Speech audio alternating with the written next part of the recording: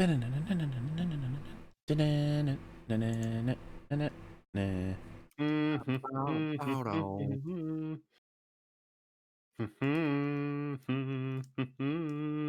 Fortnite is probably gonna be around for a long time, and that's sad, but whatever. What are you gonna do? Yeah, Have to in accept it. 2023, it'll still be around for Thor to abuse people on. You guys play Fortnite and Thor 3, you never know. They'll be like, I In still Thor like 4. Thor. Thor 3 already exists. God damn. I I'm just forget about surprised you. 2, so I just replace it Thor 3 with Thor 2 in my mind. I'm surprised you can't play as Fat Thor in Fortnite. I feel like Yeah, that's a that's missed kind of opportunity. surprising. Wow, a missed opportunity for more cash. Yeah, you're right. Yeah, well, yeah, exactly.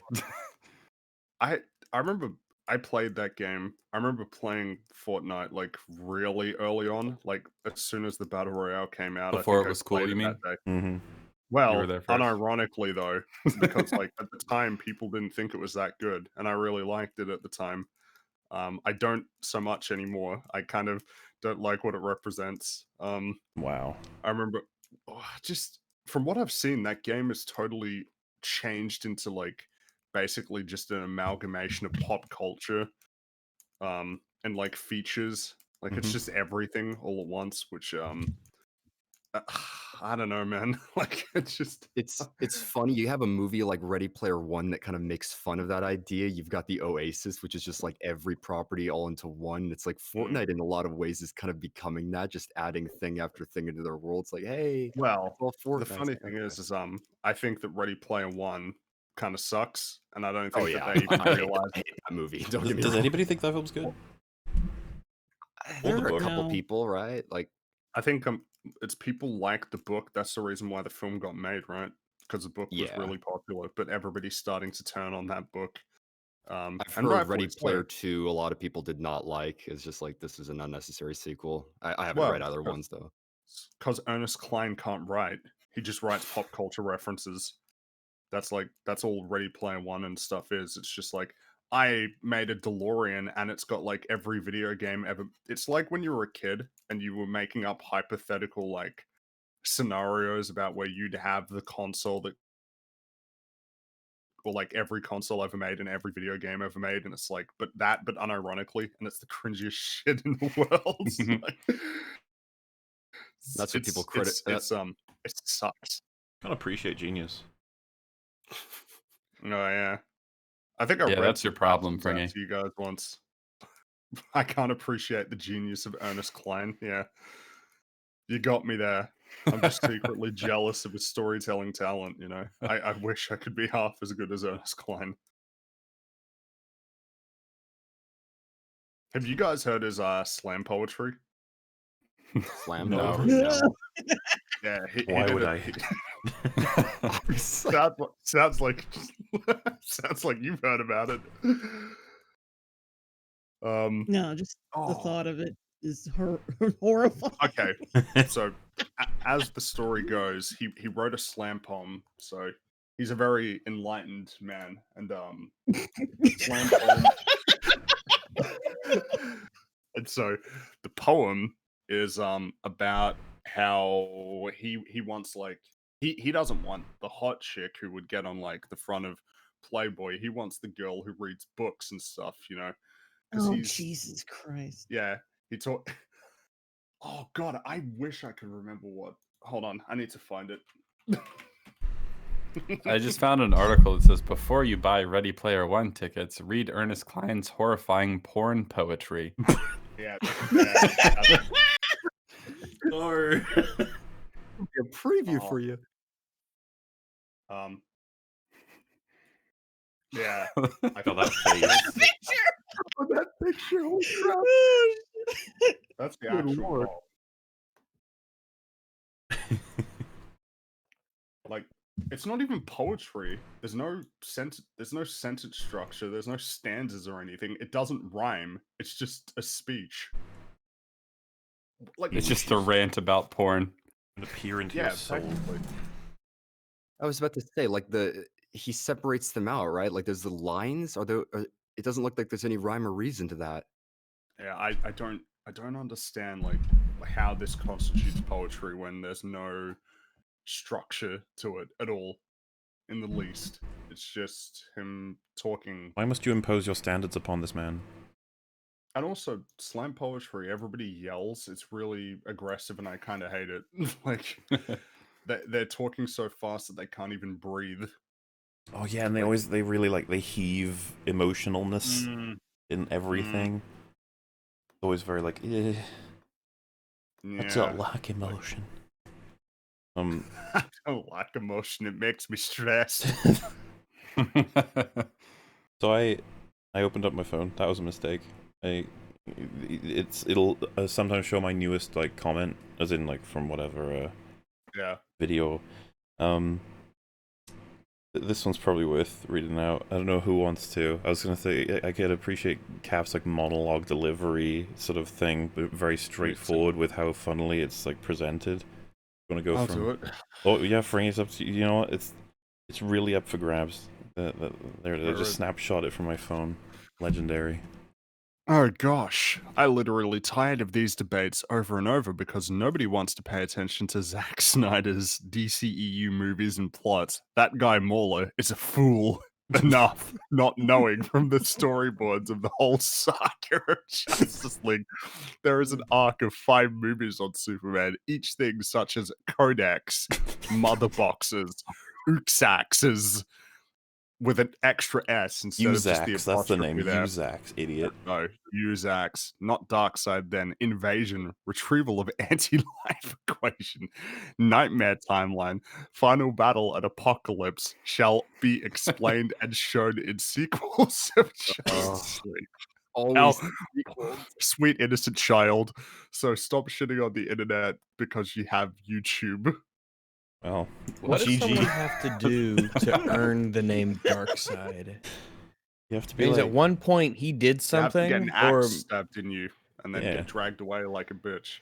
like that was his dark side. It was the right side where he got hit by the axe, Ares' axe. I think Oh that makes my sense. God. Does it not to you?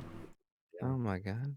Apostrophe S is correct if your name ends with an S. No, it's not. You get rid of the S. You just put the Yeah. apostrophe in. Yeah, the That's how you Just do the it. apostrophe. If you want to say me or of me, it's RAGS air comma. Yeah. So there is. And then I meant to S's. do this ahead of time. I'm struggling to do it now. So some of you. Are we live? Yes. Yeah. Oh my God. Some of you may have seen this on Twitter already, but I know at least Rags hasn't, so that's a plus, right? Don't spoil who. Hey, maybe I've seen it. Oh well, I would prefer you didn't, because I want to know how you react. Oh, I don't know if I did. Oh, Yeah, if I've seen it, I'll pretend to have not seen it. I'm currently crafting the image for you because I got my scribble, God. scribble, scribble. There's probably a faster way of doing this, and I just don't know what it is. It's gonna look pretty manic. However, yeah. So for those who know who said this, don't reveal Yeah. it to Rags, okay? Or whoever else here doesn't know who it is, and then we will have guesses. Ooh, For anybody who I'm doesn't excited. know. So basically, this was said at some point, and I never saw it. It was ratioed a tad, and then apparently deleted. Before revealing who said it, we will talk about the sentiment behind it. And then I will also preface, I have no idea if they definitely said it, so focus on the sentiment, and then talk about how you would feel if in a dimension that the person said it. Pretty sure they did, though, which is fine. You know, we get stuff all the time. Oh, this scribbling. Oh, just back and forth, gotta get that. I just realized I could have made this so much easier for myself. Fuck. I knew there was an easier way. Now I really... Yeah, okay, just ignore me for a second. It's hard being a host. I was trying... It's a tweet, right? And I was scribbling out the name, and I was like, if I just took an image of what they said, that's all I need to do. I don't need to scribble anything out. Ugh, such a fucking moron. Okay, here we go. So, Rags, if you want to read this. I would love to read this. I've never seen this before. All right. Here we go. Yes. Anyone who actually watches EFAP is a pretentious, devoid of enjoyment, with dashes too, low-life racist. Oh my. Those guys, well, I mean, it's bad enough we're pretentious about it too. I know. Yeah. Those guys are complete jokes.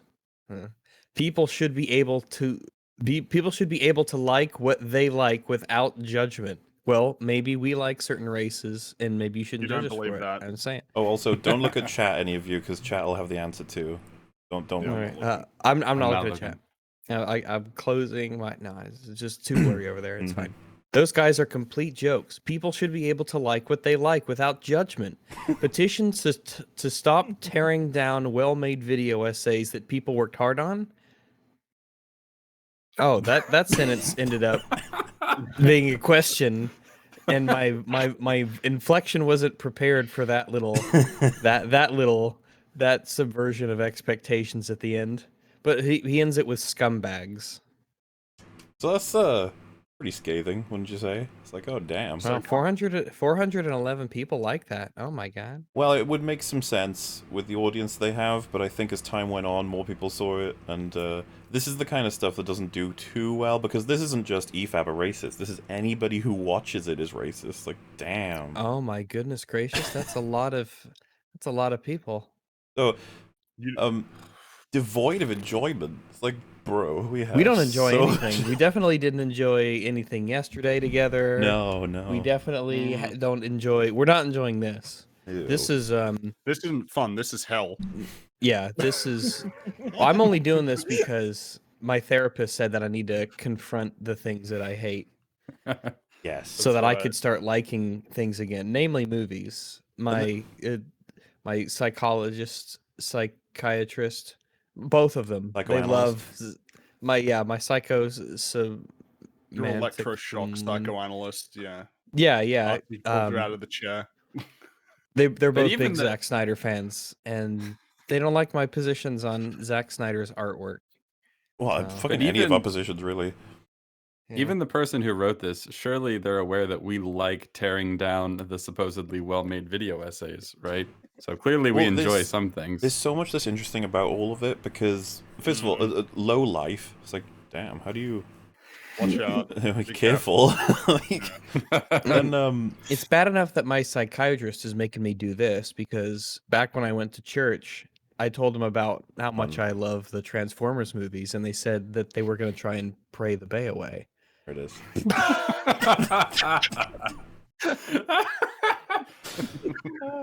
See, and that's relevant because they said you shouldn't be shamed for liking what you like, and it's just like, okay, so that's like really not the main thing we do here at all. Like, we love loads of things that we think plenty of people would be like, ew, you like that? And we're like, yeah. Yeah, we enjoyed multiple movies.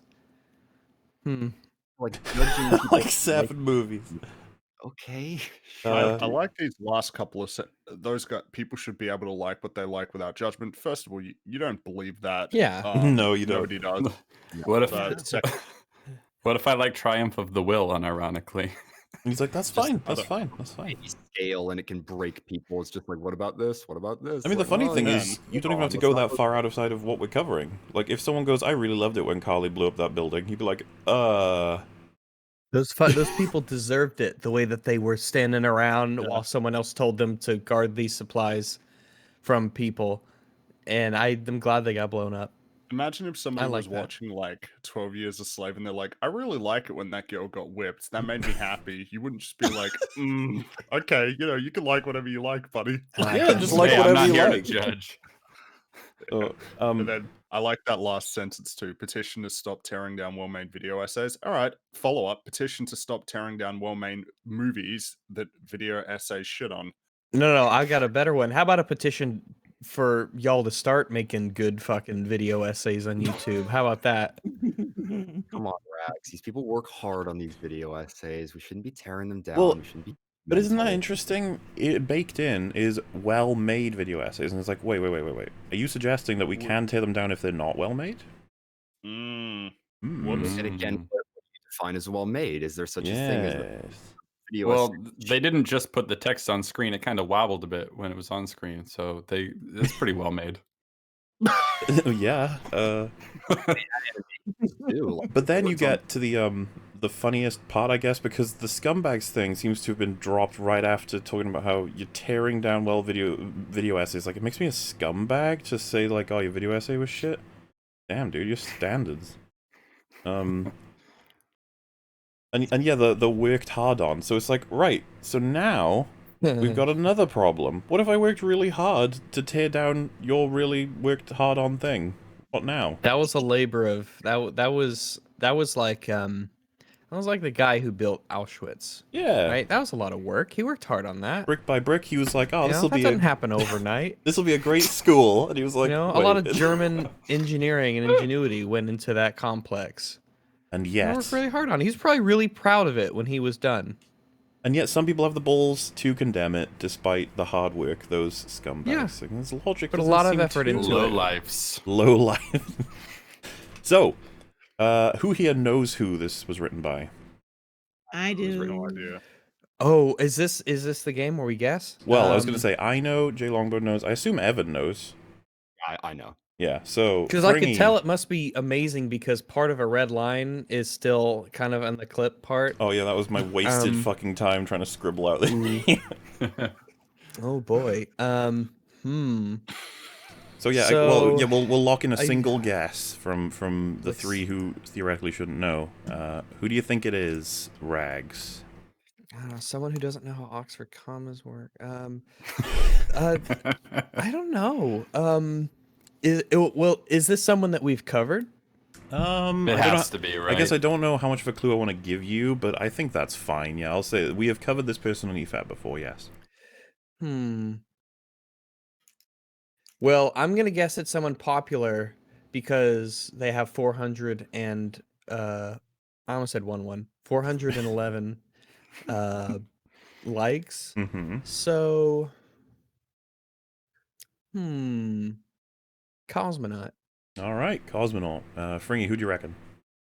I think you're reaching too high there. I think Cosmonaut would be Oh more popular no! to You never reach too high when you talk about Cosmonaut. So, god damn, I kind of have no idea. Because this is a reply. This isn't the opener tweet. This is in a reply to something else. I think I could tell, but I think that's what the format I don't think he is. would say this. I don't think he would say this. I think he'd Like he would deem to even I don't think he would mention us by respond. name. Yeah, I don't think so. Yeah, that's a good point. He wouldn't want to open that can of worms. And they My deleted guess it is straight away. what's ahead. his name? I am that Roby. What that guy? Whoever that is. Yeah, I am that Robbie. Yeah, that's a fair guess. Yeah. That's my guess. Is this very recent? Is this recent? Oh, I'm not going to give you any of those details. I just want the quote in isolation. I'll tell you everything as soon as Fringy's locked in a guess. The stress of it all. Is it what was that guy that we talked to about? Nah, it probably wouldn't be him. Oh, you thought Twin Perfect maybe? Oh yeah, Twin no, Perfect. I didn't think No, it was. he that guy thinks that we he's argued with. pretentious, so I don't think he'd call us pretentious. Yeah. I think that he would say this on Discord. He wouldn't say this on Twitter. That's probably fair, yeah. That's I my agree with guess. that. What was the name of that guy that we talked to about Batman v Superman? What was that guy's That was name? Twin Perfect, wasn't it? Oh no! The guy who came on. Twin Perfect? That was him. Oh, you're thinking of Twin yeah, Perfect. The guy who wouldn't answer any Oh, questions. Yes. and Okay. Yeah. It's Said well. nothing matters. Don't worry, you don't actually lose anything if you get this wrong. You'll be okay. You get Alright, kicked I'll- off the call. I'll go for him then. All right. Twin Perfect, Cosmonaut, or I Am That Robbie. No, I don't even think Cosmonaut anymore. Take your time. Take your time. This is important, for sure. I don't know. I'm trying to think of what could have who hates us that much I know, instead yeah, of just I like know. I don't feel like I feel like Browntable wouldn't say this. He didn't seem the type. Yeah, I'd agree with that. There's some big words in there that are spelled correctly. So let's see. I don't know. There's so many potential culprits. Yeah, I don't well, know. just whoever you want, right? Just go with a lock-in of any kind.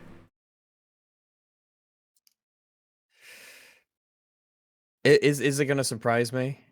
Who knows? Oh, So, well, tell me who it is, and then I'll be able to. Well, no, because then I'll know. I don't know. I'm trying to think of names in my head of who it could be that we've covered. See, you're struggling like I was. I just couldn't Filmento, think. High Top.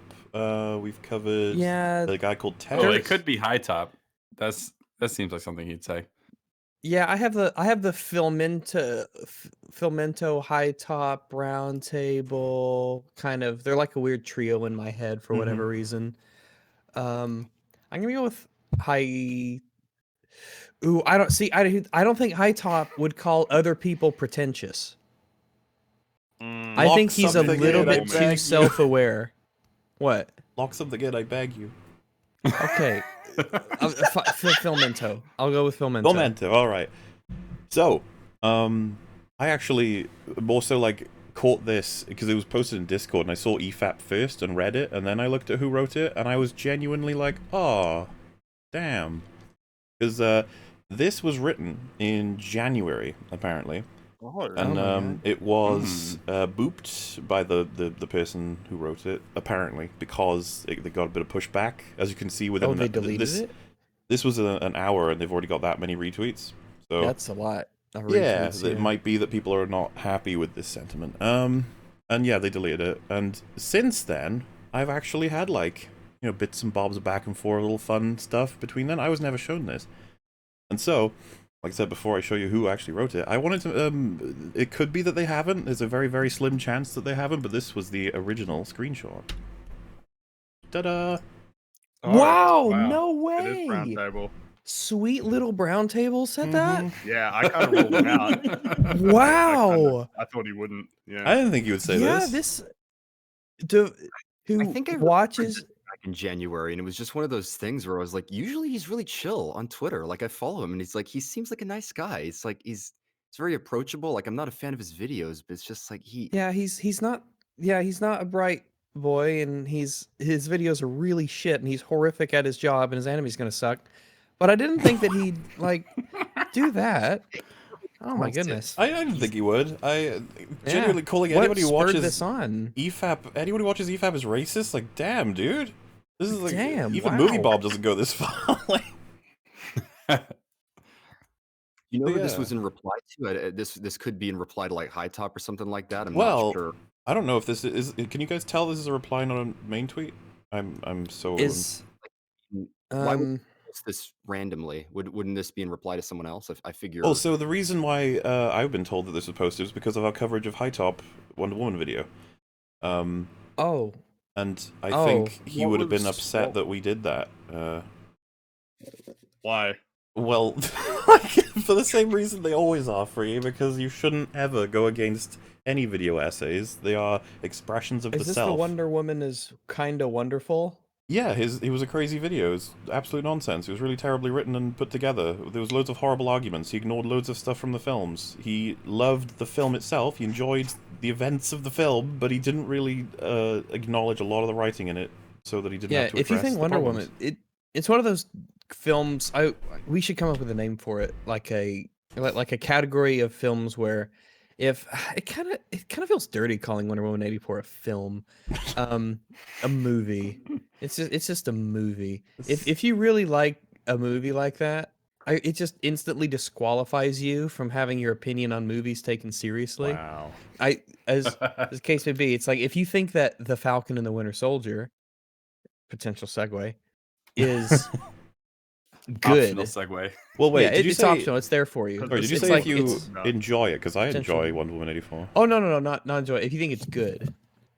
Well, yeah. Yeah. Yeah. Like if you think structurally and plot and narrative and character wise, if you think that it's good, or if you think it's a masterpiece, even worse. But no one would say that, surely. If those things, like, oh, you can't talk about like this craft, this whole thing, It's gonna be real hard, you isn't just it? can't talk about it. Because the second you try making any claims about continuity, it's like, wait, did you say Wonder Woman 84 had really strong continuity? Be like, yeah, it does. Fight me. Like, all right. Just to remind everyone, Wonder Woman 84 is a film in which everybody on the planet Earth wishes for something, and then is convinced through Gal Gadot's acting, Yeah. to give it up, The to give up everything that they wish for. The whip of truth allows them to understand that the truth is beautiful and that they need to let go of the lies that are their wishes, even though they're not really lies because they're actually like things that happen and are permanent, as long as you don't unwish them. A wish is a lie, Muller. Damn it. That's really just cancer. The messages you pull out of that film are awful. It's like, don't wish for things. You're like, what? Why? What? Like, we all have like this. Think of the movies that like are the opposite of that. All the Christmas movies are pretty much the opposite of that. Wish for it. Make it happen. Yeah. Those hilarious things were wrong with wishing for Bruce things. Wayne wishing for his parents back. Don't live a lie, you little shit. Yeah. The kid from Liar Liar should just accept that his dad's a liar. Or The the end. liar from Kid Kid. True. Yeah, I just wanted to mention, don't know for sure that he wrote it. I haven't gotten confirmation anyway, and he's obviously deleted it if he wrote it, but if it did come from him, very lame. Lame in general, but damn, Browntable. And it's funny because people are like, you could have covered Browntable and High Top's coverage of Falcon the Winter Soldier. I'm like, are they just like the go-to every single time something horrible comes out? They're People like, just yes! know by default their position will be the flat out wrong one. He was sharing more like choice quotes from High Top, where he had a tweet where he was talking about watching his own video on Batman Forever and how he was crying. When what? Oh my god! Wow! Like seriously, the two of them, they're legends in the video essay community because they're just so they do everything. I noticed as patterns. They're so iterative as creators. They have to break out sometime. Like I believe in them. Get there one day. Crying at your own video. This reminds me of like when somebody says that they're writing a story and they're like, I was shedding tears like as I wrote down this stuff. It's like, no, you weren't. Or if you were, like, what a narcissist. It seems yeah, kind of. You're the one making this, dude. It's you like made it. Why would you cry? I just, man, I can't relate. You guys don't cry when you watch EFAP? It's like, no, every That's day. just because your videos aren't good enough to where you can watch them and bring yourself to tears over your own, your own incredible talent. It's weird because like most of the time when I watch something, I'm just sort of sitting there, like, just pretty stationary and flat. Like, well, yeah, this is it. I'm consuming this. Mm-hmm. Yeah. Exactly. Oh, I thought Frigga was going to say this reminds me of Karl Marx. Oh yes. For those who are like, where's Drinker? He said he's going to be here at any moment. He's already a part of this group, so he'll literally just pop in, and it's going to be horrifying. It's going to be right there. We could be in the middle of talking about any subject relating to this this show, and he's just going to drop right in. Speaking of which, we should probably move on to, because we're going to be here for a while tonight, I imagine. The smart thing to do, I think, whenever we have a topic like this, is to just, get a blurb from everybody, right? Like a general take on the show, because everyone's seen it, everyone's discussed it here and there on Twitter, and this is, a good way to set the baseline. I guess we'll go left to right. We typically do, meaning myself and Rags are last. I wonder if we'll have anything insightful to say by the time everyone else is done, Rags. I don't know. Yeah, I'll have to rename myself. Rags. Exactly. Yeah, I'll get to go first. In case we have an aardvark show up that I can go before them, even. I'll just go 0, Mola 0. Look really cool. And I'll be first. Anyway, Cap, how you doing? Welcome back. And thanks for having me. What did you think of Falcon and the Winter Soldier? I thought it was pretty bad. Oh. I thought it was, if it weren't for the social commentary, it might be just kind of lame and mediocre, but the messages and the social commentary in this are like among the worst I've ever seen. It's incredible. I hated it, especially the ending. That little speech he goes on television was like the hackiest, stupidest thing I've ever seen in my life. You didn't learn anything? Oh, I learned a lot, but none of what they wanted me to learn, I think. Damn it. It was not good, and I wouldn't recommend it to anybody. All right. Evan, welcome back. Was the last time you were here for WandaVision? Yes, it was. There you go. It's like, what's shit today? You're like, it's the newest Marvel-y thing. It's like, yay. Or I should say just superhero thing at this point. What did you think of Falcon and the Winter Soldier?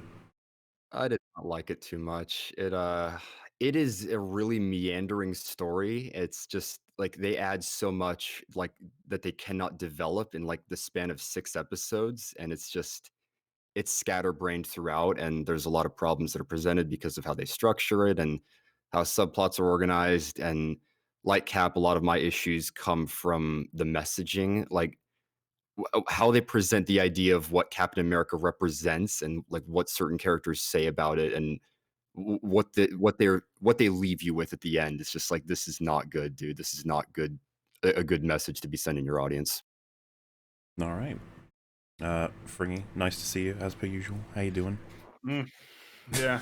what did you think of Falcon and the Winter Soldier? So when episode 4 came out, and there was that shot with the blood on the shield, and then I saw on Twitter that everybody was saying like, "Oh, this is horrible. How could he do this?" I got really depressed because one of the lessons that I think became very clear to me while I was watching Falcon and the Winter Soldier is that the show can communicate to you what they are saying is like the true interpretation, with music and shots and stuff like that and the meta, and then everybody kind of just buys into it. um and then by episode 6, when John Walker saves that truck full of people start realizing that maybe they were wrong, and I just feel like incredibly despondent about that, because it's like depressing to me that that for a lot of people engaging with media is, well, this is what the show told me is true, so I just kind of accept it. That was really depressing. I hate this show. All right, It's one of those shows That was like the little scumbag at the end. I hate this show. Yeah, Scumbag. I appreciate it. I do. Like, I do. WandaVision is worse, but like, god damn, I hate this show. Like, it really upsets me. Welcome back, Jay Longbone. How do you do? Hello. I've heard you've seen this show recently from Marvel called The Winter Falcon and Soldier Man. What did you think of it? It's rectal vomit, Maul. Oh no! I hated this shit. See, I've been noticing this trend in Hollywood where this kills me. Every show with a black lead has to have racist cops like rolling up on them in one at least one scene. It's become so tropey now that it's almost fucking funny. You know how in porn, when like the couple just so happens to walk into a room with a bed or a couch. Oh yeah, that's how this is with black characters. Like every room they fucking walk in just happens to be a racist cop ready to put a knee on their neck or some shit. It's like they're So treating. They can die of a heart attack. Yes, but they always like they treat this shit like it's. They act like it's serious, but like they just treat this shit like some kind of like movie trope, and it's really aggravating. It's the same thing with Falcon and the Winter Soldier. I thought I wouldn't have to see it in a fucking Marvel property, but here we are. Yes, like I think I have to agree with Capital O. If it hadn't been for their really shitty political messaging, like it would have been like meh, like mediocre or meh. But it's kind of like how Batwoman is now with me, that they just do this shit because they got nothing else to talk about. They don't know how to make a hero story, so they just resort to this shit, and they think, well, this passes as storytelling, right? People like it because we attract the type of morons who will just accept this. Black people get discriminated against, so it's true. That's a lot of what the Marvel fans, when I would live tweet about it, what I would get into an argument with them about, like, well, it's fine because like black people get harassed by cops, so it makes perfect sense. Well, but they're like completely forgetting about all the other factors. The fact that Sam is world famous and an Avenger and all this shit, and the fact that it happened directly after we brought in the racial element of the story. It's like it was like on cue. It's fucking horrendous. I hate this shit. Yeah, it feels like a little bit of a different universe we walked into. It's like, wait, I don't remember all this stuff. And it's like, wow, that's the way it is now. And you're like, oh, okay. So myself, I actually just think it's goddamn downright poorly written from start to finish. There is a myriad of issues in every single scene. Everything that they wanted to do is built on good old-fashioned matchsticks, but I don't think that they even, had the structure of a matchstick to begin with. A lot of the motivation to do a lot of what they did was entirely like, it's how do you even talk about this show without being like, okay, so they were telling me that I need to do better. Like it's a bit weird. You're like, in regards to what? You're like, well, all the things they brought up, right? It's like there's shit tons that the efforts to because it's something we all talk about. It's like, oh, I want my villain to be sympathetic to understand why they do what they do. But I don't think I've ever had. Like, have you guys watched anything with the protagonist simps for the villain as hard as Falcon did? It's like, Jesus, man. Like, I can't think of anything, honestly. Well, Batwoman. Yeah. Batwoman. yeah, true. Batwoman's a Yeah, competition. Batwoman does it. Yeah. Well, the very end of Black Panther was a little like that too, Yeah, it was definitely where some they're looking vibes. off into the sunset together. A little bit, but that movie still acknowledges that he is like a villain. So You could say The there is way- acknowledgement of Carly's This is worse, villainy. for sure. It's it's just not enough. And well, I don't know if any of you bring it up yet, but I believe that Falcon was completely, like Sam was completely destroyed, like he's Yep. been assassinated thoroughly. Yeah. He's Mhm. done as a character. He's finished. It's over. Bucky's gotten a couple of issues too. There's a couple of scenes that really fuck with his what I understand about him and who he is. Zemo was like fine. I even thumbs up some stuff, then I middle thumb some stuff. But Walker was the standout character, the hero of the story, and the guy who I actually would be invested in seeing more of, assuming he's handled by somebody who has a brain instead of what nearly happened in this season. Walker is the Giga Chad of this. Yeah. And there's so many references to go through. But yeah, the big pattern I noticed upon the second watch through was that there's a problem for a lot of writers apparently. More and more I notice as I watch more stuff, but they don't seem to realize that action scenes are always indicative of character rather than just when you think they are. So for example, when he pulls the truck, the writers are aware, this action scene shows something about his character. You're like, yes, it does. I understand that. Casual Yes. action scenes, where, for example, the Dora Milaje throw a spear at Walker before they've even spoken to the people in the room, and he dodges it narrowly when it's heading to his face. That tells you a lot about them immediately. That's very, very bad. They are villainous. They're They're murderous horrible psycho people. bitches. And then you Never have ask one. them almost killing Lamar and Walker while Bucky and Falcon are laughing. And it's like, I know that you thought you were having fun, writers, because there's MCU sludge. Let's have some fun while the action's going on. But it's like, oh, this is terrible. These guys are supposed to care about human lives, and these are guys that saved their lives a few episodes prior. So like, oof, this is really bad. It is really bad. There's a lot of stuff like that throughout. I'm not going to just list them all here because we'll be doing a bit of a jump through. But this season is riddled, and it's embarrassing because it's so clear what they were trying to do. And I just call it like good old-fashioned, just immature writers trying to like be like, oh, you know what? I know how to make meaningful arcs because, you know, Bucky's sad, and there's this guy he needs to tell that he killed his son. Skip forward 5 episodes. All right, he does it. There, I did it. An arc. Character arc. God, I'm so good at this. I'm so fucking. And then someone posts a screenshot of when he doesn't tell him, and then when he does tell him, and they go, "That is cinema." There's going to be a video essay out there talking about like how his journey builds to him telling him, and it's like this heartbreaking moment. It's like, dude, come on. You Like, no, it doesn't. It's just like point A, point B, and no build up. Like this is just 2 points that he has to get to with nothing in between. Oh, and I love the way it's edited too. Like he says, like, why'd you do it? It's like, I had no choice. And it's like, well, then is it really an apology? Yeah, that was the thing I was saying. About choice, my friend. Like, I know you were brainwashed. Like, talk about that a little bit more rather than just saying I didn't have a choice. It's like, dude. I like to imagine he literally left after saying that they didn't flash forward. He just literally left at that moment. There's a pause, and he just goes, "We cool?" No hard feelings, right? And yeah, there's this sentiment that like he's going to need the closure of knowing what happened to his son. And I'm just sitting there like, I feel like you're gonna make this worse when you tell him that you killed him. It's like, are you fucking with me?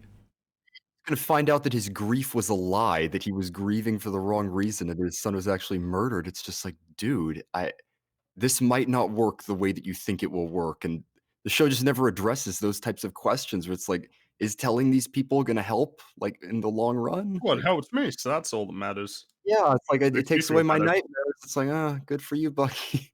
While giving him all new Well, ones. Yeah. and that's the thing, we don't even get to talk really much at all about any of that, because we just get so little of it. It's like, what is it that keeps him up at night, exactly? And what is it that he gets from these people once he gives them the information they lacked that helps him sleep at night? What is it? What keeps him up at night is the knowledge that he can get his arm taken off by crazy, like, flint movements. I love how he reacts when the arm gets taken off. He's just like, why'd you do that? He's just like confused and lost. I like It's how like, they condemn him. It's like, damn you Yeah. for preventing me from stabbing this man in the throat. I was Yeah, really looking forward to it. They have Bast, damn him. The Panther God. That's top tier condemnation right there. I feel like the Panther God would be like, nah.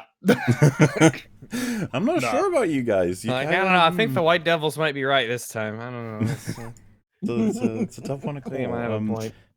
So yeah, Rags, what did you think of the show? So, recently, particularly in the MCU, we've had a lot of bad stuff in a row. We've watched a lot of bad movies in a row, and there's been a lot of other bad shows in a row. And I know we're devoid of enjoyment. So I want the problem with being asked, like what I thought of the show, is that it's like if you know, remember the first time if this has happened to you, think back, search your memories for the first time that you heard like a close family member say the word fuck, right? And you've never ever heard them, like they never really swear ever.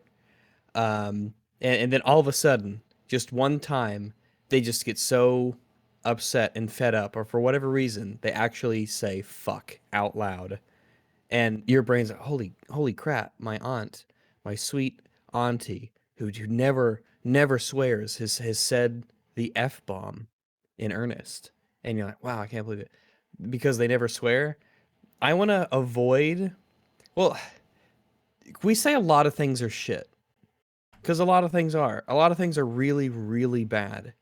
A lot of shows, a lot of movies are horrible. And I feel like we're just going to go through, at least in broad description, saying the exact same thing together. Like, we're just going to say it's terrible and it's awful and the characters are bad and the story's bad and it doesn't make sense and it ignores continuity and the morality is super skewed inside of it. And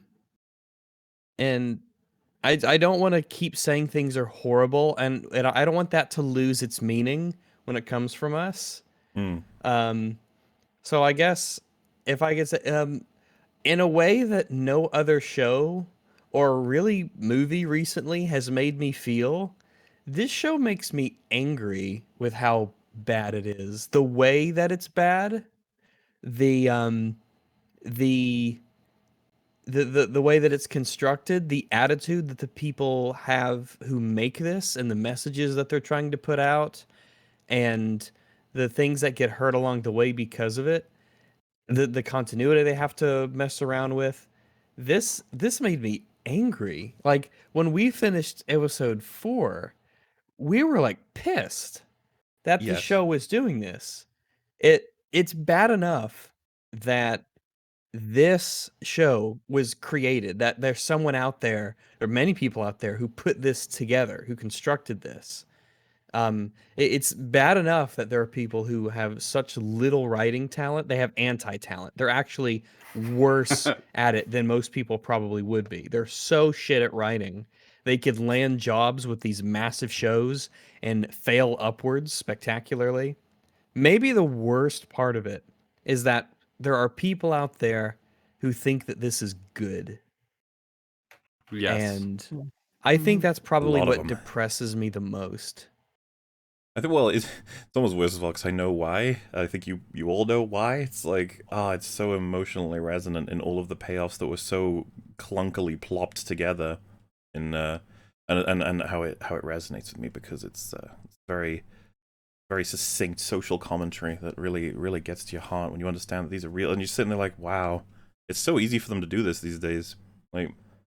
And it's working, right? Because if this makes all the money, then it's like, well, continue. Whoever wrote this, you should write Captain America 4. And it's like, oh no, Yeah, no, stop, please, no. This is I've said it before, I'll say it again, and this show only proves my point further. The reason that everything's going to be crap in the future, well, maybe not everything, a lot of things, most things as the case seems to be. And the reason that your shows are going to be bad and your characters are going to be ruined and your plots aren't going to make any sense, nothing's going to matter, nothing's going to be substantive and earn anything, is because the absolute maroon who wrote this he's getting his own movie now. It's gonna be like $200 million or some shit. People don't it's not just normal people, because normal people don't, they're just not good at this. They don't think about it.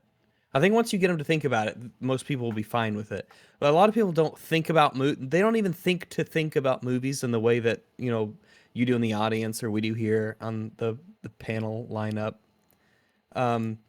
But the people who provide all the money, the Disney people and it's like all the people who make the decisions, who pass out the jobs and assign the writers to the things, they don't know what good is.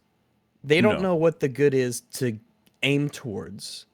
So if anything is good, it will be coincidental. It will be as if by accident something has become good, because they don't know what to shoot for. It's like someone at a firing range who doesn't know where the target is. They just do things like, well, I'm supposed to shoot the gun, is the equivalent of, well, I know we're supposed to have this emotional scene with a character. Okay, I'll put that in here, I guess. Like, well, I'm supposed to load the gun. Like, oh, well, I know there's supposed to be a dramatic scene here with the antagonist. I'll put that over here. And then maybe if they just do all the right things in some way, it'll just end up being a bullseye. But and for those who are curious, because some people are like, wait, what was the point about the aunt with the swear words? The point is, if we keep saying everything is terrible, even though it is, it's going to lose its potency, just like the aunt constantly saying fuck suddenly, who'd be like, oh, that's weird. She's saying it all the time. But unfortunately, it's been a really bad couple of years for... yeah. Time to stop and of course, nowadays. I feel like a funeral director, right? So like, if you're a funeral director and you're on a funeral home and people say, how's business? And you're like, business is great. That means a lot of people died. That's what EFAP is. It's the funeral home for bad media.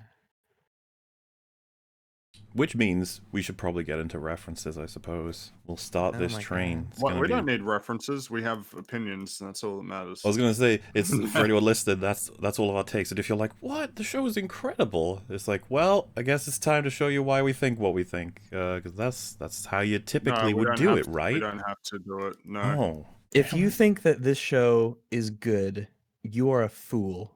Oh. Well, I was strong fighting words. Yesterday, I found a video that was actually, I need to stop playing Tetris in order to not jumble this up.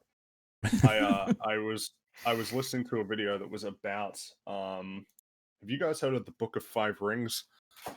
No, but I've heard the Legend of the Ten Rings. I've heard of Max Magician and the Legend of the Rings. I haven't heard of any of these, so man, there's more stuff I need to. So it's written by Miyamoto Musashi, who was like a Ronin who went around Japan and fought 60 people and never lost, or something like that. And I was listening to a video where this guy, he wrote down a list of all of his little rules for life. And a few of them focus on the fact that just because you feel something doesn't mean that it's particularly worthwhile, and that indeed it can lead you astray. It's just interesting to think about that. This ancient wisdom on maybe just because you felt something, that doesn't mean anything. I see what you're saying. Need to think about it more. You felt this was bad, and that might be meaningless because it's probably good in reality. Your gut feelings they serve a purpose when you were out in the savannah picking berries and hunting down lions. It doesn't necessarily serve you well when you're watching a movie, especially when the person who constructed all of this was specifically seeking to evoke these emotions so that you don't think about how deficient everything is. Because that's kind of what it is. It's like a big teddy bear, but if you pick it up, a landmine explodes and you die. Yeah. It's kind of like what this is. Because the interesting thing about that is that I think a lot of like the Browntable types would be like, what do you mean? Every writer, every filmmaker is trying to evoke an emotion. It's like, correct. Which means we can't just judge it by that. We have to go by what they actually gave us, right? And then Browntable were like, sure. I'm like, cool. So let's talk about whether or not everything they did lines up, because whether or not they try to, when he brings Carly's body down with his angel wings to get it to save that. Shit, man. Someone might feel they were trying to evoke a particular emotion there, and I would be like, I don't know what you're talking about. I just saw it as, he's just delivered the body, totally fine. Like, if someone wanted to try and argue that, so I'd be like, so let's look at Carly, and I've seen on Twitter people be like, being a little bit harsh to Carly, aren't you? Like, you have to agree, like, she has a point. That's the whole thing with Falcon. She does have a point, and I wonder if they've ever like experienced just like, does the Emperor have a point? is there, maybe the rebels are causing too much trouble. He might have a point. I am so very happy that... Go ahead. I was just gonna say, technically everyone has quote unquote a point, and like I think Bucky even confronts Sam about like the ends justifying the means, and I forget what he says, but it's like, it ends there, dude. The ends do not justify the means. Well, it's like I cannot believe that the show is more sympathetic to Carly than Walker. Yeah, it's insane. It's fucking dude, how hard he has to work to exactly get not as thing. far as her in terms of appreciation. Like, he gets like a thumbs up from the show, she gets a clap. Yeah, the show is very reluctant to have you walking away thinking that the murderous terrorist villain is a bad person. You gotta stop using words like terrorist drags. That's what I learned. You just gotta ask yourself why they're terrorists. Psycho killer. They have to have a good reason. You need to stop using terms like refugee. That term with a very specific meaning. Refugee is the weirdest one, because that's just categorical, and I don't think any refugee would be against being called a refugee. Also, They'd be like, yes, I am a refugee. Refugee isn't a pejorative term. It's a descriptive term. Well, so is terrorist. It's supposed to be descriptive. It ends up being pejorative because you have to do bad things to get that term applied to you. Meanwhile, you're all Nazis, just FYI, as far as I'm concerned. Good. No need to understand anyone's perspective who's a Nazi. That's where they broke too far. They went over the line.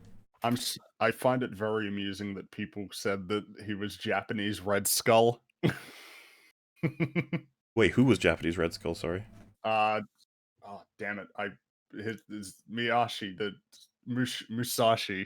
Miyamoto Musashi. Clean your dojo, I think I saw somebody say. Clean your dojo. So yeah, the show opens with him replaying that good old line from the end of Endgame, where he's like, "Oh boy, I don't know if it belongs to me." And Jay Longbone, I caught your video. I thought it was great, where they've kind of retconned Endgame, at least to a degree. I'm sure most people would understand this. The atmosphere at the end of Endgame, like, man, thank you for giving me the shield. The thing that, like, the guy with the shield, like, that's a lot of... I'm taking on a lot, and I'm gonna do you proud. Meanwhile, in this, it's like, this is a white guy's thing. Yeah. Wait, what? In Endgame, it's so hopeful, and it's like it's a done deal. Like, he's gonna be Captain America. But in the show, in the opening, it's like it's so morose and like it's a burden now. It's a misinterpreted, like they make Captain America seem like he's some like spooky old white man who's burdening this poor black man with his shield. It's hilarious. I'm so sorry to put this on you, expecting you to be a hero and everything. Like he says, like, it feels like it belongs to someone else. That's just like a humble line that is like, it's belonged to you for so long. And Cap said it isn't. And it's just like, it's because he believes in him. But it's like they change it. They like twist his words just the right amount. So it's like, maybe he thought this. It's like, I don't think that's what Endgame is going for. No. Yeah, it feels like it belongs to someone else. It isn't, nigger. Oh Lord. Shit. Hey, you know, we can't get in trouble because she's allowed. So is Fringy. Fringy, go nuts. Nah, I'm good.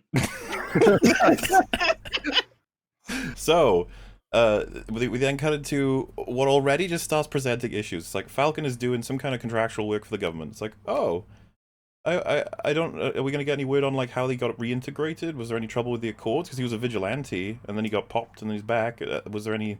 No. All right. Yeah, he's working for the government again. Okay. It's like just aping the beginning of Winter Soldier. Yes. All of a sudden, soldier Yeah, again. Almost beat for beat. Yeah. So, I mean, if we're gonna kind of start off there, you need to understand, everyone, that the show, every character and what they're doing and why they're there and on whose authority, all of these things exist in this weird aether of ambiguity. Why are they here? Why? Who sent them? All this stuff. Who do they? Are they allowed to be here? Are who enabled them to be here? Well, if you These are remember, questions that you uh, just don't. the They're not GRC's answered. goal is to reset borders. That's what they want to do, and that's what our villains are trying to stop them from doing. But as far as I can tell, in every single scene where they travel anywhere, and every single action scene, the borders are up and active. Yeah, Yeah. the Tunisia, world building is right? pure nonsense. Yeah, because It's people want insane. a functioning world, so borders will exist. We'll probably get onto that at some point, but I find it laughable that they're like, we gotta get rid of borders. Like, you fucking nuts. we can't get rid of borders. And why, after the blip, did borders go away? Why and how? That's actually Governments something I have collapsed, a that little thing less they don't trouble touch on. believing. Because when you get rid of half of humanity, another probably half of what remains is going to die pretty quickly after that, like from all kinds of different reasons. Fringy's probably going to have a fucking half-hour part of his video about it. It's going to do a lot of damage to a lot of people. Now, do we get post-apocalypse anarchist sort of shit going on? It's like, maybe. There's probably a lot of things that could happen. You need like an expert in I don't know, everything to tell you exactly how everything would go down. I think I said before, but Kurzgesagt could make probably a pretty good video about it. Like, what would happen to the world if half of the people were just taken? Because this is the thing, it's so indiscriminate, right? Like, think of the people in hospitals that will die because half of the doctors are just suddenly gone. You're like, uh-oh. And also just government, half of, that means that statistically speaking, half of the, like, leaders of each country, you know, will die. But yeah. but think of all the people who will live because half the assassins in the world disappeared. So yeah, could I envision a world where there's no real countries anymore because it's so chaotic? It's like, maybe, I don't know. It's Yeah, we don't see that. That's for sure. oh, certainly well, not. Which is part of the problem. Regions, but We went over how anybody who's writing any stories post Endgame is going to be fucking furious with the Russos. It's like, thanks guys, I have no idea how to deal with this. But none of them have been trying so far. None of them have given a shit. Far From Home was like, we want to do our story. Can we just say it kind of just functions? It's like, oh, okay. WandaVision was like, we're in a town. Who cares? It's whatever. It's whatever's going on out there. Like, okay. And then this show was like, yes, it was horrible. But everything's normal, really. Exactly.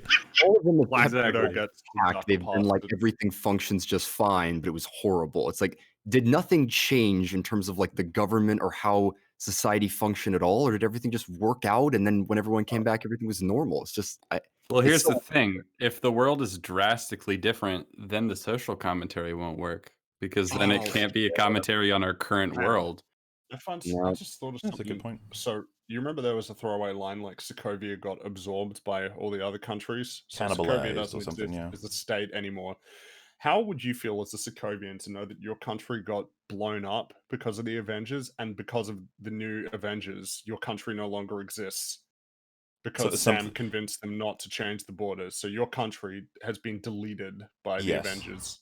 And it's something that we nice. never get any information from or of. All your history, all of that, just yeeted. Poof. No Sokovia. Yeah, and you could easily see a Zemo type doing new what Zemo. what Carly does in reverse. Like, fucking get those policies to get the borders back, or I'll blow all of you up. And then Falcon's like, we have to listen to them. They might have a point. And it's like, wait, like, now what do we do? It's like Poland. Yeah, kind of. So, it's really, really, really confusing, and I think this is the most we'll ever get for all of them. They want to get right into telling their stories. They can't be asked to get the connective details that bring us in. And I'm okay with opening with an action thing and then contextualizing it and gradually over the season building that world, but they do not do that. They're just like, fuck it, I don't know. The GRC have like the most control, I think. I don't know. Yes. The Global Repatriation Council, and their job is to try and just get everything back to normal. They have to restate borders, they have to move resources around, they have to make sure fucking systems are in place. That's all I've got. I don't know.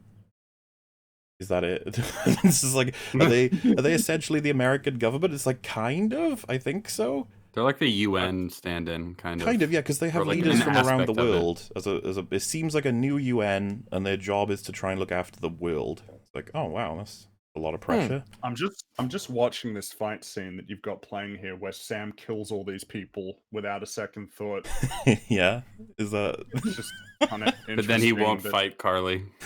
He won't. That fight is- Well, super soldiers who are I won't infinitely more fight you. dangerous. It's phenomenal that he kills so many people in this season. Not to mention the MCU as a whole, and Carly, he refuses to. I don't like to skip Ugh. around, but like that was one of the last things I saw today as I was rewatching that episode. It's part of the biggest assassination for me is that he's cradling the villain as one of his best friends behind him is bleeding to death. Meanwhile, he just kicks this Yeah. dude out and looks. It's insulting, honestly. It's horrible. It's not Sam. Thank Sharon for saving his life. You know, the psychopath had a gun on him, and she shot him and saved him. It's like, yeah, okay, Yeah, I'll leave you bleeding. as much as I don't want anybody going, but Sharon's evil. It's like he doesn't know that. Ignore it. Just keep that out of your head, He okay? don't know it. He don't know it. He doesn't know any of that. Funnily enough, Even if he did know, like, well, it's more complicated, so I'd rather not even mention it because it's just not what happened, right? But like he doesn't seem to give a shit about Sharon, and that's confirmed by so much to talk about. I should probably stick with the scene we're on. so much. So much. We're gonna a rabbit hole of despair. So yeah, like what I guess I wanted was more world building because Jesus Christ, I thought this was going to be the one. I figured Far From Home was like, nah, we're not going to do it. And it's like, okay, WandaVision's like, no, we're not doing it. We're doing a reality TV show thing. You're like, okay, so what? Falcon Winter Soldier, you guys are like a sequel to one of the most grounded movies in the MCU, or several of them. You guys got to be the ones to do it, right? And they're like, well, we gave it a shot. It's like, We gave it one draft. All right, that's the most we could be bothered. and so I don't even know when to bring this up, but I mean, you kind of have to, right? You're like, oh man, he's got his wings, I think, are upgraded since we've last seen them. I'm not 100% sure, but they're obviously brand spanking new.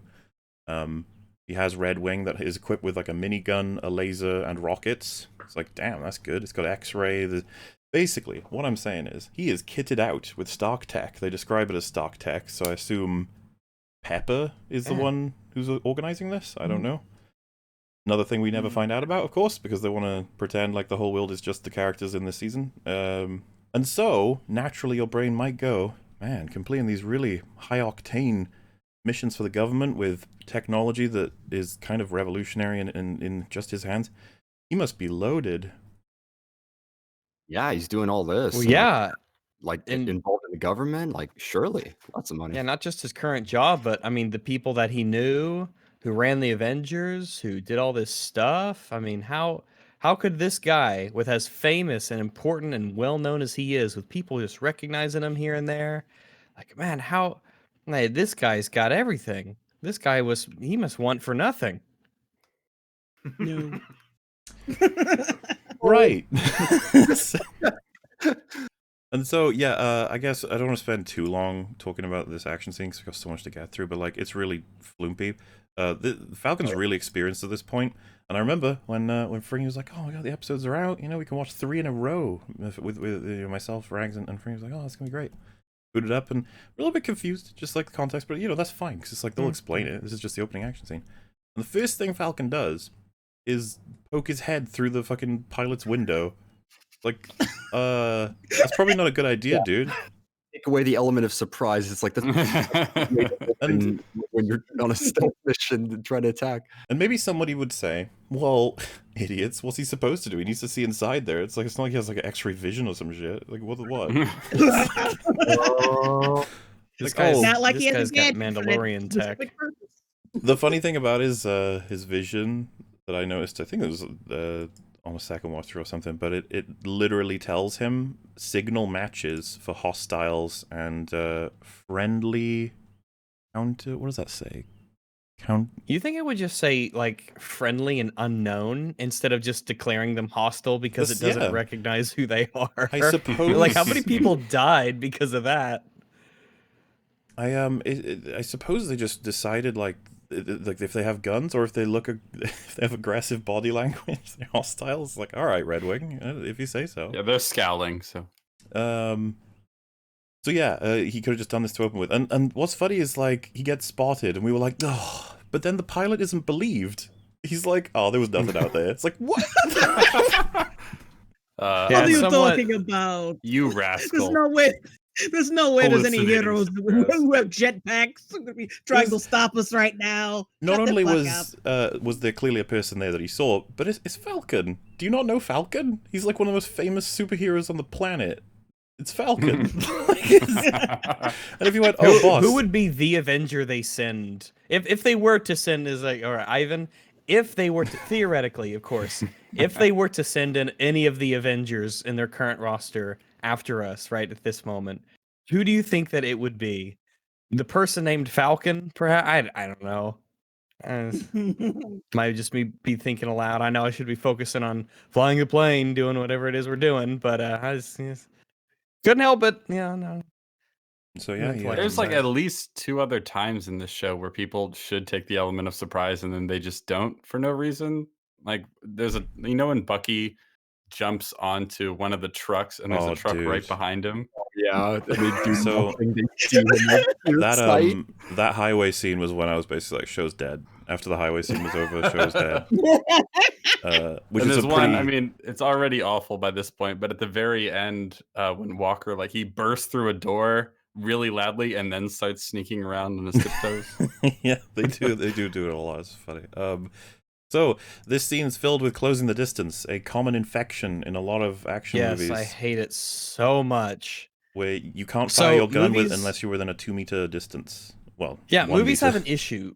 If guns introduce a lot of logistics issues, if you want to have a show about melee combat where people are punching and fighting, in a world where guns exist and are very effective, as Oh, it yes. seems to be the case, you have an issue as a writer where you have to keep that in mind when you're writing your scenes.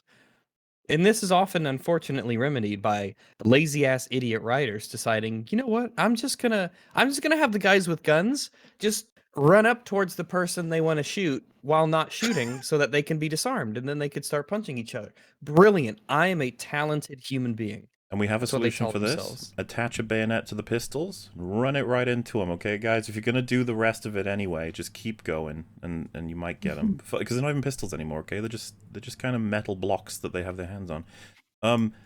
The one time someone does, though, and that's what makes this so funny, Falcon pulls up his big wing defense system, and so the bullets bounce, and they travel, so they hit his thing, they bounce off, they pierce the cockpit door/wall, and then they go into the pilot, killing him. Through the seat as well, which And depends And on I who you are. remember, Look, could you run that one through again, please? so when this happened, all three of us were like, oh, like, please.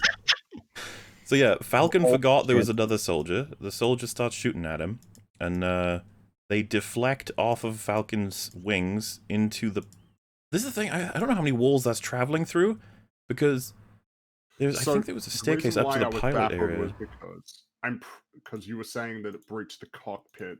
Now, I'm pretty sure that even in commercial planes, that shit is thick. Like, that I is wouldn't- very Yeah. thick. Let alone a deflection, like a ricochet from a bullet. Like the velocity would slow down. I don't think it was ricochet. I just think that it just so happens that this guy shot 2 times and 2 bullets went through the pilot seat. And I'm like, wow. They just wanted a ticking clock. They just needed a reason for him to Wait, leave sorry. the plane. So they said, Yeah. "Oh, the pilot gets shot twice by his own dude." Oh, just to add to that, the Wait, power wait, wait, what do you broker mean it lady- wasn't Ricochet, though? What? Oh, Oh. I assumed it wasn't. No, it's definitely Ricochet, because basically, like, the pilot is behind the guy who's shooting. He shoots at Falcon, it ricochets off his wings into the guy. So he shoot. Yeah, so just I'll say it one more time. So Falcon doesn't realize that the guy is still there. Guy shoots at Falcon. Falcon pulls his wings out to block. They deflect off the wings through the cockpit wall, through the seat into the pilot. Oh. Well, So the I guy guess who- that's so fucking dumb that I just sort of assumed in my brain that couldn't be what happens.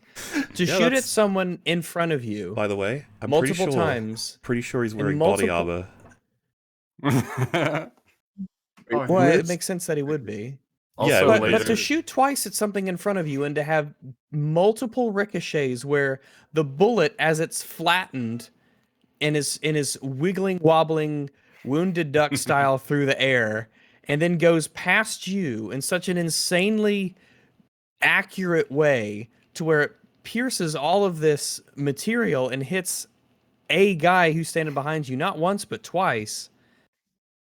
That's insane. I'm not sure where it hits the pilot. If it's his head, then we don't have to count the body armor, but because there's no blood in the MCU except when they want to make a point about someone being evil, I can't tell. Like, because it goes through the head of his chair, if you will, and if it's that angle, it would have to be coming from below, which means it have to go through his head. But there's just no reason to think it's his head because there's no blood. I think it goes through his Yeah. the chest, right? It goes through the I thought it body was of the chair. chest. His head looks fine. I was about to say, if it hit him in the head, it would probably go through and through. Like, I don't Well- think so. I don't from a know. ricochet maybe, but Oh it well, just I don't think it makes it past the cockpit room walls. I think it gets stuck No way. there, and that's only like Exactly. the fucking luck of it deflecting right into his seat as well. Like, damn. So It's that's pretty funny to me because later in the show, the power broker lady uses someone like as a human shield, and like that blocks the bullets completely. But ricocheting a bullet going through walls, that works fine. The physics are miraculous here. And yeah, he's able to use the falling plane to his advantage somehow. Like, it helps him beat that guy. But then the autopilot kicks in, and so it levels out again. But unfortunately, we got French dude just wait. This part, like, when we first saw it, I just didn't remember what happened. Like, I just didn't know. But basically, like, everybody that Falcon took out gets back up. It's like round 2, basically. It just happens. Yeah, It's like, there's okay. this weird reset in the fight that's just bizarre. So the fight scenes in this show are really shitty. Mhm. They're really bad. Oh, yeah. Mm-hmm. talking about how they instantly get into their flight suits. It's just like they kick Sam down, and then all of a sudden, all of them are just dressed up and ready to go. It's like, oh, did that just happen? Okay. So French guy's up, and 2 of his like men are up, and they immediately run to Soldier Man that Falcon's supposed to be protecting. And there's this bit that just baffles me. So French guy throws, Bartok is his name, is it?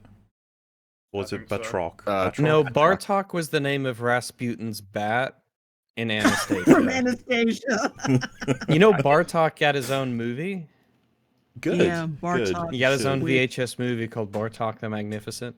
So Oh. Batroc then. He had I like a believe. talking snake as a companion. It was really fucking weird. Hey Rags, his name is actually Batroc the Leaper.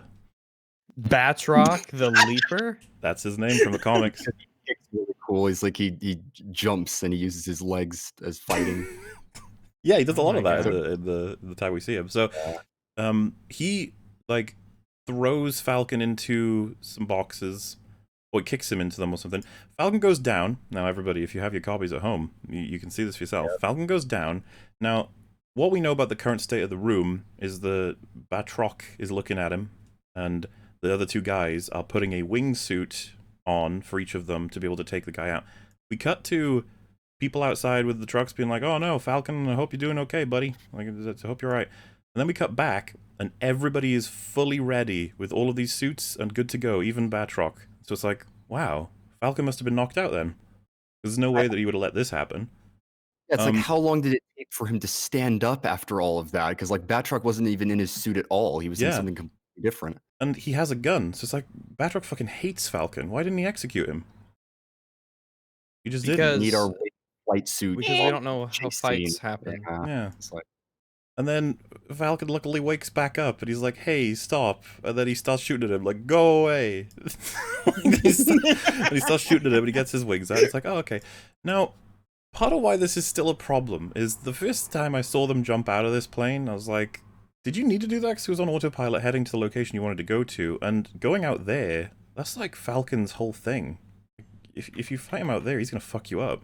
Yeah, that is the last place you want to fight Falcon is As you're in the falling air. through the air. Yeah. Yeah, because they have all those spare helicopters that they're going to use. They've Yeah, got, which that is universal- another fucking. When that happened, I was like, "Who do these helicopters belong to? Is it which side of the border they belong to? Is it the American? Is it Batroc? Like, why did that? Why? What's That's why they bring, like, 3 spare helicopters so that he could fly into them if need be. Like, was he expecting it to go wrong? I'm like, Oh, it was so weird. so confusing. But it gives Falcon loads of things to explode, so that's the important part. It's so cool. Like when the helicopter crash, it's like, yeah, awesome, Falcon. Yeah, and so that they're doing that. This sequence, I'm sure they were really, really proud of it because it's like cool. It's got a huge cool factor. I imagine a lot of people were just like, "This fucking awesome Very start to the cool. season." Yeah. Very cool. I'm not an expert in those suits, but like, is that how they work? Like, they seem more controlled than what I've seen in reality. Like, I the know way that they- if They are you flying, not if you fighting. spin with That's- them, you have to be very fucking experienced with them to regain your control. Because the whole point is that you're like a leaf on the wind, but not. If you spin to the side, it'll fuck your aerodynamics, obviously. And they do that a bit. I think the part that loses me is that once they enter these cavern-y things, they stop going down, they only go forward. And it's like, I don't think that's possible, lads. Falcon is possible for, but you guys don't have any thrusters. You're just gonna keep going down. No, you fall in with style, I get it, but like you're still gonna die. Yeah, and then of course, we find out that Redwing could just launch a missile at a helicopter and defeat it itself. Just like, damn, dude, that drone. Like, yeah, he's not far away from Iron at this point. You might as well just give him the suit. Like, which is another thing they need to address now, because with Tony gone, there was an assumption that Tony just didn't want to give his suits out because he doesn't like anybody having them at this point. But it's like, I don't think you can hang on to that anymore. Like, why doesn't Falcon have an Iron Man suit? Why doesn't he's got Stark tech, and it's like it has bits of what the Iron Man suit have in terms of like weaponry and stuff, but it's like it leaves him really exposed.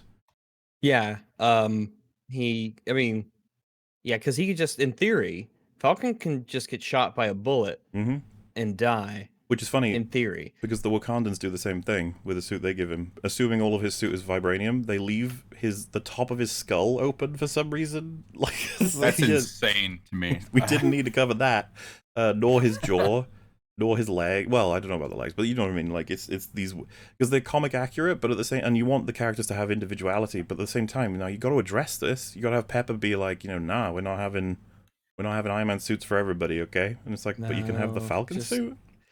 It's like a lot of things in this, in the show. Just don't think about any of it. Not anymore. This series of catastrophes, it crumbles the second you even begin to think about it. Something that's fun to note: he has a thruster malfunction at one point in this action scene. Oh no! What does that mean? Sounds like that's horrible. That sounds like it'd be a big deal. Doesn't really mean anything. His thrusters still work. Oh, okay. And he just carries That's on not blowing really much everything of up. a malfunction then. And it's just delaying when he can do that. One of my favorite lines is Torres, his little helpful government dude, is watching this fight and goes, "Oh no, he's outnumbered." They keep cutting back to him, and which is kind of the point. It's like the point of the mission was he was outnumbered. Yeah, he's of course he's outnumbered. Why would he? That's the mission. Yeah. It's like, what a shocker. It's like, wow. If I was in the car, I'd be like, what do you mean? Yes? Like, do you mean that there's more than we thought? Is that what you're saying? There's more than one hostile that he's going up against. It's like, yeah, he's outnumbered, Sam. There's a bit where he lands in the helicopter with the target, all the bad guys, and he waits for the camera to pan over to him before he's like, "Hey." And it's like, oh, that's so funny, risking people's lives. Like, I don't think is Falcon the guy that does this ever? Is he much of a quipper? Really weird. Because I was just like, oh, dude, like you had the jump on them, but you waited for them to see you first. It's like, that's why. Like, why would you do this? Like, well, it's a funny joke. You're like, all right, well, When he yeah, said all right. that to Peter in Civil War, he's like, I don't know if you've been in a fight. There's usually not this much talking. Like Sam is never like this in action sequences. He's a straight man. He doesn't. He takes this all very, very seriously. 'Cause he's got a history as a paratrooper veteran that lost his wingman. Yeah. There's advice for people dealing with trauma. It's like he's just not the guy who does quips. But I guess I think Yeah, everyone because has I to be want him to be quippy now. I macho. feel like yeah, that thing people say is sort of getting to be starting very to become true. true. Well, keep in Quippiness is a mind- replacement for a personality. Well, keep in mind, the creator of the show said he had to be decidedly black for this series. What does that even mean? What Are does that black mean? people quippy? Black Oh yeah, of people- course we are. Yeah. It's, Oh. it's Been a our long thing. time. Are you serious? Yeah, like I shot Mahler like some article quotes from the creator. Like he's not the brightest bulb in the not the brightest Decidedly, bulb in the world. all right, let's. Okay. Yeah, without again, I don't want to spend too long on these scenes. So like, it kind of ends with the last helicopter has the target in it. Falcon fucking like full speed just rams into him to get him out of there, and then a missile hits the helicopter and he wins the Yeah. day. And I was just like, is that guy okay? What did you do to him? Whiplash. Like, They never fucking account for crazy, dude. whiplash. They don't seem to give a shit. No. Oh yeah, and by the way, this will apply to Falcon as well. Falcon has to worry about not whiplashing himself. Oh, that's true. Yeah, the show seems to forget that he's just a normal person. Mhm. It He has has no jet idea. engine strapped to his back. This has Is he show has wearing his seatbelt? The target? It looks like he's wearing his seatbelt in there. Did it just snap off because he was moving fast?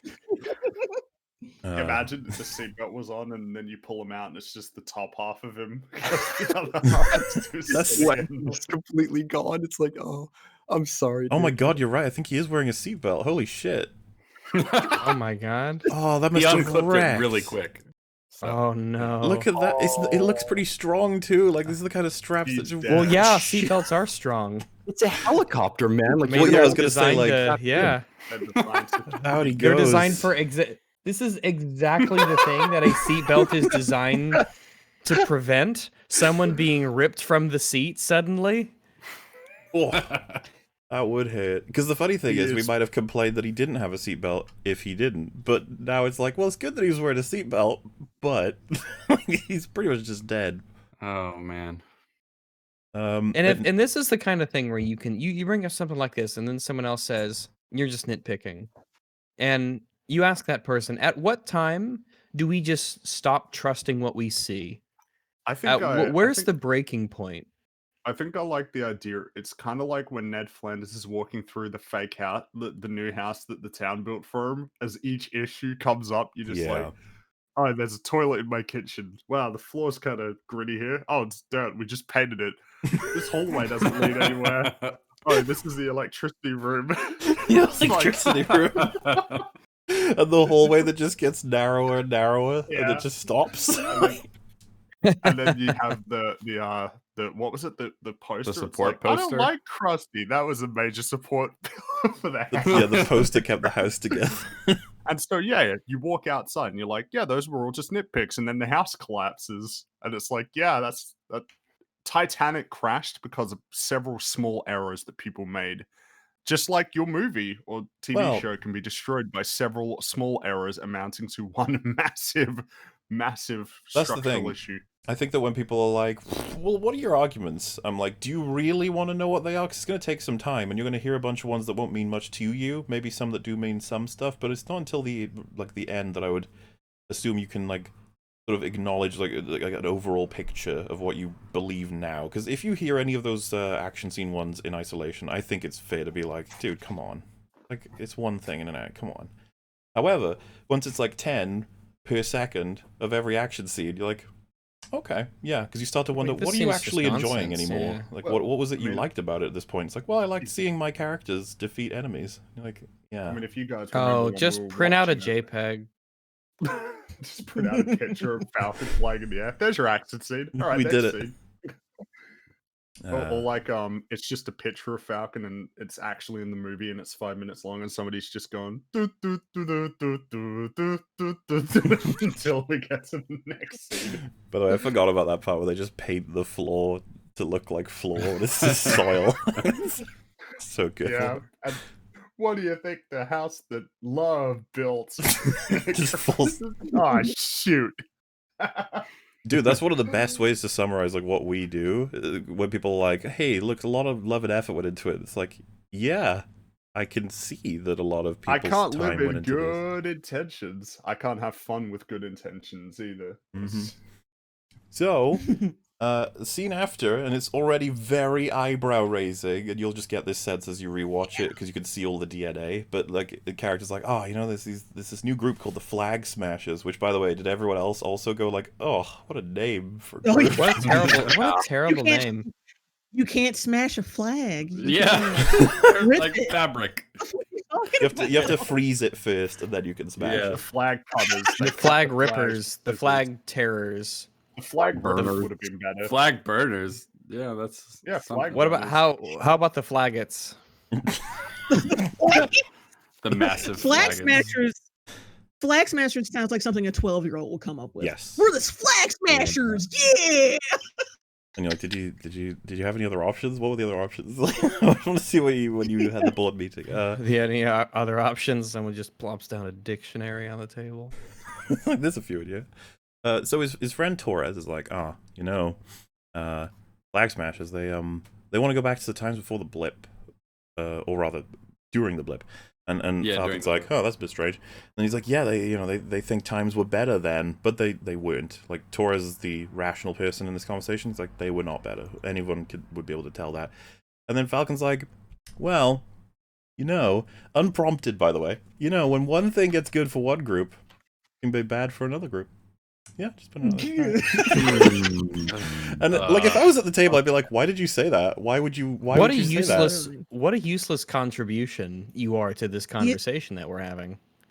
Yeah, but you see, it sets up for the shit that we're gonna that we're Yes. gonna see later. That's why that's there.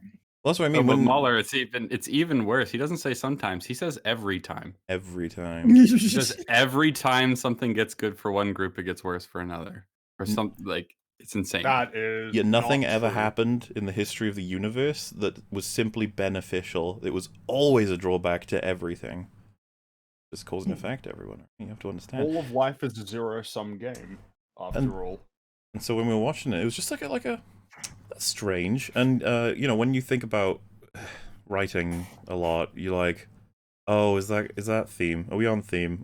Is that going to be? What are we doing? And you're just like, 'cause there's always a reason for every piece of dialogue. Yeah, the MCU got better for the writers, and it got worse for the audience. Yeah, that's a good. I want to exchange. return to a time before this show. Back when things were simple, and the bad guys killed people, and that was considered bad. I miss those times. It was a simpler time.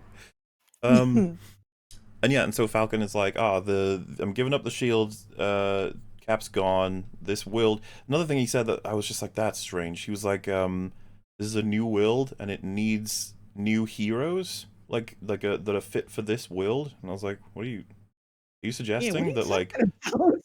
Are you suggesting Doctor Strange and Ant-Man and everyone else, like they need to sort of update or leave? Like, what are we saying? It's just weird. You're just like Like, are you saying you need to fuck off or like try to be a different hero for this time? we just need new You heroes think for the he's new saying times. that like Captain America and the idea of Captain America is just a thing of the past. It's and old doesn't hat. exist today. It's like Like, what? I'm not concerned about a terrorist's opinion about Captain America. Well, the thing is, Captain America's like ideals. If anyone was like, he's like, oh, America first. Like, I don't really think that was his deal. It was much more to do with like, just doing the right thing, and it's very fundamental. fighting for what's right. Like this is the thing that this show propagates is that he was just like the tool of the state and that like he just went along with everything. It's like he didn't. That was what he spent all of Winter Soldier and Civil War doing is like Yeah. fighting against authority. It's like Mhm. he Which, by the challenged it. way, I think, I don't know what you guys, I think, it's a little bit awkward that Steve Rogers the man who defied the government and the UN's wishes, the democratically voted leaders that all decided that this was important. He defied all of them, and he eventually went back in time to stay with his honey. Yes, he fought Thanos, I agree. But he didn't die, as far as we know, or he died of old age after all of that happened. And he is, basically in this show, being considered as like, what a fucking legend, hero, best man of... Tony died to save the world. Tony actually went in line with the UN. Tony was... Tony, I don't know, it felt a little bit weird to me. It's like, well, of course Cap is going to be appreciated for everything that he did. And it's like, well, there's just no awkwardness, there's no pushback, there's no sense that like, oh, well, he was the guy who did XYZ, but he is also the guy who did ABC. And you're like, yeah, no, that's totally fair. It's just like, did Tony get like a museum? I know he had that documentary thing going on in Far From Home, but I was just like, this is just strange. He's held up as like the hero, Captain America. I was like, surely it would be Tony in this universe. Yeah, and I mean, Tony did get like the funeral at the end of Endgame and all. And it's like it seems to like people acknowledge him, but it is weird that this show just doesn't even acknowledge him barely at all, especially with the whole stuff with the money and what he gave to the Avengers. So, well, yeah. Why would I even imply for a second? Well, he didn't give Falcon any money. That Tony was a good person who should have been appreciated, because both Tony and Cap get shat on in this season, unfortunately, when you find out the decisions that they've made. Which, by the way, you are not supposed to be able to assassinate characters after they've died. That's not something you're supposed to do, but they find it ways. They dig it in. What talented writers do. You just don't yes. understand Hollywood art. it's one of those things where you just assume they're safe because they're dead. Like, what else can you do with them? They find ways. It's like, come on. Really gone. Turns out they found 14 dead, raped babies in Tony's basement that he cut up and put in the freezer. Like, wow, that guy had some demons. I don't know about that. Turns out he wasn't a hero after all. Oh boy. And then they like go into every single act he did in the past films, and they have like a different context for all of them. It's like, no, actually, he was actually just trying to kill everybody, and he failed. Just remember that in this scene when he's saving people, there were dead babies in his basement the whole time. There were dead babies in his basement. Absolutely. There sure were. And All so the dead babies. he could be a little bit annoying. We're going to get into those examples. They are very frustrating. But yes, he gives up the shield, and there's just an implication of just like, we as viewers are like, the Falcon's going to end up with that shield by the end of the season. Yeah, he's going to. Yeah. We all know. But how will they do it? And we're given little... Poorly. How indeed? The answer is poorly. And so, it's like, yeah, so we get Winter Soldier is also a part of this season, so we get his first flashback where it's in, like, this, honestly, quite busy hotel, and there's this guy heading to his room, and, like, this is what I mean, there's so much about this show all read, like, instantly, where I was just like, this isn't working already. So again, I hate to criticize action scenes too much, because I know loads of people just don't give a fuck, they wanted to hear about story criticisms, but I find them important. First decision Bucky makes, or Winter Soldier, whatever, is to punch through this wall and pull a guy through it, and then the whole wall disappears. I don't know if he set that up at some point where he would punch through it and there's a person-sized hole as a result. It was really weird. Steps through it, fucking, there's a guy right here who's just, like, because obviously I can't really name him. He like, is awkwardly in position to easily kill him, but he just starts running toward him with his gun. And so he dies. Because why would you aim and shoot, you loser? That would be weird.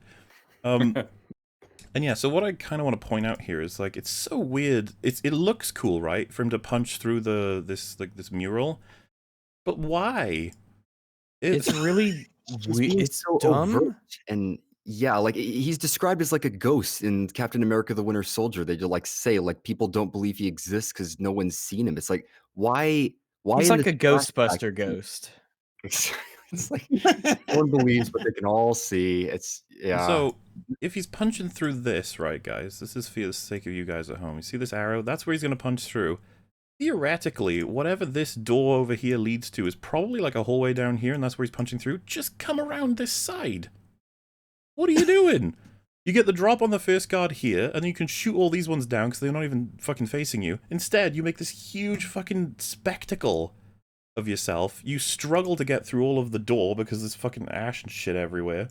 And It's just weird. I was just like, what an incompetent way to do this. And by the way, I hate seeing Winter Soldier be incompetent. He's supposed to be the most terrifying assassin in history. It's like, please, please, just portray him being intelligent. I need you to do that. It's a huge problem in Winter Soldier. There's tons of incompetency in that. They not say fair. that he's competent, but it's like, from what we see with his assassinations, he's not good. And so, one of the first thoughts I had is like, how could he possibly have remained, yeah, like you said, like a ghost? How? He doesn't even make sure he's killed all of these people. One of them he hits down to the floor, just standard punch. This is an active hotel. Who knows how many eyes are on him? Has he gotten all the cameras? Many. Like, Do you think he'd come back at night or when his target was alone? And you think of all the ways you can assassinate this guy, why would you attack him in the middle of a hotel with all of his guards? That sounds like the stupidest fucking time to do it. Like, So why many don't you just wait witnesses, so much in his evidence, so fucking much, room? Go ahead. just so much I to was cover up. Yeah. All right, go on. Wait, who's gonna talk? You go. Wait, You're gonna talk. I was gonna say, why not wait until he's in his fucking room and shoot him from like a neighboring window or whatever, Yep. like a window from across the way. Dumb. do you think there's a prior film in the MCU that establishes him maybe killing someone from a distance with a gun through a window, maybe? Or No. Waiting around after he's Probably shot. not, no. No, because he doesn't kill him, Rags. Somehow he survived that. somehow, yeah. So Chalk that one up to bad luck. I was already like, okay. But then, there's this struggling witness, like, oh my good God. And then the idea of the scene hit me, and I'm like, this is cool. I do like the idea that there's sometimes going to get witnesses caught in the crossfire, and because he's so, Winter Soldier-y, he will just kill them instantly. And these are the kinds of kills, along with others, that will weigh on Bucky's conscience. And he wakes up from the nightmare with a gunshot, and I was like, hey, you know what I mean? Like, if you guys found out I was writing this season, and I go, I'm going to have it so that he's, like, having nightmares of his past kills as a form of PTSD, I'm sure you'd all be like, yeah, that almost seems like the thing to do. Yeah, that's the thing that would be Bucky. That sounds like it, yeah. But that's not good enough. Sense. Just saying that isn't good enough. That's my idea. That's what that's the problem with this show and a lot of modern writing is that I get your idea. Your execution was a little fucking floopy, though, wasn't it? Because his PTSD is barely present in this whole season. It's barely there. Because as soon as he goes on missions with Sam, like, they just kind of brush it by the wayside and they don't address PTSD. Once he inundates himself in more violence and death, it doesn't really bother him at all in any way, actually. That's the thing, man. Like a comedy. You have all your opportunities. Every time we hit nighttime, he should be getting a nightmare, and we should, but sometimes not even be able to tell. Like, I think a really good payoff for, like, the third or fourth nightmare is that it comes across as a normal scene for him and Falcon. And, like, he's struggling more and more with whatever. They get into a normal fight with whoever, like, maybe the Flag Smashers, and he goes really far and maybe fucking, like, rips their head off, or at least it's implied. And then he wakes up from the nightmare. And so it's like, oh, he thinks that, like, what he's done as Winter Soldier is still going to bleed into his, like, the way that he operates, his fighting style, and how competent he is still dependent on his history as the Winter Soldier, the thing he's trying to repress. It's like, oh, this is lots to work with here. Not to mention loud noises, quick noises, and people, if ever they manage to sneak up on him, should freak him out every time. That's like the standard way to portray it, but there's nothing. It's all just fun. He's just having fun with Falcon on all these adventures. It's terrible. It's something that they introduced in this first episode as like bait. It's like a hook. It's like, whoa, what about this? And then the rest of the show just doesn't address it. And they're just like, hey, we wrapped it up. He said that he killed the guy's son. It's like, oh, Which awesome. There is a common thread with stuff with Bucky, stuff with Falcon, and I don't know if it was I can't remember which character it was, but like they state the current state of affairs for themselves in their mindset, and then by the last episode or the penultimate one, they will state the opposite. They'll be like, "It is no longer this." You're like, "Yes, we did it." What a journey they went on. Such an arc.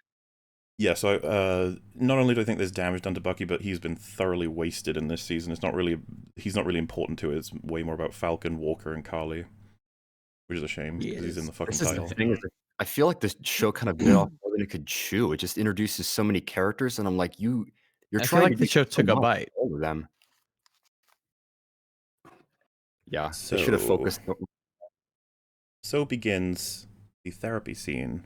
Oh, I don't even. This is the thing with every scene we approach. I'm just like, do you know how many issues there are in this scene?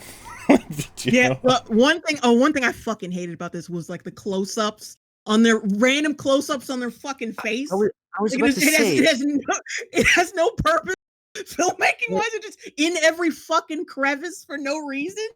It's like they make that the master shot of the scene. Is that like the shot that they keep cutting back to is the close-up? It's like usually in a movie you want to save the close-ups for like the lines that like hit hard or are supposed to be more relevant. They're all supposed to hit hard. They're all intense. Yeah, it's just making. Or them at the all very focus, least, thing I watch.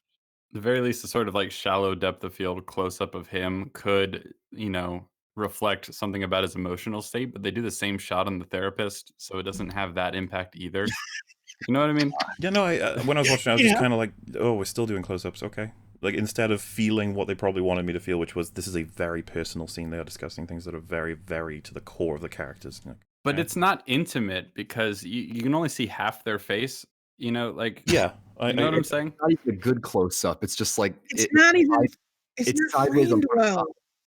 So I have a fucking laundry list of problems. One of the first ones that just came on screen that really bothered me, right? So I think his PTSD should be taken very seriously. And as much as this person has a history with people dealing with people who have PTSD, she says for us that the government is still worried about him being the Winter Soldier. But that already, I was like, wow. Oh, How is he allowed to walk around? He's still worried that he might just go nuts and kill everyone. Becoming the Winter Soldier again. Ooh, full pardon. You're on a pretty tight leash. But yeah, so I was just like, okay. But the way she says it isn't like we still have a lot of concerns about like, state of mind. We need to make sure that you're stable and that nobody can, do what Zemo did. Basically, the way she says it is, we got to make sure you're not, and then mimic stabbing.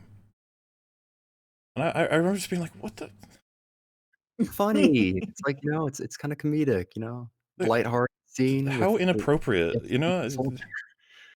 I don't know, maybe I take therapy a little bit more seriously. I'm just like, oh, yeah, don't be stabbing, okay? It's like, fuck you. This is literally when my mind gets taken over and I'm used as a weapon. And you're like, don't be stabbing. Felt awkward, reminded me of Iron Man 3, which is not good. But that's further down the list of my issues here, because we get a big info dump.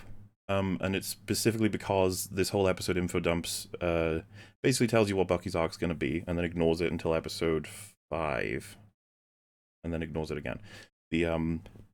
He's very sad, very alone, and has PTSD because he needs to make amends for the life he led as Winter Soldier. He has 3 rules: nothing illegal, nothing to hurt anybody, and to make sure that the person involved is told he's no longer the Winter Soldier, he is Bucky Barnes. Which, by the way, when you rewatch this show, and you realize that identity and labels are very important, to the point where they change it from Falcon and the Winter Soldier to Captain America and the Winter Soldier.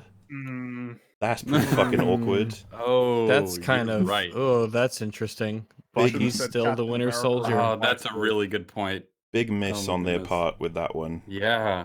They made him the White Wolf. That's like what Exactly. they called him. Should have been Captain America and the White Wolf. Should have been his new identity, his new hero name. He's the White Wolf. But nope, they fucked it up. It's just like, oh, Damn. wow. Oh, Wow, I didn't even. Jesus Christ. It's all on Sam. Sam's the one with all the development. Yeah. So these rules, very important. She basically implies that, like, if he's to breach any of them, and if she's to find out about this sort of shit, that he's, like, obviously, like, going to prison. Not just because those are crimes on their own anyway, to kill people or to whatever, break the law is probably a crime, I'd imagine, it seems kind of categorical. He does them anyway, and it's funny, right? The scene is portrayed as he goes through the rule, and then we see him break it. And it's like, tee-hee. Doesn't make a whole lot of sense, because apparently, right, the scenario is there's a senator who got into her position of power thanks to the Winter Soldier. So he wants to go and depower her, and the way he's going to do it is giving a bunch of files to her associate or something like that. That's what he says. However, in reality, he attaches some kind of thing to her car, listens in on her conversations, and then remote controls the car to put it into a position he wants, and then beats her passenger unconscious, and then tells her he is no longer the Winter Soldier, he is Bucky Barnes. And those are comedic payoffs. Like, I didn't do anything illegal, and then fucks with her car, and they're screaming, I didn't hurt anyone, punches the guy to be knocked out, and then, yeah, and I did the third one, and then he actually does the third one. She's like, alright, good. How in the world would she not know about this?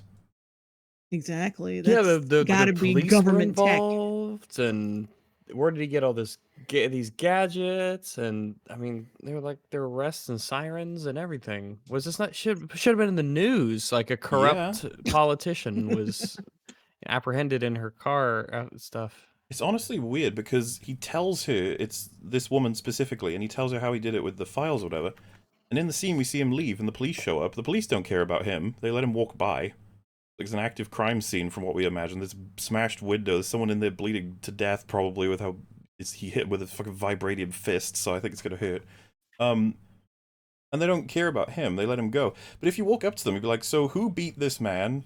Oh, sorry, I don't even know if there was a smashed window. Ignore me on that one. But, and like, who did this, basically? And the woman will be like, well, the man said, I am Bucky Barnes. I am not the Winter Soldier. So I feel like that's a big indication. Oh yeah, blame the guy with the vibranium arm. Typical. Yeah, so not Bucky only did Barnes sounds like the name of like a mascot, yeah. like a bear. And so, yeah, Senator Atwood was her name. And so, yeah, he did that. And she's like, good that you stayed by the rules. It's like, you would know he didn't, so I don't know why you said that. He definitely broke the law 3 times, I think. So he's gone to prison again. That's unfortunate. The rest of the season's not going to have him, I suppose. Bucky goes to jail about 7 times in this season if you pay attention to everything that he does. But he only actually goes to jail once and he's bailed out immediately. Because this show sucks. Wow, he must be very appreciative of whoever bailed him out.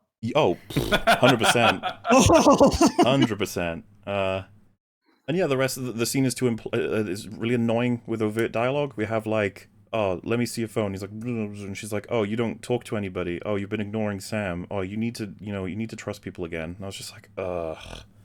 Lame. You can't tell me anything about this character without just being explicit, because they haven't got the time and they definitely don't have the talent, so... And that's the scene, you know what I mean? Like, there's a couple of jokes thrown in, and it's mainly just to tell you what his arc's gonna be. Like, thank you. Those are my complaints. I don't know if anyone else has anything. Well, the other thing is that doesn't she say later on that like she knows when he's lying, but she doesn't know when he's lying about like that he broke all of those rules? Yes, like, she can tell, but she can't tell when she would literally have been told. She is his like carer. They would tell her. Yeah. The thing is, like, is she faking it, and so that like she can keep him out of jail because she wants to? Well, she wouldn't be able to working do with that, him or right? Because something? that's just official. It would be like, there's an accusation that you did this to these people, and there's strong evidence that you did because we saw you walking away from the scene.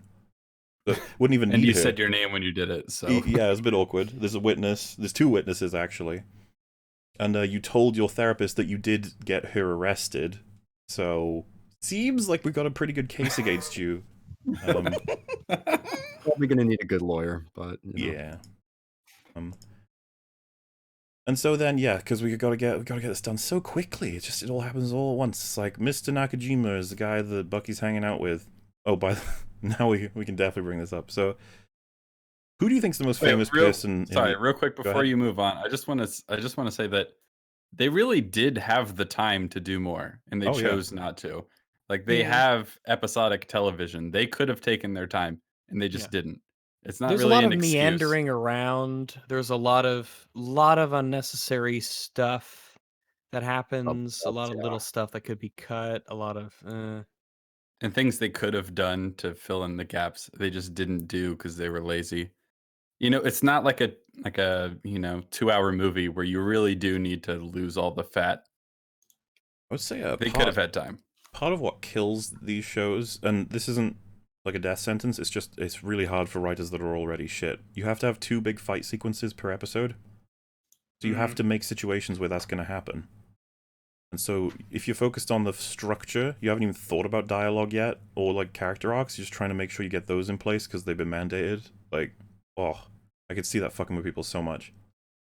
That's something that I noticed throughout the entire show is there's a lot of like they need to make excuses for action to happen. Like that's the thing with the Dora Milaje and a lot of in episode 4, they're just like, we need more action. It's like, how do we do this? I don't know.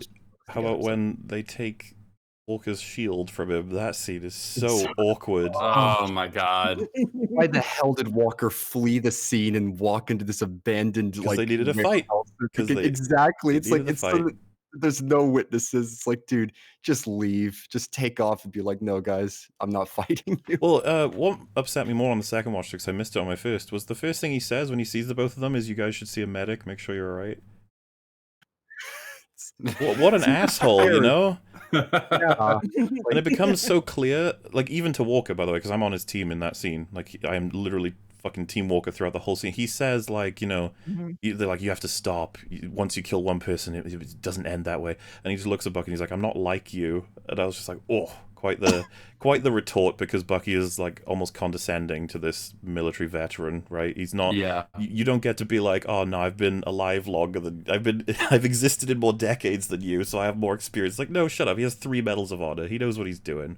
But of course, he would have lost it because his fucking friend... I can't believe I'm talking about that scene now, but that's what happens. It really fucking annoyed me that they didn't appreciate that at all. They don't even mention Lamar. They're just like, give me the shield. You fuckers. You watched his friend die. Like, you don't even give a shit. And yeah, and Falcon is basically just like, you know, we don't want to hurt you. We don't want to hurt anybody. And the scene dies down. I was talking to Rags about this the other day because I was just rewatching it. It's so insane. It all dies down, nice and silent. And then, you have to give me the shield. And Walker's like, oh, that's what this is about. And I was like, I had the same feeling. I was like, oh my god, Falcon, you selfish little bitch. You just want the shield. It's not about anything else, is it? Sorry break about his arm to get it your off. friend, the mission, all the stuff we're doing. We got people to follow, places to go. You have to give me the shield. Like, oh, someone's wishing they didn't give it up, huh? Yeah. Too bad, bitch. Government property now. Yeah, you can't just take the shield away from Captain America, who it belongs to. Ugh. It is kind of in charge of it. It is kind of surprising that the movie doesn't seem to care about Lamar either. Also, because he's black, you know, you would think based on everything else that happens in the movie or the show that they would care about him, but they don't. There's no moment for Lamar, like, other than the family crying, right? But that scene is only there to set up that Walker wants to get Carly. That's the only reason for that scene. They don't have a moment that's just for Lamar, where they have, like, an appreciation. This guy died defending Captain America. This guy who was in a fight with 3 other people, by the way, on his team, who are all better off than he is, technology and, you know, biology-wise. He was there fighting the fight, and he lost his life, and no one gave a shit. Yeah, Lamar is basically just like the supportive Negro character.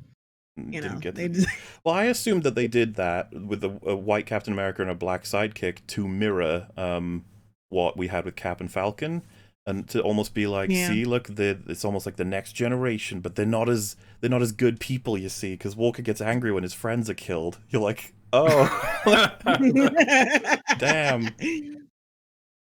Have you guys seen all the stuff where people are like, Cap would never do that, even if Falcon was killed in front of him, he would never kill someone like that? It's like, bullshit. We don't know that. Yeah, I have. He kills people. I don't. Yeah. Not only does he kill people all the time, he gets angry because he's a human. Yeah. It's not just like this. He killed that guy that he kicked in Winter Soldier, whose legs broke when he fell off the ship and he drowned to death. He killed that guy. For anybody in chat who's like, what is Friggy talking about? There is a guy in the beginning of Winter Soldier that isn't looking forward, right? He's just looking away, and Cap kicks him in the back, and he flings across the boat real fast, meaning that his spine is in pieces, slams into the side of the boat, and flips over the side. So this guy's probably not dead, but he's drowning. Yeah, and he can't do anything to help himself. And there was that time in Age of Ultron where Cap grabs a dude while he's on his motorcycle and drags him along the ground for about 5 seconds before throwing him into his buddies.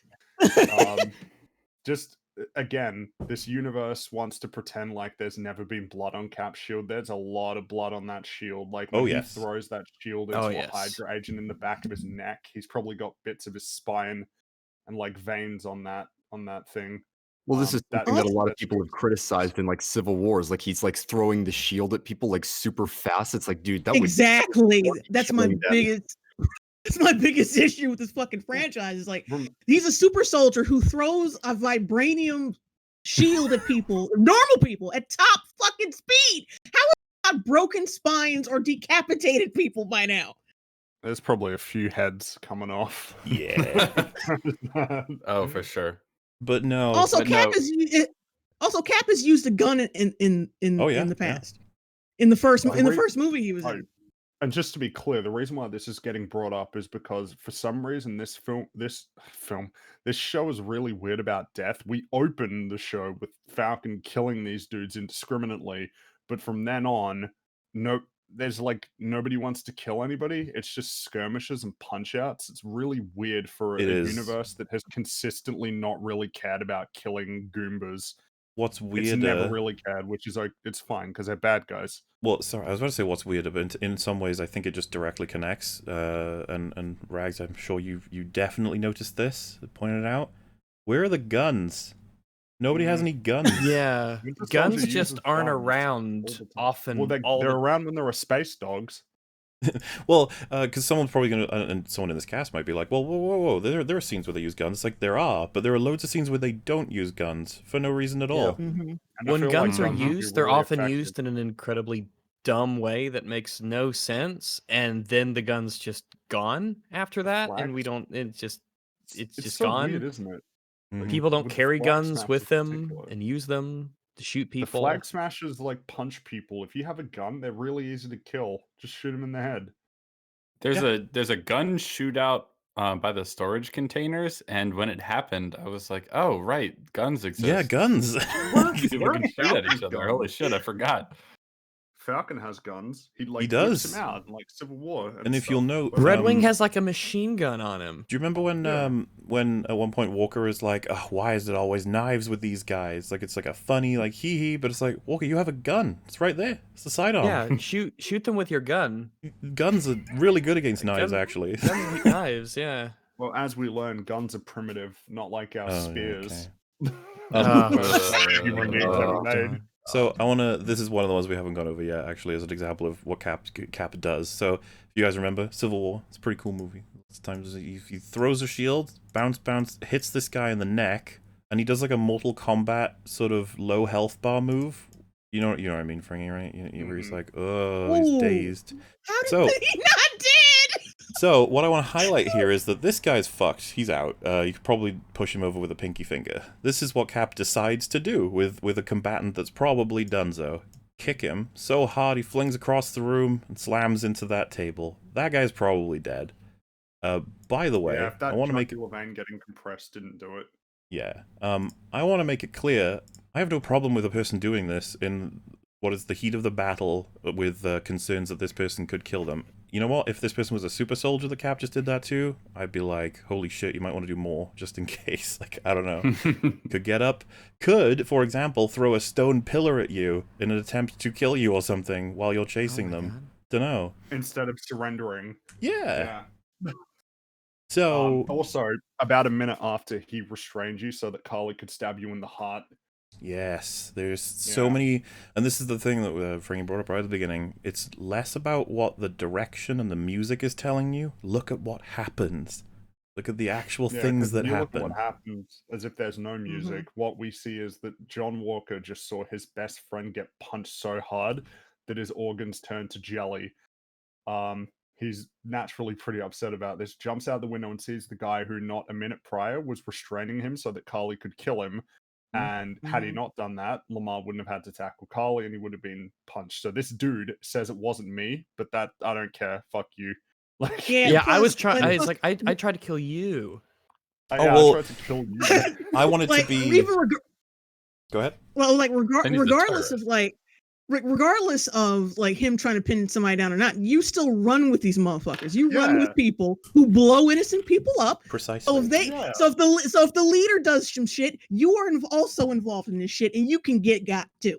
Well, You are not exempt. You are not exempt because I didn't blow it up. You're still part of the Relating. plans, you Murder. dumb shit. relating to that very point, right? I wanted to be in the scene where Walker said he killed Lamar, and then Bucky said no, he didn't. Which, by the way, a technicality in terms of like a truth. If I were in the scene, I'd be like, no, you're right, Bucky. They killed Lamar. They as a team killed Lamar. Like, it's all their faults for many reasons. So do you agree with that? I just want Bucky to be smug, be like, Well, not technically. It was Carly. Carly didn't mean to do it. She didn't mean to kill him. Yeah, she didn't mean to. You gotta appreciate that. She meant to burn to death the innocent hostages. Yeah, but like she didn't But mean you to never kill asked Lamar. why. Why did she Yeah, kill him? why? Why did she Well, punch she him had so to have hard? a reason. I'm fiery Well, like as my we learned, hair. She didn't have a reason. He didn't matter. She doesn't kill people who don't matter, which is a really Dude. smart thing to say to a man who's Yeah, I very loved angry with that. you for It's like- killing his friend. Imagine they're like you need to calm down. You're killing people, and then Walker is like, "Don't you ever want to ask me why I would do something like that? They killed Lamar. I have a good reason. Don't you think I have a point? Don't you think you should talk to me, not take my shield?" Also, they're like bad guys, super soldiers. Like, Nah. That's what I mean. It becomes so transparent. Falcon just wants the shield. So give me Falcon the is shield. more confrontational to Walker than he is to Walker than he is. Carly. yeah. Yes, I wanna which is talk to unacceptable. I want to So talk is to the Carly, movie. but with Walker, Yeah. I'm gonna break your arm to steal the shield from you. I wanna have a deep, long conversation with Carly about, who she is and why she's doing what she's doing, but fuck that guy on our team who saved my life and just watched his buddy die. Mhm. Fuck that shit. He needs to give me his crap. Fuck him.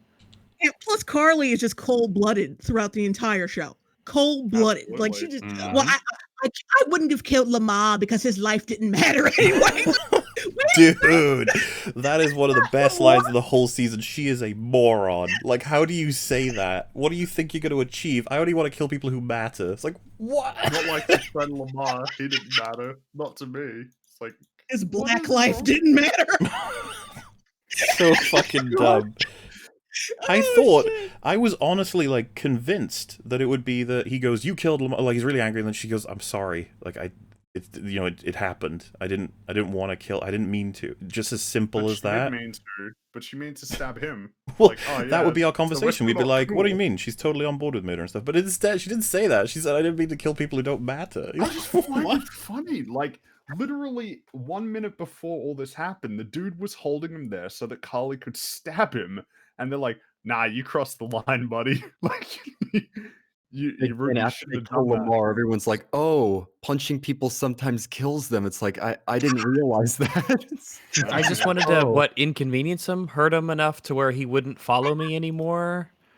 Yeah. Like, what Someone were in you certain doing? sense you achieved your goal. And again, he doesn't matter, so who cares, right? Yes. John Walker in this whole show tries his hardest. He and really is does. Constantly shit on. It should have been his season. Fuck the other two. Yeah, Well, he gets It It's reminds gonna me be- shit of on. Poe in The Last Jedi, honestly. He just keeps doing the right thing and then gets fucked over. Yeah. Yeah. Yeah, seriously. when he first gets inducted as Captain America, they shit on him on sight. Yep. They don't even try. Yeah. Well, to get remember, through if you it. remember how the scene plays out, after John saved their lives, after he saved their lives, I don't know, they got split up. They just left Walker and Battles and Lamar behind. And then they get in their car and they're like, "Hey guys, let's work together. You want to hop in the car?" And they're all like, "Fuck you, you're not Captain America." It's like, dude, like, what's wrong with you? It's actually bizarre. I'm Like, not, I'm not trying to replace him. So it's like, why do they hate him so much? From And the then it's start? funny. One of them says, like, have you ever jumped on a grenade? It's like, yeah, 3 times. They ignore that. It's like, he's got 3 medals of honor, guys. Like, there is no person ever who's received 3. funnily enough, he said he jumped on it 4 times, and that he does something with his helmet to like brace the impacts. Because obviously the second you hear I jumped on 4 grenades, you're like, how are you alive? And it's like, yeah, he apparently has figured out a way. Which is funny because Cap jumped on a grenade, and that was what demonstrated what a hero he was. Yep. Walker jumps on 4 grenades, and it's like, whatever. You just Off 'cause you've screen, got it that doesn't shield matter. and you- It was especially that's right, frustrating doesn't because matter. Bucky watched his like his introduction, and he explicitly says like Cap was all about like strength, courage, and defending people, and he inspired me, and I wish I could like even come close to just doing what he did. Like, dude, what else do you need? Like, this is just why do you? And then he saved your life, and then you ditched him. Like, what? I don't understand. And then again, it's right at the end of the show after they keep rebuffing, like they keep just kicking him in the nuts. He's like, "All right, then fuck you." And then the show's got evil Bum, music, bum, like as if he's the one who's the bad guy. And then, of course, in the next episode, "Do you know who I am?" It's like, oh, I hate you so. Spits on him. That scene is so transparent with what they're trying to do. I'm like, dude. Well, it's this like is- you're in an argument with like somebody and you both kind of 50-50 like in terms of who's at blame. Actually no, they're the person who's at blame. But then they say like, fuck you, I just want to, do whatever I want. If it means burning down your house, that's what I'm gonna do. And the music starts playing behind them. It's like da da da da da da da, like a powerful yeah. And you're saying like, what the what is that music? And you go, no, you can't burn my place down. And then you just hear bum bum bum. You're like, what? What's going on? Like, But that doesn't is what seem the fair. show is. It's the music tells you that he's a bad guy. And again, And it works on so many people. works And that's the- perfectly. it works on. It's so And in easy. People are episode so 4, man. easy to manipulate. again, like Mola mentioned, the Dora Milaje throw a spear at him, and if he hadn't dodged it, I guess Captain America would have a spear through his neck in Latvia from Wakanda. I'm sure that's not going to cause any geopolitical issues at all. Yeah, I'm sure Murdering this will go US over great. soldiers on a mission. Oh, we have jurisdiction wherever we are. It's like, oh, I'm sure Latvian citizens feel very comfortable knowing that you can just come into their country and throw spears at people and Yeah. get away with it. Also, the Wakandan, female soldiers, they want Zemo out of there because they don't trust him, and so does he. So they're kind of on the same side, and they Well, start fighting anyway. That Yeah, might but then require he them puts to his hand listen on to their shoulder. him for 5 Then he put his seconds. hand on the shoulder. That's warrants He death, committed the according grievous to the sin Dora of Milaje. touching her shoulder. So I do love that God. he put a hand on their shoulder. It's like, oh, so you've chosen death. It's like, what? I remember someone on Twitter. I remember someone on Twitter saying that was like a white man disrespecting a black woman's face. dude, Oh, was it disrespecting his face when he had a spear thrown at his neck? Was that? They are literally people are White insane. man He's a don't white deserve no man. respect from a He's a white Wakandan man. He queen. ain't got no face. I like the idea when people on Twitter like, see, this is American imperialism. You have no jurisdiction. It's like, Latvia's part of like NATO. I'm sure he does, but I guess not. Right? The borders have all Yeah, collapsed. there's probably an Yeah. agreement or something going on. Way Latvia more than the doesn't even fucking the fucking Taj Mahal have. They just show up and they want to. And how does Germany feel about them Probably getting really Zemo? bad. Well, it's like, no thanks. Like, no, he was under our the prisoner. raft, which is the weirdest thing. I'm like, why? It is Why the weird. raft? I thought you guys The wanted to raft is take where him to like Europe. Abomination is. You put Yeah, like Zemo in the raft? Like, It's for where like you put like super dangerous soldiers in, or like super villains essentially, so that they're Mhm. hidden. It's like why Zemo? Zemo's not like that much of a threat physically. And I don't know that it's we need him in the highest security. It's like, well, no, it's just a jurisdiction thing again. Like, Germany want him because he committed a bunch of his crimes in Germany. That's why they have him. You could he's committed crimes in a lot of places. He could go to multiple places, but it's just like, we're taking him to the raft. It's like, but why? And then one of the Dora Milaje in the background is like, it's for the next movie he's gonna be in. All right, let's go. It's like, wait, what? Yeah. And Goodness, considering like that T'Challa was the one who put him in the prison in Germany, which raises questions about Oh, what it they're is doing. so confusing. But well, that's world building floops. So I was talking about how like Bucky just gets summed up in this episode. Super awkward date he has with a person who's not a person. She is just a plot device. She just spews out a bunch of shit that's really hard to deal with. Like, hey, do you know how when you lose a kid, they don't have a name for it? Like, you become a widow or a widow or whatever? Must suck for him to have lost his kid. And Bucky's just Hey, like, where are you going? yeah, it's not fun. And the And they part had already laid on the exposition thick with when he was at lunch with the old Japanese Yeah. guy. Like he had like this PC, like he had this Vietnam flashback, like, oh, my son liked these red bean thingies, and then like, but it keeps going now. He keeps saying, oh, he was an ambassador at this thingy thing, and he was at school, and then he got shot by a very mysterious long-haired man with a metal arm. That was weird.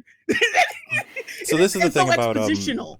yeah, this is the thing about ideas versus the execution. If I told you in a call, I have an idea, Winter Soldier or the Bucky is going to find the families of those people that he killed that were absolutely innocent, try and hang out with them for a bit, get to know them, and then explain the situation and apologize that any of it happened. Like, oh, that's a kind of cool idea. So give me an example of one of the ones you're going to do. It's like, okay, so he walks into a bar with this old dude, and the old dude just goes, oh my god, sometimes I just think about how my son died, and it was really sad. You're like, oh, Yeah, okay, yeah, that's one way to tell us. And you know what? What's really sad about it is I don't know how he died. I'd like to know how he died. Sad. Okay. I feel like all you did was you had an idea and then you just showed me your idea. I didn't even see a story. I just saw your idea. And I was like, oh, that's a neat idea. I was like, you gotta fucking do better than this, surely. It's like, my son loved the red bean mochi. all they had to do was stop there. Like, have the old guy look at that thing really sadly and say, "Oh, my son liked this," and then just stop the fucking scene. Yeah. End it there. Like, then we could I see where this is going. But like, they just and then what's hilarious is, like, I think at the end of the episode, Bucky goes to his fucking house after the date, right? Yeah. And he opens, like, old Japanese guy opens the door and his big ass picture of his the guy he killed is right behind him. I'm like, like a big auga horn. Like, yeah, just in case you didn't know, he killed that motherfucker. Yeah, it's they frame it just with so little talent. It's like the door only shows X amount. Nakajima fills up most of it, but the remaining piece, there's a big photo of his son. It's like, isn't that sad? You killed him. You're like, yeah. God, I'm glad I don't have any more dead sons. I'm running out of room in my apartment. Like, it would have been. They might as well have had like a group of people praying over the fucking picture behind him. Like, it was surrounded by a bunch of shit. Like, Jesus, we get it. Like, he's dead. This is your field of view. I've got it on stream now. This is an artist's work. So all of this has to be covered at least by the human. You're like, right, so what would we do with our remaining space? It's like, well, this will be the shrine, and this will be the image. You're like, good job, guys. You nailed it. You could really... It's just glowing in the background. How many years have gone by since this happened? Sorry, you interrupted me. I was crying about my son. It was really sad. Also, I was playing sad piano music, or like I've got it on a stereo. What's up, Bucky? Interrupting me while I'm really sad about my dead kid. Who hi there, Bucky. It's me. My son's dead. Oh, I mean, it's me, Mr. Nakajima. You know, I think the worst part is not knowing how he died. Anyway, what's up with you, Bucky? Oh, man. Knowing how he died, that would be closure. So, anyway, do you want to come in? If I was, brooding on this fresh hell that I wake up to every day because my son died. What are you doing? How are you? And so, genuinely, you will have people who are like, what the hell? That is meaningful. It's his son that died, and Bucky sought him out just to, like, make amends. It's like, I don't think you... If you're not really hearing what our criticism is, I don't think we can do much else. It's just incredibly overt and talentless to be able to do it this way. And they have to do it this way because we don't get any more Bucky now until episode 5. So, yeah, it's all front-loaded, and it's very just standard. It's like, he has PTSD, he killed some people, this guy is someone he affected, maybe he'll talk to him about it someday. I'm pretty sure we were like, yeah, last episode he'll probably come back to Nakajima and be like, hey, sorry, and it was even worse than I expected. They had to walk it in, and they made it even quicker. What a shame. Then... So that's all the Bucky stuff done. I'll go to the Flag Smashers after we talk about the bank, the famous bank scene. Right? Everyone's talking about this. It's like everyone loves the boat and Sam's sister. So cool. Is Sam's sister is a twat. I'm just gonna say it. Oh, she's an asshole. Right totally. She's a bitch. Yeah. Let's do that first then, alright? Because she gets a little angry at Sam here for no fucking reason. She's just a horrible person.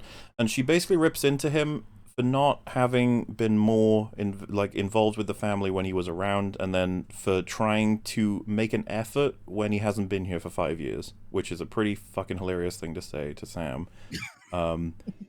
Very frustrating that she's like, Mom and Dad did all this stuff, and you just, you went off to the army, and it's like, his fucking wingman died, and it put him in, like, what the fuck is wrong with you? Like, why would you say this like this to this man?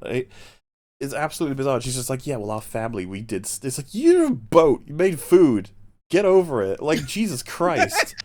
Like, oh, you didn't have enough money to make ends meet. It's like, what is he here doing right now? Trying to help you. Like, can you please accept that? And that's not even talking about. She acts like she's the only single mother in the world. Like, suck a dick.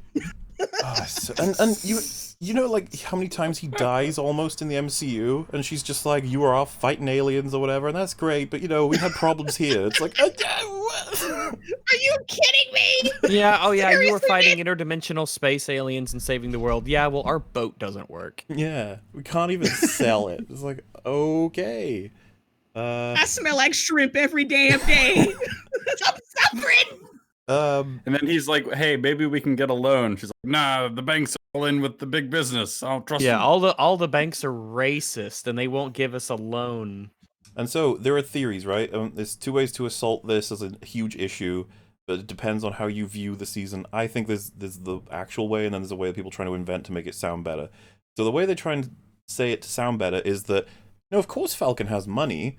She just doesn't want to take his money. She wants to get the loan herself, and she can't. Falcon's like rich and stuff. It's fine. It's like, no. The guy says, No. wait, doesn't Stark pay you? And he's like, it doesn't work like that. So why would they say that if the loan was specifically just for her? And if you remember the loan, he says, you haven't had any earnings for the past 5 years. And then she's like, well, how would someone have earnings when they've disappeared? And if that's in reference to just her, or just, wait, no, she's been around. Was she ported out or not? I can't remember. She was around, but her husband, I think her husband wasn't around. Some shit, I don't know. But she was around. But Sam got blipped. I guess she was depending on him for some shit. I don't know. Well, either way, this isn't a problem you can have, show. I am sorry.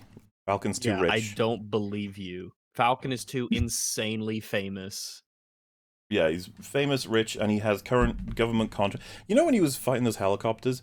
If he had grabbed, like, one of the missiles that were fucking fired at him, he could probably sell that and she could buy a new boat. Like, that's how expensive the technology he's dealing with. Start up a YouTube channel and be like, hey, it's Falcon, I'm playing So, again, people will... People may laugh at that, they, but that is genuinely something he could do. Yeah. Yeah, but like he's supposed to have money, and like he acts like, oh, we got to go to the bank to get the loan to get the boat fixed. But why don't you just loan her some fucking money as an independent military contractor? Like in this review I read for like it's Entertainment Weekly review for this show, they said, well, he should be loaded because like military contractors, like regular ones, make bank. Like on average, it's like $22K a month.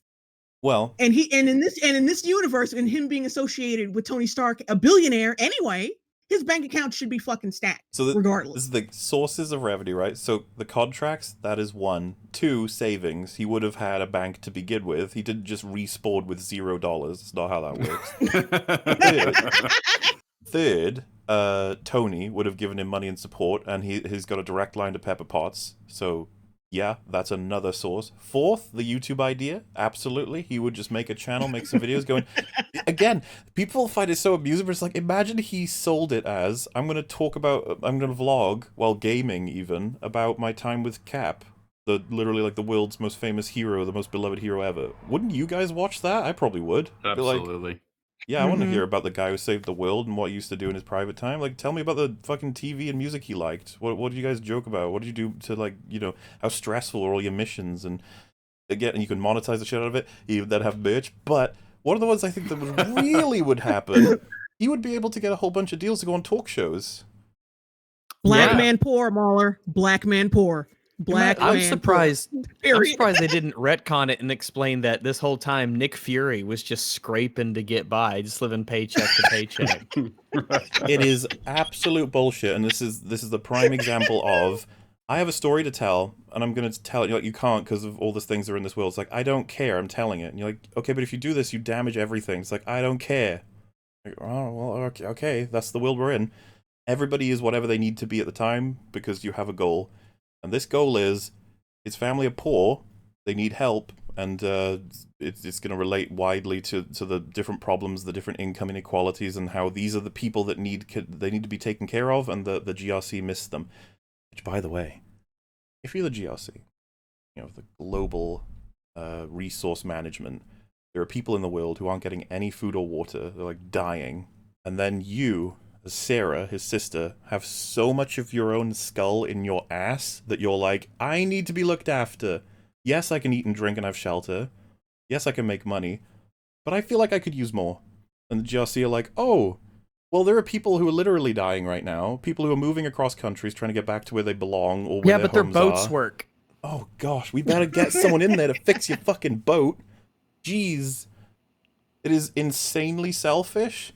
And just like with the context of this world, again, it just damages how I understand these characters and what they're doing with their situations. Again, I've spoken with Rags about this. It's so bizarre to watch on the second time through. The problem, as stated, is they do not have the money to be able to fix the boat, to be able to sell the boat, / have the money to simply just go on. Otherwise, they're going to lose the house. That's where the stakes are, okay? Which I'm okay with, by the way. Small stake stuff. But it doesn't really work with Falcon. Anyway, where are they going to get this money from? Well, let's try a bank loan. Bank loan falls through. And then we have episode 2, 3, 4, where everybody's lives are ignored because we've got plot to do. Come back on 5. It's like, so what's the solution? And it's like, well, you know how, and these lines actually fucking kill me to listen to, and I know we're skipping around, but that's okay. They're like, hey, you know how Mum used to feed everybody all the time, like you also do? You know, you take care of literally everyone. And it's like, excuse me? And it's like, so a lot of them will probably feel like they owe us favors, right? Because, you know, we're just so amazing and we look after everybody in this community. It's like, yeah. It's like, what if we called everybody to fix the boat? And then they do. Now, that was pretty dissatisfying for a lot of people. I saw a lot of complaints about that. It's like, what? They just had to call neighbors? That was the end of the problem. It's like, but it's on theme, you see. We have to work together for each other. It's just like, no, but it just doesn't... It just feels so like, well, why was there a problem? And we're all in this together, painting family boats because the bank hates blacks. So... They don't address the problem, though, which is they don't have money. It wasn't that the boat needed fixing. It was the boat needed fixing so they could potentially sell it. They just skip over that part of the season. They're like, well, we fixed the boat. And then they don't sell it, right? They keep they the don't. boat Yeah, they keep the boat because it's a part of their legacy. So they still now, don't have money. The problem was that they were at risk of, he says, like, I'm invested in this because the house is about to be sold because they can't keep everything running. And of course, he loves the house. That's his parents' house where he grew up. And you're like, okay, I understand that. And so at the end of the film, well, the storyline, they're just like, well, the boat's fixed. It's like, that doesn't address the problem. Like, what are you guys talking about? You don't have any money. I thought that was the point. And it's just like, I picture people out there being like, well, he has money now. Because, They're like, no. No. No, that never happened. You're imagining that in your head. Optimist that you are. You know what they did? This is the 7th source of income. He opens up the wings of the Falcon suit and he just chips off a little bit of vibranium and just sells that because it's probably worth fucking thousands and thousands of dollars. There you go. Did it. Could he chip it off? Maybe with Bucky's help with his arm, just round like just breaks it off with like I don't know. You know what's funny is every time Falcon shows up for a mission, he's got less and less wings. Selling them. It's like, crazy. Was that wing that small last time? He's like, yeah, it's always been like this. Again, The Boys is a more realistic version of what the MCU should actually be doing, even though it's supposed to just make fun of all of this, right? You would have a business guy turn up and be like, Mr. Fowl, Mrs. Sam, can you, in exchange for contract signing and, fucking $100,000 or some shit, we want you to appear on our, show as a sort of attraction and do a couple speeches 5 times throughout the year as like a tour. Agree or don't. And then he could be like, is that worth it? Is it worth selling out almost? Like treating Captain America as not this hero that needs to come in where they're needed, but as a sort of commercialized sort of thing. But I get to look after my family and my... Again, just a storyline they could do, but they just don't because they don't know what the fuck they're doing. They're just like, he's poor, shut up. And you're like, okay. Doesn't seem like it makes much sense, but you say so. Yeah, really hard to believe because he simply wouldn't be poor is kind of where we're going with that. Which leaves us with the Flag Smashers plotline. Again, nothing works in this show, unfortunately. So the way it begins is Falcon's friend, like literally he is the only person in the government that apparently like gets an eye on this shit himself. He happens to be friends with Sam. He sees them in person. He sees them do stuff that implies they must be super soldiers. So he calls Sam, and he's like, look at this shit. And Sam is like, okay, buddy. Keep this between us. Like, what? No? He works for the government. Why would he keep... What? It's so strange. That's not how this works. I can't even think of a reason why Falcon would want that. It's like, you don't want the government to know there might be super soldiers running around doing super soldiery things. Why? Yeah, especially after they just hurt your friend. Yeah, that made me think that he was shady. I thought that's what was how it was gonna end up. He was one of the Flag Smashers. Oh, I thought you meant Falcon. It's like, yeah. No, I mean the Latino dude, the friend. Calling the black guy shady, that's fucked up.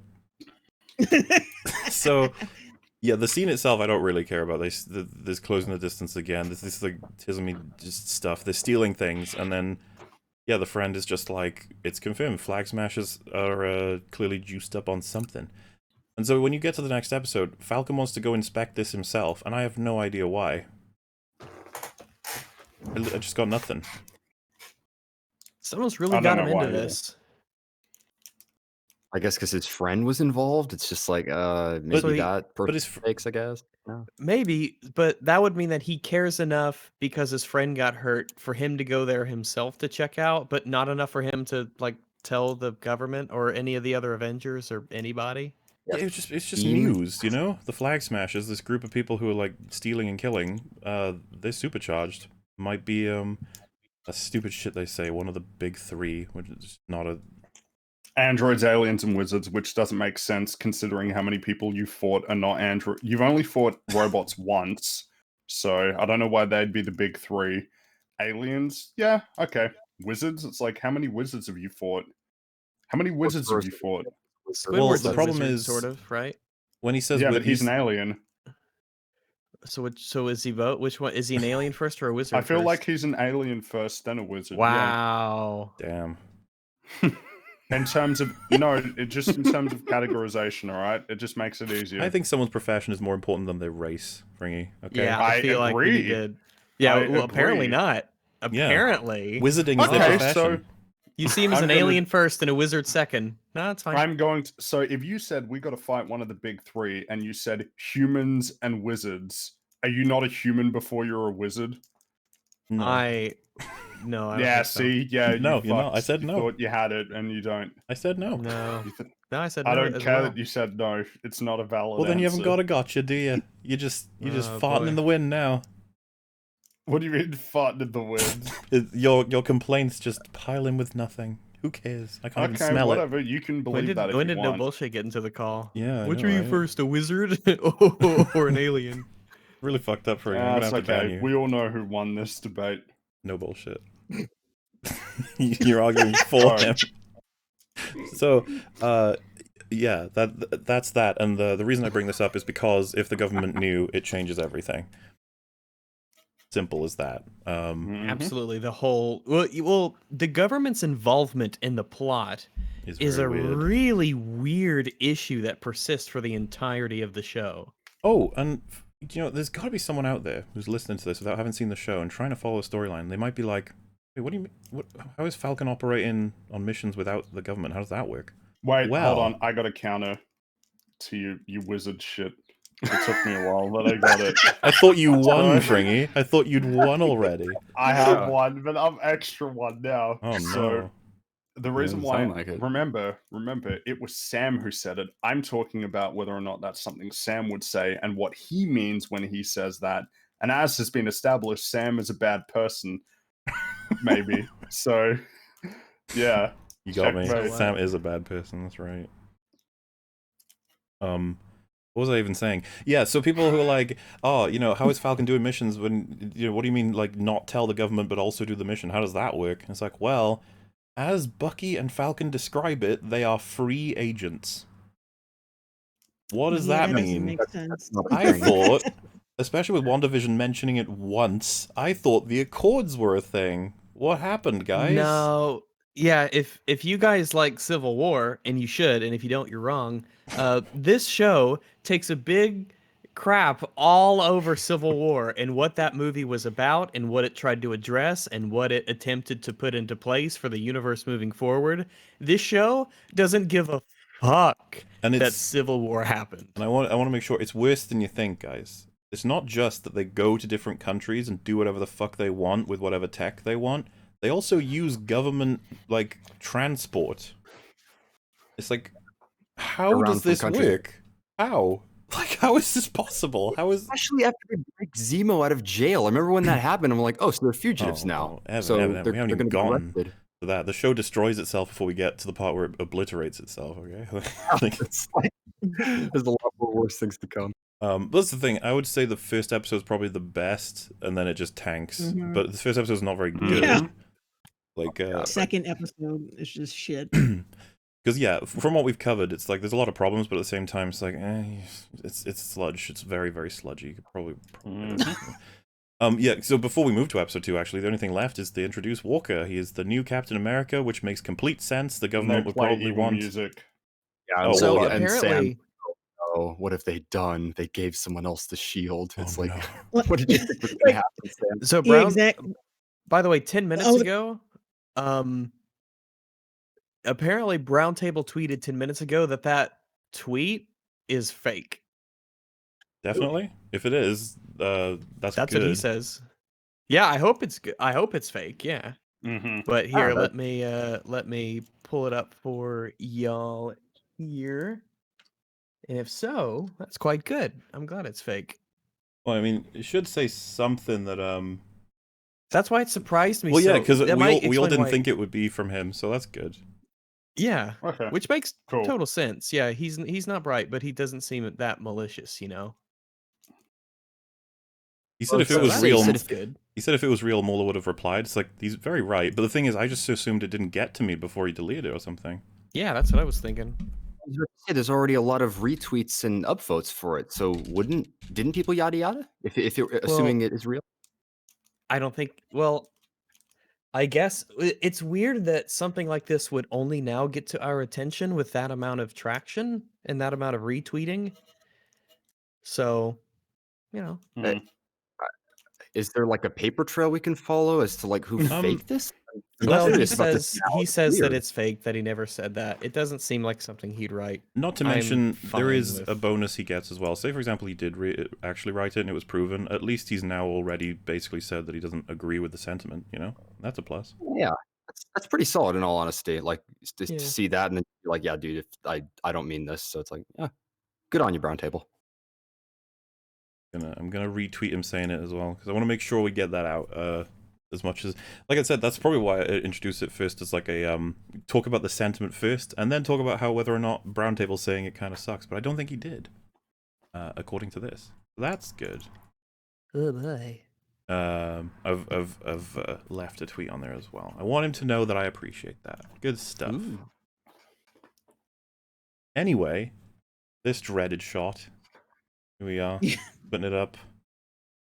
So this is, even from the way they did this, I think Fringy Rags and I were like, oh boy, he's gonna be the bad guy. Yeah, we knew that he'd be. Yeah, Danger, he'd be portrayed as danger. villainous. Yeah. It's like the stranger ominous- danger. Sam is just looking at him and it's just like this dark moment. It's like, why? It's like you know nothing about him at all. It's And like then you Yeah, later but- find out that he's a hero. So, you know, Yeah, nice and and awkward. plus- whatever. Like Sam, you turned down the shield and gave it to a fucking museum. Like, Mm. and there's terrorists running around. The world's in disarray. Did you not think they would replace this Dude, motherfucker eventually? It's so useful. Vibranium is so useful. You can't just leave it in a museum. Right. Just want to mention, someone said you were very quick to forgive there. It's like, yeah, because I believe him. I didn't think it was something he would say, and so I'd be closer to believe. If it turns out fucking it flips back, I'll be like, well, that's awkward. But like, yes, there is no. Well, there It wouldn't be shows anything. very confused. I would say, by the way, there's nothing to forgive if he actually didn't put out the tweet. It wouldn't need to forgive Fake, anything. There's no reason to No, hold a grudge. forgive. That's But yeah. Anyway, because I just want to make sure it's clear, because obviously the beginning of this EFAP would still make people believe he did send it, and so as long as they got this far, maybe I'll put it in the top of the description, I guess. Hopefully people read things. But I was careful to say we didn't know it was from him for sure, because yeah, the point I'm trying to make here is I don't want any damage going to Browntable over something he didn't say. Yeah. I mean, yeah, everyone guessed it wrong because we assumed it wasn't him. It doesn't sound like something that he'd say. So yeah. And again, the part where he said anyone who watches it is racist, that's like, I just don't think he would say that. I don't think anybody would. It's a little bit of a weird thing to say, right? Definitely Anyway. odd. So Walker's evil, by virtue of Oh, yeah, existing. definitely. and then next episode, it's like, wow, 3 Medal of Honor. Wow, it's crazy. I've seen some people. Drinkers told me he is on the way. As lately as minutes ago, he's on the way. So don't worry, we'll get his perspective fully as well. That fucking racist. I can't wait to discover what it may be. Very racist. So yeah, that's it for episode 1. Like I said, none of us recommend this show anyway, but like if you had to watch one episode, I guess it would be the first one. Yeah. It's the least depressing, maybe. Maybe. It destroys the lead, I suppose. Like the characters are relatively intact at the end of it. It's just a lot of stupid plot stuff happens. Yeah, and there's setting up for where we're going, and you just raise some eyebrows. You're like, why are you saying these weird things, or where we're going, and what the fuck's going on with the world building? But yeah, the first thing that like struck me when I was thinking about the logistics of how we end up on that highway scene, by the way, was it's a mission that Falcon does because of the Flag Smasher stuff. He's borrowing equipment from the government without telling them anything about what's going on. By the way, when the government issued heroes catch up with them, they say that they tracked Redwig. It's like, oh, you didn't track the fact that he fucking took all this government equipment that he must have signed for, he must have had explanations for? Like, there's no way you could just go, oh, I want that, mine. Yeah, he can't just take it whenever he wants. I mean, it doesn't really belong to him, does it? Even Archer had jokes about the fact that, like, Archer couldn't just get whatever weapons he wanted. There was an armory that he had to visit, and he had to get clearance. And Archer is a show that's like a parody. Imagine being worse at world building than a show that's parodying other content. It's funny. So, yeah, that all happens, and that would be bad enough, but how do we get Falcon and Winter Soldier to fight together, you know? We gotta get that happening. How are we getting that happening? It's like, well, Bucky decides to go to him that day and be like, hey, you shouldn't have given up the shield. How did he know that he was there? He phoned ahead. I honestly have no idea. Whoever Sam works for it is like, hey, like, where is he? He's like, he's a free agent. He can do anything he wants to. It's so lame. Bucky goes on this entire mission just because he happened to show up like 1 minute before Falcon left, and he was like, yeah, I'll come, I guess. It's like, I feel like they were supposed to. Does the psychiatrist not have any say in that? It's like, is he allowed to do that? Well, you see, when you're dealing with a potential psychotic who might kill people and is trying to talk down about like all of his issues and stuff, can he go on a mission to go and attack a bunch of super soldiers in where is it, Munich? It's like, yeah, I guess so. I feel like there was supposed to be a lot of. I was gonna say, I feel like there was supposed to be a lot of build up for them meeting again, because like she made like the shrink made such a big deal about him not connecting with people. He haven't called Sam, so I thought it'd be like at least until episode 3 is when they start hooking up again and working together. But like no, he just shows up at this random bunker. It's like, Sam, you shouldn't have given up the fucking shield. This is an MCU. This is an MCU TV show. There's no time to spend, because as we see with WandaVision, you're penalized by the audience if you spend a lot of time trying to build up something. Mm-hmm. The best shows in that show are the lowest rated episodes, and the highest rated ones are like the finale in episode 8. And you get penalized for doing this. We're still there, but the finale of WandaVision is like the worst piece of MCU content in existence. It's like it just destroys everything. Not that Winter Soldier didn't try, the show, I mean. You got, they tried real hard. Even, I think, when he just walks onto the scene and is like, what did you give I think Falcon is like, nice to see you too. It's like, yeah, that's how we feel. We're like, what the fuck? Why is this happening?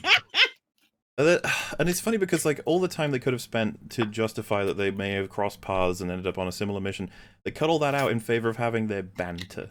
It's the big 3. What about wizards? Wizards are sorcerers with hats. How do you know that? I read The Hobbit when it came out. Tee-hee. I saw somebody mentioned, by the way, that apparently in 1937 there were only about 5,000 issues of The Hobbit printed. So I guess Bucky got one of those 5,000 copies. He's big into Tolkien. What? Oh yeah, big into Tolkien before it was even a thing to be big into Tolkien. Yeah. Look, let the writers have their win, okay? He was from back then. That's where the books are from. I like how they were really proud of the sorcerer with a wizard and a hat thing. Like, it's just annoying to listen to because it's not applicable. You go through the MCU and the majority of the things they fight aren't even in those fucking 3. How do you cut out super soldiers? Which, by the way, later on Walker mentions like, oh, is it part of one of the big 3 and super soldiers? Like they mention it as a 4th category. It's like, how is that not one of the main? That's the main thing you fight. They're like from other countries. Androids should not be one of the big 3 because they've barely even. You fought Ultron. That's it. Yeah. Unless they count Iron Man. Which makes Oh, no it's sense. Iron an Man. android, though. No, And of course he's again- not. Again, from Sam's bigoted perspective, the only wizard they fought is Doctor Strange, and they haven't fought him. No, yeah. Well, does Scarlet Witch count? She's not a wizard; she's a witch. Oh, Or fuck Castalia? off. Doctor Strange? Are you A actually witch upset is about a that? female wizard. No, I'm not actually upset about that, but I feel like a witch and a wizard would fall under the same No, category. I don't think so. Yeah. Because a warlock wizard- is a A male wizard witch is a male warlock. witch. I Well, that's enjoyed just that No, thoroughly. a no, wizard no, is based on also a the male same witch. thing done by different You're people. wrong. You're wrong. A What? A wizard's no. wizard is also a male. Okay, EFAP chat, this is the funniest fucking shit. I'm enjoying this. It's called a They're all warlock. using They're all that's like magic saying people. that's like saying Yes, Harry but- Potter's a mage, and I'm like, yeah, but yeah, he is. Well, isn't Harry Potter a wizard? Well, yeah, he's that too. Yeah.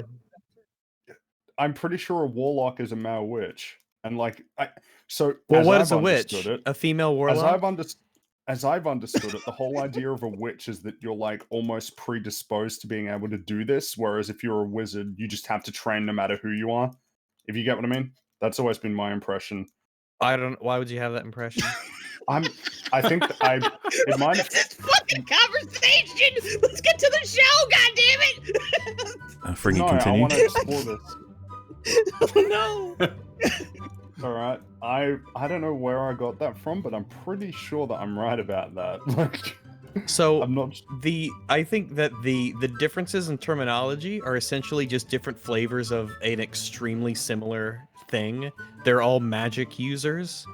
It's just we just separate them by like maybe the gender, like witch and warlock, or No, I'm sorry, styles but of magic. Bucky was right when he said that Doctor Strange is a sorcerer and not a wizard. What's the difference between the two? All right, hold on. Gotta do some research now. He had to All stretch right. to Google. Because I mean, as far as I know, A wizard and a sorcerer. like Okay. because Crack those knuckles. I've always seen them. Well, I'm fine. I've always heard them be used interchangeably. So it says that a wizard is a practitioner of magic. Which How is this happening? it was like the specific practice rather than just like the magic or like your gender, right? The only time I've heard them differentiated is talking about like classes in D&D. Like otherwise Oh, they're Not all of completely us play interchangeable. D&D, well, so there I- there well- are definitions beyond D&D. well, that's the only one that I've heard. And you don't have to play D&D to have that be the only thing you've heard. Okay, so That's just the only time I've seen them be differentiated in a meaningful way. hold on, I'm just doing my research. Because I'm just going by what my understanding is of these terms. All right, let's see. Wizard versus sorcerer. A wizard is born an ordinary mortal, learns magic and spells from books. A sorcerer is born a sorcerer, but needs to learn spells, possibly of a certain type, from a master. Okay. That's one answer. So it says wizards. Where's that from? I've never heard that before. So this one's from something called English.stackexchange.com. I don't know what Stack that is. exchange. Um, Stacks of magic scrolls. Now, here we go. So, is a sorcerer more powerful than a wizard? D&D. So you're like this one. A sorcerer is a bit more versatile in their casting because they can use any spell that they know without having to prepare in Oh. advance.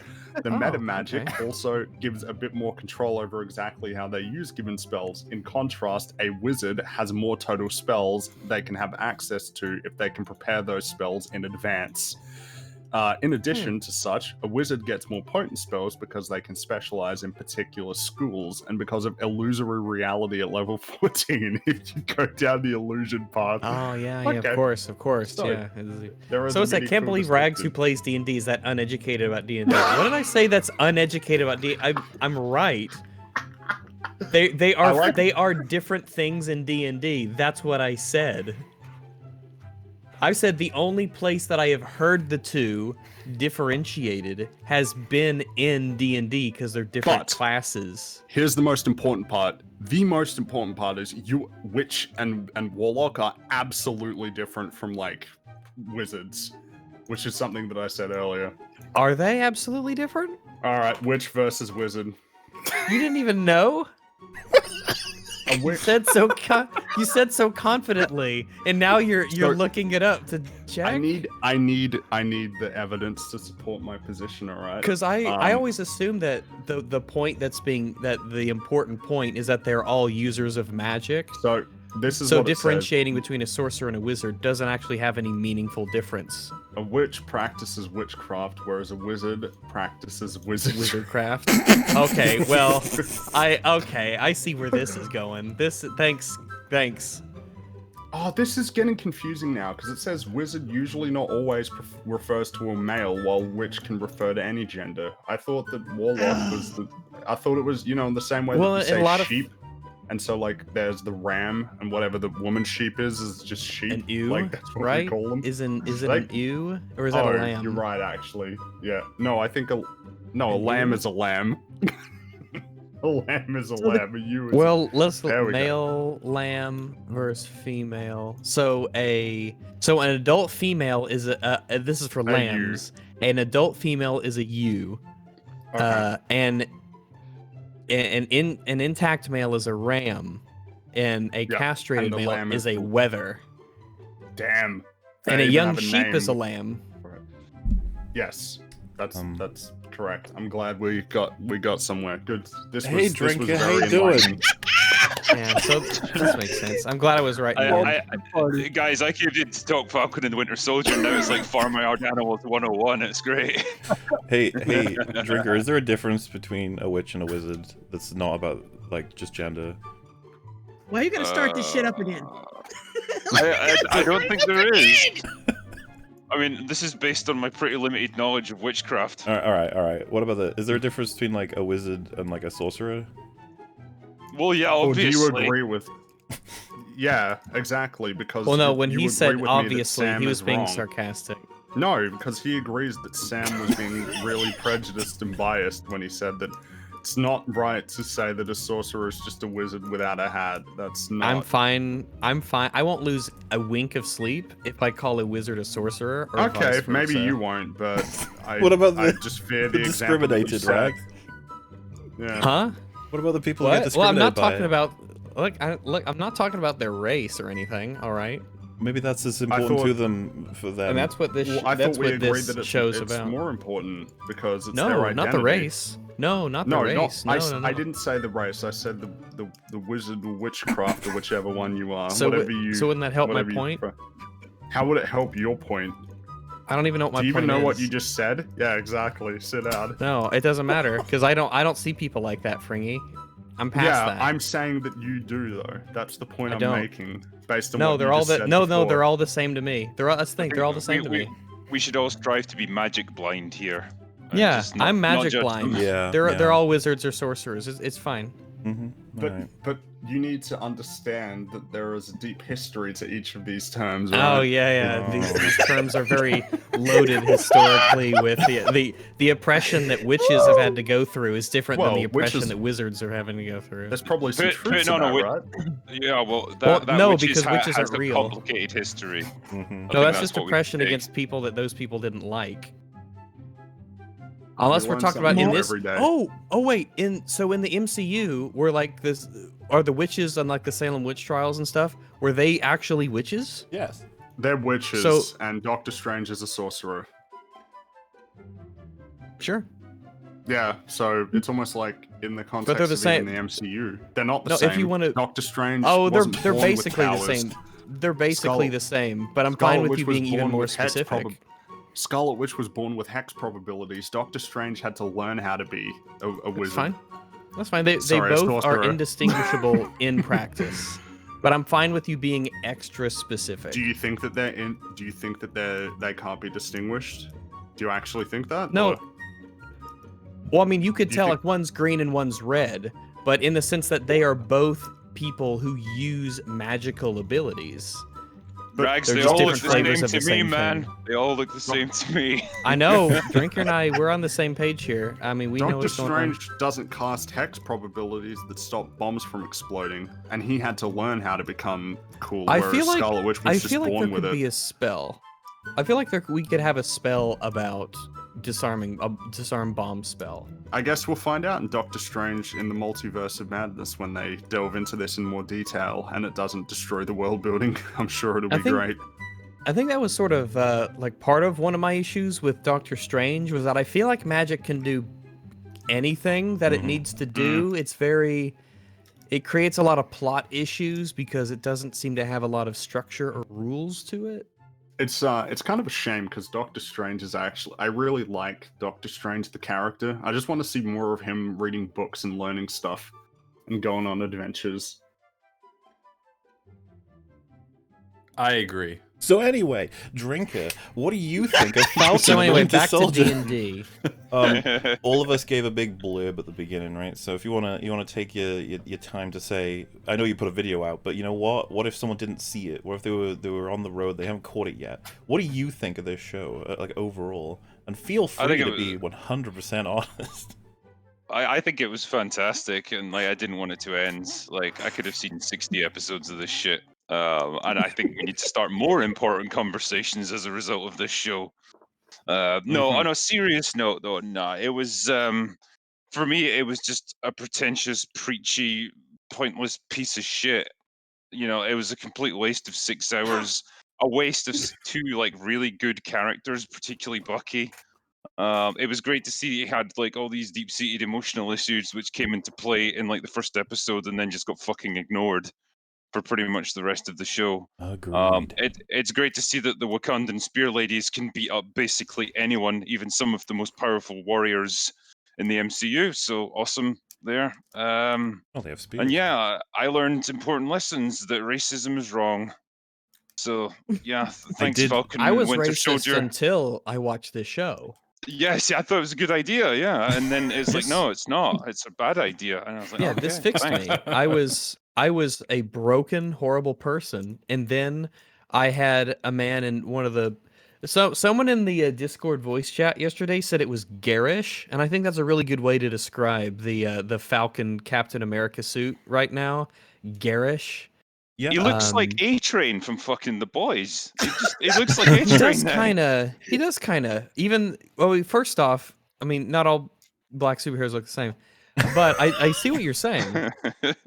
It's the same color scheme though. Even the glasses and everything now. It's just like It's like I Well- feel like when I look at him, like I feel I can hear his costume. yeah. He looks uncomfortable. yeah. There's so Yeah, many it- questions. Yeah. There's so many questions I have about all this as well. Like, you know, when for the majority of the show, John Walker is Captain America, and so he's going around investigating, trying to uncover the the identities of the Flag Smashers.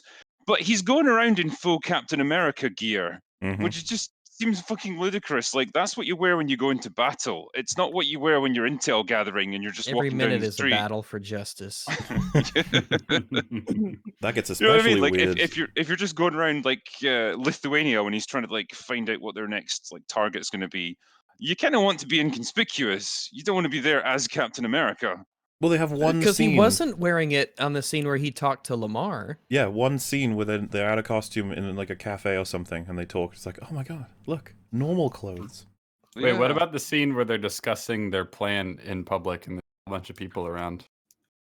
Remember that? That was good times. Which one is that? Remind me. When they're talking about the plan to go to the funeral, and yeah. yeah, they're just discussing the Oh, plan. yes, and yes. Walker shows up, and they're just shouting about this in the Yeah. middle of the street.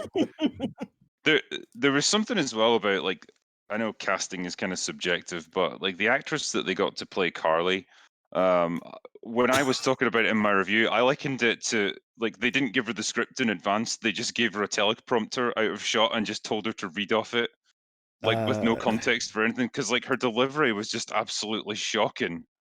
I get that part of it was like she needed to be young, I guess, because Falcon comments on it, but I was like, oh, I feel like you needed the actual character for this character to be old, like seasoned, aware of the world and how everything's gone before, you know? Not this, Well, Yeah, not some interestingly, naive idiot. not this child. the, Yeah, she the just comes off character like in some. the I was gonna say she just comes off like some bitch on Twitter. Mhm, She just- mhm. Kind of, yeah. she doesn't- Yeah, I honestly. mean, that could It's be like, an oh interesting, yeah, like, well, I'd blow up a building full of people and burn them alive. Yay. she's got really bad word choice for things as well. When like She has her when pronouns in her Walker bio and confronts, ACAB and all that. Yeah. well, it's like when Walker confronts her, and it's like, oh, this is over killing Lamar, and it's like, okay, this is your chance to explain yourself, and she's like, oh, I'm sorry, I killed him, but he wasn't important to me, or something to that effect. It's like that's not the thing you say to his best friend when he's about to kill you, you know. Yeah, there was one scene where like Sam says like you killed many people, and she says in response, okay, but what if like I'm making a difference? Like what? Yeah. Well, do you like how when he's talking to her, she says something that's just like overtly horrible, like she always does. Then she's like, "Wait a minute, you're making me sound bad." You tricked me. You got me saying How- things that sound evil. How could you have done have- this? You have done that yourself. Why do they have to give her a British accent? I don't want to be responsible for her. Like, go away. It's one of those. It's one of those really shit British accents as well that just comes across as really fake. Are super You know, standard. like- like Yeah, like it's not from anywhere in Britain. It's just a generic kind of accent that could be anything, but it just sounds vaguely British from from anyone else's point of view. so. It's weird. To catch you up, Drinker, right? Because of course we're almost at the 3-hour mark, so naturally we've just started talking about episode 2. I figured as much. Yeah. We're on. I'm pushing us along to the highway scene. It is the scene that I was basically done with the show in terms of being like, this could be good. You know, the chances get slimmer and slimmer, and once the highway scene was over, I was like, oh, we're done. That's it now. It's gonna Wait, be was this terrible. where they've been to visit Isaiah and No. yeah, Before Sam that, almost got arrested? the okay. when they're following the trucks and they're trying to Yep. so I think the Isaiah scene's in the second half of this episode. Yeah. So hold on, anyway. before all that, why did they even let them escape in the truck rather than stop them right there? Like it seemed Oh, unnecessary. Like you would imagine you'd follow them, and it'd be better to wait until like they're unloading. It's like Mr. Monroe, I have so many questions before that even. Like, so they arrive, and like this is what I mean about just telling me stuff about characters, right? So I'm going to pause right here because it's important. Falcon's like, I don't like you, Bucky. And then he just he leaves through the thing. Bucky's clearly on this mission. He's following him, and Falcon even would have heard it because he's got the earpiece, so he knows that he's gonna now jump out. I don't even know how to assault this first. Let's just talk logistically. I don't care if you're a super soldier. This could kill you pretty easily, and it'll I mean, they Jumping can out get of a shot. plane, like, the speed you would be going, in addition to the fall, it's just there's no way you would survive. He doesn't have Because like he just kind of relies on like, I'm gonna hit some trees on the way down. That'll slow me down a bit, if and you then had, he just impacts the ground. if you had the shield, maybe like you just sort of hold it to yourself and smash through things and then bounce hopefully off the floor. But like, holy shit, you can still splatter, my dude. Like, gotta be careful. I mean, we know super soldiers. I don't know, dude. He's not using that to stop his fall at all. With the arm. I mean, Yeah, we know super plus, I soldiers mean, can be he could- shot. Yeah, Sorry? he could get Oh, I was impaled on a about to- fucking tree branch. Like he's not like stab proof. So that on its own, that was really weird. Falcon can carry people really easily with his suit. Like easily just grab him with him. We see him do it. It's like the first thing we see him do in this fucking season is he does it with that army guy. They could have just taken him down with him. But instead, and this is the thing, I don't even have to infer this, it literally happens. He wanted to record Bucky jumping from 200 feet and slamming into the ground. Like, Something oh, which easily could have and should have killed him. And he's like, hey, it's funny because now I have a video of you falling out of a plane and hitting a bunch of trees. It's like, dude, so you left him without a parachute? Are you kidding me? but interesting thing about the parachute, by the way. They like, oh, parachutes are fucking useless at this high up. It's like, it's not quite that. It's that they're not guaranteed safe. They can deploy and they can soften your fall, but you're likely going to fall anyway. And so if you're just going to jump, you may as well take the parachute. It's like it couldn't hurt, right? It's like And then the other thing, he's like, we're too low. Well, It's Falcon like, could just okay, lower you down. You could just hold onto his leg, and he could lower you down. Well, yeah, that was the first problem. The third is that this plane is gonna go back up. Maybe just wait a bit, or ask him to go up. Get that extra 50 feet, and then jump with the parachute. It's all very, very strange. And you know, you might be like, wow, you're really nitpicking this. I'm like, well, it's all so stupid. I don't know what to make of I it. mean, it's Bucky jumping out of a plane. I don't want him to die. Like, and that I don't want... can kill someone, even a super soldier. I feel like that could kill you. The event leading to one of the characters jumping out of a plane that's moving at speed, I think that's pretty big if there's a lot of problems that don't make sense surrounding that. No, it's hilarious because he falls and then Falcon laughs at him. It's like, okay. Yeah, well, on video. he properly lands hard, and he's like clearly in pain when Falcon finds him. So it's like, yeah, you really didn't think this one through. It's not like you totally had this one in hand, and Well, you just you landed easily and made it look cool. You were just about fucked up. If you had a list, this would be one little thing on that list, among others, of Falcon being a bad person, and that list gets filled by the time we get to the end of the season, and that's when you realize, Oh yeah, this isn't Sam Wilson, the guy that I know from the MCU. This is somebody else. This is like a crazy asshole. We got to watch out for him. Hopefully we can stop him. Becomes clear that he's the villain by the opening of episode 4. No, episode 5. Becomes the villain and he's the main character. It's very obvious. So, back to the good old Winter Soldier needs to be competent. He's, like, walking around this area annoyed, and they make jokes about how he keeps staring, and then he spots some enemies, and he's like, let's go get them. Like, oh, maybe we have Red Wing search the entire area and get us all the information we need. You know, I think someone like the Winter Soldier might be, you know, familiar with getting as much information you need about an area and your targets before engaging. Yeah, no. No. Yeah, Bucky is super depowered and Stupid. What Stupid. Yeah, he's stupid. mega Yeah, idioted. he's What's dumb. the phrase? Yeah. They make him stupid and incompetent and way weaker than he should be. After watching Winter Soldier, he's insane. He's crazy.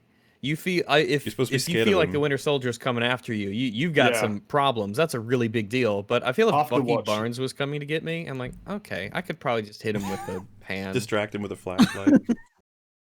Yeah, Yeah. after watching Winter Soldier, which is worse than Far From Home, you do get that impression. Oh my god. Yeah, it is worse than Far From Oh Home. my god. Oh, I'm trying to piss everybody off. Hey, But I anyway, agree let's with move on. But So- anyway, enough of being right. Carry on. So there's this idea of like, what do we do next? And then Falcon's like, silly Bucky, let's wait an extra second. And then suddenly there's all these other people, and he's like, see? And then Bucky says something really weird. He goes, yeah, whatever. Okay, they got super strength. Whatever. What? Like, what? I don't understand what's going on. It's like, who is this character? And you know that they're trying to do buddy cop, and they've decided that Falcon is the straight man and that Bucky's the wild card. It's like, he's not the wild card. That's No. not his It thing. should be the other way. This is his element. This is what he does better than anything else that he does. I think There I might think be one of no my- one alive who could do this better than him. He might be the Yeah. best in the world at this. But I mean, throughout this whole show, they kind of want to do that whole buddy, like that line where they say, "I went left, like you should have gone left," and then he says, "Well, it's in every action movie that you're meant to follow me." It's like, you're in the military, my dude. Like, why are you referencing action movies for what you should be doing in a And war? they could be killed The at any film moment. should have been Bucky as the straight man, where he is super Yeah, focused and on task, and he absolutely. is, God forbid, I know you're not allowed to do this, but he is teaching Falcon a lot of stuff about this. Because if you had this for a job, you have this wealth of information right here in the form of the Winter Soldier who's now on your team, and he could tell you all these incredible, amazing tricks and tips and cool thing in life hacks for super secret spy work and espionage. And Hello, my he's- friends. I'm FPS Winter Soldier, and today we're gonna Blow up a pretty car. make a much. YouTube channel. yeah, he could. Yeah, he could. Well, I'd watch they it. maintained that persona for the Winter Soldier in Civil War, where he's started to acclimatize a bit more to like dealing with other people, but he's still got the experience and the combat potential of being the Winter Yeah. Soldier. Whereas in this one, it's like they've just taken the Bucky from the first Captain America movie and just transplanted him in, like his Yeah. persona. It's, And so And- yeah, he's trying to crack jokes and he's laughing with people and he's making all these goofy comments, and yeah, it doesn't work for him. This And Bucky Falcon was in really- the Air Force, right?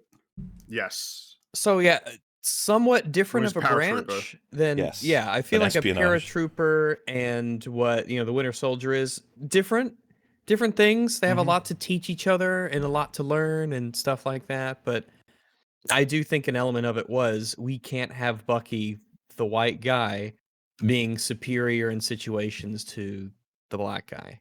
I don't think Probably. that was something that they could have done or wanted to do. Well, considering who wrote it, yeah. You don't even need to like. Yeah. You don't have what you right. You have Winter Soldier's sort of knowledge in his brain, and he assaults every single position with the knowledge of I have guns, my arm, and everything I know about that. And then you can have moments where Falcon is like, wait, well, I have wings, so that changes a lot of what we understand about this situation. Like I can fly a different place, and every once in a while you might come up with like different ideas for how to address certain things that Winter Soldier didn't quite come up with because it's just not something that he's incorporating. But then you can also, related to the PTSD stuff, but it's going to be a little bit tough. Say we do establish that a couple of these people are children, or at least teenagers, and like Bucky lays out the plan, and he just like casually says like, we can knock out 3 of them from before any of them even realize, or maybe uses a word a little bit more like I don't know if it executes, but take them out or something. Yeah, take them out, and Falcon's just like, are we just gonna? Is that what we're gonna? And then Bucky might realize like, oh yeah, maybe we shouldn't. I don't know. And just the constant worry of like, is he going too far when using what he knows about Winter Soldier? There's so much stuff to incorporate, but they don't give a fuck. They just want to throw in a couple of jokes and use dynamics that are from other stories that typically work. It's like, yeah, straight man, crazy man who wants to go guns a-blazing versus the one who wants to take it slow. And I don't think that that's incorporated again. I think this is the only time they do that. Yeah, they market this as like a buddy cop thing, but it's not really a buddy cop thing at all. No. It's frustrating too. But yeah, so begins the scene that is, there's so many issues with it, it's really hard to talk about it all. They see that the trucks It really are is leaving. difficult. And this took a while for me to get notes on because I was just having to rewatch it and noticing more and more. So what we see is there are 2 trucks and people getting into the back of them. And they conclude, after scanning, that there's 3 in one truck in the back. And that's fine, they're just in there, I guess. But there's one truck. There's a little girl sitting down. Oh, well, person sitting down, you have no idea. And they're like, that could be a hostage. And so they immediately, like, assault the trucks. And wouldn't you think, like... Go ahead. Why was Carly back there? Just like... Well, She just hanging out? I don't necessarily take that much issue with that. There is some logic in putting your like one person with the contraband, with the stuff, to make sure. Just keep an eye on it. I don't know. Okay. But she just appears though. Yeah, she's just Like, sitting there. She's not talking Yeah, it or doing. when Red Wing first analyzes the whole area, she's not there. And then suddenly when Red Wing analyzes it again, she's suddenly there. Like, out of nowhere. She's there to evil smile to be like, hee, I'm the bad guy. You are right about that. The first scan doesn't show her, the second scan does. So apparently she climbed in there with no restraints. Well, that's because Red Wing scans for souls. Oh. So yeah, they would have seen her get in, is kind of where I was going with that, and they'd know that she's not a hostage, but we can't have that because it wouldn't make any sense with how everything else plays out. So, knowing there's a hostage in there, right, let's treat it as that. If I were with these guys, I'd be like, we need to find out where these go because they might have more hostages. And that means we know where their HQ is and we know where the other ones are. And then Bucky goes, no, I am all guns blazing. I wish to jump on there and rip the doors off and pull them out. And I'd be like, that's insane. That's on a highway. There's so many things that could go wrong. We don't even know what these people are, what they can do. Bucky, you're acting a little strange, dude. Like, what's wrong? What's going on with you? Yeah, what's going on? Someone has an attack of the dum-dums. And so, they don't do that, nor do they tag these. If you remember in the opening of Civil War, he says Sam tagged the garbage truck because they think that something's going wrong with it. Something's up with the garbage truck, basically. They don't attach any trackers or any signal at all to these things. And by the way, by the time we reach the Walker getting here, they established they've lost them. They don't know where they went. You're on a fucking highway. They're two enormous red trucks. You had a helicopter. I don't think it's gonna be that hard to find them. And like satellites, and in And- theory, how much of the U.S. military should be aware of this? And they must have license plates, right? Yeah. Yeah, And Sam, of course. they just give up because they crashed. It's like, why not just fly back and get back into the fight? But they just don't. This is like Batwoman logic, where they just let the bad guy get away, even though they could stop them. Yeah, well, he's out effortlessly. of frame. They're Yeah, gone. Yeah, thing he's is- out of They frame. run around a corner. It's like, oh well, they're gone. We tried. I can't quite make out if they have license plates, but if they don't, then they're getting pulled over, right? Yep. So yeah, it doesn't work either way. Sorry, but yeah. So this is how we're gonna do this scene. Rewind again, right? So those are all the problems. But now we go back again. So the trucks that they see leave. The first selection has a whole bunch of people in the back. The second one has one girl in the back, and Falcon starts running after them. Then something weird happens. They switch positions. The trucks. The one with all the people that was in the front is now at the back, and the one with the girl in the front is now in the front. Don't know why that happened. So like that shouldn't be happening anyway, but it does. I think they were on a passing lane. Meaning what? Oh, I mean, never mind. It was just a little joke. Oh. This little road humor for the Well, if boys you back remember- home. To all our viewers out there, trucking down the highway, keeping America running. That was when I like for the idea of you. road humor. It's like, what Road exactly humor. is road humor? Oh, Humor well, shared by maybe all if you don't drivers. know, it's a No, it's a thing. I have some That's- sense of idea. I'm trying to keep it elusive for all those people who don't understand how roads work. Mhm. Those non-adults, people Oh. like you, yeah. It's one of those jokes. One of those The open children. road. So, Open road. if that wasn't weird enough, C.W. McCall. Bucky gets in front of one of the trucks to jump on the second one. Now, first thing we thought when watching this was, whoa, Bucky, they can see you.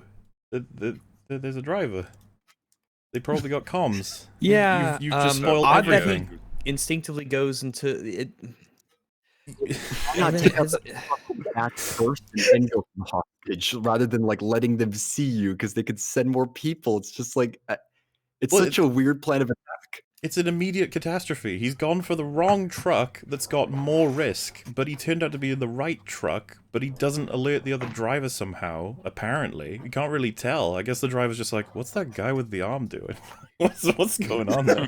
That's kind of strange how a guy just sort of like flew in while we were driving down, is opening up the truck in front of me with my friends in it. That's weird. I wonder what So- happens Hey, next. boss, some leather bar douchebag is in one of our trucks. What should I do? Yeah, I mean, it would honestly be a great cue for comedy, because it's just, you'd have to rely on Winter Soldier to be a fucking moron, but you have the driver go, the Winter Soldier is on the trucks, guys. Like, what? We gotta do something. Jesus. What do you mean? Is this code for something? The cold soldier? What does this mean? So rewind again, right? Because that's how this works, okay? Falcon can fly. I don't know if you guys knew this. I want to make sure we have this established. He runs out, Bucky. Falcon flies out. And you have this shot right here. This is a very important shot. I'm going to make sure everyone can see. So, two trucks. Falcon's already above both of them. Bucky is yet to catch up with the one in front. We have a scene that's about another 2 minutes before the fight begins, and then about 3 or something before Falcon shows back up. Falcon just disappears. Despite the fact that he should be moving faster than everybody. There is no reason for this outside of trying to build tension for the fact that Bucky could get something bad happen to him and Falcon will do his hero entrance. It is stupid as hell, and it risks Bucky dying, so it's a point against stupid Falcon. He sends the Red Wing in first, by the way. Like, he flies away, launches Red Wing, it gets destroyed, and then comes in. Is he just a coward? What's happening? Like you would think Sure. that Yeah, no- Red Wing would be there, like the recon thing from the beginning, Mm-hmm. and then both of them together would be nearby, ready to make a move or Scope it prepping an out. ambush, or yeah. Scope it out. Red Wing would use a scan to see what's inside the, truck and stuff. Such a shame. But no, Such a shame. So, yeah. We've almost... I think that's about it for the before anything happens problems. So now things start to happen, unfortunately. Bucky opens it up, and this is just a point against Carly, but I honestly think she's like Satan in this TV show, so whatever. But the show isn't aware of it. You're in the back of this truck. You got all your vaccines that you're hoping to get to the people you love. It's like, okay, fine. Now, scenario 1, you have no idea who the Winter Soldier is. So this guy jumps in, and you hear him say, huh, looks like they're transporting vaccines. This is weird. And then you see him fully, and he goes, oh, like, I found the hostage. Are you okay? That's all you've got. And she tries to kill him. Thank you for saving me. It's insane. And it would have shown so much of her intelligence if she said something like that. Like, oh, thank God you've come. You know, who sent you? How did you know about this? And he can be like, you know, yeah, just do whatever you can, and then, but once it's too late, you then reveal. But instead, she does this, like, evil smile. Like, she Cringy relishes... smile. This is what I mean about, like, how she's shocked that Lamar died. She's like, oh, yes, a kill. Like, just for me. Like, what the hell's going on? But scenario 2, she knows who the Winter Soldier is. In which case, wouldn't she just be thoroughly curious as to why he's here? Like, what's... Yeah, it's like, oh shit, we've been like found, we've been discovered. What the hell? Yeah, and then Like, obviously all the same how'd this stuff, but- happen? Who is this guy? He's not attacking me on sight, so he must not know who I am. That's weird. Fucking smile, dude. I don't know what they thought they were First- doing. Dude. Like, I don't even know what emotion she's conveying. Well, It's like, 'cause- okay. From his perspective, from like an entertainment perspective, I think what the creators were going for is like, things aren't what they seem. Ba-boom, she's actually a bad guy. And then the audience goes, whoa, that was shocking. Oh my goodness. But you have to consider it ignoring those fuckers in the audience, okay? What is it from her POV? And it is literally, I can't wait to hurt you. Why? I love fighting. It's like, oh, okay. Cool to know, Carly. Now, whether or not she knew he was a super soldier, this could have killed him easily, right? Because you just have the truck, he hits the side, then the truck runs over him and he's fucking dead. So, He's fucking dead. now we gotta rewind. one Gotta rewind once again. one freckle Fucking- for each kill. Now, can you see this shot? She is evil. Right before she knocks him back, you can see the truck. Nobody there. This is nuts. And then, boom, he's like, oh boy, lucky I got... Oh! Looks like there's some people there. I don't know, how did that happen? It looks like they teleported up there just in case this happens. I would be very forgiving of this if the rest of the stuff in this didn't happen. So, Winter Soldier sucks, like, completely. And he gets picked up, right? I can't imagine the one from Winter Soldier or Civil War would accept this. I just don't think he would. Like, that it wouldn't be able to happen. They pick him up by his arm, and then just, like, hold him while punching him. And he's just like, oh, you got me. It's like, what the hell is happening? And I know that someone's going to be like, well, they're super soldiers. It's like, I don't care. Like, he's the Winter Soldier. They are. But they are just regular people that have been dosed with the super soldier serum, so they're stronger, yeah, but they don't have combat experience. Whereas he's got decades of it. It's like, even if you're outmatched strength-wise, you must be able to use that to your advantage. And surely his vibranium arm is going to be able to do something. Like, come on, Yeah, buddy. like getting punched by that. Oh fuck. Yeah, It's and so- it's essentially like a sledgehammer hitting your face, and that will kill you. Like getting punched by that metal arm very likely could just kill Well, you. Here's a Oh, reference. like, yeah, that would shatter all the bones in your face, yeah. When he goes to stab Cap with his vibranium arm in Winter Soldier, Cap manages to sort of hold it for a moment, and then there's like this sort of sense of it being charged up or really pushed, and then Cap like can't hold it. It comes into him and he has to dodge it, basically. Like, it overpowers him. That was the metal arm, not the vibranium one.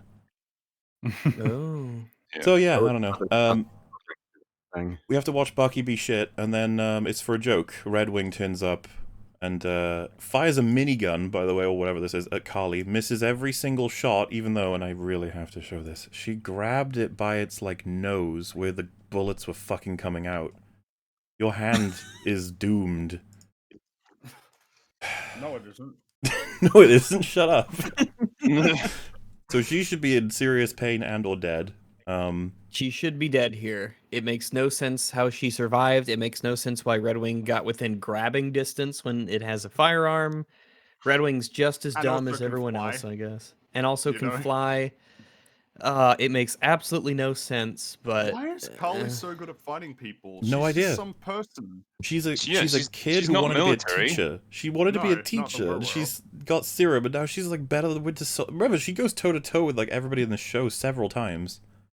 And What was meanwhile, she before this? She was just like some Little girl. Amnesty International kind of person. She was just like a refugee. I think She like went. she wasn't like any kind of aid worker or government person or anything. She was just a refugee that's got taken in by someone. Well, she was taken in by Sharon, and apparently she worked for her for a little bit, but then she was like, "I don't Yeah. want to take over the world. I want to change it." That's the difference between those two, apparently. By the way, if you want to change the world, taking over is probably a good first step, actually. You probably do some... You know, she's evil, is what I'm saying. Like, why the hell does she care about the difference? So, yeah. Then she just breaks it. And so this is where we get the reveal for why Bucky has been shit in this whole scene. So the camera can go right up to him and he says, "Oh, I always wanted to do that." It's such a, like, dude... It's a real continuity error right there too. Like she jumps up, she's far away from them, and then There's a suddenly when she's lot of back those. down, and she's right next to him again. Oh, you're right. The Yeah. choreography in this show is awful, just in terms Yeah, of no. like spatial awareness. Yeah, Look at a lot of the fight actual choreography is pretty weak, and Yeah, like she's that's far the thing. away, and now she's next to him. And look at again. The I really hallmark want to. of Marvel was always like the fight scenes in the movies were generally pretty tight and well constructed and imaginative, and characters like did smart things. Whereas here, it's just so sloppy. Mm. And again, Winter Soldier sucks. Look at the leverage this guy has on his metal arm, and he's about to punch him, and Bucky's just gonna take it because Bucky sucks. Like he doesn't do anything. It's so easy to get out of this grip, and Bucky just doesn't. Takes the hit. There you go. And then they play the heroic music because Falcon's coming in, guys. Here's Falcon, is a big hero. It's like, where the fuck were you? And Thanks the thing for is, arriving. they lampshade it. Joining the show. Yeah, Winter Soldier literally says, "Thanks for joining the fight." It's like, you can't just say it's a problem. Like, where the fuck was he? I wanted What to are you use Red doing? Wing to watch you get your ass kicked. He also just, I wanted to punish Red Wing for being a naughty boy. he propels in, fucking twirls and kicks Carly. All she does is fall directly down. If he had kicked her and she just fell off the truck, it's done. But nope, she falls directly down to make sure she doesn't roll anywhere. Because that's how physics works. Yep. And then they have a quick fight. She beats him, obviously, because Carly, she's fucking great, you know? It's unstoppable. And so, this is probably the most frustrating, well, it's part of the most frustrating part of all of this. They're both done. Like, they're captured. They both lose their respective fights. No, Freen, he kicks one of them, and then he gives up again, because he sucks. By the way, these two people just appear. And then he decides to use his fucking legs. These two people appear, and she tosses Falcon to them, right? And so I would now, have just tossed him to the, between the trucks and had him fall. well, and he die. can fly, so I don't know. He might have a bit of. He might come back. Better take his head off. That's the true hero's way. So this is our stakes now. We've got 2 people are holding down Falcon, both super soldiers. 2 people holding down Bucky, super soldiers, and a person on either truck preparing to execute. So they're done. That's it. We lost everyone. What a show. So sad. If only they were more competent. But then, as if against all odds, in comes a new character that doesn't get the appreciation he deserves. By the way, he has like a ninja helicopter. This is I don't understand how nobody heard it coming, but it's just there. It's like, oh, suddenly helicopter. And holy shit, he threw the shield down at someone to deflect whatever they were about to do to Falcon, and it comes all the way back up to him. And at it the bounces helicopter. up. Yeah, I think it's pretty safe to say that after watching the show, the shield is a wizard. Yeah. Or is it a sorcerer? Yeah. And I like also the I cloak. don't know. look at I this. think both work. Look at this. The momentum he has when he gets off this helicopter, right? Because he's there. Now think of the That's leverage. his You mainly have your legs to bounce off if you crouch. He sort of just flings forward. It's just like, yeah, I mean, why not? It's the kind of thing we give away to like Cap, but this is before he gets his super soldier serum. He's doing all kinds of Well, things. remember when we were watching this show at first, we assumed he was a super soldier with all the. Well, crazy yeah, stuff because he was of doing. because of how he can throw the shield around and that sort of thing. Yeah, and also his legs, those knee bones, whatever they're called, the balls that you have there on your knees. Patellas. Yeah, whatever he had there, they are dust after landing on that truck. And yeah, Lamar gets the backup hit, and these two arrive and save our heroes' lives. And save the heroes' lives. And what do they have? What do they get in appreciation? I just want to sorry, I'm jumping ahead. Just because I was gonna say like it's kind of neat as well because they do all the saving and they land and they've knocked everyone down. They're really happy, and then they do their little like secret, partner handshake thing, and it's just like, look at these two. It's totally ready to save their fellow soldiers and do the right thing. It's just like classic good guys. And then you have like Falcon. Look at his face. He's like, oh, for fuck's sake, here they are. These guys. Yeah, He's like, what the hell? Saving my life. You were about to die. Here comes Whitey and Coon. Here comes. And unfortunately, you have to deal with this more and more as the episodes go on until they eventually break his arm. And they even introduce themselves, and again, Falcon's fucking face. I don't understand. It's just like, and my favorite part is, again, people on the internet are saying, see, he had to declare himself as Captain America, not a real king, like Tywin said. It's a fucking rank. It's a literal rank in the government. Like, yeah. What if they don't know who he is? And they start attacking him. And yeah, Bucky grabs the shield at one point in this, and then Cap immediately takes it, and Bucky's like, ugh. It's like, dude, why are you so? And people like don't understand. They're upset about the shield. Like, I really don't care. I consider that incredibly petty. It's like, fuck the shield right now. How about we just stay alive? That'd be great. Mm-hmm. And all thanks, the fact that it's even possible is all thanks to John Walker, also known as Captain America. Yes, who more than earns his title. Whether or not the show agrees. No, he doesn't. Yeah, then I guess I'm going to skip a little around because I don't want to spend a million years on there. That kind of attitude. Bucky is almost like squashed underneath the truck. Falcon eventually, well, again, Marvel fashion. So, but instead of immediately saving Bucky, he goes, "Ha, you almost got beaten by a little girl." Oh, I hated that so much. And again, it's like this show was like everything that Marvel movies get criticized for. Like the jokes that are inappropriate and ruin the tone. Which is funny because people are now shitting on Avengers, like, oh, Avengers sucks, but fucking Falcon and Winter Soldier, that's like the best shit this series has ever generated. The show's terrible.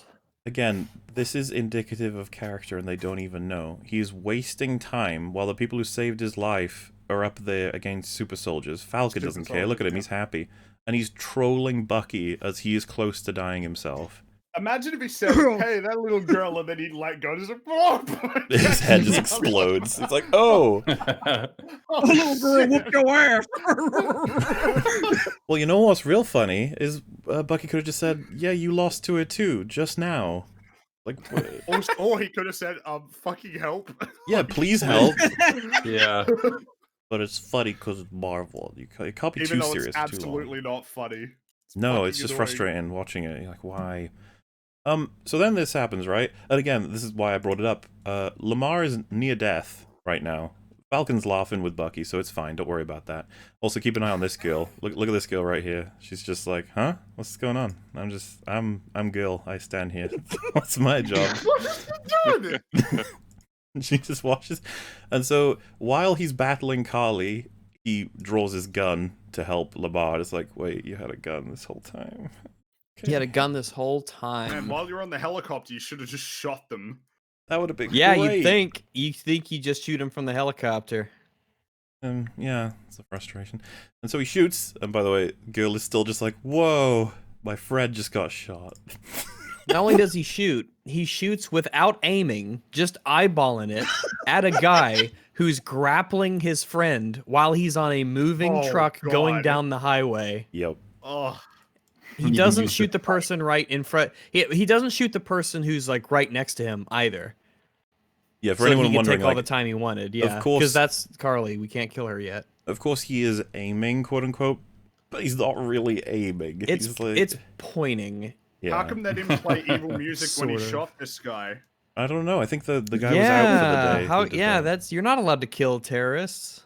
Oh, and it's worth No, mentioning. no, they're activists, Rags. They're activists. Activists. Peaceful protesters. This is their truck of peace. Yes, yes. So if I can just get the frame, boop, boop, boop, boop, boop. So everybody, if you've got the screen up, where was this man shot? Boom. See that red splatter? Where would you say that is? Like Is that- on his heart. The I would heart, guess yeah, it's- the heart. It looks like his Yeah, that's heart. the heart. Oh yeah, I see it now. Yeah, that's the heart. He's like dead. I don't know Yep. how a super soldier survives He's that. That's fucking ugh. dead. And that's a Fucking dead. 45, man. That's that's no joke. But yeah, he does survive that. He comes back later. They Wow. even I don't get it. I thought that super. Well, as we saw in Winter Soldier, which is inferior to Far From Home, when Captain America gets shot and like a couple of times, he's like down, he's out. I think that's the Yeah, bullet he's wound. crawling. Well, I thought that was always the idea, right? With stuff like Spider-Man, Captain America, is they're really strong, but like a well-placed shot, and that's it, game over. Yeah. It's one of the things that makes them actually, you can feel scared for them, even though they're really strong. But it's nice to see that he, during his own fight, will help his pal out. Just this is the kind of, again, like, action that tells you about the characters. It's like, this is actually like more of a plus, despite how goofy it is. It's like, yeah, well, at least he tried to save him. Falcon's too busy making fun of his partner to save him, because that's how Falcon do.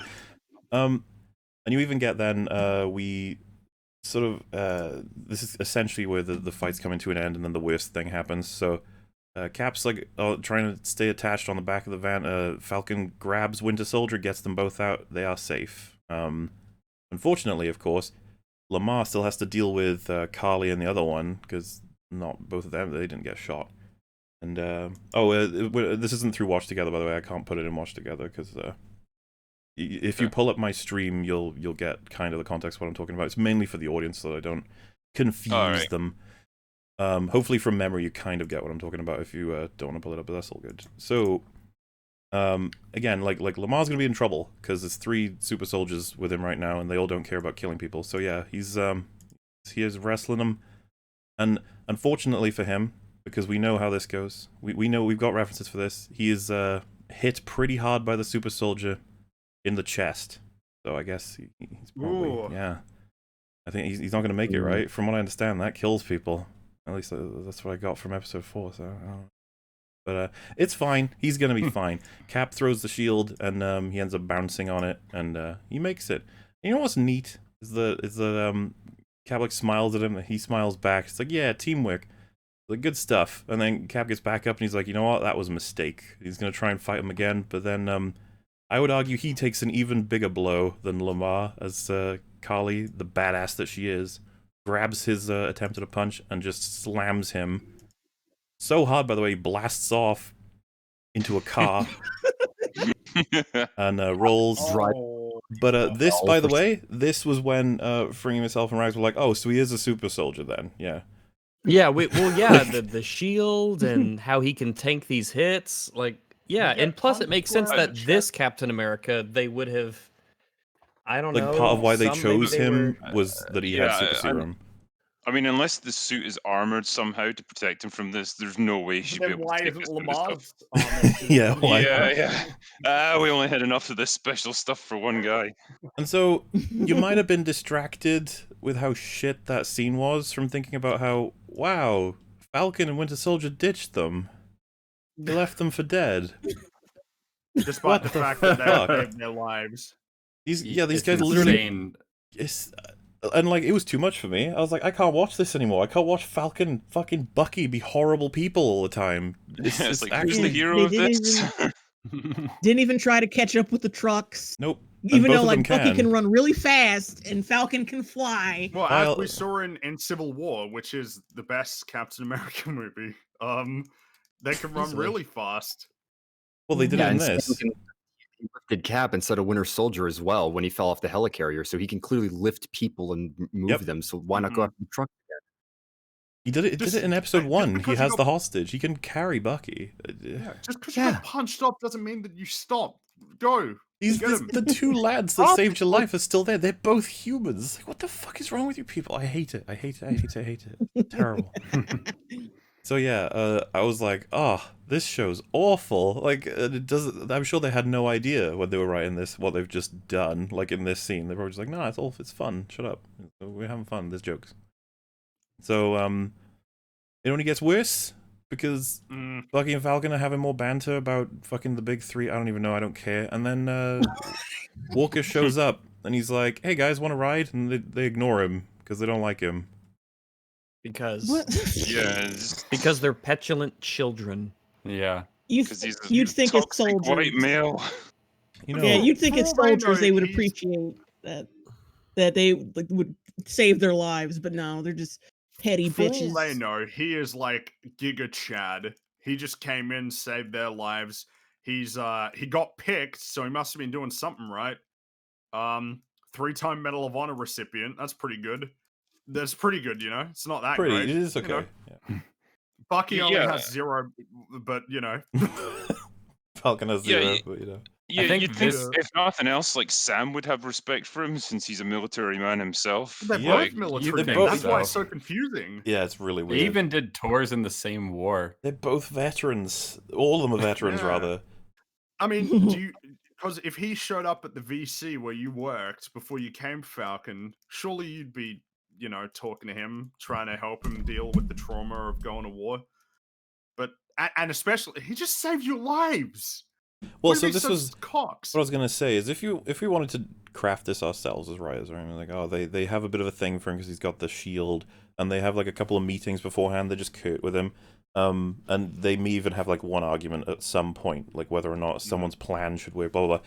But the moment he saves their lives in combat, I think that's it. Then be like, all right, I trust you. I get it. Like Yeah. you're a good person. Yeah.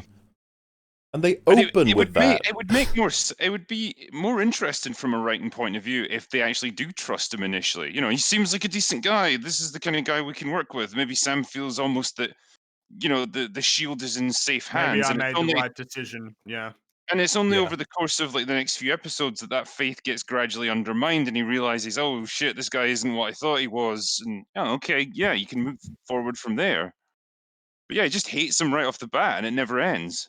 And Well, yeah, the problem is that the show preempts, right? So, like, a lot of people, when he's like, "Oh, stay out of my way," and screaming about, "Do you know who I am?" People are like, see, he was a cunt, and it's like, oh, you didn't know that though. Yeah, they Yeah, they kind of just spring it on you out of nowhere. There's Well, no it's build 'cause up. we need to post hoc justify why they were being assholes to him when, for all they knew at this moment, he was a really good guy.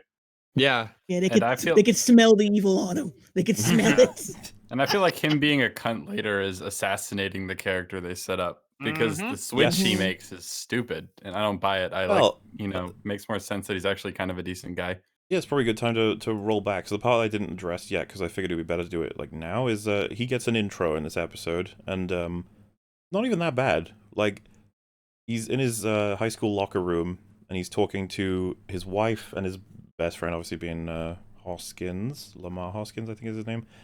And there's one thing that's of note that's just neat, that's sort of on its own, where he's just practicing announcing himself as Captain America, and obviously he's trying to get the voice right because you want to come across as strong and and everything. And so it's just relatable that he would just be like, oh god, it tells you a lot about him already. Like, he's not quite ready. Oof, this is a big job.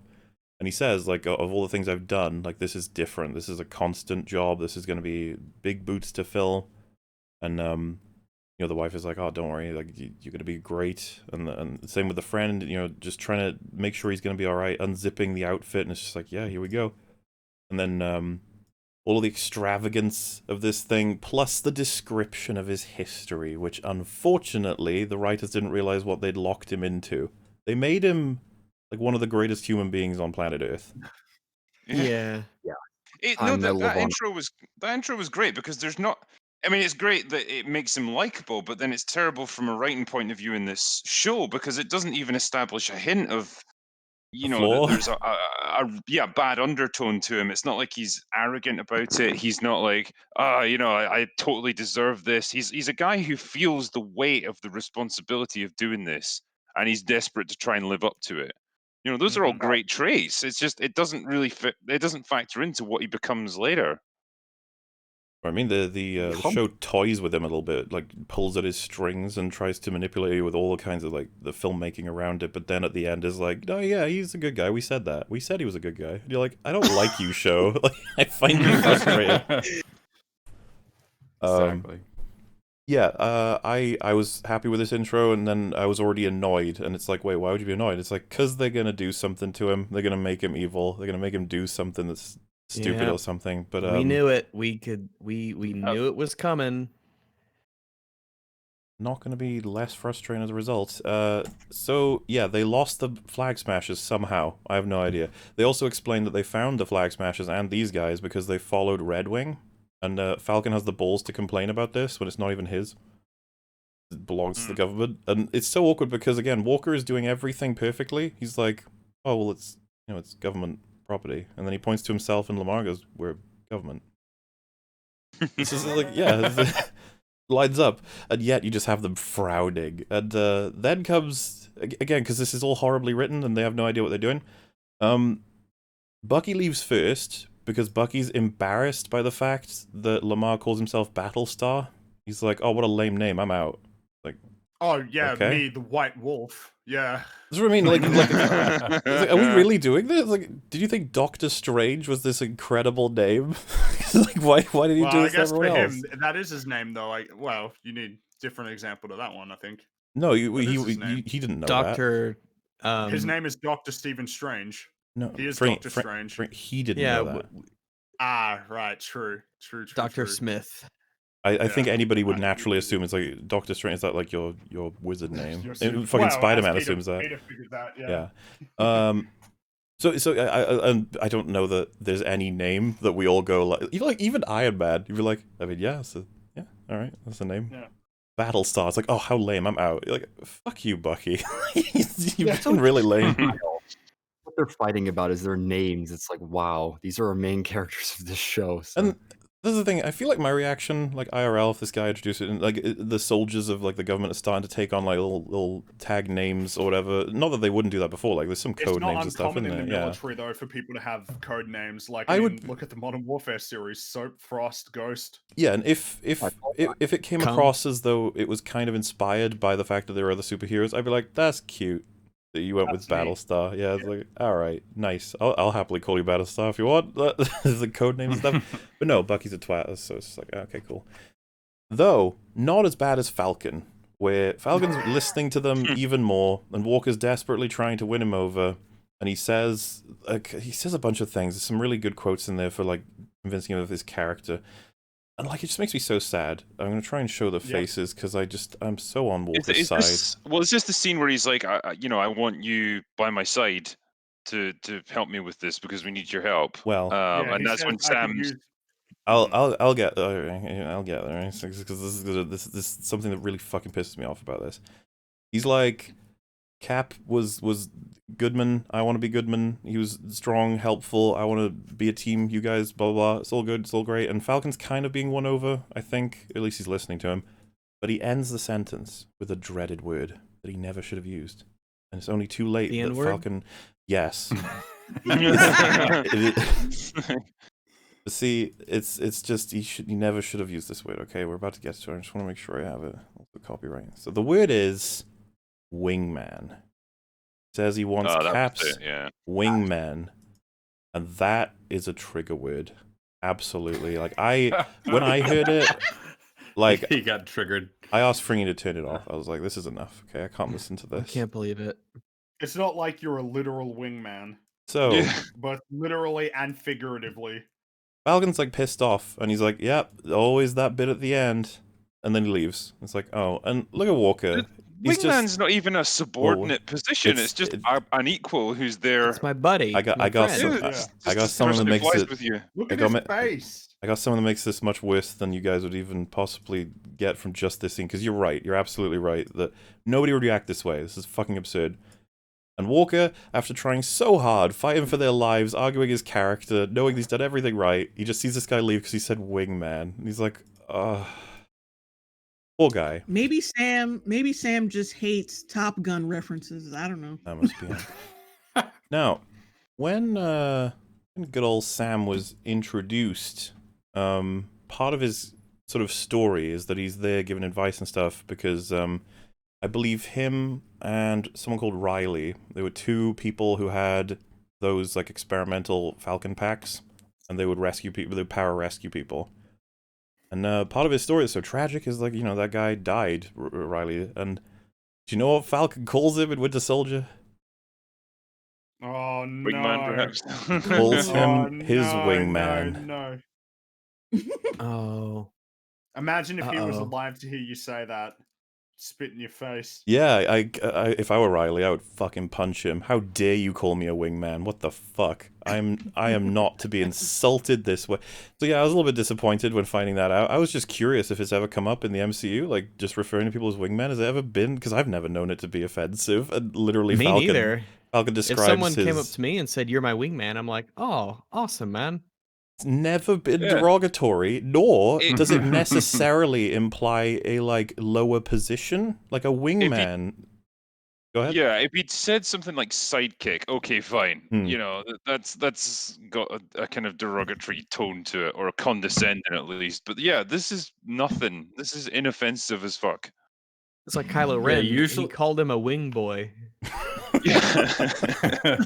usually when you have a wingman, you're also their wingman. Yep. It's like perfectly mutual. But also, moreover, if you're in the military and somebody says a word you don't like, that's not a good enough reason to not work with them. Well, they're children, so good enough. Like, oh, he called me a wingman. It's like, fuck you. Get back to work. He called me a soldier in an army. Yeah.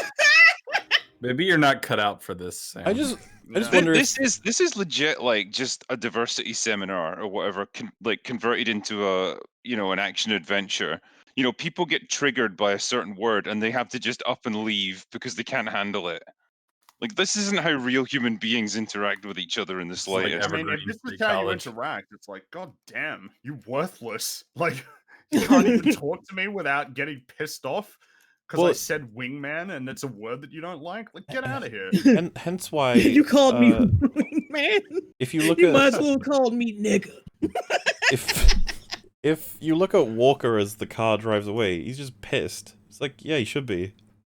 Like, what the Yeah, hell is yeah. this? What does it take? I'm trying the best I can. I saved your lives, and this is like, goddamn. Is so lame, and I just don't know what to make of it. Because you just look lost. Because the show is clearly telling you Walker's annoying. We don't like him. Fuck Walker. And you're like, why? Yeah, annoying man. We don't saved like their Walker. lives. He can't sit with us. And you're like, but we do like Bucky and Falcon. Those jokesters, those fun action stuff. He's like, no, I don't like them though. Like, show you're being all weird. I like the characters you inherited. But Yes. no, I don't like these ones. I don't like what you're doing with them. I like these new people who seem great and kind and skilled and humble, and they're just all of these wonderful traits that they have. It just seems Well, no, awesome, because yeah. next episode he's gonna go up to a guy who was aiding and abetting terrorists and scream in his face, "Do you know and who I spit am?" at him. No way. Oh, he spits he's- at Yeah, him. he's spat in his that does face. mean he's a bad person, really. Oh, well, that's to come. Before we can even get there, they have to arrive first. And there's this one bit, because again, I'm going to try and get through some of this a little fast. We're up to do 4 hours. This is going to be a long one. They get to a computer, and they're like, oh my god, people are already searching us on the internet. Which is a really funny fucking thing to have him say, just out of context. He's just like, wait, people are searching for us. You're like, okay. Yeah. You guys are famous already. I guess they're like, no, it's the it must have been the shipment thing. Her name is Carly Morgenthau, right? Like, that's her full name. That's her human name. And they're like, people are searching for us now. So he says something like, I'm gonna scrub our aliases from the internet. Like, what? He's gonna I'm gonna have to hack the he's gonna internet. hack the mainframe. I'm gonna take a wire brush. Click, to the type, internet. type. I'm in. Type. This is some Accessing Vision database. Ultron shit where you're just like, I could do it. You're like, how? I could do it. I removed him Alright. from the internet. It's like, oh, the whole internet. Maybe Cyborg's on their team. Yeah, and he's just like, Anybody oh, who even types our name on the internet But dies. the best part, guys, they show a loading bar. It's like, Well, yeah, all the unloading has to load. and it says time would it have taken? Interpol notice wanted Carly Morgenthau.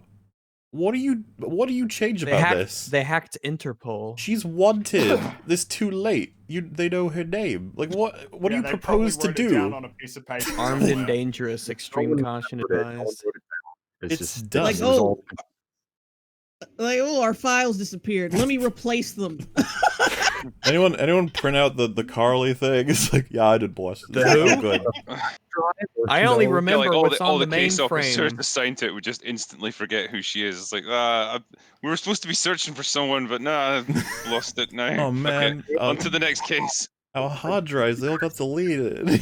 Like, oh no. It's so funny because he just sits. This is a brand new safe house. They've never been here before. He just sits down on a computer and goes, "I gotta hack the internet." Like, okay. Yeah, it's just some guy's house that like, hey, If this house didn't have the computer, then I'm guessing all right. He would Yeah. use his phone. He's like, "Do Let you me have?" call the internet. Send the internet a text to delete our personas from the interweb. He sits at the computer. He's like, "Is this got hacking Delete our capabilities?" chat history. And they're like, "Oh well, we've got Scrub all of our tweets from the official Flag Smashers Twitter account, which Twitter would probably allow to exist. Oh yeah, it'll be fine. They can talk about freedom and stuff. It'll be fine. That's the context. Yeah, they're like, do you have hacking software? And the guy's like, Steam. I got Windows 10. That's all the hacking software I need. You'll be fine. And then just tap away, and it's all done. And then they do the whole really bad exposition again. She's like, it's really good that we want things that are good for the world, isn't it? And they're like, yeah. And like, we got to make Yeah. sure that good things happen. People get what they need. Yeah. One world, one people. Yeah. One world, one people. It's like, shut the fuck up. It doesn't make any fucking sense. That's how we get one world, one people, by blowing up others and If we enacting blow up all the violence. people, and- there'll only be one person left. Which takes us See, to that's big brain. to the next part of this episode, which is going to be so much fun to talk about. Let me tell you. Oh, no! no. Oh, This is I'm the itching episode that already. killed so many Disney Plus subscriptions. Dude, it was obvious this would have pissed off so many people, that especially people I know. I'd be like, uh-oh, because it's just a bunch of stuff you listen to, you're like, wait, what? Like, when did any of this happen? You're like, oh, that's the thing, it was a secret. But we open with a really weird, like, I'd like to talk to the writer about what the goal here was. They have a black kid say, hey, it's Black Falcon. And Falcon's like, no, it's just Falcon. And I'm like, why would anyone call you Black Falcon? This scene stands in stark opposition to the message of the show, which is that race matters a lot. Right, Yep. right. Yeah. I find it feel It's like- weird. The show seems to go in loads of different directions with this because, like, Sam's final kind of realization of I'm going to wear the Captain America shield and I'm going to take on that mantle, even though people are going to judge me for it for being black and think that I shouldn't. It's like it tries to steer this middle path where it acknowledges all of these different grievances, but then tries to kind of push them aside so that he can take on the Captain America persona. But then it doesn't really have a coherent message in the end. It goes in two different directions. And it's like this Looks is like an the example of characters. yeah, like they're trying to get across this point here really awkwardly that Sam just sees himself as Falcon. He doesn't define himself by his race, or he doesn't want to. But then his experiences over the course of the series try and pull him in that direction, especially when he meets Isaiah. Yeah, it's I feel like- Go ahead. Oh, I feel like Anthony Mackie weaseled that in because he's said something like that in the press. Like, I'm not. No. Maybe it wasn't. Maybe it was Idris Elba or somebody. But like the way he talks in the press about media and how we shouldn't make everything about race. Blah blah blah. I feel like he knew the script was shit and like just let me put this in to let people know like I'm not all about this race baiting bullshit. Like I got some Yeah, maybe. common sense. Yeah, it does feel like another person snuck in and Yeah, added it this. feels out of place. Well, It really Right. does. Because It feels weird to me because, like, the reason why, for instance, it's Black Panther is because it's a literal Black Panther. Like, that's why he's called that. but Mm. Falcon, he's just a Falcon. by the same Like- note, however, if there were a new like Superman and he's black, I could totally see people colloquially trying to separate him by going, well, it's Black Superman. I can see that possibly catching on when you wouldn't want it to be. You'd be like, no, can you just call me Superman? It's like, okay, well, you're the new Superman. You're whatever your name in is. the same way That could Miles happen. Morales isn't Black Spider-Man. Yeah, he's no, that's Spider-Man. what I'm suggesting is I'm Yeah. looking for how it could have happened colloquially. Why would Oh, anyone yeah, call him sure. Black Falcon? He's There was the only only one Falcon. There's only one.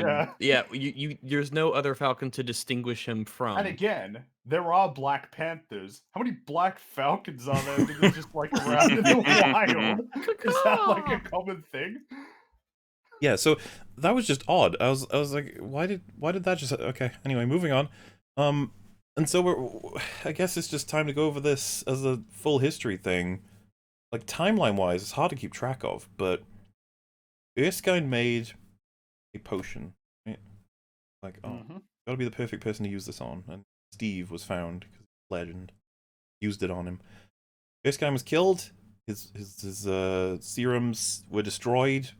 And so it was left for us to assume that we ain't making that again, because he was like a genius who knew how to do it.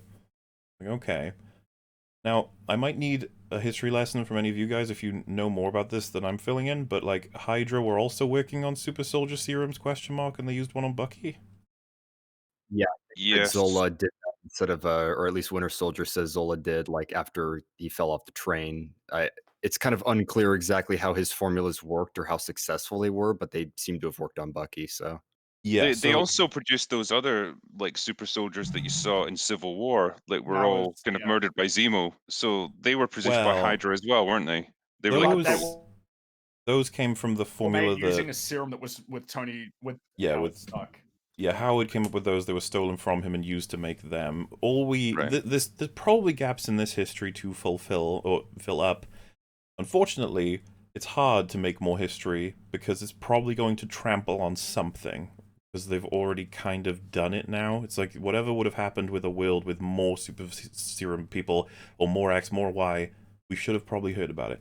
Like, the more films that go on, say for example they introduce the world-famous Winter Soldier assassin that everyone knows about and is terrified of and is a ghost in like the 27th film, we'd be like, that's weird. He hasn't come up like ever before, but it's like this guy that everyone, okay.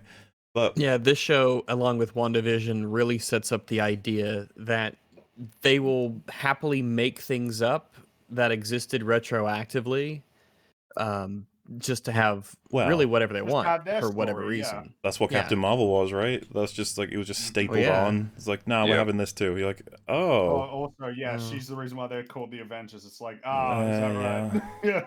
So, the reason I'm saying all this, of course, is that that's kind of the history, and then we had told that they kind of cracked some sort of serum, kind of, with Howard in the, is that the 90s? Yeah, 91. Yeah.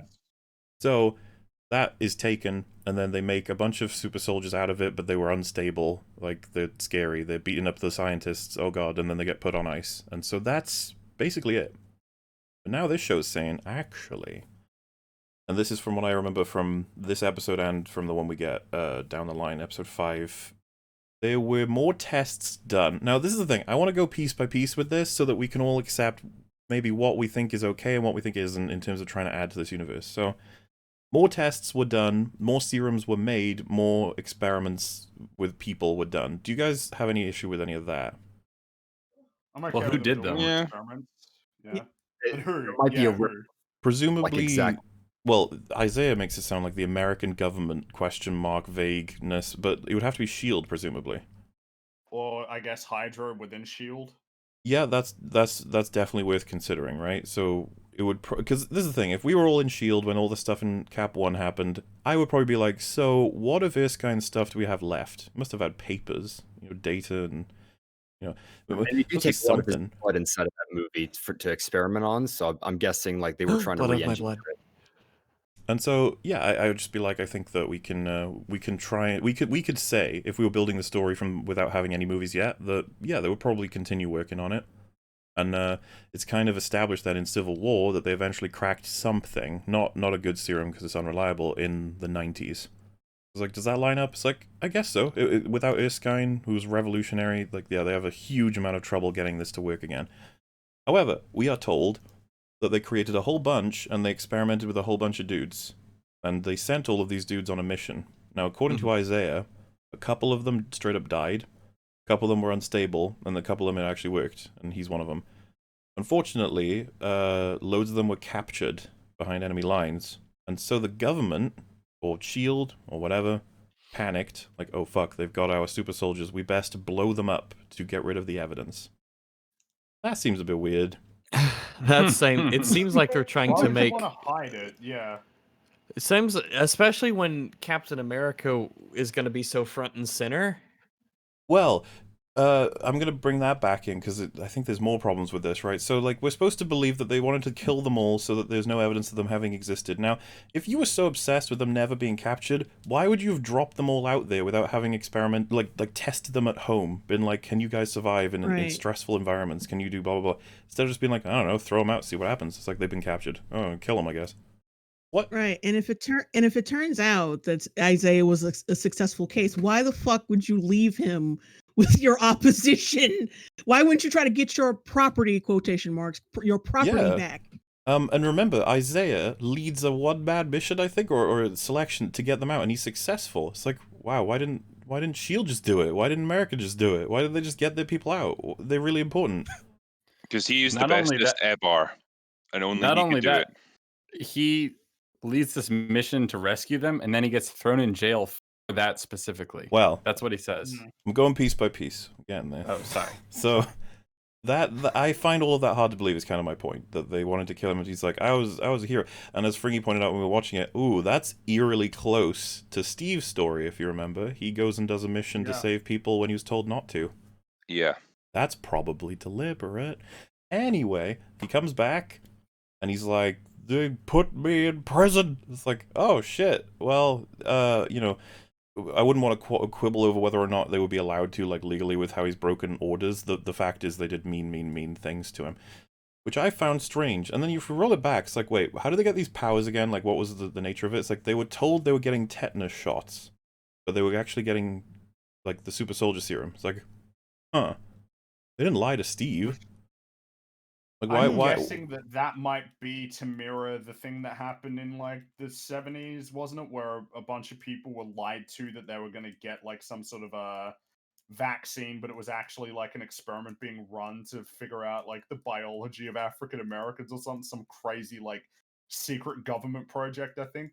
The thing is, he never makes it clear if all of the soldiers were black or not. He just says that they were soldiers. Yeah, it's unclear, isn't it? Which the show relies on a little bit, and I actually do think is cowardly. Like, they want to push the race stuff, but they also be like, ooh, we better not go too far.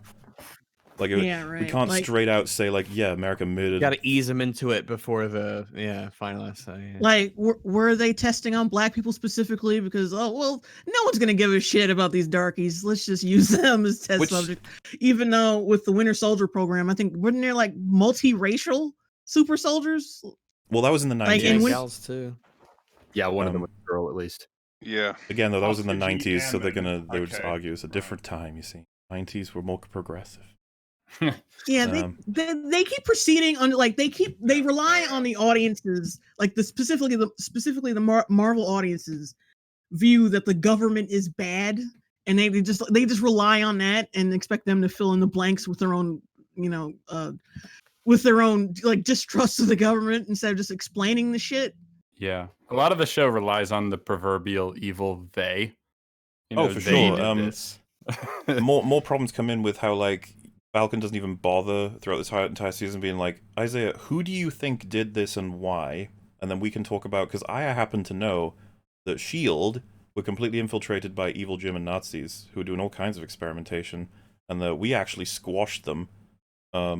And so, sorry about all of that shit, but that might have been them and not, like, strictly America. Like, can we go over a lot of the because you seem like a very bitter old man as a result of the things that happened to you, which is natural. I just, maybe it's worth clearing up. Maybe you'll feel better about your country if you knew that it wasn't necessarily your country that did this to you. I don't know. There's lots of things that don't get talked about because it's a very simplistic sort of this, accept it. And you're like, okay. So I just found it a little bit weird, I guess. Like, they have all these, let's presume they had, like, you know, serum A, B, C, D all the way through to Z, and they're like, we're gonna inject a bunch of dudes with this and send them out and just see what happens. It's like, that seems like a really dumb fucking experiment. I don't know.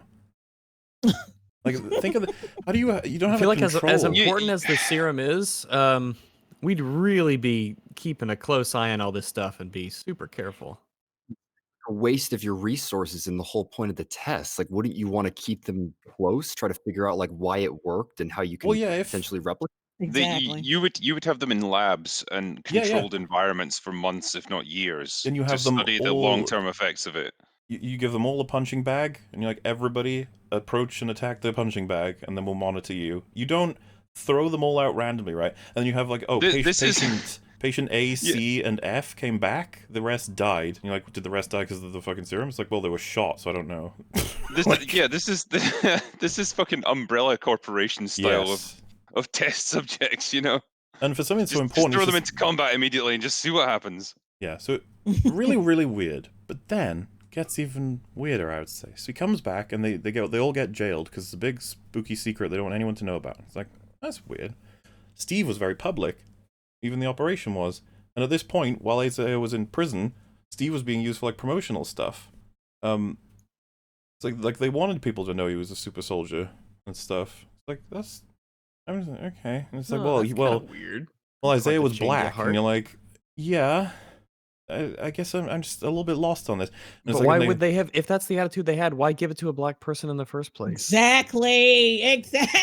Why would you waste that good shit on a darkie? It doesn't make any sense. Yeah, Yeah, so he can feel like he's being slighted, and because he's black, so he can like stage a whole mutiny against your dumbasses. Yeah, that's Plus, smart. That's really fucking smart. the concept of like black war heroes like isn't.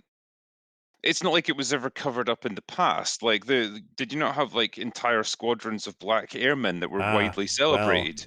The show in World accounts War for II. this. The show accounts. If you remember in episode 5, I think, he says a bunch of those red tails went up there, and yet when they came home, there was burning crosses on their lords. There you go. Because they were racist people. Yeah, so that means the What's government. that got to do with the institutions, though? Well, fucking institutions are even more racist. For you even paying attention. About all the people who aren't racist and supported it. Like, Yeah, I don't but even- I know also like, wouldn't that have been more prevalent in this? What about the guys who came from like Chicago or New York or something? I'm sure that they got treated better. No, their lawns in their apartment buildings. I'll be Their back. lawns had flaming crosses on it too. But I guess my question would be, what is the government to do about that? Well, what they're doing now, lock down racists, block them from Twitter. That's the way to do it, man. They just didn't have Twitter back then, so yeah. I they were don't weirded. know why they chose to do. It's Yeah. weird, and you sort of just, it doesn't quite line up. You're like, oh no, I get what you're going for messaging wise. I'm just trying to figure it all out in the narrative now, because my world is getting turned upside down and scrambled. Like, I'm just trying to figure out where all this timeline stuff came from. What is the This timeline? is Yeah. what happens when you have an objective at the end that doesn't line up with what you have to work with, and so you just try and bend everything around it to And make it work, and it never does. Like, eventually, it just gets to that point where you're like, no, this doesn't make any sense in the context of this world. And so, Isaiah is then in prison for 30 years, which takes us from, obviously, I guess, it was late 40s to late 70s, and then he's released? He's He not released. escaped. Yeah, he escaped because they A faked his death. nurse. He said Yeah. this nurse like made up some Faked papers his for death. him or some Yeah. shit, or let him Yeah. go, you know, whatever. Yeah, and Um, like, do we get to know anything about her, like the context of that, or is it just like, No. oh, it's just a nurse? They need- Someone well- took pity on him. If you think about it this way, Drake, it's like, well, he's describing how he was just permanently imprisoned and experimented on, so how's he in this house? Like, he got out. Someone got him out. Shut up. Yeah. Okay, yeah, he got out. How old is- how old You know, is my Isaiah? assumption there was like, okay, that whoever this nurse was, she is going to become a character, or some character who's already in the show will get revealed to be her. Well, here's, You know, and she's been working somehow to help him. here's an additional level of interest I have. This thing, this story just doesn't line up to me. So, he apparently met Winter Soldier at some point during his tenure as like super strong soldier man. But if you remember his story, he was injected, he went out, his soldiers several of his friends were captured, he was told you can't free them. He did. He came back and was imprisoned. So they only let him out to fight the Winter Soldier, presumably. Yeah, it was in Korea, wasn't it? So they did. When was that? Which, if we can try and find a timeline now. Well, Wait, Korea so was the Korea, 1950s, so like 1953? 56. Yeah. So he would have been released temporarily in his 30 years of imprisonment to fight Winter Soldier. Yeah, like we are supposed to believe that. And he didn't do anything to escape or make noise or anything. He did his job. He beat the fuck out of the Winter Soldier. He tore his arm off, apparently, which, by the way, alright, if you say so, I guess. Yeah, and then he went back and they imprisoned him again. It's like, seems like a weird timeline. You don't get it, Mala. He had the slave mentality. They beat him down emotionally. Well, this is the weird thing. It's like they wanted him for his blood, right? They were farming him, and it's like, wait, if his blood was like so... God, can you imagine how much blood they got out of him, by the way? 30 years of pumping that shit every day. It's like tanks of it. Eventually, they come up with some form of a breakthrough after going through all that much blood. It's like, dude, something's got to help. Yeah, either you come through with a breakthrough, or the side's like, literally, we've got the silos of this shit. We don't need it anymore. You can release him. It's just gratuitous amounts of blood now. But yeah, it's like you obviously had a serum that more or less worked, and you found a test subject in him where it worked fine, and he's perfectly healthy. Surely with those two things in 30 years to play with, you would make some kind of progress. But nah, Yeah, they just gave up. They tell us that there wasn't any progress made. However, they kept the blood because the guy who makes the serum now says that it was the blood that gave him the breakthrough. Like, wait, they just had the silos of blood frozen, and they just passed it over. And this guy's the only guy who came up with a breakthrough. None of the teams that were working on this anything with the blood. It is, this timeline is so strange, and it's just to shove specific payoffs at specific times. Because the other thing I was wondering is, like, wouldn't they want to farm Steve's blood? The, like, top tier, like, perfect... And you know what? If they said, hey, Steve, as he's doing some of the missions, can you please just, like, bloodlet a little? Because we need to basically try and get this formula back. We need to help more people. We need to get more soldiers. We need to win the war. I think he'd be okay with it. Yeah. Like I said, instead of the first Avenger, he actually does, like, they draw a lot of blood from him. So it's like, why not just keep doing that? Like, his was like the perfect experiment. It worked. So why not use his blood to recreate it? Isaiah's is apparently perfect as well, but they just had a constant tap. They erased his entire... That was the funny part for me, when they were like, they erased every last scrap of me from history. That's why you've not heard of me. You're like, okay. No paperwork, no, like, research, like, no research papers, no numbers, nothing. So, another question I have is, Bucky knows where he lives. How? Being founded in a file that erased Like, from history. What kills me is he just randomly tells Sam this, like, there's something you need to see. Like, why? Why? Because they find out that they're the super people, and so, yeah, Bucky somehow decided, you know what's likely? The blood they drew from him across those 30 years back when it started 1940s is likely been used to synthesize a new serum, so we need to talk to him. He'll know nothing useful, and then we'll just move on.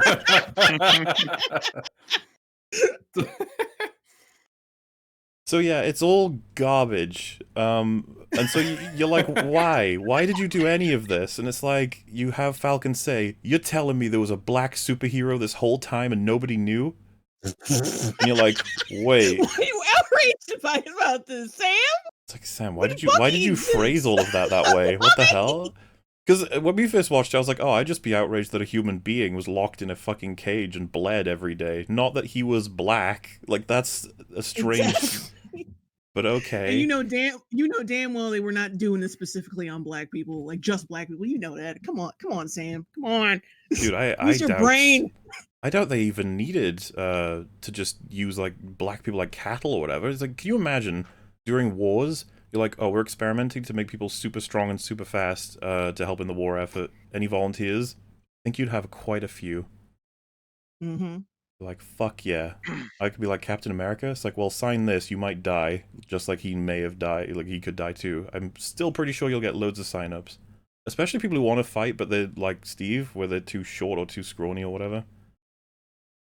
Or they have like, you know, any kind of like the really bad vision or maybe just things that disqualify you.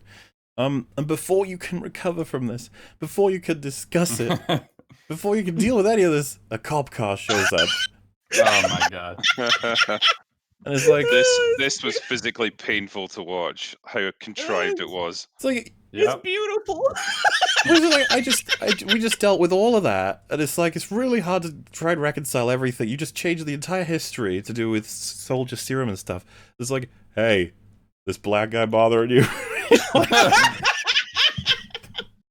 And then another guy comes out and it's like, oh, wait, Bucky, you've got a warrant out.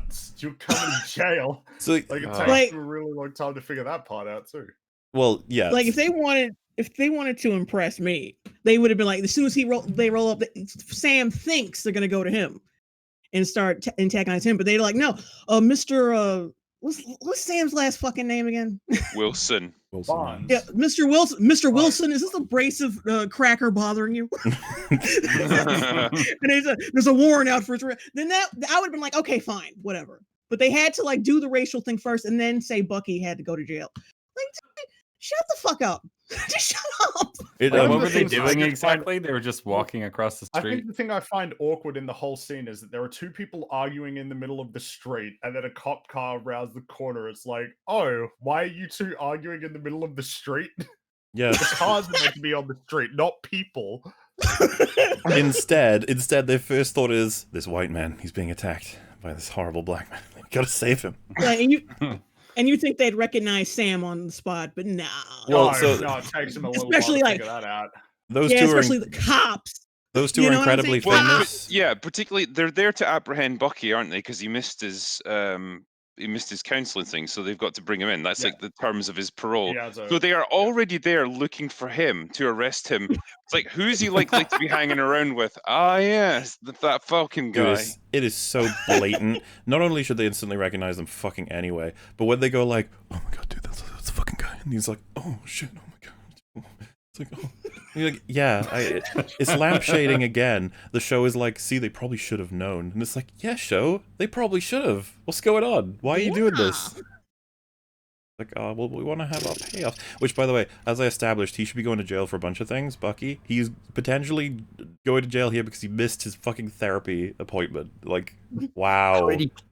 On the plane with Sam, if like there's a warrant put out for his arrest if he misses one of his psychiatry appointments, it's like, wow. And yeah, and so that's that, and so yeah, a lot of people were just like, contrived. God, is this the show? You're like, this is the show. Unfortunately, this is exactly the show. And you'd think so you're not going to get pulled over in Baltimore for walking across the street. People jaywalk all the goddamn time in Baltimore. I lived there for several years. The road is the sidewalk in Baltimore. Well, that's not a thing. Well, that clarifies that thing then. I assumed it was really bizarre when people are just arguing with each other in the middle of the road. No, Baltimore is a very strange place, and people just like randomly cross the street all over the place. There are no crosswalks. It's just chaos. Hey, that's accurate. That's neat. There you go. I'm not sure what to talk about first with this stuff, the therapy session itself, or the fact that Walker not only releases Bucky from the annoying therapist, but also like clears him for duty because he knows that he's very, very useful and would want that. And he even does Walker does a gesture of like, yep, it was me. I did it. Like a sort of, yeah, you know, I know it's a really nice thing I did. But nobody cares and nobody appreciates it. He's like getting him out of a jam, man. Yeah, Walker. That's nice. Gets him out of jail and approves him to go on missions. That's a godsend for Bucky. That's everything he wants. He doesn't care though, because it's Walker. Walker sucks. Just once again adding to the frustration of these fucking characters. And then comes the therapy session, which is joke, until we finally get for what they're actually in the fucking scene for, which is Falcon's annoyed at Bucky, and Bucky's annoyed at Falcon. It's like, why? Because if Steve was wrong about you in the Shield, he was wrong about me. Yeah, just says it. Says it overtly. That was great. As soon as I was so happy with that scene. Yeah, as soon as we hit it, it's like, oh, everyone's gonna fucking boom over this scene if they like the show. They'll think this is amazing. The tone is the tone is all over the place. Like they want to be serious, but they want to have their Marvel yuckety yucks. And fuck you. Can't have both. I feel like this was squeezed out of Bucky's brain by the writer. It was like, we've got to get people understanding what the arc's going to be ready for episode 5, because we have just not got the time. We got so much action to put in. And yeah, he just comes out and says something that I think would be a really interesting sort of journey to put him on, but we didn't do any work for this. Like, and it stops there too, because as soon as he says that, the Falcon is just an asshole, and it's like, cool, are we done here? Well, this picks up in the halfway through episode 5, where they talk with when they have the shield. That's where this conversation continues. Until then, everything's on pause. It's fucking hell, man. I don't know if there's any more commentary for it, because I think a lot of people will be like, what was wrong with it? Like, it's super overt. It's just not delivered in any, like, kind of what I would feel to be a natural way. I like the idea that Bucky rides a lot on Steve for his identity, because he's the one that, like, brought him back over and over again and stuff. So, very dependent on whatever Steve has said about him to be really important. I just don't like that he rolls it out with like, barely getting poked about it. Like, this is some deep stuff that I don't think he would even want to say. Yeah, this is the problem, is they say such personal things in these small moments, and then the rest is just flooded with jokes. So it's like, it doesn't feel like this material's being fleshed out. It's just like you get... Well, we're at episode 2, you know? Yeah, that's true.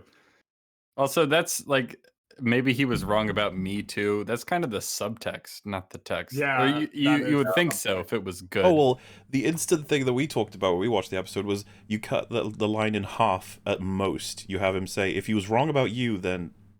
And you could even cut it earlier than that and ... it, and he looks down, or he says it in any way that's slightly more subtle, that you give us, the audience, a chance to think about what he might have been wanting to say. Mm-hmm. Because, you know, it is a common thing in writing that characters don't, when just in real life, that sometimes people don't say exactly what they mean. No. In fact, it's actually pretty common that people don't express exactly what they mean. Often you know, it's what they're afraid to say that often has more meaning and more significance. So yeah, like you pointed out, Moller, you know, like you can have him trail off there, and that's fine. It's easy enough to infer what he's thinking from that. But you also get the fact that his character is afraid to say it. Then the audience actually has to lean in and try to figure out what people are thinking and feeling instead of being told exactly.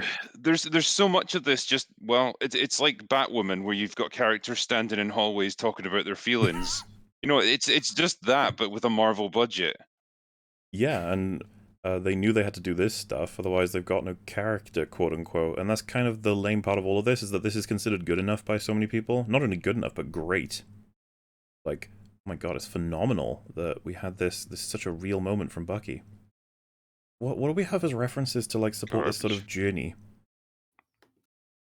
Not much. And the episode 5 discussion is really unsatisfying as well, because Bucky basically gets told, you shouldn't lean all your identity on Steve. Like, yeah, probably. And then he's like, right, and stop avenging, start amending. And then he walks up to Yuri and he's like, sorry about your kid, I killed him, I didn't mean to. And that's it. Not even I didn't mean to, I had no choice. I was so disappointed. Like, God, it's Bucky Barnes. This is the character that almost everyone is like, oh, I'd love to have him to write for, because there's just infinite potential. There's so much to work with. It's such a, like, you can make so many stories. And he's like this, he is the sidekick in this whole season. Mm-hmm.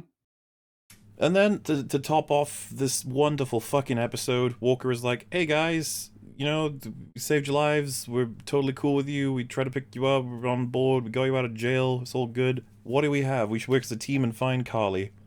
And they literally tell him, fuck you, you've got no information, we're free agents, we're gonna go work on our own. Yeah. They're so stupid, I hate it. And then... The show has given us no reason to like these guys. No.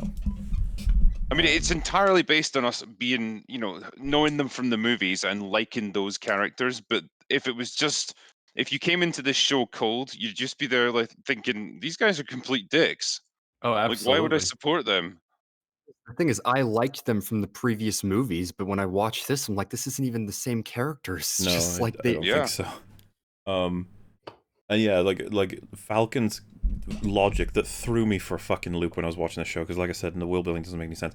He's like, you guys, when you go anywhere, when you do anything, you've got to get approval. We don't.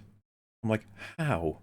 How are you using government technology, government like weaponry, without the government's permission on where you can go? This sounds like a fucking political disaster.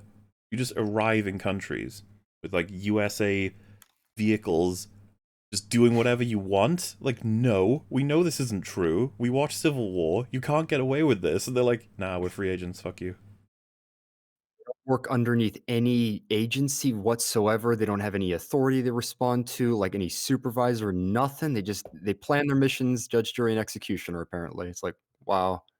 And if I they don't think- are, go ahead. Sorry. no, I was on. If they are free agents, then is he paying for all of this out of pocket? Like, Nope. I thought he was broke. It has to be the Or as government. well. They ruined it when he had on that huge like plane that he jumped out of for Munich. It's like the government paid for that. They would never do the. Who would they honestly be like, hey Falcon, if you want, you can just go ahead. That's fine. It's not like the world is strapped for resources and accountability right now. It's fine. Do whatever you want. The funny thing is, I think it would be the reverse. I think Captain America and Hoskins, Battlestar, whatever, they would probably be able to operate with relative ease. They'd be like, we need this to go here. They might not even have to say why. They'd be like, it's a part of our investigation. We're doing blah, blah, blah. We need to go here. It's like, yeah, we'll get the sanctions you need. Free agent man, be like, hey, government, can I borrow a plane? Be like, no. Yeah. Oh, okay. It's like... There we go.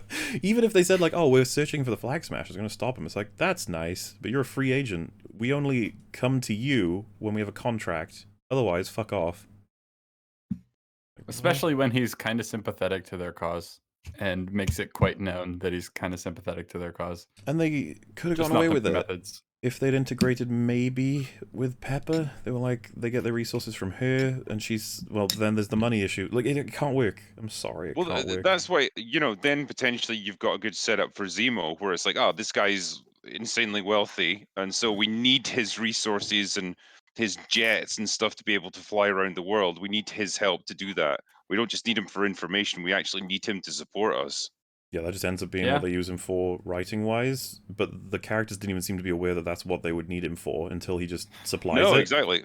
Like, Oh, he just sweet. happens to have it, but it's a surprise to them, yeah.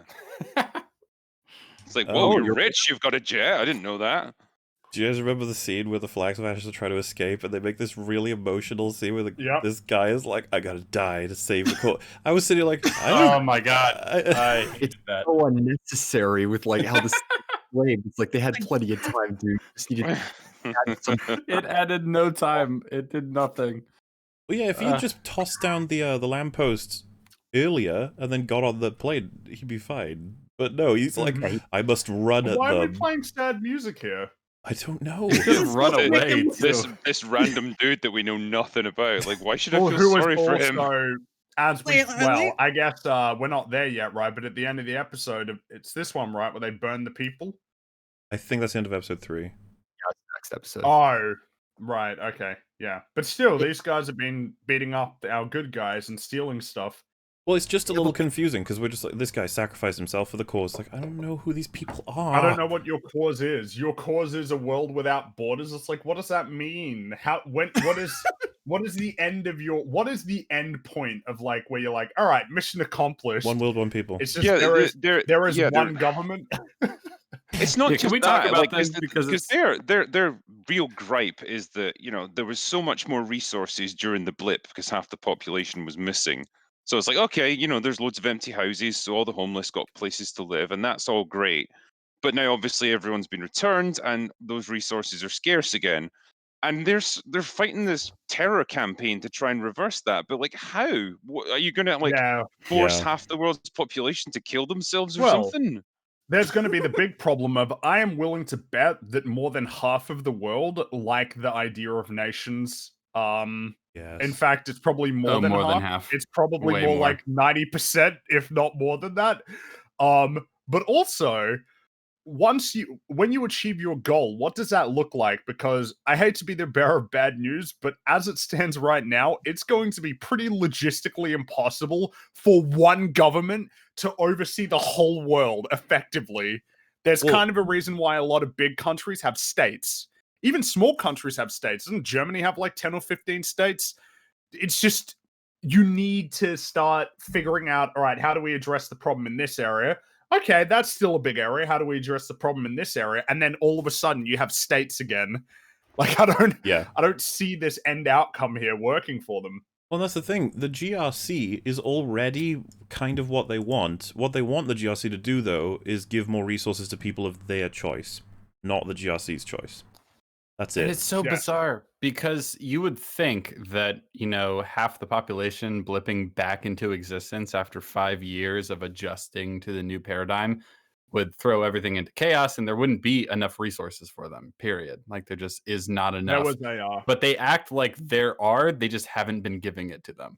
Well, that's my point. It's that like doesn't make any fucking sense. They want a fairer redistribution of non-existent resources, and I just don't understand how that's meant to work. Here's an and how does killing them help? But how do they meant to know who to give them to? It's not even just that. The show, I think the show believes they make an argument, but I'm sitting here like, oh, they're really stupid. Like, not the writers, Carly. Carly's like, you have this place. It's got 6 months worth of resources in here, and you're just sitting on it.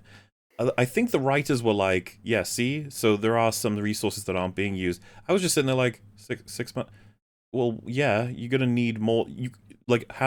So say, for example, there's a meal. And you go, that's a day's worth of food for someone. You're like, yes. So you probably want more than one meal per person, presumably. So if you have 6 months worth of this compound that's being spread, presumably through this city or something, that'll last them some time, but they're going to need more. And Carly's like, no, you shouldn't have it at all. It's like, what? How do you figure this out? What are you thinking? It feels like it's one of the consistent through lines when you watch this show is like, whoever wrote this show, I don't think that they understand how the military works. I don't think they understand how like supply chains works. I don't think they understand how governments work. No. Oh, they don't. It's fascinating. It's so unreal to watch a show where at the end of it, they're like, and I guess we'll get to that later. It's like, I don't know. Maybe that's a good thing. It's like, it's not. Like, that's the most baffling line I've ever heard in my goddamn life. I cannot believe he said that unironically. Yeah, in this I don't show. know. And maybe that helps me. It's like, you know what? If I was talking, imagine if you had an engineer who's like, yeah, so we need to put some support beams up here to make sure that we can keep the balcony stable. It's like, I don't understand how any of this works, and I don't think I want to. I want a giant, like, 10-foot long swimming pool over the top of my house. It's only 6 feet. Oh, wait, a 10-foot. Wait, no, I need to rethink. That's all right. Go ahead. I totally destroyed my own. The hero of the supposed hero of the show says in the final culminating like monologue he has that like, you know what? Maybe I don't understand how complicated this situation really is, but maybe that's a good thing because now I can be idealistic. Yeah. One of the That officials hits him with a conversation- straight up like logistical question. He's like, what are we supposed to do with all these people that have come back and they've found like someone else living in their homes? Do we just turn them out on the street? And Falcon just stares at him. Like he's got no response to it. And then he just kind of moves on. It's like, you can't just fucking brush past that. He tells him to do That's better. the whole reason that this problem exists. Do better. That whole conversation between the whole conversation between the GRC guy and him was like a fucking disappointed parent talking to a child. Yes. It's like, yeah, like they're trying to fucking reason with you and tell you like, look, this is a complicated situation. It's like a parent trying to tell a kid like, yeah, I can't buy you that new phone because our financials are in the shit right now. And like the kid's like, well, I want it. I fucking want it. But I can tell you like financial, this is a complicated situation right now. You can't have it. And they could say, well, I might not know I don't know how complicated it is, but that's okay. Yeah, his entire speech is just nothing but an appeal to emotion. Just the most manipulative garbage. I think that's what my most charitable interpretation to them would be the logic of, because I don't understand how complicated it is, I'm deriving my position from a base principle. But the problem is, my immediate thing would be, okay, Sam, let's walk through the scenario. You have a house, you own it. Like, you don't even have a mortgage, you own it. You disappear for a while. Somebody else moves into your house. You come back, and there's somebody in your house. You had no means of getting them out in that time because you didn't exist. Who should have that house? And then he'd probably be like, oh, well, I mean, I guess in that case, it should probably be the person who originally lived in it. It's like, okay, let's add a multiplier. They didn't own the house. It was a mortgage, and then the mortgage lapsed because of economic stuff that went wrong during that period, and someone moved in. Who should own the house? That guy, the person who moved in, or the bank? And it's like, oh, it's a little more complicated. All right, extra modifier, the person who got snapped had kids. And then extra modifier, they're in this country and this is how the laws work. Extra modifier, like the economics, like, I don't know, something happened with their other assets. Extra modifier, they were really poor. And it's like, oh, so it is super fucking complicated, isn't it? Man, it sounds like it's really difficult. Like, this is actually a really difficult problem to deal with. That's going to be a logistical nightmare. There is no way that you're going to make everybody happy here, but you have to balance out who you make happy. And I would want to mention, but too, just to real quick, just to get back to the scene we're on instead of jumping to the end, the whole reason they throw in that stupid goddamn line about how, oh, they were just sitting on these resources and they just hadn't distributed them is because what would really happen in this world, as you know, described by the blip and everything, is that there just wouldn't be enough resources to go around. No And then way, there would be food shortages for Well, sure. There'd be no way to make them evil for like not having resources for everybody. But since they just have them and they're sitting on them, they can be like, see, look, the evil they are keeping us from getting what we need. I mean, does she even understand the context of this depot that she's bombing? Like, maybe No. this stuff had been placed there for like a period of time before it Exactly, was that's what- distributed out. what I was Maybe it's talking a about. storage depot. Maybe it's an emergency reserve where it's like, oh, if things get really bad, we'll tap into this. But you know, so that's like yeah. To double up on what Fringy was saying as well. Then, so if Falcon was like, I control it now, I shall decide who gets the resources because I am pure of heart, and then the GRC people go, very well, you have complete control, go. And he goes, all right, how many resources do we have? Go 100, just for the sake of it, units. Like, all right, we need to get them to all of the biggest population areas that have the least amount of resources. Yep, okay, let's do it. Where should we send them specifically? Well, probably GRC sort of compounds in these areas. It's like, okay, how much should we send? It's like, well, if we've got 10 compounds, 10 of the 100 go out. It's like, we'll do it, Falcon, definitely. Now, with each of these compounds, they have to send one of the units out of their 10 to each of the surrounding areas to distribute. It's like, cool. Oh no, Falcon. It's like, what? It's like, what's going on? One of our compounds has been hit by flag smashers, and they're claiming that we've been sitting on these resources when we're trying to distribute them. Falcon, help, what do? We have to do better, right? We have to do better. And he's just like, we do have to do better. We have to listen to them. They have a point. Like, you motherfuckers haven't even taken... The GRC don't hate you. They're trying, okay? They don't want people to starve. That is the most simplistic one. That's ignoring other logistical issues like, do you have the manpower to do this? What treaties, like how the laws changed in the years that you weren't here that you now need to rewrite, that need to go through their democratic processes. You're trying to like reinstitute the governments of all these different countries. You've got these places that have been sucked up. You probably got like so many cases that need to go before the Hague that is like, or like the international courts, that it's going to take you like years to clear through that backlog. The financial system probably doesn't work. There are probably some currencies that have totally just obliterated that probably need new currencies and then you need to get loans from like the IMF, like the International Monetary Fund. You need to get if they still exist. And it's like, all right, Sam, yeah, just do better. Well, it's like, there's a hitch in your step there. You fucked up. If you remember in his speech, he said, we shouldn't be talking about this yet, but he says, with a phone call, you can feed 1 million people. So yes, I was about to mention that. Or like you can flatten a forest. Yeah, as if they have the power to just fix everything, but they're choosing not to. It's so childish. Literally the child's view of the world. It's absolutely a child's view of the world.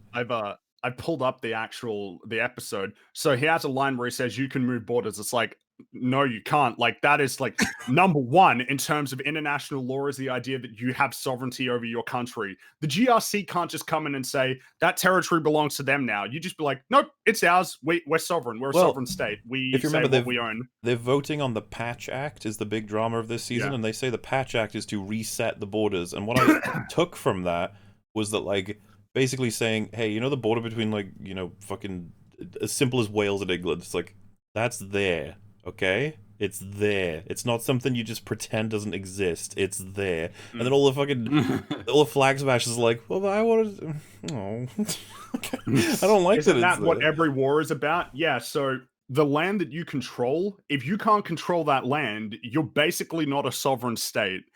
Like, the number of times where the demand for the ceding of territory has led to a war, it's almost countless. It's like, number one, if you can't even control the land that you claim as yours, then how do you claim to have any authority over it? It's like really important fundamental stuff to do with like the nature of the way that nations work. But this show is like, oh, you can just move borders around. And again, that's totally ignoring whether or not the people who live in those areas like the idea of becoming citizens of a different country. What if you're living in like a border town in France that gets swallowed up by Germany? Are you cool with that, or the other way around? Or if you lived in some northern town in America and get swallowed up by Canada, or vice versa, or like Mexico, would you just be cool with that? And like what it, and it's like, oh, thanks, Falcon. You've just made me lose my whole land. Like, I'm now a citizen of a different country. I have less rights. I need to figure out. And then again, it's like, oh, Sammy, you're going to be personally overseeing making sure that everybody becomes a citizen of whichever country they've been put in, that they now have to live in forever. Or, you know, they're going to have great difficulty leaving. You're probably going to destroy the property value of a lot of people's houses. If you move those borders, god damn, the housing market is going to just totally collapse. But Friggy, It's almost like the world is really complicated. they gotta do better, okay? Yeah, just do better. as if like the people who are being screwed over. Does anyone feel like the 5-year gap between like the snap and everyone getting restored was like a terrible It writing choice? demolished And everything, yeah. it's just going to cause them so many problems going forward. Well, here's the thing. I think there's a way to make that stuff work, but what this movie really wants to do is have a social commentary on our current society and world. And the world post-blip is so very, very different from our current world. Yeah. That you can't have both. You can't fucking do Well, both. I'm sorry. I think that's the thing, is it's basically unrecognizable. And like the rebuilding effort after World War II took a long time. It took a long time. And World War II killed a lot of people, but the snap is like half the world. It's like 50, I think it's like 50 times more people. It's catastrophic. Yeah, and Like to that- clarify for it's anybody over. wondering, it's more than half. It's a hell of a lot more than half what the blip It's did. definitely more than half, yeah. The amount of wars and genocides and ethnic cleansings and suicides that are going to come after the snap, god damn. Yeah, the MCU doesn't Imagine have the... coming back and finding out that your home was blown up by a bomb. You just teleport into the center of a collapsed building because your home doesn't exist because I don't know, the like MCU doesn't another have the country balls. was- They don't have the balls to tell that story. They just don't. Well, that would be what an interesting story. Yeah. Snapping back into a world that's unrecognizable, and you have to try and figure your way out from there.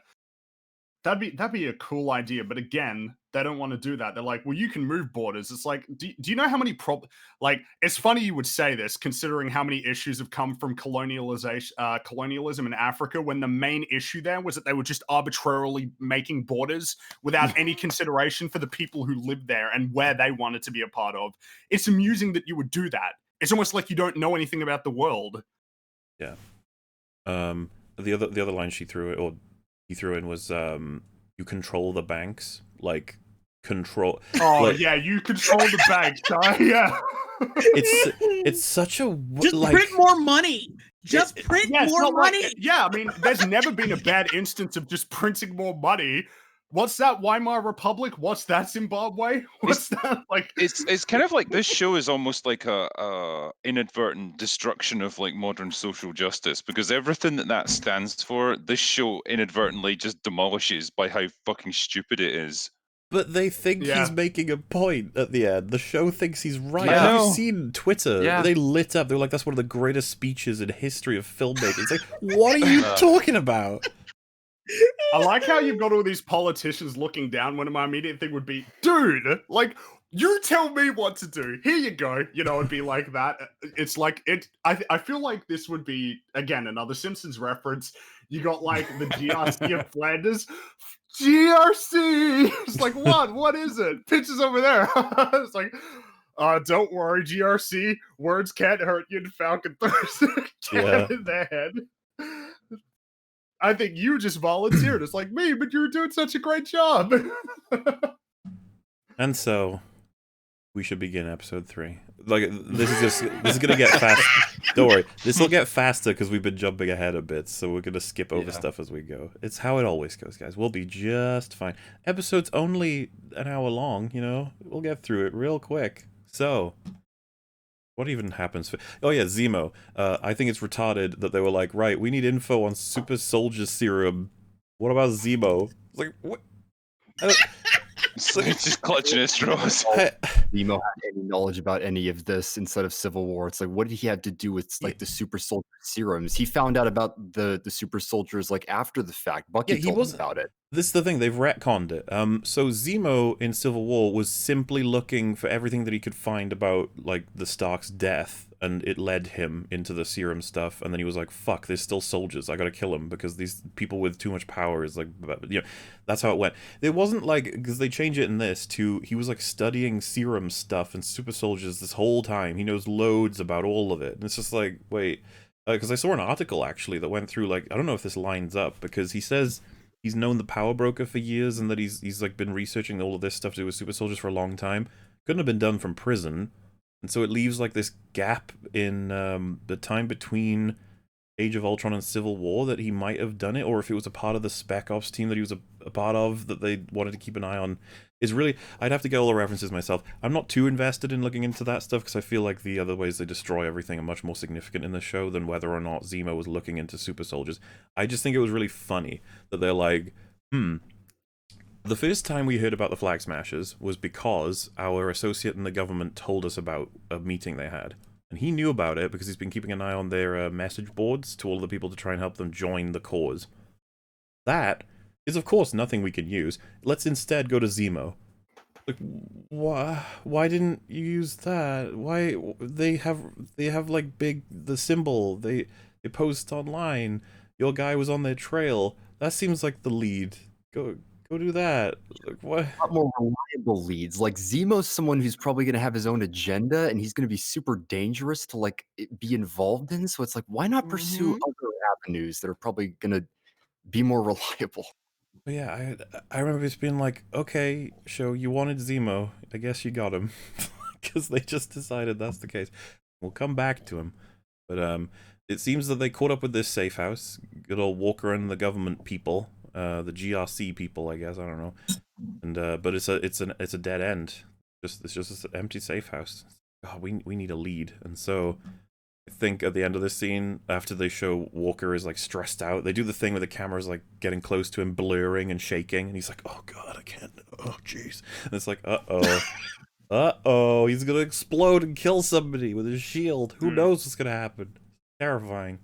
But they're like, you know who probably will have a lead? Bucky and Falcon. It's like, yeah, if only they just joined up with you and worked. Fine.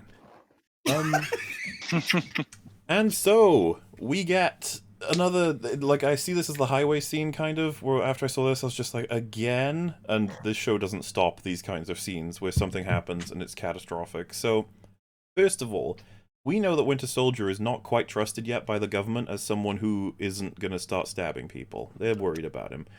There is no way in the world that he's going to be anyone would let him stay in the room with the last man to program him to kill everyone. Not going to happen. And it's funny because the second he steps in, he immediately starts saying the words. It's like, oh shit. It's one of those things where he's like, that doesn't work anymore. It's like, dude, that's super risky, and whoever let you into that room probably shouldn't have let you into that room for that exact reason. Well, this is the funny thing. It's like, imagine Bucky comes to them, and the German police are like, oh, you're not allowed to see him anyway. And he goes, no, I am. And he goes, okay, well, you're not allowed to see him because you might be a horrible murderer. And he's like, no. I was at Wakanda. They've sorted me right out. Like, that's nice. You're still not allowed to see him because I don't know if I believe you. It's like, no, seriously, they said the words. I was looking at a fire. It didn't work. It's like, okay, have you tried it with Zemo? No. But I'm pretty sure it wouldn't work with Zemo if it didn't work with the Wakanda lady. That's the same, I guess. And then it's like, okay, Bucky, do you know if there's another code he could use? No, maybe. So, yeah, you're not going to see him, buddy. It's not going to happen. I'm sorry. You can leave now. Also, we're going to let the government know you tried to see Zemo, because why wouldn't we? It's a very strange thing you're doing. I imagine the therapist would probably be like, he tried to see Zemo? What the fuck? What's going on? Why is any of this happening? But if only him seeing Zemo was the biggest of the issues with all of this. How did you guys feel about the prison break scene? Did you love it? It was dumb. It's funny. It seemed like a really easy prison to break out of, and the guards seemed incredibly gullible. You could tell that it was an afterthought. They were like, he gets out, shut up, he's out. And it's like, no, we actually have to write something because audience members will be confused. Like, There's a lot in this show where people just solve problems with tech they just happen to have. Like, how did they get a key card for him to get out of the room in the first place? So that would never happen. There's just no way. Can't. Anything that goes into Zemo's cell is going to be checked back to front with scanners and just by hand. They'll scan through everything and just be like, yeah, this is okay. It's a book, I guess. Like, oh, there's a key card in here. Oh, probably take that out. Yeah, probably. But yeah, that's step one, and that's like the most important step. Because the rest is just distracting guards. They want us to believe that Bucky then must have gotten a book, but the key. How did he get a key card? How did any like? Yeah, but he got that's it. What I'm saying. Put it in a book, and then he managed to sneak that into the stuff that would go to Zemo's room pile, and then it did. And then he was like, "Hey Zemo, what book you reading?" He was like, "Oh, yeah, I'm reading Machiavelli." He's like, "Oh yeah, go have a look, go have a look." Quick look. He is. So fucking lame. But I like the idea of fuck, man. Can you imagine? It's like, Carly, what are you reading? Oh, Das Kapital. It's like, oh, alright, sure. It's like when in fucking Man of Steel, he's reading Plato and he's like a 12-year-old. Like, alrighty. You know, I'm just really interested in these ideas. You know, I'm really interested in Greek philosophy. Me, a 12-year-old. So how far along have we're at Zemo's prison break. I had to step out. We went over all of Zemo's prison break. His prison break? Yeah. That was. We went over the flag smashers and how fucking retarded they are in terms of their plans and how much they don't understand how the government works. It was this whole thing. Mm-hmm. Fringy was very upset. I'm totally behind him for that. There's a lot to be upset about. Yes. There's a lot going on here that doesn't quite add up. So, the card, it gets him through every single lock at every level in the entire prison. That seems weird to me. Like you'd need. That was lucky. Yeah, they have the entire system. Every single lock for every single room has one card that gets through all of it. I don't know that that's normal. I feel like that's not normal at all, actually. I think Stark just left them a master key. And then I'd say, I don't know if this is what you guys would agree to be like kind of the worst part. It's a different kind of problem, but it really annoys me. To make everybody busy with a riot, Bucky tries to convince prisoners to kill each other. Yeah, so if any one person died, wow, you guys are super duper fucked morally. That's incredibly unethical, Bucky. Not cool, bro. The fact that the guy buys it as well, like he just slips him a note saying this guy's going to kill you tonight, and so he immediately just launches himself at the dude and tries to kill him. First, like, you wouldn't think to investigate this a little bit before you act, because like this guy could kill you in return. It's ask him about it, see what's going on, see like it's like, hey, you got a problem? Like, did I do something to offend? Like nothing. He just instantly tries murdering him. It's like, wow, that worked exactly the way you thought it would. Yeah, it's like, no, it couldn't possibly be like one of your fellow inmates, perhaps, who's trying to provoke you into killing one of their enemies. It's like, no. He just, I'll believe it instantly and just go for it. No, I forget. What if these two were best friends? Could you imagine?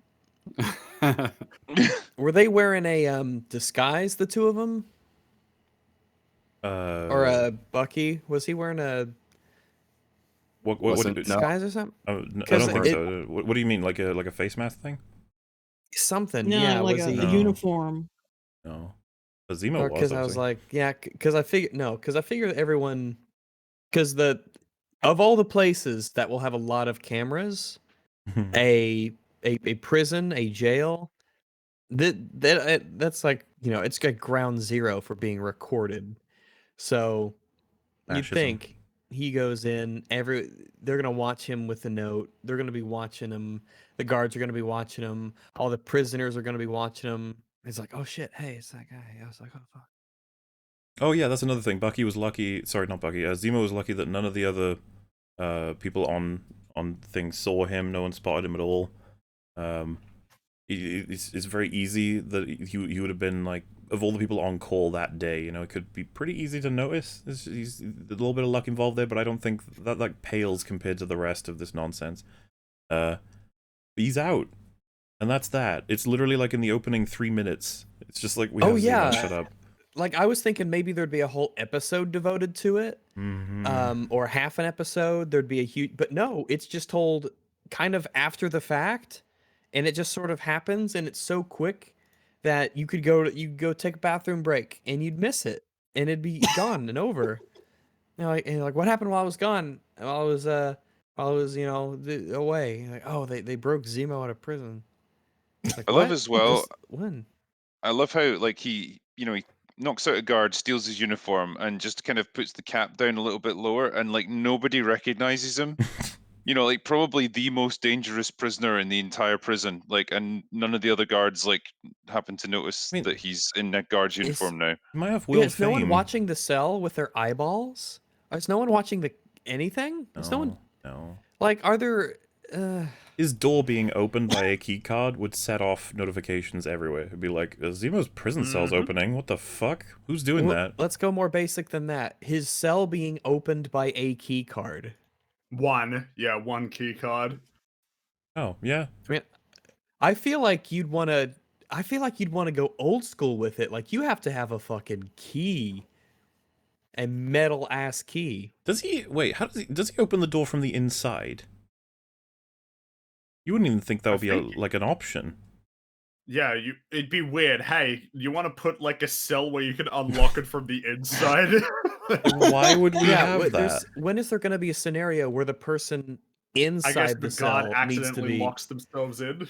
Well, not even then, because the other guards will be like, "Oh, Jerry, I was gonna say that's locked just him inside with Zemo again." Like an idiot Jerry. Classic Jerry. Classic Jerry. I don't. That's not a thing. I'm trying to see if I can. I don't think they show it. I think they show him grabbing the key card and then starting the riot. I'm waiting for it. Oh, he just opens the door and then he sees a guard and beats him up. You don't really like. All right. You think it'd be eyes on Zemo? It's like, oh shit, there's some shit going down. We need a lot of people to make sure Zemo doesn't get out. Oh yeah. Well, also, if a riot happened, imagine they just did a lockdown that like prevented anyone from getting out of the main doors. Yeah, like gates close or drop down, or the computer system what they would absolutely locks up. do. Yeah. A prison riot is not a good idea to like get someone out of prison because it's chaos. And killed Zemo. Yeah, it's like that could very well happen. It's so risky. So, outside of all the logistical stuff of how this doesn't make any fucking sense at all and it wouldn't be possible, is Bucky and Falcon okay? Or are they okay with having him on their team? My vote would be no. Bucky's been forced into the position of being okay with it. You're like, okay, well, Falcon would say no. And he does. He's like, no, this is fucking crazy. Not happening. And then Bucky's like, come on, we need him. He goes, okay, as long as you take our orders. And then he's like, I will. Don't worry. I will. I was like, well, he said he would, so. He said he would. I'm convinced. I cross my heart and hope to die. Also, like, it can be they're trusted. essentially throwing their lives away because it's like, yeah, we broke him out of prison. We're going to be bringing him all over the country. It's like, oh yeah, we're they're gonna finished. Yeah, they're done. So at this point, they're vigilantes again. They've broken out one of the most famous, like, most important prisoners probably around these days. Like, he's high value as fuck when he blew up the UN. That probably gave him quite the profile. Assassinating King T'Chaka, that probably fucked up relationships with Wakanda a little bit. There's a lot of reason why you want to hang on to him. And if you see these two carting him around, like, just random example, I'm thinking like hypothetically here. If like a government agent, like a GRC agent, like a guy who works for them, like a captain of some kind, was to find them, he would probably be like, wow, you've broken every law, you have to go to prison, you guys have fucked up miserably, you've aided and abetted a very wanted criminal. Like, how ridiculous would it be if he was like, yeah, I'll work with you guys? A bit much. I don't think that seems a little... Yeah, it was just an idea I had in my head. I was like, imagine he worked with them. I was like, that would be really dumb. And what if Zemo didn't have the plane? What was their plan? Well, it's To get pretty around. funny, I guess. They gave him a phone, and he was like, "Hey, butler, get all of my stuff where I need it to be." And he's like, "Okay." And didn't they just introduce in this show that he was rich? I thought he was supposed to be like a modest, like humble So- man before. This Baron. is- That's how he was Nope. presented in Civil War, for It's sure. a little wibbly wobbly, right? I guess we'll go over it, see what you guys think. So, Sokovia is a failed state, and when it was under attack in some way, like when Ultron first arrived, someone of Baron Zemo's means, It's like the fifth state of matter. surely he should be able to take very good care of any family he has. Like, they would be escorted immediately by guards out of Sokovia. They would probably maybe not even really be in Sokovia, potentially. Like, they might have, like, a place they actually live this way. He describes it as, like, a shitty place to live, but it always came across to me that it wasn't that he was there because... he was there because that's where he lived, that's where he was born, grew up, whatever, and then he was a part of the military and special forces of Sokovia or whatever. That's just seems to be how it was, but it's like, no, he was really rich. And he sent his kids to his dad, and they all died. And to me, it's just like, oh, did he not have, like, a bunker? Dad. Did he not get, like, any... Why didn't he fly them out? I don't know. Seems like the guy is loaded. It feels weird that they're... It made more sense to me that it was literally just your average, like, shitty house or something. And they were just Remember in there. he said Yeah. his son see like the Iron Man through the car window? Like I always got the sense it was just a regular car, not that like he had a limo and a driver. It's just like it seemed like he was just a normal guy who was special forces and just another part of Sokovia, essentially. Yeah, but now he's like super rich, and I feel like he's only super rich for the plot, and it's fucking with my perception of Zemo in Civil War. I think Yeah, it's they just need. because, They needed. Go ahead. Oh, they just needed to get around, so they just made Zemo rich. We Mm-hmm. need a plane to get somewhere. Oh yeah, I have a plane. Well, up until that In Right the point, here. comics, he's called Baron, so... dude, up until Baron, that point, the what- government was carting them around, like, free of charge. I love the idea that Zemo just gets onto a government airplane. He's just like, yeah, this makes enough sense, I guess. What up, fellas? And a lot of people are saying he's rich in the comics, though. It's like, Oh, so yeah. This isn't the comics. doesn't Sorry, matter. this is isn't- a yeah. fucking. Watching an adaptation, and we're saying that this is like clashing with what was set up in the previous installment with his character. So It's all good, guys. Mhm. Then begins Madripoor. Now, I am going to do something a little fun, alright, guys? Get excited, okay?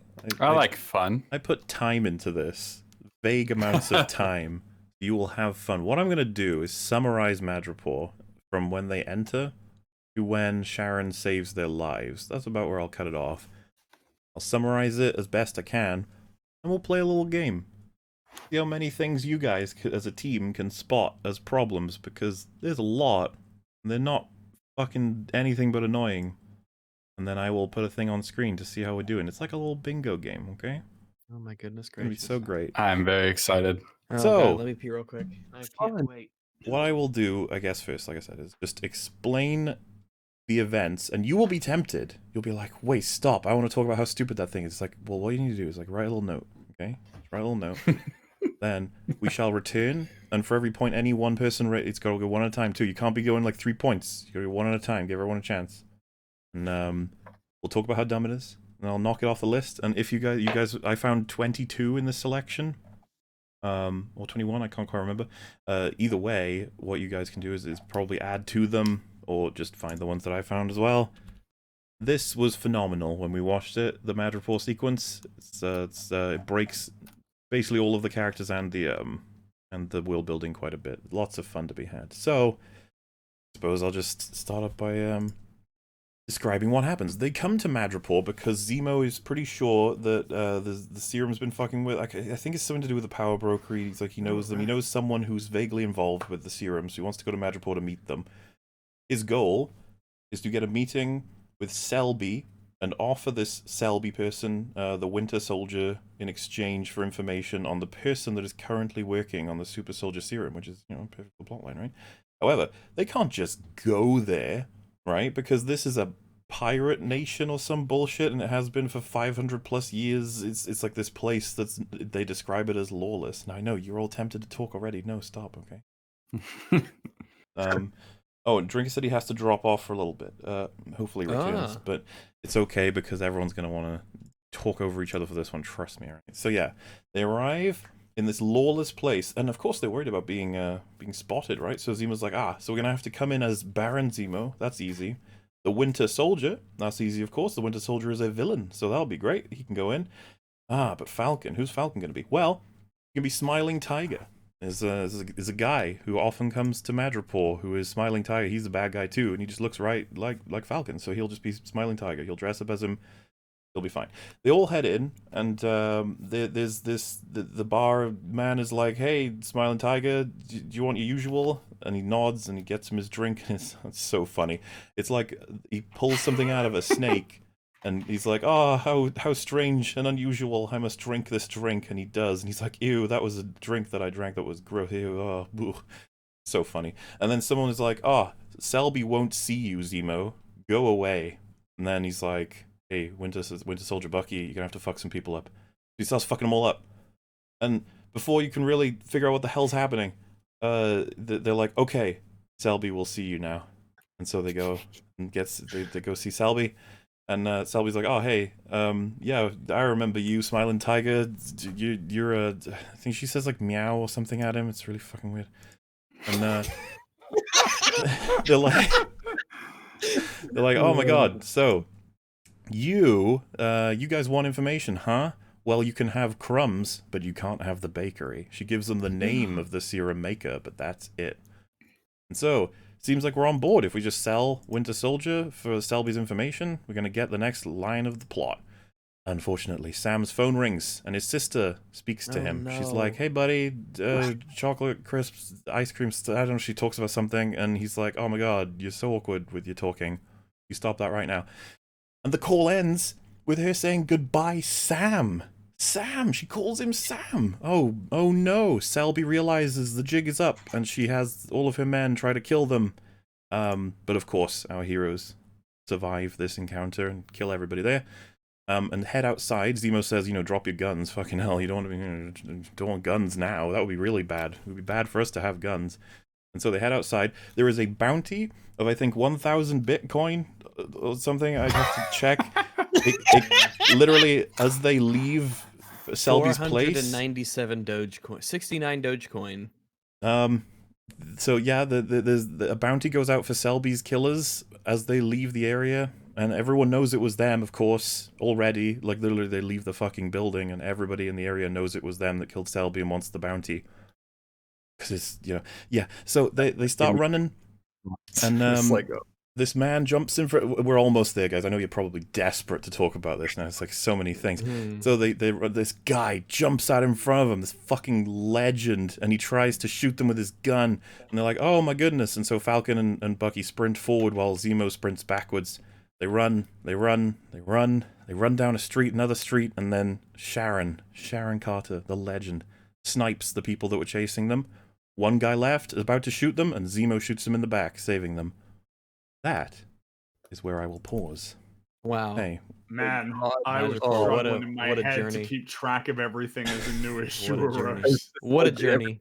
Tracking, and I was like, I'm forgetting some of the previous points. So where do we start again? What's the starting point? Let's see our graph At the beginning that you're going to put up. That might help direct our So our I don't think I've got everything in here, but what I have got is 1, 2, 3, 4, 5, 6, 7, 8 points for Madripoor. Just in general as a location, how it works. 4 for Falcon, 3 for Bucky, 3 for Sharon, 2 for Selby, 2 for Zemo. Problems, basically. Can we start with Madripoor then? Do whatever you want. Madripoor. Go for it. Alrighty, so Madripoor, we're just I always get worried when once again we just start inventing places like this that were here all along and it's not a real place, because this could have been Hong Kong or some South Sea. Well, the problem is that you can't have it be Hong Kong, and the reason why is because Hong Kong wouldn't be the place that it was if it was lawless. This lawless state can't exist. Well, that's the first flaw. Yeah. Well, that's part of it. Is instead of having it doesn't have to be lawless. Sorry, was your point that we've never heard of it before? Well, my point is I'm always concerned when these new places that don't exist just get invented on the spot for the shows and things and the ideas that they want. Mine is that a lawless state like Madripoor doesn't exist. It can't exist. How can they have skyscrapers or buildings or infrastructure if there's no laws? Yeah, it's not like South Sudan, all right? Like it's pretty we have lawless This places. is highly developed. We have lawless places. They don't work out really well. They're horrible, awful places full of violence and terror, and it is really, really, really bad. But Madripoor seems to be an extremely it looks like a gleaming, idealized city of the future. I mean, it's lit up like a Christmas tree. It seems to be a big first world, modernized skyscraper. Yeah, it's basically Hong Kong. Except but they lawless, say it's which lawless. is absurd. Yeah, it's lawless, guys. I mean, it's got that vast bridge, like futuristic-looking bridge that leads into it. Like, where the fuck? Wow, that's driving nice how cars. exactly do you get into Madripoor if it's lawless? Do they have like customs, or how do you get in? Yeah, why are they walking across the bridge? And remember, and if you could just walk in and this is a really nice place, why wouldn't everybody just come here and get rich? Yeah, if you just let people come into your amazing place, regardless of who they are or where they're from, and you don't know anything about them, yeah, things start to go downhill pretty quick. Mm-hmm. So, and they don't extradite is something Sharon says. Like they don't. That sounds like a policy.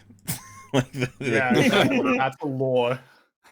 So yeah, the two first points I got here is clearly not lawless, an extravagant place filled with a desperation for imports and exports. They don't extradite, meaning a system of governance has to exist. They, despite the fact that they deny it. Not to mention a bounty system in place. Presumably, authorities ensure is completed in some way, shape, or form. There's got to be some form of ruling system. Mm-hmm. The idea that it's lawless. The only way that would work is in the most superficial of set. Like they have a bunch of these rules that are enforced by people, but they're not called laws. You're like, okay, like it's lawless, but not really. There clearly is. Like they say it's lawless, but there definitely seems to be this person gives the orders, these people obey it. There's obviously rules. I mean, you have to have a society of this level of sophistication and success because it's shown to be a very successful and thriving place. These places don't exist, outside, laws. You have to have a structured society. Don't believe it at all. Makes me kind of wonder why they even bothered to say it's lawless. Why did they go to... Presumably they're doing it to make it sound badass because it's like, oh, anything can happen here. All bets are off. It's like, well, no, not really. Because even if it's like mob rule, there's probably a whole... And look at the place. Clearly there's rules. It would be a fucking disaster if it was all over the place. Yeah, so like you have to pay for your drinks and stuff, and like I don't know, it's weird. If you want to argue, it's like what it's not traditional. Did they use there? Well, that Bitcoin apparently. Crack and bullets. The idea that it's like it's not traditional authorities, not a traditional government, or something like so calling it lawless is just you're just not giving information correctly. Like please be clear. I guess they just wanted to set up an idea in your head, and then when you go there, you're like, oh, this isn't really like what I expected from a lawless place that you invented. Oh, this is actually just like a normal city from the looks of it. It looks like a cyberpunk world. It does. Mm-hmm. Well, it's supposed to look really, really cool. So it's like, oh, look at this. Yeah. It's cool. Wow, what a cool place. It's not on my list, but I would also accept that, like, the idea that we have never heard of this place before, but it's specifically useful for the plot line in this. It's just like, we need a place that's this. Like, this place exists. And for anybody who's like, wait, but Madripoor is a real place in the comics, it's like, that is not enough. Don't care. No, it's not. Yeah. I'm trying to think of what the next issue with Madripoor would be. I'm sure I had it. But, the one thing I will say is that some of the categories I have might be stuff that could be categorized in either world building or a particular character. So don't worry about. Okay. I'll try. Here's a question: If Madripoor is this crazy lawless place where a bunch of criminals are, how could that possibly exist? Wouldn't governments just send in people to come and kill them? Yeah, countries would want to claim that land, especially a city like this. They want that. Yeah, they'd come in with an army and say, Madripoor is part of this country now. I was about to say, if they don't they don't extradite as well, that's something that would be exploitable, and you'd imagine that other governments would have a problem with that. Why and doesn't come every Well, criminal go to Madripoor? Yeah, why doesn't Zemo actually go to Madripoor Yeah. when he's done with his shit? Also, when you say people would come to destroy it, what would be the motivation there? Just to clarify. So it's a place that is lawless where criminals congregate, and it's a tiny little island country. Why would we not just come in and be like, nah, you know what? We're coming in. We're going to arrest all of you. You're done. You're all here. We know where you are because you're congregating here, and there's no government. So who's going to stop us? And you think the GRC would come in there and claim the place for like housing and shit for people? That I think it would. I don't think this If- country exists. I think it gets taken over like pretty quickly. Yeah. Why Especially would if you allow this place to exist? yeah, because the nature of this place is that it will negatively impact the Mhm. world with how it's Yep. set up. What a great It- start. There's what- only 2 or 3 points that isn't on my list. It's like, well, And let's see, I was that pertain to Madripoor specifically. Yeah, they go in on a really nice bridge. Don't know how the bridge is upkept. Why do they get there by walking across the bridge? Yeah, so they arrive walking I don't- across a bridge, and then a car comes from Madripoor, stops, and then they get in the car, and then the car takes them the rest of the way. Why? Yeah. I mean, did the filmmakers just want to show off the bridge? I don't know. I guess they wanted a shot of Madripoor, like an establishing shot that they thought looked cool. Also, they do that trope of explaining what the mission is when they're almost there, Mm. instead of Yeah, earlier. this happens. Yeah, that's one of the issues with the first fight, and that opens up the show. Is that right before he's jumping out of the plane, he's getting briefed.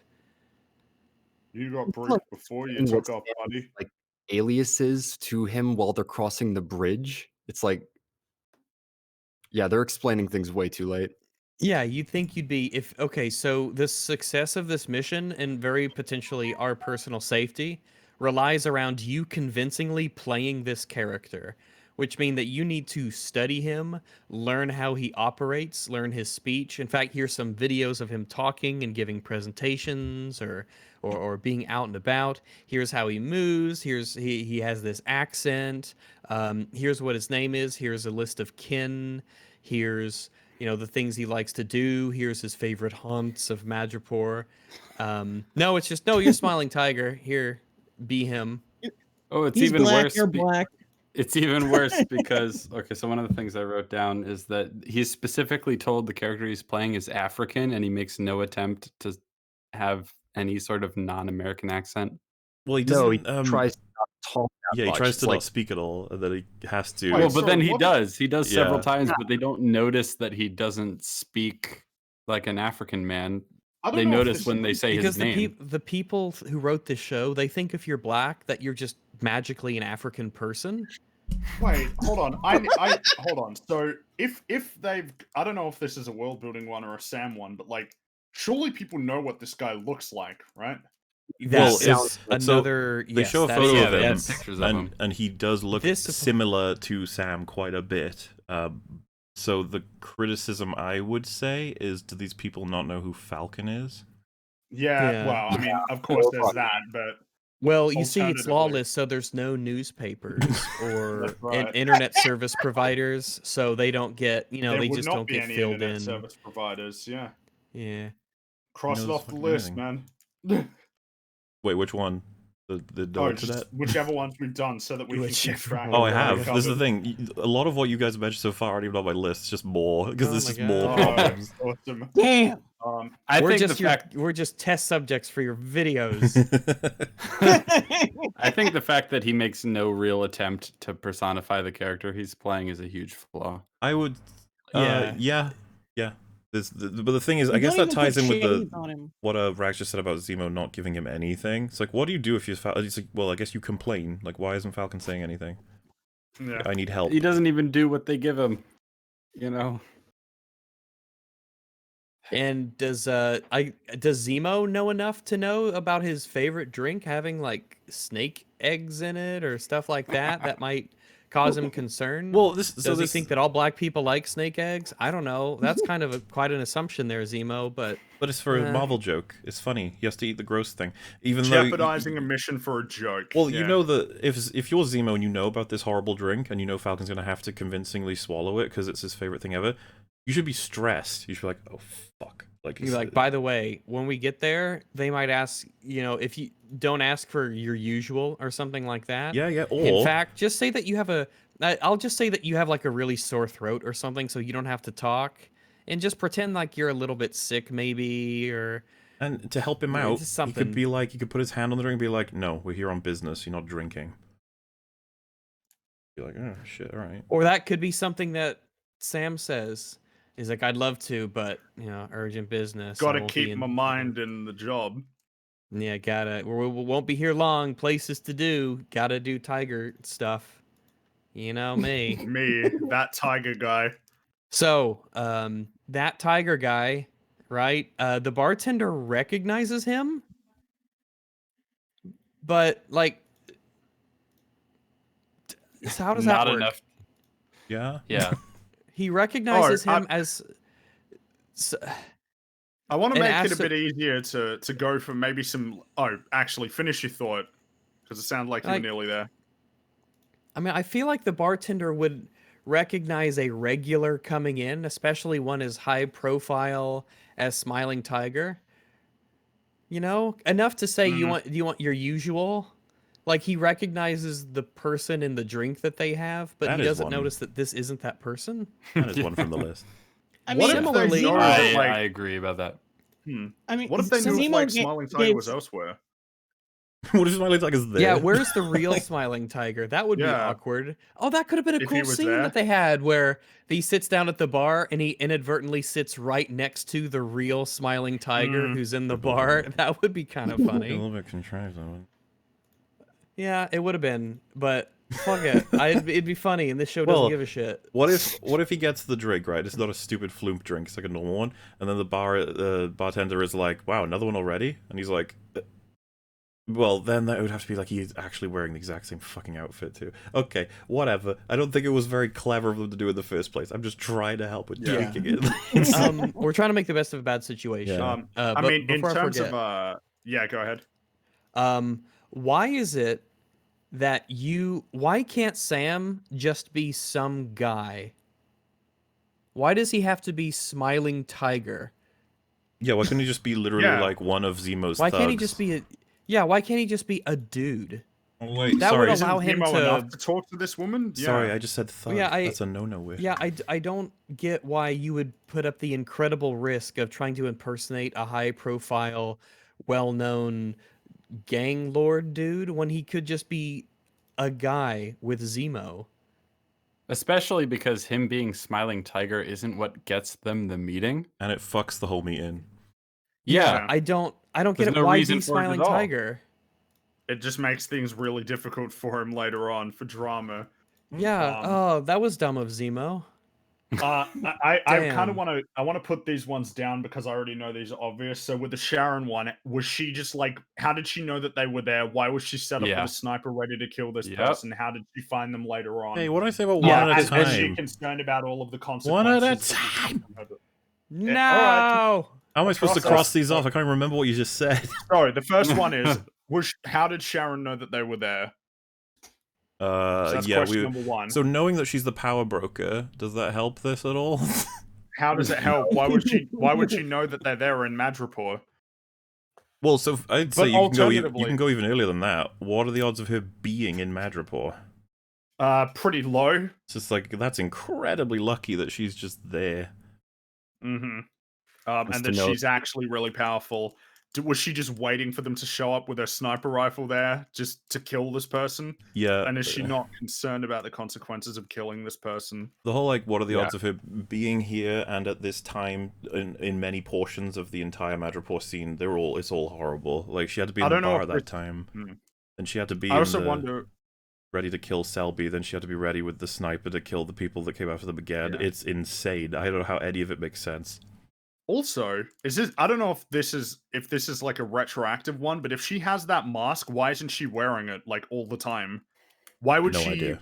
risk being caught as the sniper if she has a piece of tech that can completely conceal her identity? Why isn't she just wearing that every time she goes out, basically? Oh, that was Why is weird. she even... Yeah. Well, yeah, that's the problem. It's like, once you introduce it's like, why aren't you wearing this, like, all the time? What happens if somebody lets, like... I feel like it's going to get leaked that you're a really important person to the US government. At some point, if you're going around taking these fancy galas, did nobody take a picture of you with all of this stolen artwork and everything? How can you protect your identity as the power broker? You can't. That's the real answer to that question. Somebody took a picture. You're done. Nobody But extradites that's not a fine. Madripoor issue. So Well, yeah, that wasn't even like something I was thinking about because I was writing these as I was sort of going through. But like, yeah, retroactively, she should be using that mask. Yep. Well, one for Falcon is that he didn't put his phone on silent. He leaves it on. You can have the scene with the phone. It's just like, Sam, you did not shut that thing off or put it on silent. Like, Yep. why? Yeah, you idiot. You know, Just originally cross it when we off. watched this show, I didn't put it together that Sharon and the sniper were the same person.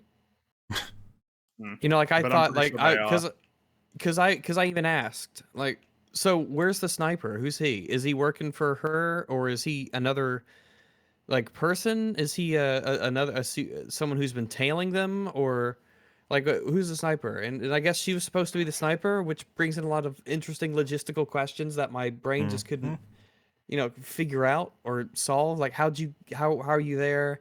Are you always just looking at that window, ready to kill people? How did you find them afterwards and nobody else really did? How come everyone forgets about the bounty really quickly? I guess Yeah. no one. That just gets Oh, dropped. well, she says you need to leave Madripoor soon because, like, that bounty is going to get you guys fucking killed. It's like, yeah, the bounty will be forgotten the second they leave Madripoor because whatever, like, assuming It's like, well, they're off, they're off how much is Madripoor 1,000 grounds. Bitcoin? So, Hold on. Let me figure that out for a second. Was that actually the oh. price, 1,000 Bitcoin? So they got 1,000 Bitcoin, and Bitcoin in US dollars to make it easy for you guys, because obviously it comes up automatically. well, as careful Australian though, they don't dollars. have the same economy for Bitcoin as we do.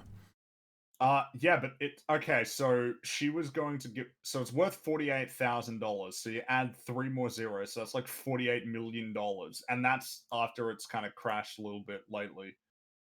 Well, I was just gonna say though, but like, couldn't Bitcoin be completely different in a post-blip world? I don't. It's still a lot of money. Like, the reason If why it- they cited it was because it was a lot of money, but it was a Yeah, crazy surely little, it's supposed to be a lot of money, like Well, but 1,000 that's- Bitcoin. That's how they win as writers, right? They're like, it's a lot. You go, how much? A lot. How much though? Specifically, how much? A lot. Like, No, just a lot. It's like, and I guess that's good enough. It's a lot of money. Okay. yeah. Wait, does But she have their- like a the text bounty is alert dropped when they leave. system for everyone in Madripoor? Yeah, when she gets shot, does a text message just automatically go out saying, "I'm dead, kill these people"? And how does anybody know who killed her? I do not know. Fuck, man. Okay, so I had a question That's about another one. Selby. If we can Cross it off the list. jump ahead a minute. Go for it. Sure. Why doesn't she give them all the information? Why does she only give like crumbs? Oh, well, don't- she says that, so for the presentation of the deal in good faith, she gives a crumb of detail, but once they've finalized the deal, she'll give it the rest. And the deal is that Don't she give them gets- anything. Well, yeah, it's just to give them the name so they can work with it, right? Plot-wise, but for some reason she Yeah. decides, I'll give you the name, and once you get me Winter Soldier for realsies, then I'll give you the rest. I mean, I Does don't know she that not I'd... That's know really that bizarre. Winter Soldier is being. Does she not know that like Winter Soldier participated in the battle for like? Well, against I would Thanos, summarize he's a that good guy. as number 14, which is boop. No one here knows that Bucky Barnes was pardoned. That's also the thing. We hadn't really even gotten much into Bucky at all. But yeah, Jumping around a this bit, show, this entire show, it plays very, very conveniently with when people are or are not recognized, when they should always be recognized pretty much everywhere. Mm-hmm. Because in this world, they are super celebs. They are one of the Avengers, essentially, and, the Winter Soldier. Extremely famous and high-profile individuals. No, they're not. Oh, fair enough. I've been saying that a lot this stream, but No, they're that's not. how it feels when you watch this show. No, It's the they're fucking, not. it's the Simpsons like, reference. nah. It smells and It there is. it's like, no, it No, doesn't. it doesn't. Yeah. Okay. All right, then. Yeah, it Um, solves that. All right, what else we got? I like your notes here. One of the fucking odds you would give me imagine for how did a bounty for 1k Bitcoin, which is a fucking lot, by the way, go right out the moment Selby died. That's truth. So for Selby, I think it's super duper bizarre that after that phone call from a high profile crime boss in your office, you decide to kill him. Like instantly. Like, Yeah. this woman called you Sam. So number It's 19, almost like- and it says, there he goes. Selby thinks that someone having an alias or having not revealed their real name is an impossibility. And that they must die for it. In a place where people in a lawless place full of crime lords and intrigue and probably double crossing and all of these mafia games. Yeah, using an alias. What? No, you should be using your real name all the time, just like I do. Which is- probably. Just Which is like the guy crazy, next to you called the Winter Soldier. I'd love it if, like, it hangs up, she goes, Sam, and then, like, they raise the guns, and he goes, did you think Smiling Tiger was my name? But moreover, I got do you one. think, yeah. Oh, I got one for Selby. Like, why didn't she try out those secret words for Bucky to test, to test his Winter Soldierness? She kind of just accepts it. Oh yeah, he's the Winter Soldier, and we'll give him to you, whatever. I suppose Like usually she people would wouldn't- test their merchandise before buying, If she doesn't know the words, and then she would be like, Bucky or Zemo, give me the words, that would be like as part of probably the end of their transaction, I imagine, right? You wouldn't want to do that before, What was their plan after their transaction ends? Good point. That's not one that's on my list, but I was thinking about it as I was summarizing. I was like, wait, what if this went through? What do we do then? Yeah. You just kill her? Do you think there'll be no consequences for that? Well, as we learn, there aren't any, so I guess they were really looking into the future with that one.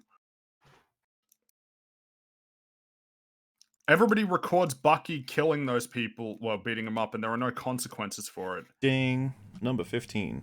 Yeah. Thought so. We were sure because they take the time to show us everyone recording him. We were like, oh, that's going to come up and it's going to be really annoying in the plot. It'll be like, you can't do something because of this. They didn't even do it. Nope, it just got dropped. Because in episode 4, they have everybody pulling out their phones, at Walker, and it's a big deal. But here, when they pull out their phones, it doesn't matter. Well, it's because these are the heroes, so Oh, yeah. it's fine. What else we got? Anything else? Fooling around? Let's So see. for Zemo, you've got one issue there. I got 2 for Zemo. It's zoomed in a little bit. Is it a problem? Why doesn't Zemo just use his status as Baron Zemo to get this meeting instead of relying on a fake person? I think we went over that, but yeah, I think that's valid. It's not on the list, though. Yeah. Yeah, that was the whole why bother with Smiling Tiger thing. Let me see, Zemo. Oh, Sharon, why wasn't her record expunged? Why wasn't she So- why didn't Captain America help her? I didn't include that in this list because that's like that got brought up like the second the scene ends when they have that conversation. It's like, all right, let's talk about Sharon and her position in the world and how much it doesn't make sense. We'll probably do that in a bit, but yeah, it's fair. Christ. Let's see. So I get Zemo's plan in the bar is to have Winter Soldier beat up a bunch of people so that Yeah, so why? Why did he do that? I've Also, got does Bucky not have a problem with doing that? Like, why is he cool with that? Number 21 has managed to win his way to Selby by beating the shit out of random guys despite being unwelcome. I don't know what else to say about that. It's just weird. So it's like, that seems like the opposite of what would get you an audience. That's I the feel like you'd opposite get of what you kicked do. out. Yeah. Like if she didn't want to talk to you before, it's weird that beating up a bunch of people and causing problems would definitely You're get dead. you what you want. That could have killed you guys. I mean, too. everyone had You could have guns died. there. Yeah. Why didn't they shoot him? I mean, if we're going with the we maybe that's what keeps everyone in check is that everyone has guns. So if you start fucking around, you're gonna get shot. What if they did get attacked like before they got there? What if somebody's like, "I'm gonna kill the Winter Soldier"? That'd be a pretty cool thing to do. Oh shit! Oh, it's Baron Zemo. Who's super duper rich. Oh look, he's Let's right next rob to an him. Avenger. Oh my gosh, there's the Winter Soldier, Bucky Barnes, but he's in the. Does news and anybody stuff. care Oh why my God. Zemo's out of prison? Does anybody give a shit? You'd think the governments would have a really hefty bounty on his head. Oh, I think- the recording, wouldn't they have recorded Zemo with the Winter Soldier? Yeah. Oh shit. So they would Yeah. know that the people, They're as if they fucked. needed more, more to go off of the idea that it was them who broke Zemo out They of can prison. never go to Germany again. Well, They I was will going to not say be that welcome there. I feel like we were explicit a little earlier when I said, like, literally Captain fucking America sees them together, so they're done, but the plot doesn't do anything with that, because it's stupid. Yeah. But yes, that was a fair flaw. You could say, like, they've been caught now, 100%. Everyone definitely knows who broke out Zemo. And if they're going around beating people up in a foreign, I don't know, does it count as a foreign nation? I mean, it's still troublemaking abroad, so I guess it probably falls under the, the blanket of you just broke someone out of prison, Zemo of all people, and you went to this place and you started beating people up, flouting his, his Winter Soldier status and meeting crime lords. Like, that's not a great look. That's got some optics issues, I feel. Pretty much got half my list. A little over it. What else we got? Still, we got still 5 for Madripoor here. Very mild thing, but like, what kind of nickname is the Power Broker?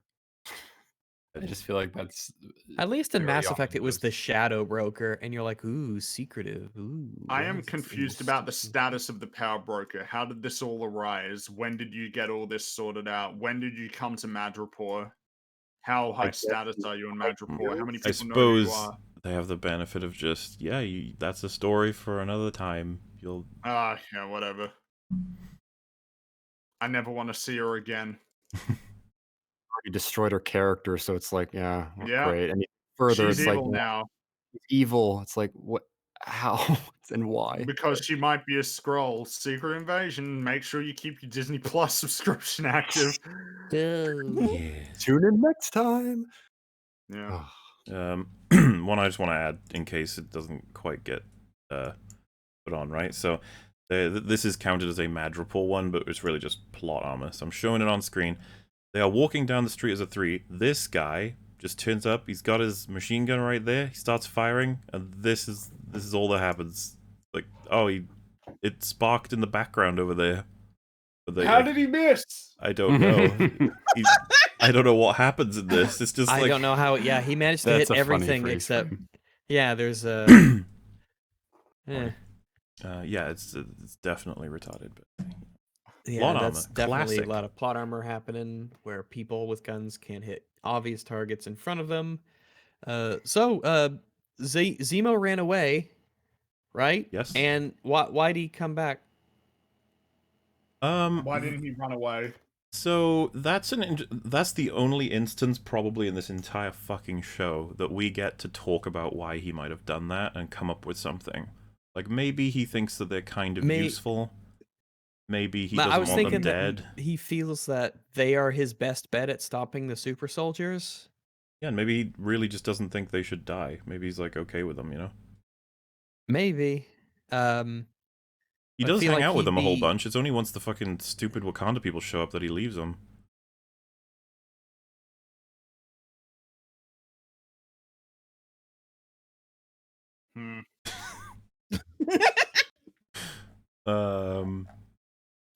Maybe. I thought you were gunning for a different one there, which is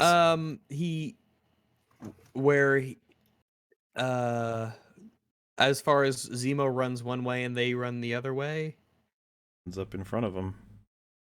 Yeah, I guess he went around.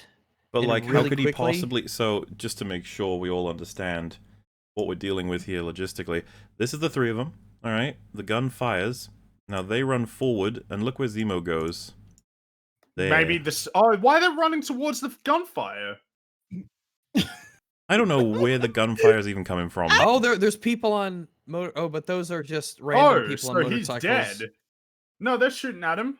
He runs back So there. Zemo's dead. Well, no, those people on the motorbikes are those just flares? What are those? Are those I'm not guns? sure. Is that the? They're shooting in the air? Yeah, 'Cause it's because they lawless. keep missing. Because it's Why do they keep lawless. missing? Because Yeah, they're just having a great time. Yeah, they're just shooting up into the They're air. just They're just shooting having at a. each other. I mean, it's a Friday Why night. don't they follow You them got your down the boys and your alleyway? motorcycles Why and don't your they machine follow them? guns. They just drive away. So, but He's aiming at them, so they run towards him. Those bullets are coming yeah, from and in front of them. the way this is filmed, they react to him. They see him in front, and they're like, "Oh shit, guy with gun!" And then he gets plucked out of existence. Yeah, Yeah, they just and run they run straight towards towards him. him. And the guys on the bikes drive past them We have instead a of Batman and killing Robin them. motorcycle gang Why drive by, don't they but go maybe down they the don't. alleyway? Well, they've been having a party, so they don't Oh, know so, about the yeah. bounty. Yeah, I mean, They're this is just shooting this guns is just in the air Madripoor. wildly. This is I think that's lawless. what Yeah, it's you're supposed right. to be. Yeah, this is just Madripoor. This is just what happens. You know, You just walk down the street and occasionally might get shot at. What a great place to live. no, everyone shoots in the sky. They don't want to shoot at each other. You know, Yeah, Oh, Yeah, except God for that forbid. time when they shot Yeah, at each other. Yeah, because that would violate the NAP if they shot at each other. This is just like up in the air. They're having a great old time. Yeah. You know, it's like a 24/7 party here in Madripoor because it's lawless and that's what it would be. Madripoor is lawless, Um, free of logic. Yeah, free of logic, reason, consequences to actions. Yeah, the You're whole right. nine That yards. face is terrifying, guys. Well, so God. the thing I wanted to highlight, right, is they're running a straight shot forward to the camera. Zemo's ran off back to the left, and Bikes he's not come- looking at them. He's faced away. He's running. He has no idea. They could go left, right, diagonal. Even they could go back. They could be like, "Wait, Zemo just ran over there. Let's go get him." They run forward. Hang on, let me put my copyright protection up here.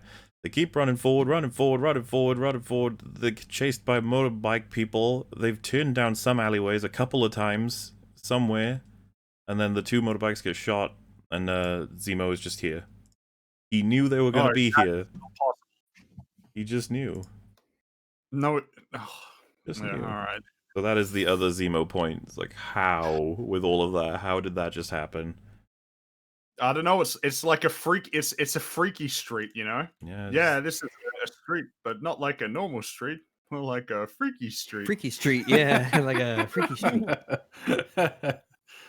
Um, I guess it's lawless and that the laws of physics don't apply either. I see a That's theme right, with some of the points that are left are ones that you guys would make more if you had seen the scene more recently. So I do want to like Mhm. help out a little bit, but like Let's see, Madripoor itself.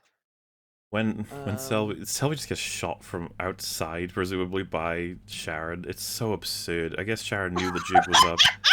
I don't know what Yeah, to can fucking she make. hear? How does she know what they're saying? How does she know things are bad? I Yeah, know. because that's the So I want you guys to see this because it's one of my favorites. All right, so you see this frame. You got Falcon's beating up this guy, and there's this little Joey back here. Like, oh my god, what is Baby happening here? kangaroo? I was making a cup of tea, and now look, everything's going wrong. Well, I'll play it everything's again. Gone to shit. So Bucky then takes this guy who's just on the other side of the room, makes sure he can't get killed, fucks him up. Oh god, we got glitching. That's probably good for copyright, actually. And then the scene ends. We did it. It's like, wait, what about Joey? That's fine. What happened to him? He's my favorite character. Also, I'm glad Joey made it out alive.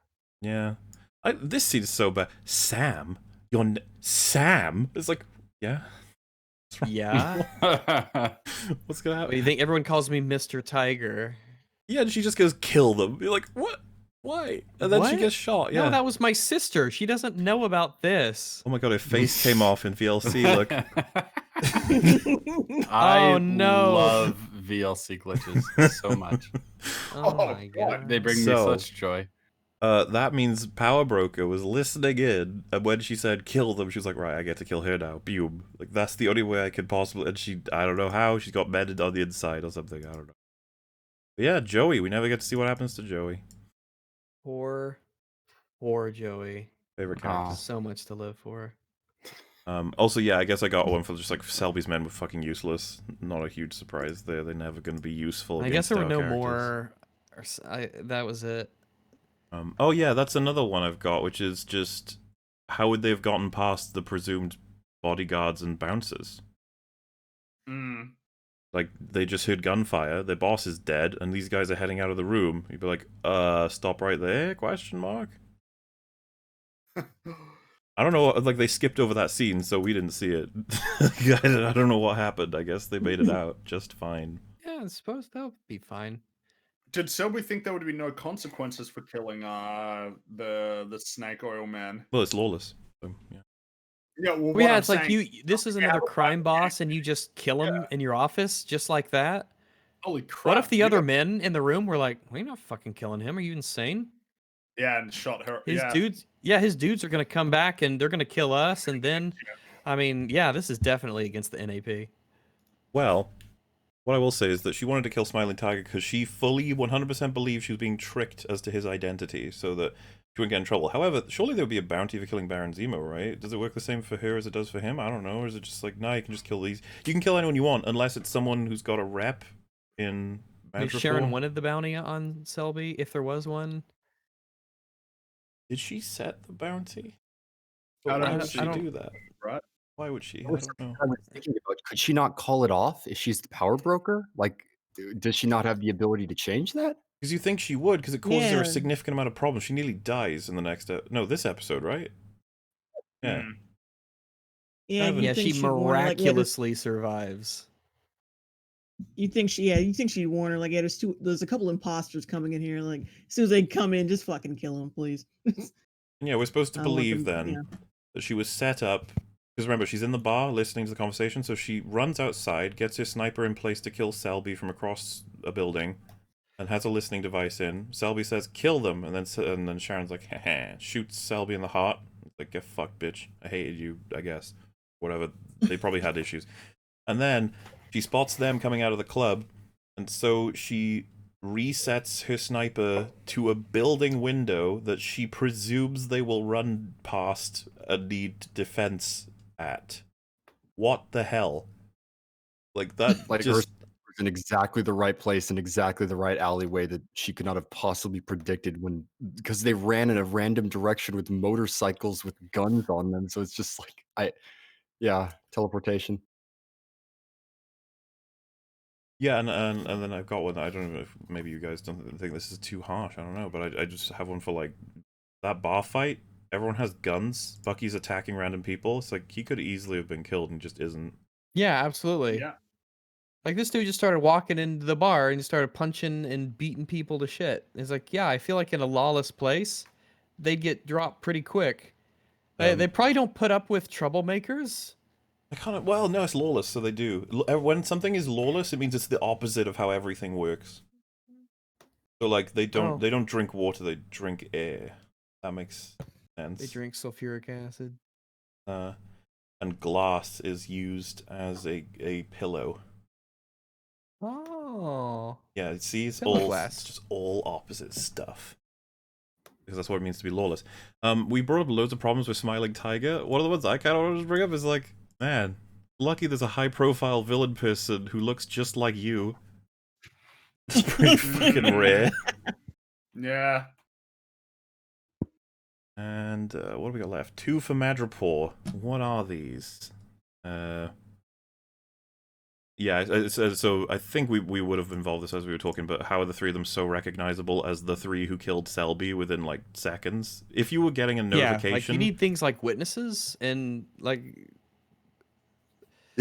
who saw them? There doesn't seem to be anybody around. There's just... And plus, there's gunfire from outside of the building. So it's like, oh, it's the sniper that killed Selby. The bounty's on... The sniper, not the people who were inside, at this, right? The message they get is Selby dead, bounty for her killers. Like, okay. Yeah. Who are they? Oh, who? Yeah. Who set up the bounty? And so How did? they start walking down the street and they look in a window and there's this woman who's, I guess, like her job is to just, do stuff in the window. She starts like feigning, like shooting them, and you're like, wait, it's that? How do you know? You're just in. How? I thought you were just some stripper. Yeah, like how did you know they're the people that killed Selby? What's happening? It's the editing is painful. You have no idea where the timeline is. What's going on?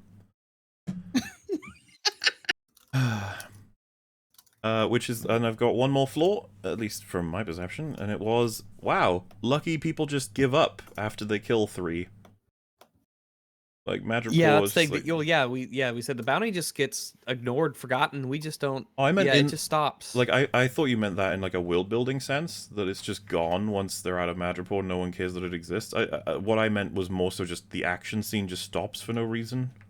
Like, that was lumping that in with part of the bounty just ends, so people have no reason to shoot them. It's just all over. It's like they hit the invisible trip line and a cutscene started in a video game, and when it's over, it's all good and back. Because to they don't leave. They have a conversation about Zemo and Sharon, and they're just standing in the streets. Like, guys should probably go somewhere else. Somebody just comes along and riddles them with bullets. Yeah. Yeah, well, that's okay. The plot's protecting them. I genuinely think there'll be people who are like, well, no, the power broker orchestrated all of it, okay? So it's all running the way she wants it to run. Oh, okay. So Sharon is super duper evil then, getting all these people to get killed. They could have died. So if she orchestrated it, that was a terrible plan because it could have killed them easily. Pretty much. Man. And so that's Madripoor, I think. Like, and there was still even more than that. There wasn't just those. Yeah, well, I think the list kind of like came close to doubling with the amount you guys added. It's just there is an insane amount of problems in this place. Yeah, it's just this so many, and you'll watch it and you'll be like, I don't know, it's like it's a bit. No, none of it makes sense. None of it works. It's all fucking insane. None of it is. It's not coherent. It's nonsense. But it looked They cool. just want things to happen. They just want things to happen, and it doesn't matter how we get there. It doesn't matter how it's set up. The thing happened. Look, we went to the place, and we did the thing at the bar, and he drank the drink, and that was that, and now we're done. Shut up, phone. I agree. Yeah. Which pushes us on to Sharon basically explaining something that we get a nice strike to Cap's character, quite a significant one. Basically, in Civil War, she sacrificed everything to give them their weapons and gear back, which is pretty awesome of her to do. And so I guess she left for Madripoor or something. They didn't contact her or give a shit about her in the 2 years that they were vigilantes. Falcon even cites those 2 years as like, hey, I had it tough too. Like, okay. You guys were a big team though, like you were all together.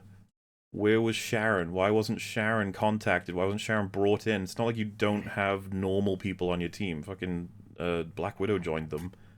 Like, what the hell?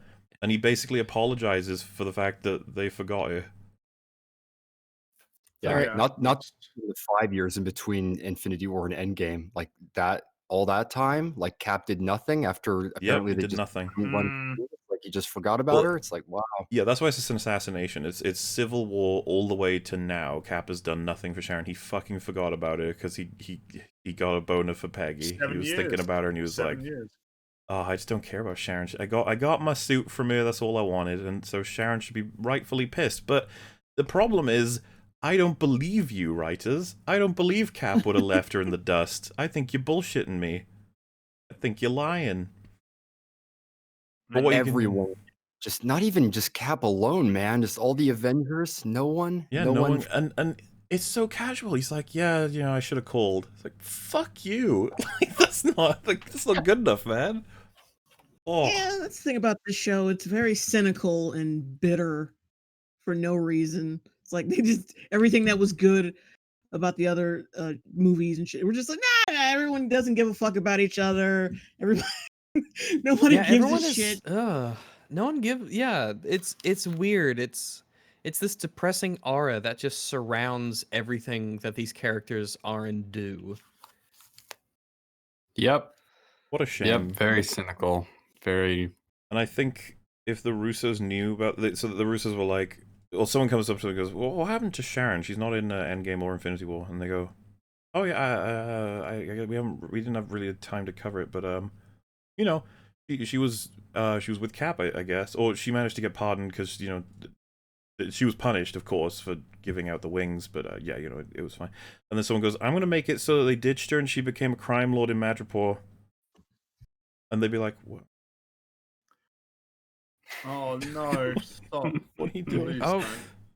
Well, I mean, you know, that's just as you do. And then You as they're like closing the doors, they leave the MCU offices. They're like, you guys have fun, I guess. You know, I'm not trying to like big them up. They wrote Endgame, but at the same time, they're probably like, oh, that wasn't the plan, but you guys go right ahead, I guess. You know, in a way, it's their fault. They should have had a throwaway line for her, I guess. They should have had him saying like, oh no, yeah, Aaron's doing good. She's doing great. I definitely called her. Just saying. Yeah, it's too late. You left the door open and now they've taken advantage. She was ditched and she's very furious about it, and it has led her to a life of crime, which, by the way, I think Southpaw was saying to me like, oh, she's been assassinated, and I was like, maybe. If she is sound of mind, then she's been assassinated. If she's been brainwashed, or she's not even Sharon Carter and it's someone wearing a super duper face or something. Or a John Skrull. Carter. Yeah, or a Skrull. So we got a lot of options, but yeah, we'll just have to wait until the But MCU then tells where us what is the fuck's she? going on. That's just, still, it's like, I guess Cap still didn't bail her out, or he doesn't care. Well, yeah, the fact that Falcon confirmed that there was no contact is still terrible. So we can't fix that now. Like, if you were writing after this, you just go, no, Cap did contact me. He just didn't tell you, Falcon. You were an asshole and you didn't find out. Like, oh, okay, I guess. Like, guys, what are you doing? It's like, you don't know any. Nothing matters anymore. I mean, nothing does matter anymore, but that would just be more not nihilism mattering. from the show. Can't be having that. Enough. Yeah, and so something super fucking awkward happens, and I really don't like this. So Sharon's like, you know, this sucks, you can stay here, I guess. And then Sam's like, we need help with this serum maker guy. Give us help, please. And then she's like, pfft. He goes, help, I can get you pardoned. And then she says, wow, you're bargaining with my life? And he's like, no. Like, I'll get you pardoned. That's like a promise. But I could really use some help, you know? And I can get you pardoned, so... And it's like, you're doing the thing she just said. And then she says something like, I don't trust deals. Oh, no, she says I don't trust favors or something like that. And then he goes, okay, fine, it's a deal. I'll get you pardoned, you give us this help. And I was like, that's the thing, you're bargaining with her life. That's a deal. It's, well, don't take my word for it one-to-one. The problem I take with it is that Sam basically agrees, in exchange for you giving us help and resources, and for what she does, if you remember all the fights she gets into, I will get you reinstated, which is something that you deserve, right? You see the problem? Right, you're extorting her for something that you believe that she's entitled to. And yeah, they try and dance around it in the Also, dialogue, is what I'm saying. She's like, I don't trust favors or whatever. And he's like, fine, we will make a deal. You could trust them. Not Power Broker, but, you know, she's good with deals. And I was just like, that's fucking shit. You just made it so that they did the thing they weren't supposed to do. He shouldn't be playing with their life. It's bullshit. Also, does he have the power to do that?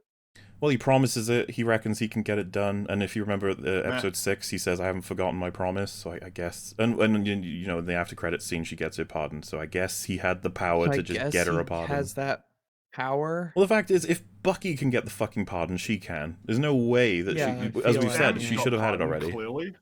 She should have had her pardon. She doesn't have it because plot. It's like all that she did was give Steve the shield and Sam the wings, basically. It's like that is a crime It's a for boo-boo. certain. Compared to what Bucky did, it's like, dude, she should get a pardon. Bucky, By the way, this is the someone thing. in chat pointed out he can pardon Sharon, but he can't get a loan. These are some weird powers you've got. And yeah, for reference, if anybody's like, well, but Bucky was brainwashed. Bucky, when non-brainwashed, beat the shit out of many German police. He's in way more trouble than Sharon is. And yet he got pardoned, so she absolutely would get pardoned. By the way, Cap, same thing. It's absolute bullshit. It makes no sense. Fuck you. Bad show. Naughty. Get it with the news. Naughty show, naughty. And so, Sharon's like, right, guys, he's in this thing. He's got a lab down here, the guy who makes the serum. We've kind of been over the world building with what he explains here. I'm going to try and get through this a little quick. There is we'll do the downstairs story and then the upstairs story, okay? So downstairs, they're like, you made the serum? And he's like, yeah, tell us about it. He gives them a bit of information about, the key detail they get is that he says he had a phone call from Carly about Mama Morgandale, Mama Miegelthau, like the woman who died. Mama Donya, right? That's the one, yeah. That's the information they actually needed. Sharon comes down after her big brawl where she takes on like a bazillion people in a row. They all do the things. They close the distance. They're all weaker than her for no reason. It's fucking absurd. She somehow is able to kill all of them. Dude, she overpowers much larger men, her scrawny ass. Look at this shot here, right? It's before her action scene has begun. But we know that like we're getting somewhere with this guy, and so we've got to ratchet it up. Like we can't just be this. Does this not seem like a video game cutscene before you start the level? Like this camera shot this is the area. You can see there's a group of bad guys there. Oh, there's a group of bad guys there. It's like that's the set. Yeah. Get ready to fight these guys. Oh look, and there's a close-up shot. They have these guns. Some of them have different guns. It's just like, yeah, this whole part is a really bad video game. Yeah, it's like an Uncharted 2 or something, you know? They're all, and then it cuts to black. Assassins from Madripoor, basically. Yeah, she says they're all bounty hunters. They're all there for the bounty. Man, apparently, it'd be funny if you guys turned around and watched your back instead of all looking in the same direction. Don't you guys find it interesting that... So there is a bounty that went out for the killers of Selby. It's like, okay, where are they? It's like, well, we have no fucking clue where they are. Yeah. How would they know that they're there? And also, Sharon, you're fine. Because you had nothing to do with it. They don't know that you're involved. Well, she wants to protect these guys. People? She wants to kill them all to protect... But protect them from what? The bounty hunters. And how come when she kills them, they don't play ominous music and pan up with her looking evil? Is it because they... Dude, so this is how it works, okay? You know, she stabs somebody in the ass at one point. If she pulled... Well, she does pull the knife out and throw it at someone else. But if you would freeze frame, there'll be no blood on it because she's a good guy. Yeah. Also, what if that first guy had AIDS? Exactly. So yeah, this guy has a knife too. He just doesn't have a gun.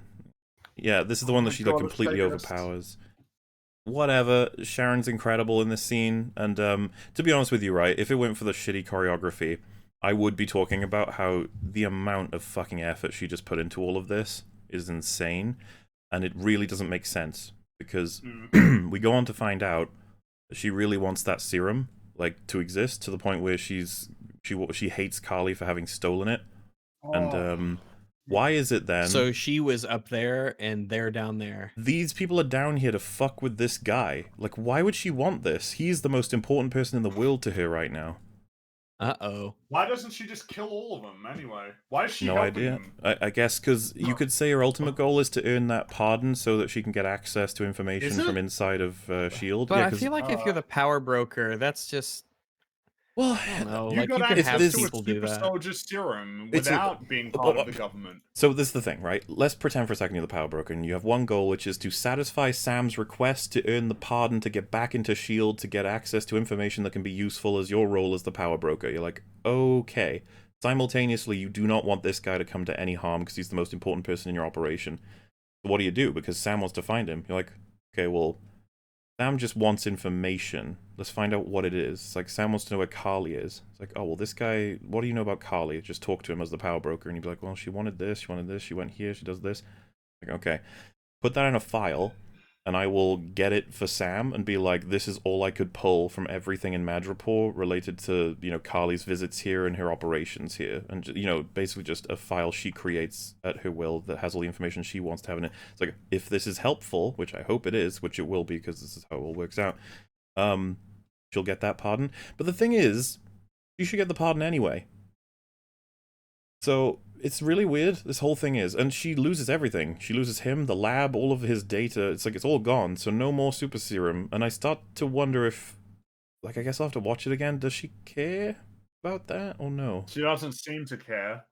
She gets into the car at the end of this episode, and she's got like an assistant, and she's like, very bad things have happened. I'm going to explain on the way. It's like, so she is upset that she's lost all of this. Surely. but she kind of seemed to orchestrate it, so she's just a dumbass, I think. But now we can talk about the one thing I liked. The one thing all of us probably liked. Zemo executes the serum maker. As he would. As he would. Because he's smart, and he used his position to benefit his own goals. However, he moves around the room and finds a pistol attached under a desk. Was that just luck? I So, guess. and Stam and Bucky weren't watching him. They weren't watching him closely, and they allowed him to get a gun so that he could shoot them. This is the thing: is he's like, you'd imagine they'd be watching him closely the entire time because they just expect he'd do something like this, and it's like, this is on you guys. You weren't paying attention. Because I don't know if it was luck or not. The only thing I could possibly explain is that he's in cahoots with the power broker, but that wouldn't make sense because she doesn't want the power Yeah, broker. the power broker wouldn't want him dead. Yeah, it's like, I don't get why he would I know the think gun it is where is it just is. that it's so in line with the rest of the writing, which is, oh, Zemo has a gun now. Like, oh, okay. Guess he just has a gun now. I'm trying to wait for the part where he does it because he's looking around right now and I'm just waiting for it because he puts his hand under the desk and he just happens to find one. It's like, damn, that's gonna be useful. This is the thing. It's so interesting to categorize it differently as plot versus character because it's like if you provide Zemo a gun in this scene out of nowhere, you just literally poof it into his hands, then yeah, he would shoot that guy. So that's good. I'd say that's plot. Yeah, because if Yeah. Zemo just was looking around for one, maybe under a table or something like that, seeing as like, is there a hidden gun somewhere in here in this lab? Maybe there would be. Then he found one. He's like, yeah, that's what he'd do. So Oh, that's more what of I'm That's a saying. plot thing. That's what I mean about how it's so interesting to see the difference, right? Because like there is no character problem here at all. It's literally just if you had the circuit, like if you literally poofed it into existence, he sees this magical spell appear and the gun falls into his hand. He'd just be like, "Okay, I'm gonna use this to kill that guy." Like I don't know why this happened, but I mean, it gives me a chance to do the thing. But yeah, I maybe would have appreciated him looking all around the place instead of the first desk he looked into and put his hand on. He finds a gun, just like, all right, if you have to. I think they'll probably just, you know, if we were trying to write this, I think I would just have him find something in the lab, like, to kill this guy with. I think like a scalpel or break a beaker. Yeah, and like uses, smash a beaker and just drive it into his neck. That's probably something that will do some damage. Yeah, I feel like he'd find a way. Zemo, he'll get his hands dirty. He did with that one Hydra guy at the beginning of Civil War. Then again, it depends on if the show thinks he's a good guy for doing it, whether or not we'll see a blood spurt or not. Who You know? fucking knows what the show thinks? So, what's pretty funny is Sharon kills a whole bunch of people, and then she like decides it's like, well, it's time for me to go and tell them that they're in trouble. As she does that and closes the door, someone fires an RPG at the area, and it's like, man. Oh. There's a lot of questions for that one. It's like, first of all, maybe open with it. Secondly, wait, if you blow them up, I assume that you can prove your bounty still. I guess you grab. I mean, yeah, there will be parts left. But if you're willing to fire one, I think maybe they'd be willing to fire another one. You know, maybe. I don't know. And if they did fire another one, they'd all be fucking dead. I don't know if you guys remember, but basically Zemo gets up first out of all of them, including the fucking Winter Soldier, and he leaves. And I honestly thought this would be when he was going to ditch them because he's killed the serum maker, and so now he's made use of them. Yeah, but, much more reason to leave now. The whole place is on fire, and it's about to explode because there's loads of tanks in here and assorted chemistry shit, I guess. And it's just funny to me that the RPG didn't immediately blow up the whole place. It's like, damn, that was lucky. A delayed result of the explosion, and it blows the fuck out of it, but yeah, they all managed to get out safe. Not sure how. Then comes that action scene where they're like, lol, it's an action scene, you go left. No, it's like, you go right. Well, they're like nearly dying. Again, if there was another RPG thrown at them, they'd just be dead. Kind of change the stakes a little bit. And then Zemo puts on his mask to kill people and then takes it back off. Fan service. But the only defense I've seen of this, I don't know what you guys are gonna make of it, is the reason he does that is because whenever he does work like that, he wants to be wearing that mask, and seeing it there and then shows us that this is something he's been doing for a while, and that this is not new, and that he probably has a persona where he does stuff like this, and that mask is a part of it. The way of establishing history. It's just like, Okay. just seems really dumb. It does seem really dumb. It's just why put on a mask? It's just it's there doesn't seem to be any rhyme or Because reason. it's from the Shoot. comic. That's Well, why he does it. That's the real reason. There was one thing I thought of. It's like, he puts it on and then he blows up the thing and fire goes everywhere. It's like, so the one thing you might want to protect yourself with, maybe, is your eyes? And that's the one part his mask wait. doesn't protect. So, Yeah. never mind. Yeah, he kills the bounty hunters and then he teams back up with our lads. And there's this bit where I start to wonder what the fuck the tone of this show is, where they all get into a car, his car, by the way, that he had a car that was available, the door was open, and the keys were in it, and he just drives out of one of these shipment containers with it. It's like, okay. Right then, you're like, did you set this up before? I don't know. But yeah, he's like, get in, everybody. And I was just like, wait, really? This is such a, like, nonsense cartoon now. And then they're like, you just killed someone. He goes, promise I won't do it again. And they're like, all right. It's like, what the fuck is happening? I don't know. It calls itself a TV show. Yeah, it's really just we want things to happen on a screen. So there you go. Look, everything that needed to happen happened to have the thing. Hooray. And we have Walker and Lamar have followed our heroes to the prison, and they're like, damn, Zemo escaped the same day that Bucky and Sam came to speak to him? And I think Lamar's like, you would think they broke him out, right? He's like, of course they broke him out. I was just like, oh, thank you, Walker. We need like some kind of brain. And so, I mean, really weird happens that kind of allows the rest of this season to work in terms of a couple of its payoffs. Walker then says, for some reason, looks like we're going to have to go off the books. Because they're going to chase Zemo and Falcon and Bucky on their assumed adventure to try and get to Kali, because they think those lot have a better thing. And so they're like, time to go off the books. It's like, why would you go off the books? That's like on the books. That's like fully on the books. That's like the mission. Yeah, like I said, I said a long time ago, but the state of what people's missions are, who they're allowed to, who is, it's even confusing to sort of explain, like why they are where they are and what permission they have and who they're sanctioned by and what support levels they should be having. It's all very in the air and thrown out, and the U.S. government doesn't seem to exist for most of the show, and it should be looking for these guys. And picture for a moment, if you will, you are their boss, Rags. You're like, hey, you, the Captain America and Battlestar, I need you guys to get to Kali and stop it. The Flag Smashers, bunch of bad hombres. Gotta get rid of them. Yeah, they're okay? bad. They're evil Bad. terrorists, and they kill people. Yeah. Slam the table with your hand. You're like, enough of you not dealing with them. You gotta deal with them. And you're like, okay. And so they're like, we went to all these places and we found all these safe houses, nothing in them. And you're like, damn it, guys, gotta deal with them. What else you got? You go, well, went to a prison. You remember that Zemo guy? You're like, yeah, of course I know Zemo. Everyone knows Zemo because he was like super famous for everything that he did. It's like, yeah. He broke out. Oh shit, really? It's like, yeah, but the interesting thing is, like a few hours before, Bucky and Falcon, who are on the same kind of mission as us, broke him out. We think they broke him out because he'll have information to do with Kali and the Flag Smashers.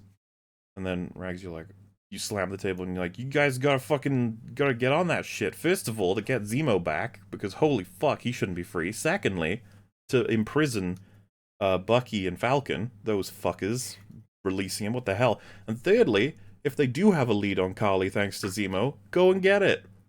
We gotta get these Flag Smashers. Instead, Walker's like, nah, the government don't want us to do this. We better go off the books. It's like, what? No.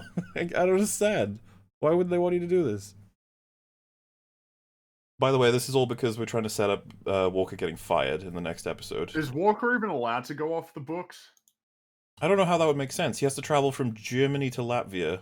You're not doing that without government assistance. Well, I'm just saying, doesn't somebody call and say, "Hey, buddy, what's up? How you doing today? What have you been up to, Captain America?" Again, it wouldn't What's even event be a today? random call. They would set up transport, and then they'd be like, "Why are you going to Latvia?" And they'd be like, "Oh, vacation."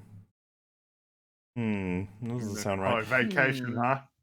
And again, I just don't understand why this is the biggest lead they've ever had. A different crime has been committed, and two of America's heroes are like doing something really shady.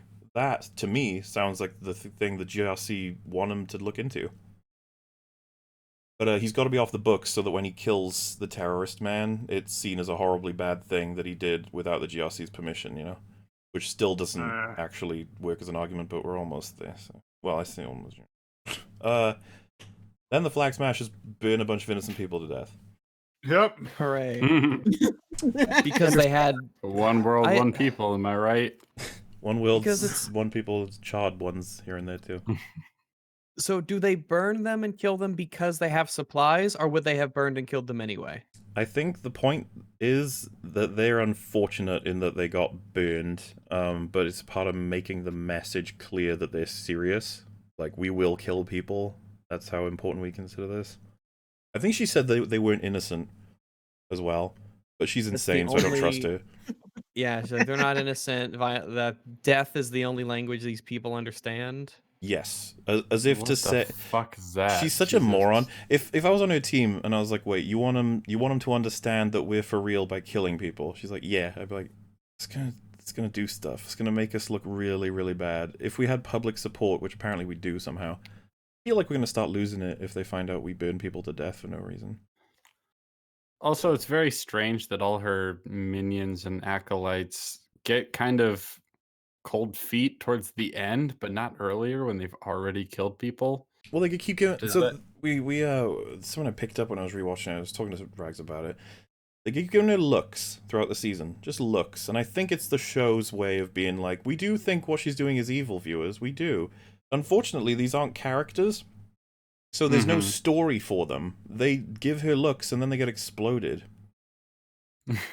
Like, and then at the very end, they're like, "Oh, maybe this is too far now." They don't even, not really. She's like, one world, and then they all go. They look around. They're like, one world. They go, one people, one people, and then they carry on doing all the evil shit. The whole thing. When John Walker, Giga Chad is saving the truck full of people, they all jump on him to try and stop him. Oh God, yes. Yeah, but so I guess they're okay with killing people. Well, it's weird. You're expecting that payoff where they sort of turn on her. Yeah, and they're the much more sympathetic terrorist types. Yes, but oh, and that would be perfect when she's attacking Walker as he's trying to pull the van up, and they go to help, and then they stop, and then they pull her away. That would be the payoff. Yeah. But they don't. Like I said, they do not have characters, and I think their distrust of her was dropped in later because they realized they needed to condemn her a bit more.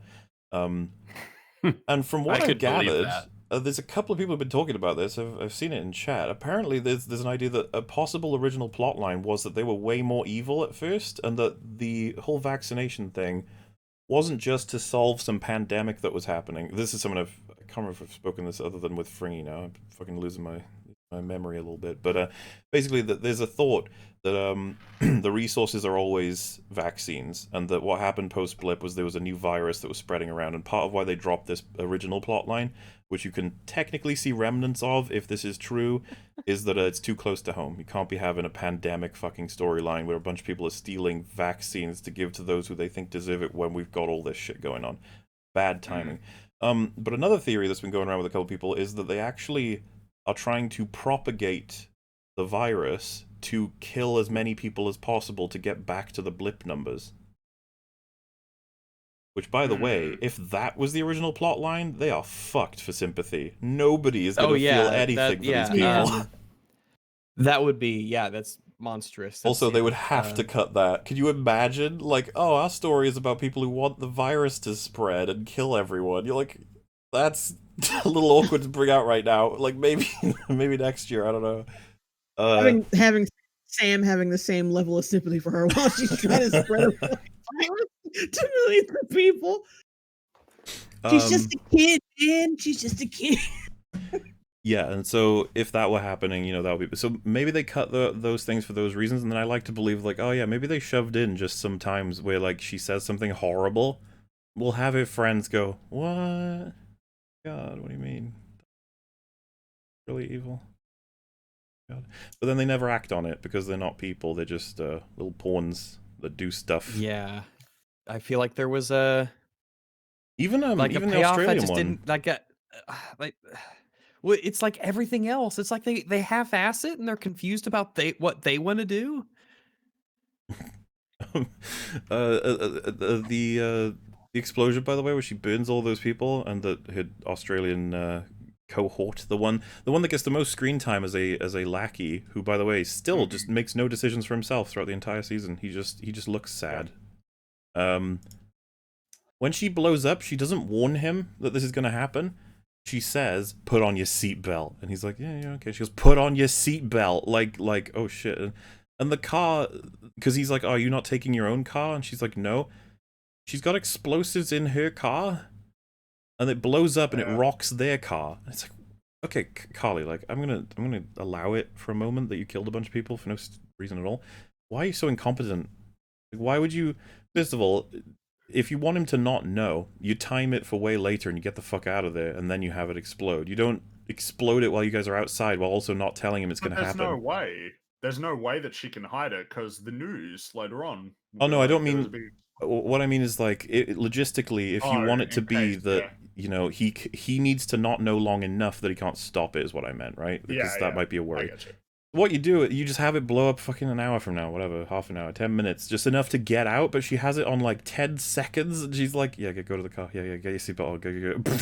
She's like, ooh, that was close. Like, that would have been really bad if we'd been a little longer there.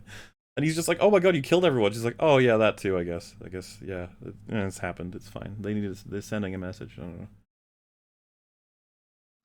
know. Carly Morgenthau might be the worst MCU villain outside of the guy from Captain Marvel. He was pretty fucking stupid. Just writing-wise, I way prefer Ben Mendelsohn in fucking a million years over this girl. Does he even count as a villain now, or would it be Jude Law? So if we were if you can choose not to count him if you don't want to, but if you did, he's significant. You know, like the whole, like, he destroys his own civilization and nearly destroys his own family because he's an incompetent buffoon, like, and has no idea what he's doing. I do like, though, that they have, it's like, oh, there's only like 10 scrolls left. Also, they invaded the world and are trying to he take didn't over know. it. He didn't know. No, they're an evil group of them that they didn't know about. What about in Iron Man 2? Carly's surely worse than Justin Hammer or Whiplash. Justin Hammer is for like sure. fine. For sure. See, Carly's really bad. I could almost forgive the movie for if she was more or less unchanged, but I hate how much Falcon simps for her. Yeah. If it was just like, no, pathetic. If the show was clearly aware of how fucking crazy and stupid she was, I wouldn't mind someone that, like, ideologically possessed and stupid. You know, I could believe it to a degree. It's still bad, and she does a lot of stupid things, don't get me wrong. But the fact that the show is sympathetic to her makes it so much worse. Where did you get that from? When do they ever... No. And so the episode closes out with the Wakandans are leaving their fucking magic balls on the floor and on random bits of thing for Winter Soldier to pick up. Fucking Friggy said that there were those, and I was like, no, they're not. They wouldn't be that. That would be stupid. They wouldn't do that. Those things are like super technology that are really important with bazillions. They wouldn't just drop them randomly on the fucking floor and hope that he picks them up and realizes that he has to go down a particular street. But no, that's how that's what they did. The show, like, it can't take 1 second without being like, hey, here's something really stupid. You ready? Like, why do you gotta be stupid again? So yeah, they meet up with Bucky and they basically say, like, you freed Zemo, asshole. And then the episode ends. Oh, it's gonna be so exciting. Wakanda drums. Yeah. And that brings us to the halfway point. It only took us 6 hours.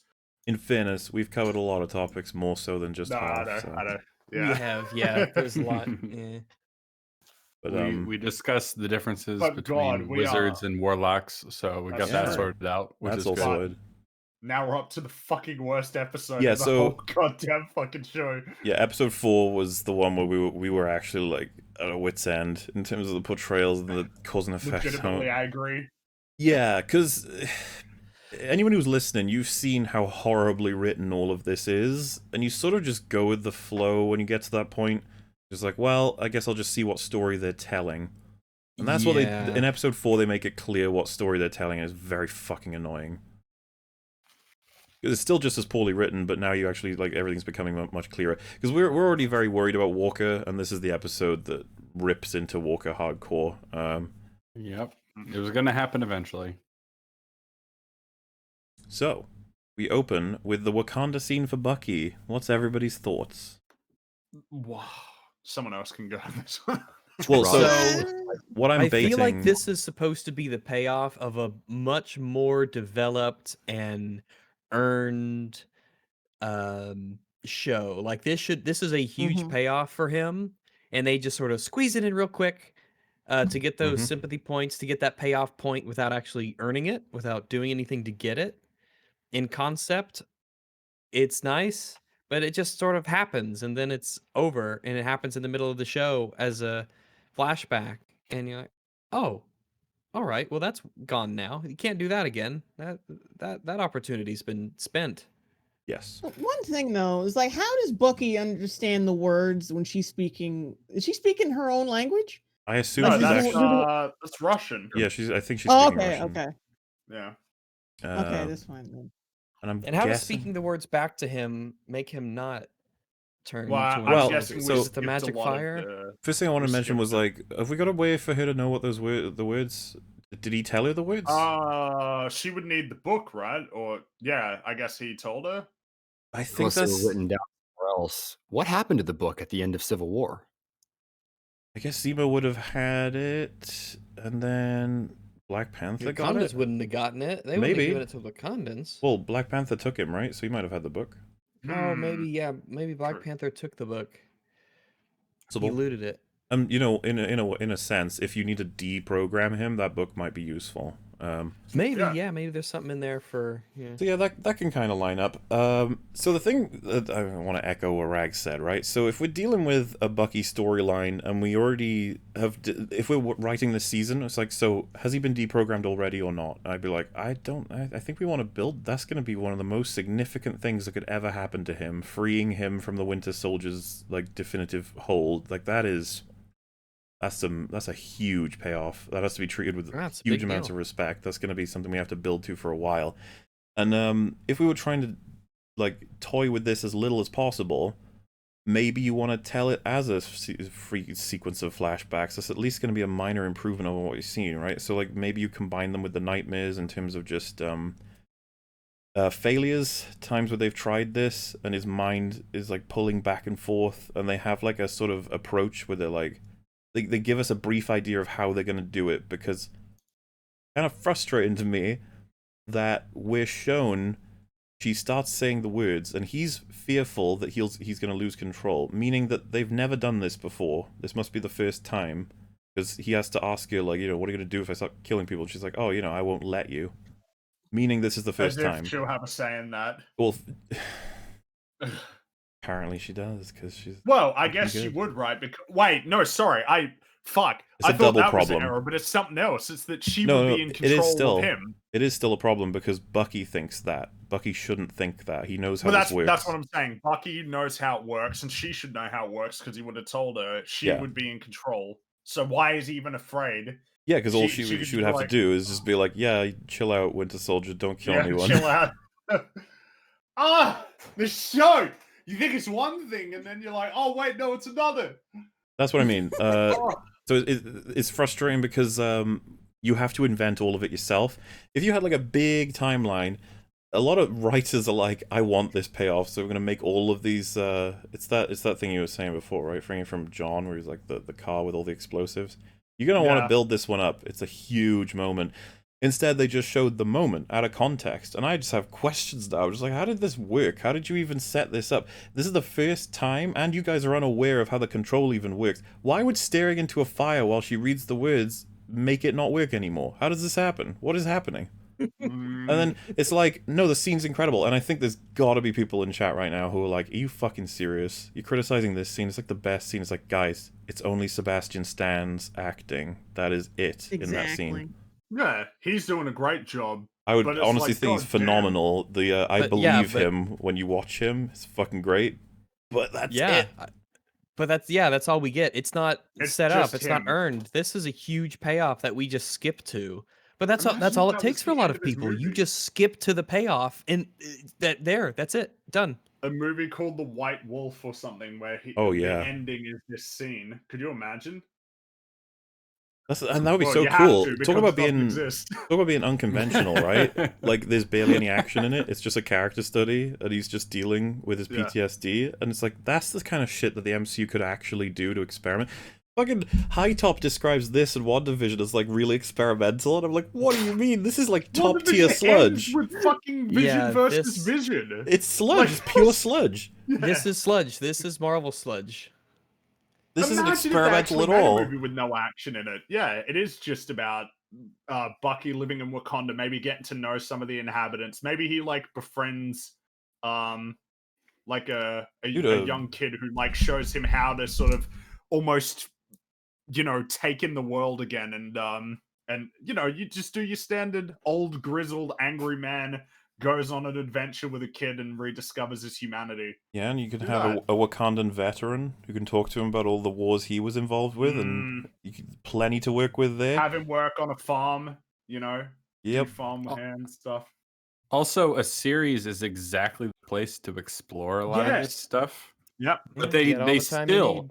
even though it's a TV show, they still feel like they have to put in an action scene every 20 minutes. Well, Like, it's you the can same. Take your time.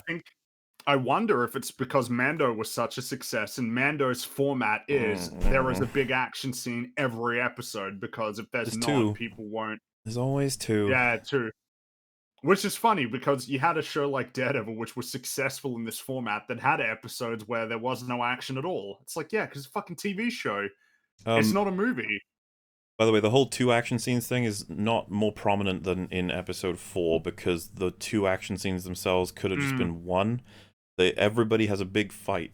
The Flag Smashers, Zemo, our heroes, Walker and Lamar, everyone's there's a big fight. Kind of ends, it peters out in the first fight, and then the second fight, it's like it restarts, and then we get the big payoff, because it's like, yeah, we can't have the big payoff right at the beginning, wait, so we'll just have a fight. Yeah, I guess we'll deal with that in a sec. But so yeah, that scene, it's just everybody talks about how, like, I've seen people say it's easily the best Winter Soldier scene, and it's one of the best scenes of the MCU, and I'm just like, you guys, your metrics are just shit. I'm You're sorry. so easy to manipulate. You're so easy to manipulate. Nothing behind it. They stole this from other movies, as far as I'm concerned. They didn't earn this. They're just like, it's our payoff now, bitches.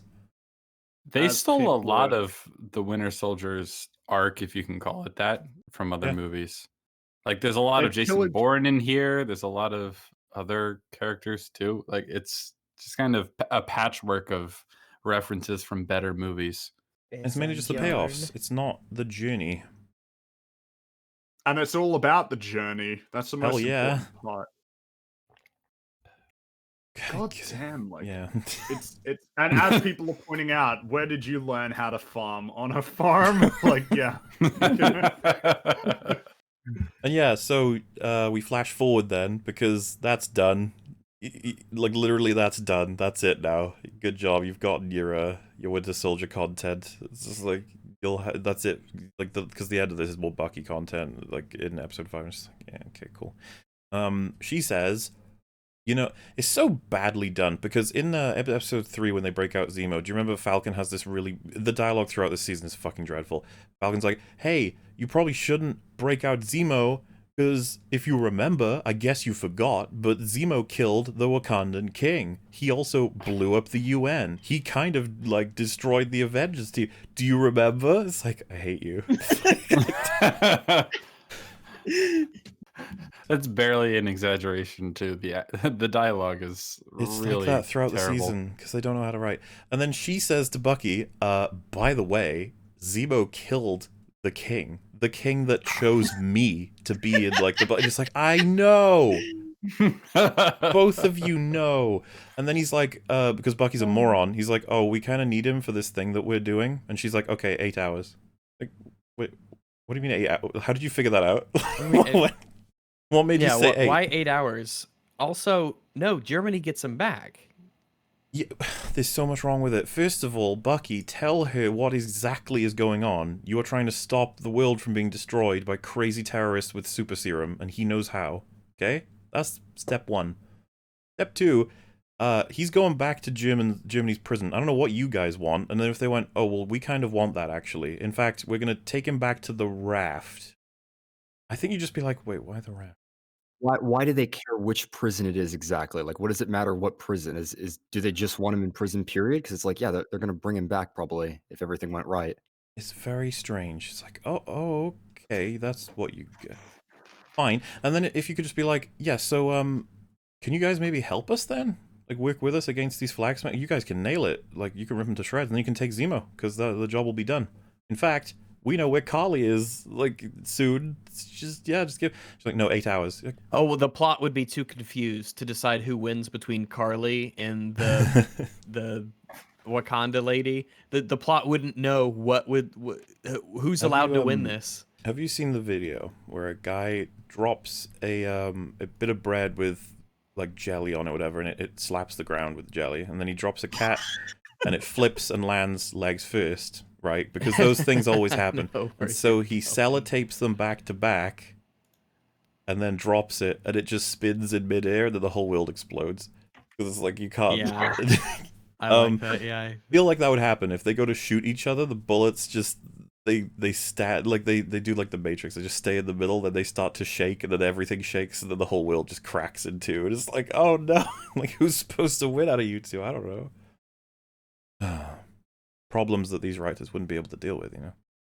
Anyway, I guess they had, like, they were monitoring Zemo at all times, and the second he released, they were like, wow, fuck, and then they knew where Bucky was and knew that he got him out. Like, timeline-wise, like, wow, you guys got here real quick. I don't even know how you knew where they were, because they traveled from Germany to Latvia, so, like, I guess they knew that. You know, I just thought I'd mention it. And, like, they just drop in. And yeah, 8 hours. Very arbitrary. The Bucky doesn't make a case for themselves at all. Yeah, it's like, but what if it takes us more than 8 hours to go to do this stuff? Because, like, this is a big deal. We need to succeed. Yeah, It'll like, be really bad if we don't win this. Why are you only giving us 8 hours? Why like are you not giving us the time that we need? Yeah, it's like, you're giving us 8 because you hope that we can get what we need to get done, and then you can take Zemo. It's like, why not 9? Why not 10? Why not 12? Why not 24? Why? Like, well, we figure 8 is the amount that'll be most dramatic. You're like, all right, fair enough. Yeah, and I can't. It's after this scene. It's not this one yet. I can't remember if they have like a Zemo is just talking about how there's not going to be much point in trying to reason with Carly. She's like a doomed individual because that's what serum does. I think he talks about how serum just makes people have more power and thus they'll, like, power corrupts, a standard sort of argument. And then they say, what about Steve? And he says touche, and basically says, but there's only one Steve. Like, the implication being that it's very, very rare for the serum to not result in people going crazy. He said you wouldn't want a world with red skulls, would you? And I know that some people are frustrated by this. They're like, well, wait, that's an exception. Why isn't Zemo acknowledging the exception? It's like, well, when I was listening to him, I kind of took it as him saying, like, oh, okay, yeah, it's not 100%, but it's like 99%, which is still pretty bad. And it's certainly not worth the risk. You guys do well. Look at what happened with the Avengers in Sokovia. Yeah. Still. And then the radio announces that because of the burned people, they are now going to do the Patch Act, which is to reinstate borders. Meaning, you guys are fucking idiots, and you shouldn't have burned everybody to death. But also, did it take 6 months to decide, hey, let's reinstitute borders? Maybe there's... But like I said, patch they're deliberately vague, so we can do a little bit of inferring here. Maybe it simply means, like, we're going to start cracking down. The borders were always still there, but you guys playing around with them, we're going to come for you now. We're going to make sure these borders are actually up and mean something. Maybe that's what it means. You're roboting a lot for me, Mahler. Oh. Say it- something. Hello? You're not Hi. roboting for Yeah. me. Okay, that's weird. Mhm. You sound like how Capital looks. Oh. You know, from a distance, for some reason, it looked like some bearded man from antiquity with a weird hat, kind of like swinging a sword. Yeah, I see what you're. Can you see that? It's like that. Yeah. It's like that Yeah. painting of the woman with the headscarf. You know what I'm talking about? I'm not familiar with that one, but it definitely looks like a painting from here. Yeah, glitch art is From a here. thing. What were we talking about? Yeah, she's an idiot, and the patch act is coming, and that's very sad for them because they fucking hate it, and obviously that drives the finale action stuff. I just find it amusing that this show doesn't really know what it's doing with Carly, because it's like, gotta send a message. It's like, Carly, it directly led to things we don't want. And she's like, well, there we are then. It's That like, just Carly, means we need to kill more people. well, I just want someone to finally be like, Carly, do you just like killing people? Is that what this is? You just... Is this your excuse? You seem a little into it, gonna be honest with you. Yeah, so she's very upset, obviously. And so they go, this next plot line, right? So it's leading them to this area that mama person is supposed to have been at. And there's a scene. Do you remember when we were watching this, guys? And Falcon walks in. And he's like, "Hey, can anyone help me find Mama Donya? Is it?" Yeah. And they all just immediately leave the room. And he sees the logos of the literal terrorist logo is on everything. And he's like, this is strange. I'll just keep looking. I wonder what could does this it be? mean? Yeah. He's like, "Excuse me, hello, anybody?" And they keep avoiding him. It's like, Falcon, they know who you are.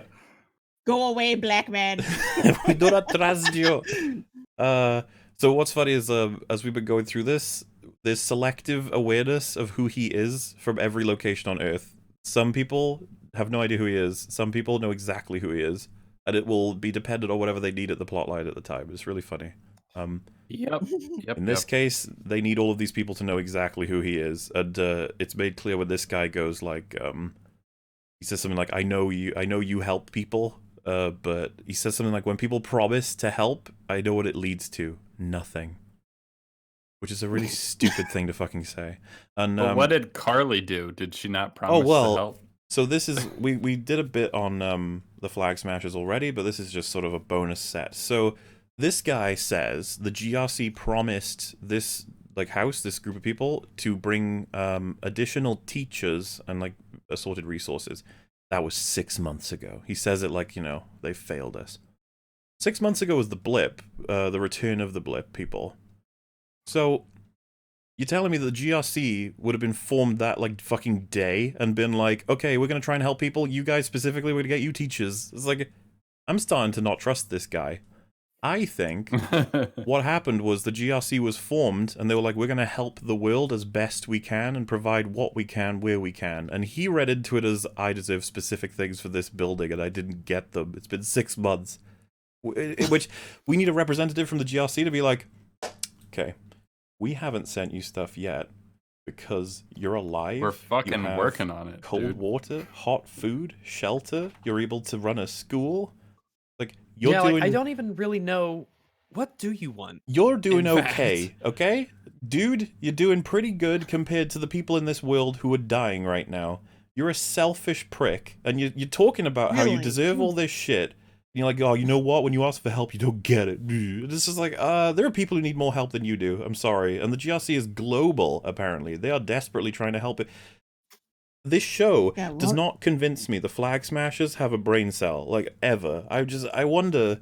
I want someone to talk to them about this. I'd be like, what did they promise when and why? Like, did you call them personally? And you're like, we need some teachers. And the GRC were like, yeah, we'll try. We'll get on it. We will help you as best we can. And then he's like, 6 months, they didn't bring us a teacher. Fuck. We didn't get a flat screen. Like And then more than half the world's population just like snapped back into existence after 5 years. All right, we're running low on resources. We're doing the best we can. Why does no one ever say that in this movie? I don't know. And so It's weird. Oh. Yeah, it's these simple explanations that they just flat out do not say. it's bad enough No. as that. But then you think about how they are aiding and abetting and supporting the fucking flag smashers. What the hell? It's like, you know Actively what? killing people. I'm It's like- cool with you burning people alive because I didn't get that teacher they promised me. It's like, fuck you, man. What the hell is wrong with you?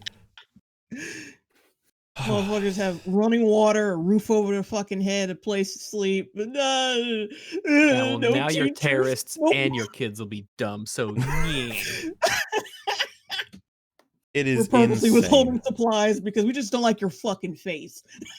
And then, because you get it at the end of the film, the story, the GRC people are like, yeah, how do we solve these really complicated problems, though? And Falcon's like, do better.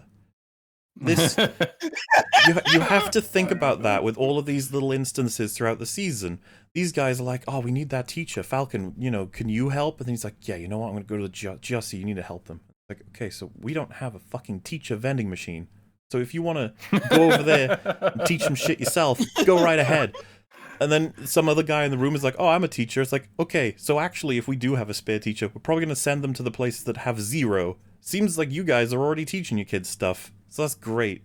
And, oh, if you were the head of the GRC, you'd fucking quit. You're like, I have had enough of being told that I am terrible at this when I'm trying to help as many people as best I can. Carly, go right ahead. And she's like, okay, so everybody gets everything? Like, that's my rule. We did it. I want to World make. peace. I wish this was the DC universe and I could just wish for all the things that I wanted. Yeah. What a pity. So, as if that wasn't frustrating enough, right? The scene ends with Zemo getting the information he needs because he has a brain, while our two protagonists... Falcon talks to that guy, right? Who says, like, oh, we needed help, we did get it. He turns back up to fucking Bucky and says, yeah, this place is a dead end. What? Oh, well, so you're an idiot. Yeah, Like, he's so stupid. you're just insanely stupid. They're both... That's the problem here. Both any of that. so stupid. This is the place the Flag Smashers hang out. He talks to one person who says, "Yeah, I don't really like you. I don't really trust people who try to help people because that always leads to nothing." That's like his logic because he's a fucking idiot. And he's just like, "Okay, bye." And he's like, "Yep, dead end." Like, no. But luckily Zemo is here, and he like does something that I kind of think is kind of neat. Like trying to gain trust with the kids by giving them some candy and then saying, hey, I'm a friend of the girl who died and I'd really like to know where her funeral is so I can pay respects. And they're like, oh yeah, okay, it's here. And he's like, sweet. Like, yeah, okay, that's It's a good Zemo moment. Don't blink. It would be nice if our main characters weren't too stupid to overlook that possibility, but it's fine. Someone did it, so it's all right. The villain was competent, and it's like our heroes, though, it's like they were so stupid and they thought it was a dead end. It's like, great stuff. Yep. You're right. And Turkish Delight is great, so Yeah. for that. Oh, and I think it was nice enough that he said it was my son's favorite. Just stuff like that here and there to tell us that it's still on his mind what happened to his family. I appreciate that as well. But I want us to remember, because we will come back to it, that he tells the children not to trust Falcon and Winter Soldier. He's explicit. He's like, do not trust these men. Like, Yeah. Okay. That'll be relevant in a minute. We got something more frustrating to talk about. They get back home. Falcon has a sit down and says, you know what? Carly has a point.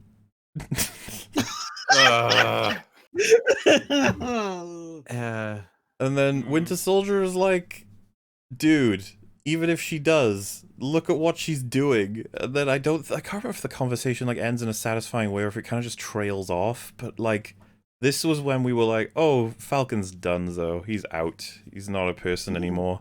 You don't hear about how they fucking blew up everybody. And all the other shit that they're doing.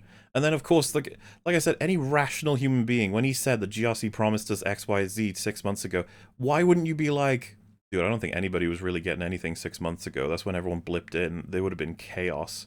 Like, Yeah, I don't think it was insane. It was nuts. Like, I'm sorry that they weren't able to do what they promised. Clearly, something happened, Yeah. and they're doing the best they can. And Like, what do you want them to actually do, though? Dude, Like, back in who the should diet. not, who should not get the supplies so that you can? That's the conversation I want to see happen. It's like, hey, you know, if you got that teacher, someone wouldn't have. Isn't that the fucking thing Falcon says in the beginning, where he's like, one group benefits the other one? Like, can you maybe think about someone other than, because this is the thing, everybody believes in this fucking show that they are the bottom of the rung. Like that guy in the building does, Sam's sister does, Sam himself does.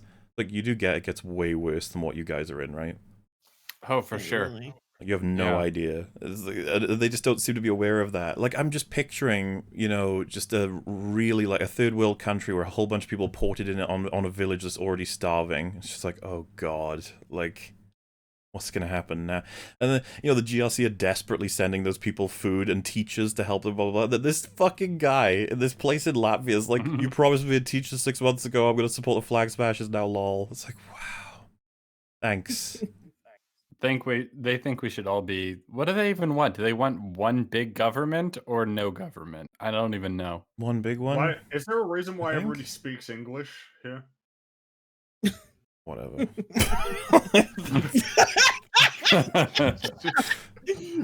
I'm just sitting here thinking, like, Latvia. It's like, oh yeah, that's like in Eastern Europe. Why are they speaking English? Because they know the English. They need it. Yeah, but they're not even doing it in the accent. Hey, they're like, supporting the fucking- flag smashers. They're gonna need to know English because all them speak Yeah, English accents too. require. Maybe the actors just weren't good enough. And why is Carly British? Was that like important? I don't Her understand. history is very unclear. She was displaced, Might and then very she much went like to British. Madripoor, and then she was trained up in Madripoor in some way, shape, or form. Then she left Madripoor after getting the serum. That's really all we know. So it becomes clear that Zemo was told something by those kids, and he tells them, yeah, he knows about the funeral, and you know, I don't, thinking about it, I don't really have an issue with him telling them that, because why wouldn't he, right? The flag smashers are there. He needs them to help him take them out, probably. Mm-hmm. So yeah, that's all fine, at least for moving the plot along. But this bit less so. They want to know. I think it's Walker. They want to know. They want Sharon to keep tabs on Walker. Just phones her and asks for that as like a benefit. Oh, he just needs his, like, I might be misremembering this because she eventually uses the satellite to help him with Walker. But I think here he's looking for possibly something else. The point is, she's like, yeah, I have a satellite. It's like, Oh yeah. what? You have a satellite? You have a satellite? How'd that get up there? Did Like, you hack the satellite? launch- Did All state. I think that might be later that she talks about how she has a fucking satellite. I can't remember if this point. Oh, you know what? We'll just move past that one because I don't want to. We're nearly 7 hours and we're only at episode 4. So I'm just gonna keep on moving. It's fine. She has a satellite. Okay, shut up. So this scene happened, and I remember. I do think better. at least 2 or 3 people sent me a message soon after this episode had aired because they were furious about this particular scene, and I was just like, yeah, I can understand. He says the Carly's cohort in the destructive shit they get up to when they get their serum from the hiding place they had it in. He says 2 things. The first one, I don't even know which one of these is more frustrating, but we'll just go with this order. He says his grandfather fought in World War II. He said, if ever you feel scared doing something, it's probably because it's right. All right, so that's. So I don't here's think the that's thing. good advice. Yeah, so that's really horrible advice. I don't know what to say.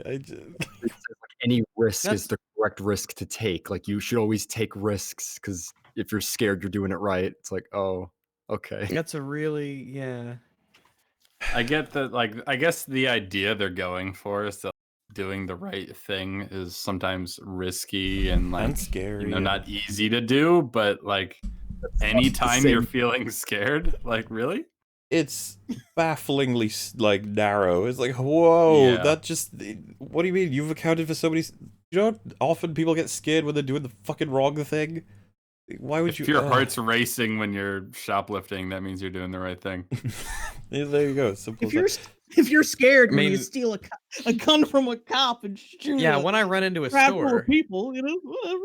Yeah, when I run into a store and I grab something and run out really quick and keep running after to say, "Hey, stop that dog, get him," and they call the dog catcher. My heart's pounding. I just man, I can't get enough of it. Just the thrill, That's why I do it. Just the thrill of it. Well, I've That's set why I my would never live in Madripoor. If there's no laws to break, then I mean, yeah, it's boring. but that's no fun. It's not against the law, That's Thrill's why gone. I regularly set my house on fire. It's quite sort of engaging and terrifying. It's I mean- scary, and that's how you know you're doing the right thing. The right thing. The other quote, like I said, I don't know which one of these is more infuriated, but it's probably going to be this one. He says, before I met you, I didn't think there could be another Captain America. This, ladies and gentlemen, is after she has burned people to death. You're just like Captain America, the way that you burn those people to death. I'm just imagining him being in a car with her after that happened, and like, you'd be a great Captain America. While other people are roasting alive. I even believe that even she would be like, "All right, chill out." I know that I'm not that great. You don't need to fucking condescend to me. And he's like, "No, I believe it." She's like, "Oh, that's even worse." Oh, you're weird. Ugh. Yeah, and she says in this scene something like, Cap's shield is a symbol of all of the people who are left behind, and that it should be destroyed.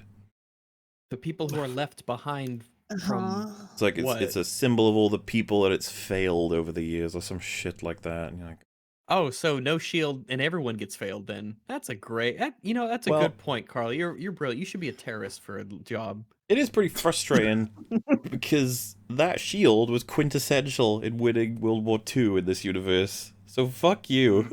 Like, you have no idea what you're talking about. Also, I mean, like, she is the villain, at least nominally. So, like, you can be like, oh, well, that's what the show thinks the villain would say. But one thing I noticed, though, in watching the show all in one sitting, when they do the previously ons, they tend to show quotes that are more important for, like, theme than they do in, like, actually catching you up on what's happening. Did you notice that, too?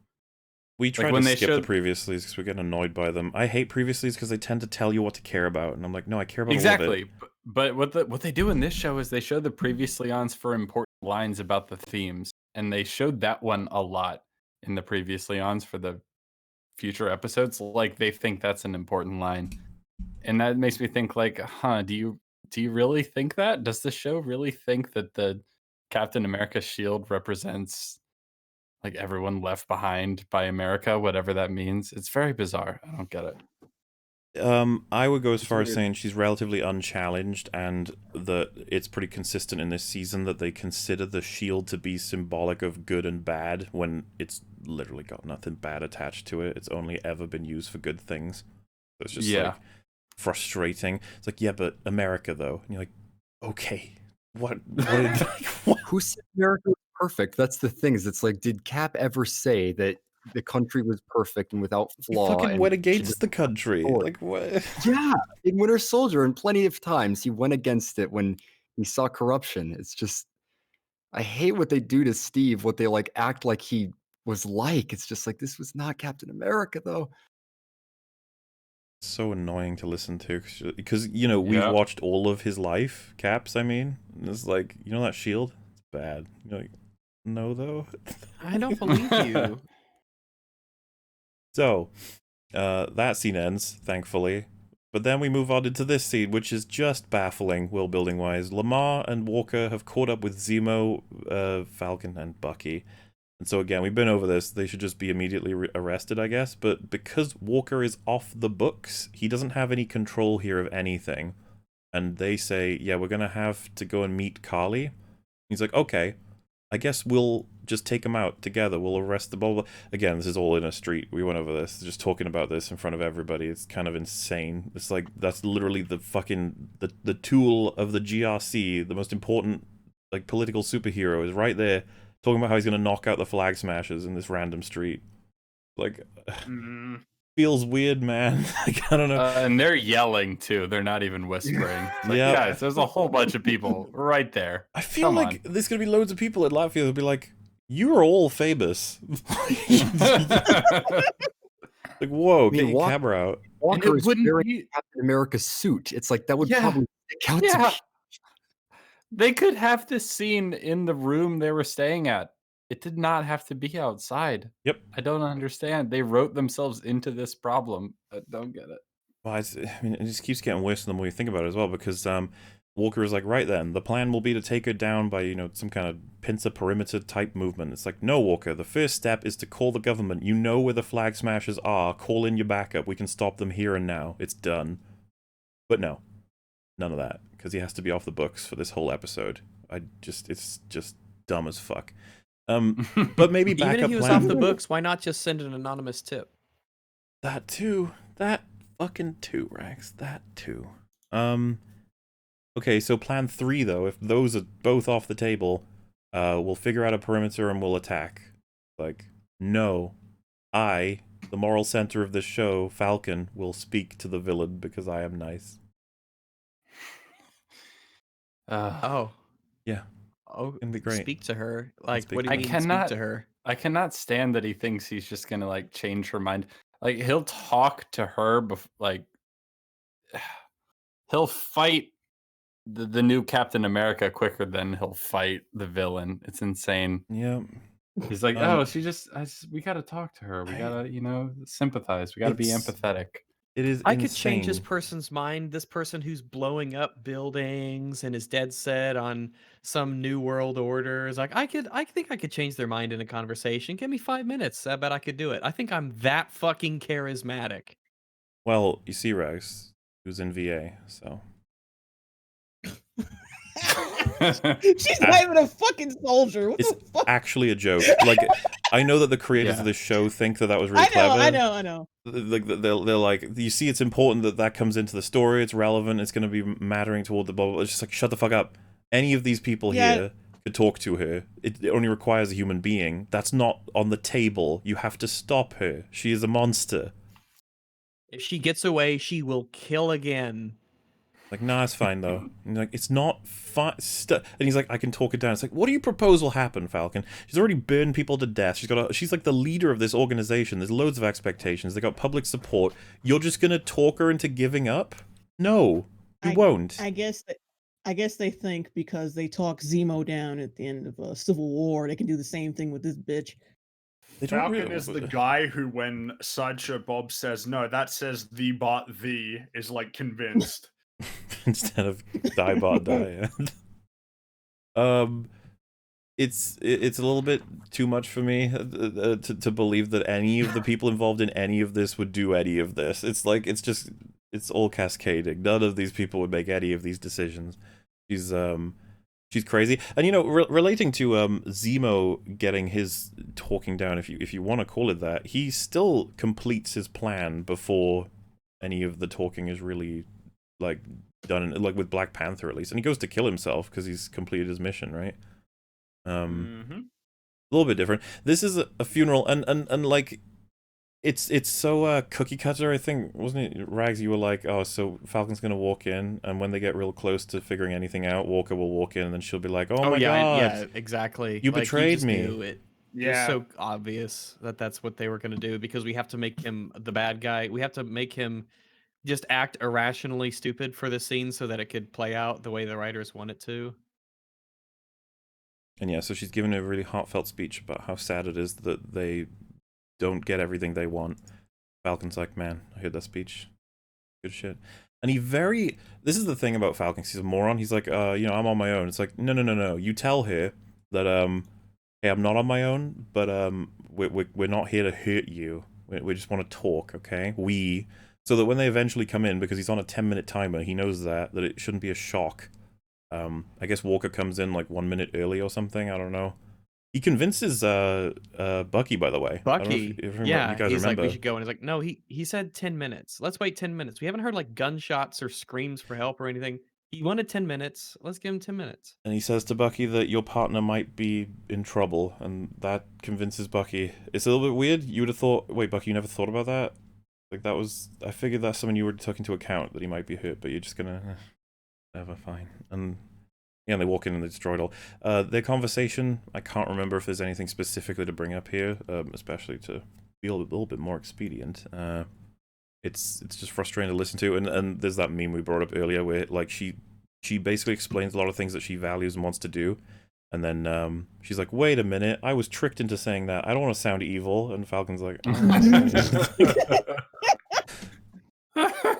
she's so bafflingly stupid. Like, just you tricked me with your words. yeah, and he's very chill and casual about it. Everything's fine. He's like, yeah, that's how you feel. And then Walker ruins it all. He walks in. He's like, enough terrorism. And then she pushes Falcon into Walker. And I think Bucky, like, gets in the way of Lamar. And that's why she gets a head start. Well, Lamar gets away with Bucky. I don't know.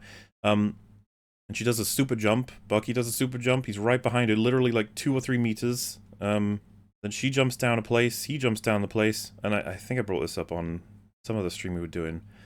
So weird, like, filmmaking wise, okay? So he's like he was right behind her. He jumps down, and these people look like they're gonna stop him. And that would make some sense in terms of how he loses her, but they don't. He gets past them straight away. But then he loses her. It's because the Winter place is like a maze, Soldier. though. It's That's like a not good maze. enough. He's the Winter Soldier. He can't lose people like this. It's not possible. It's Yeah, they slightly inconvenienced him for like a second or two. and he completely loses it. She was literal meters in front. He could use his ears, and they enter this room. Like, from one side is Bucky, the other side is Falcon. So how many doors are there? Like 17? It's like, I don't know where she went. It's like, guys, it's pathetic. And they completely lose her. Though, it does set up a slightly more satisfying moment. So maybe it's for the best, but then it's not, like, perfect. So, But she's running away like the coward that she is. And one of the 2 heroes of this story catches her. Shoots her. And it is very, very satisfying. Everybody was happy. Everybody liked this when Zemo shoots her. Yes, we were so happy. We were so fucking happy. So close to finishing the job. It was like, Well, it's absurd there. that he shoots once and then just stops. It's like, no, keep going. Please keep going. Please keep shooting. Zemo, you're evil. Please do more. Yeah, and like he shoots a couple times once she's out of view so that he can't possibly hit her, which is like, yay. And then she does this dive over a table, and it really he just can't deal with it. He's like, table, fuck. I hate tables. Can't shoot through a table. Bullets don't go straight through wooden tables like they're paper. Nah, definitely not. It's just, and he shoots again, and he's just like, what is this contraption? It's a table. What's going on? What is this wizardry?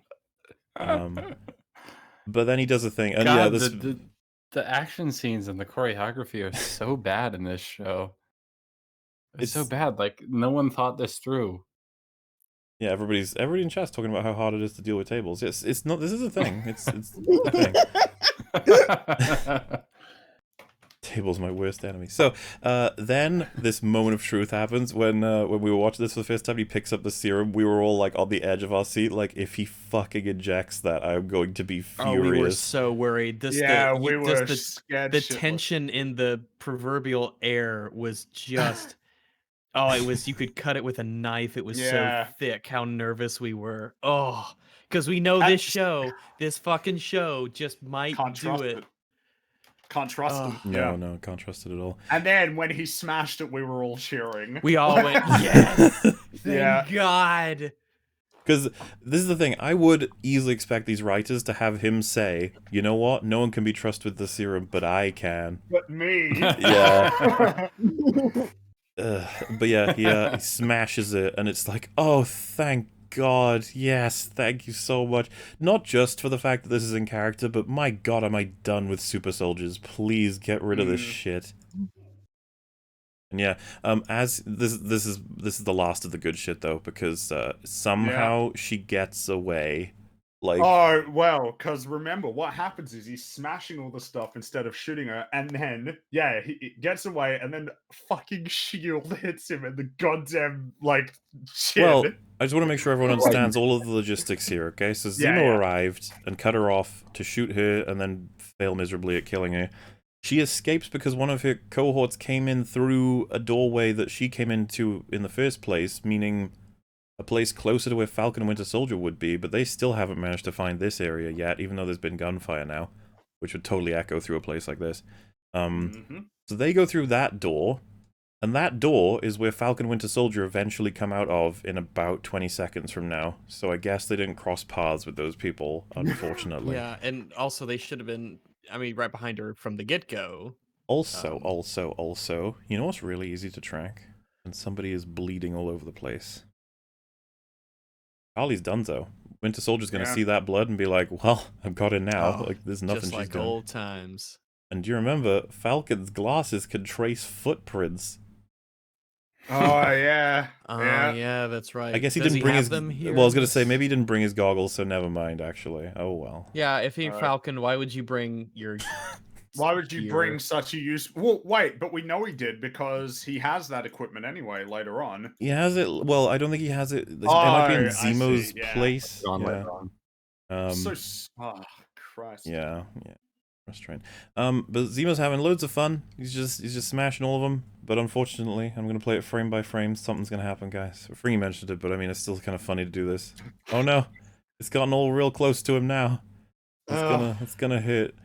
But oof, that really looks like. Oh, Break your face! Like, look at that. Yeah, you're never going to be able to talk again. Oh my goodness. Oof. yeah. So I was genuinely concerned. Like, is he dead? Like, what the hell? Literally, he has an ice pack in the next episode. He's like, ouch, that hurt. Don't do that. So yeah. I can still talk, totally. Yeah, it's fine. Zemo's fine. Don't worry about him. He's gonna be great. And then Walker sees the last vial and takes it for himself, which I think is fine character-wise. Makes sense. I think it's Yeah. interesting. Sure, absolutely. The only thing that's a little bit flumpy about this is the second he pockets it, his Lamar turns up right behind him, like, "Oh, hey man, what did I miss?" And then Falcon and Winter Soldier appear right in front of him and go, "Hey, what did I miss?" Remember when, like, I mean, I guess this is a later plot point, but remember how, like, when Steve had to take the serum, he had to get put in a big old tube and a bunch of lights? They made was it better process? now. Made it better now. They made one where you just inject it and you're strong suddenly. Well, I will say this: the serum does seem to be very, very different because Steve fucking grew. Like Physical, significant physical transformation. These lads just get all of the power, but they don't change at all. To be Dr. fair, Of the simplification process. yeah, I could be that wrong. doctor. Well, what I just said the is- doctor says something along the lines of like, "I made it more subtle." So it's a throwaway line, but it's something. Yeah, well, I was saying like there is reason to believe they're different serums, right? I think so. It's just that I guess I find it a little frustrating though that this like fucking 5-year-old girl has like the power of a truck when she punches people. It just doesn't. It's just like it doesn't seem quite right, does it? You'd think there'd be some physical changes to be able to have that kind of punch behind you. Like it must change your flesh, bone, and how everything works. It's very convincing when you see Steve go through it because he just looks like a tank. For sure. But now it's just like, no, it can be anybody. It's just like, I get okay, because like I don't know, it's like sci-fi, I guess. But wait, does this come under fantasy or sci-fi when you just have goo This that is makes science you? fiction. Yeah, this is absolutely, I would say. I mean, science yeah, fiction. it is made in a lab and stuff. So yeah. Yeah, whereas fantasy means magic. This isn't magic. It's meant to be contrived Well, the by thing is, technology. Well, what if it's sorcery, not magic? oh no. Well, I mean, as I learned in that writing class, you can't have fantasy and science fiction at the same time. Yeah, It's it either doesn't one work. or the other. No. That'll never catch on. Nah. Never catch Well, on. that advice, like, just, it's not even, it's like, you're just wrong. It would just be You're funny. saying it with such confidence. It would be funny if they were like, well, yeah, no, excluding stuff like the MCU, but you can't do it Excluding successfully. Star Wars, excluding like that, yeah. the biggest franchise ever. Yeah. But yeah, there you go. He's got his ice pack. I'm sure he'll be okay. And this is one of the more disappointing parts of the whole episode, because I can't remember which of the two things are, but one of the things Falcon says to him is, what about Bucky, in relation to how super soldiers are all horrible? And Zemo doesn't answer it, and that really fucking bothers me. I wanted to hear him talk about it, and I guess we're just supposed to appreciate that he's thinking about it. It's like, okay. I guess I should be appreciative that I got that, even. This reminds me of when in Endgame, Rhodey's like, "Hey, Captain Marvel, where the fuck were you?" And then she's just like, "Oh, you know, I was on other planets," and they sort of like don't answer back, and they just shrug like, "Yeah, it's a good point." It's like, no, please explore that further. Like, this is not over. Sorry guys, it's time for that scene. Yep. This is the one that set Twitter ablaze and showed you who the retards were, like, very clearly. People defended, and it's ridiculous what people use. If you think the scene is good, quit. If you're, It's done. You're over. Stop it. So the stakes are Zemo's little place. We're chilling here with Zemo, Falcon, and Bucky. Unfortunately, Walker knows where they are, and he walks in and he's like, "Hey, enough with this Zemo shit. He's going to prison."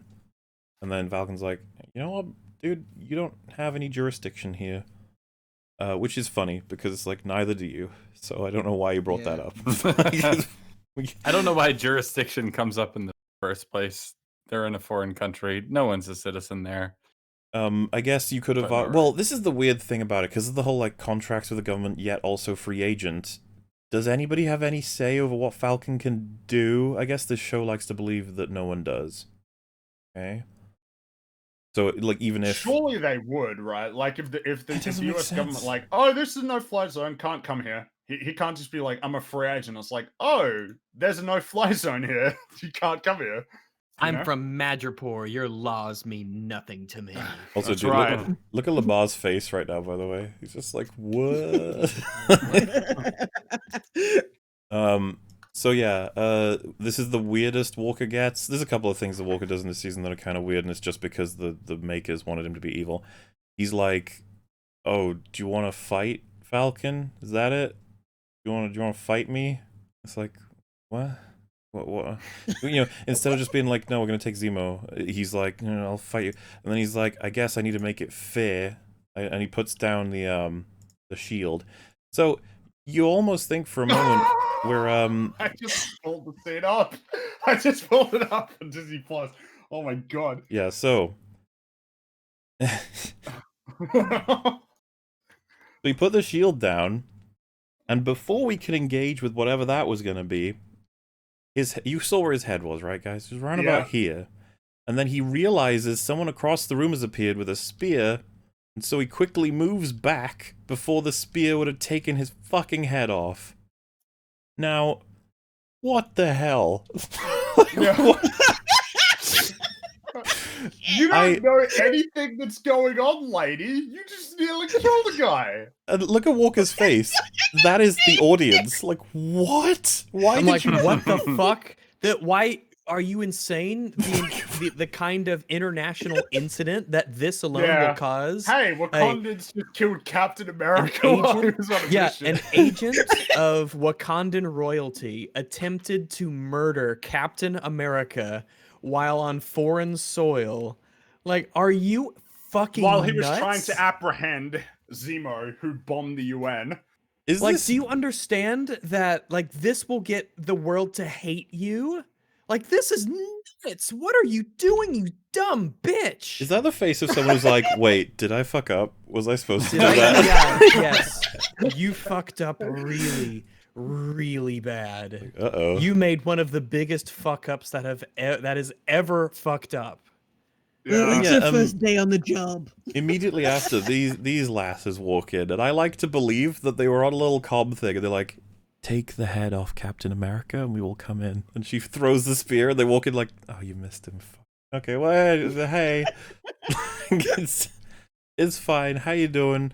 So, for anybody in chat who's like, what in the hell is happening? The Dora Milaje almost assassinated Captain America for memes, because really they just want to get Zemo. They're like, hey, we want Zemo, which is the same reason he was there, by the way. He was like, that's fucking insane. he was like, Zemo needs Just to be in talk to prison. each other. And then it's almost like a comedic fucking sketch. He walks in like, Zemo needs to go to prison. And Falcon's like, no. And then someone takes his head off and goes, he was right, by the way. Zemo needs to go to prison. You're like, okay.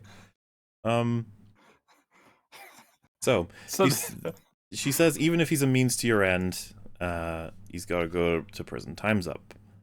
All right, so we're taking it back to Germany, right?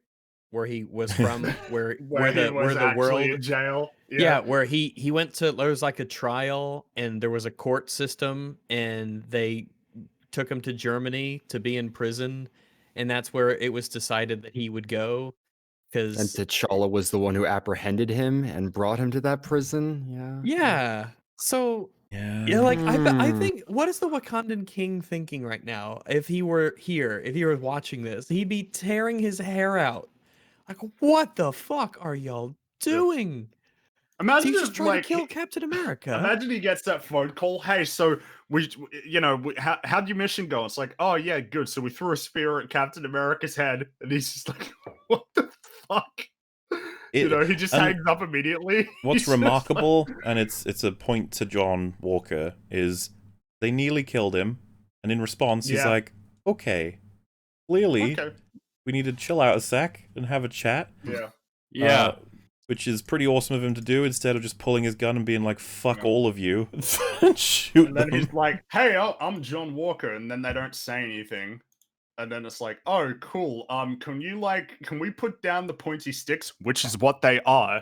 Yes. And then for some reason, Sam is just sitting there, like he's smiling. He's like, "Oh, you'd rather fight Bucky than these guys?" It's like, nah.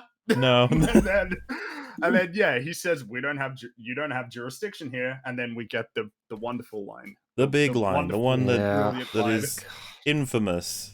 Yeah, I'm probably gonna butcher it, but she says the Dora Milaje have jurisdiction wherever the Dora Milaje find themselves to be. Super villain shit right there. Yeah, like that is, so this is the super villain shit is a good way to phrase it. This is what villains say. Unequivocal. Yeah. This is what villains say. This is Yeah. not something that good people say. Bad This is people say something that you this. say. Mhm. Yeah, If you I'm say the it, like, you need to fucking reconsider a lot about who you are and what you value. Like, unironically, if you were in a military or something and you said this shit, that's almost like disqualifying. Yeah, or- that's like people. This has led to wars. Mhm. Yes, and it's especially concerning in this context because, like, oh no! Did you see the other movies? There was a whole thing about this actually. And I thought part of the theme of this show was to try and shed some not so, I guess, flattering light on imperialism in general. Like, it's kind of like, hey, isn't it bad that people just sort of take stuff that isn't theirs? That was something that shows gun in with. And so these people are just like, yeah, so everything goes according to our will whenever we decide. And so all of us, as, attentive audience members, like, wow, these are clearly the bad guys, even according to the show's sort of thematic undertones and the narrative itself. These are definitely the bad guys. The fucking Marvel Studios official account is like, these guys are badass. Everybody loves As them. they It's so should, cool. is what the Marvel said. They had the quote, the text over the picture of the Dora Milaje person, and Marvel said, as they should. As they should. Completely contradicting multiple movies of their own series specifically. Yeah, it's funny. You don't even need to look at the real world political implications. It's like in your own movies, you acknowledge that this is like kind of big headed and wrong. But the interesting thing is you probably have a lot of people say, oh, well, they're Wakanda. They've got like the best tech and they're the most enlightened. It's like, oh, you mean kind of like what America thinks of themselves as well? And like basically any country, that they're like the best? Why the fuck would that be an excuse to do whatever the fuck you want? It's like, oh, so what you're saying is they really think they can? Yeah, basically, they think they have the means to do it, so that they have the right to, which is literally because they have sharp sticks. Police. It's world police. Can't think of anybody else that feels that way, or would feel that way. The big killer for this is that T'Chaka is one of the main proponents of the Accords, which were all about jurisdiction and accountability, and basically these people, to avenge him, are going against the very thing that he was murdered during. Like, it is absolutely hilarious how fucking bonkers this all is. They have no idea what they're doing. And if you could do this in a better way, like you have, if we are redesigning Walker and he's an asshole, he could start this fight, but I'm about to show you what is one of the most offensive acts in the history of superhero movies. Can you see, everyone, can you see that arm? Everybody look at it. It's warning, moving. Trigger warning. That arm is moving. Chat, look out. The arm's coming right for you. Oh, so you can see the hand. Oh no, stop it. Oh no. And I knew by the framing exactly what would happen, and I was like, oh no. Look, the camera's changed angles. Is this going to start a fight because she's such a petulant little child? No. Oh, they got the medium. That's a dramatic shot. Oh dear. I don't know how this happened. Guys, it's all gone wrong. I told you. I just saw it. It's not glitching. Like VLC knew. Dude, it just cuts to one of them flinging through the skies. It's like, what the fuck's happening? How was she strong enough to kick him across the room? She's strong enough to kick him so hard that he flies into the spear and then jumps totally over him. You're not a super soldier, as John points out later in the scene. But with these we'll moves, talk about all of that. That was... So, what I was trying to show, for anybody who's confused in chat, he puts his arm on his shoulder and says, "We got off on the wrong foot," which is one of the most standard American ways of just being like, let us have a chat. Clearly, it's not... Now, well, when you're from different cultures, for example, they go over this in Scary Movie 3, you know, putting, like, peeing out of fingers versus grabbing people by the throat and strangling them. These can be cultural differences, okay? You could try and murder someone, and you're like, no, this is how we say hello, sorry. When someone puts their hand on your shoulder, you might be from a culture where that means I want to kill you and your entire family. And so it was Walker's mistake. Right, but...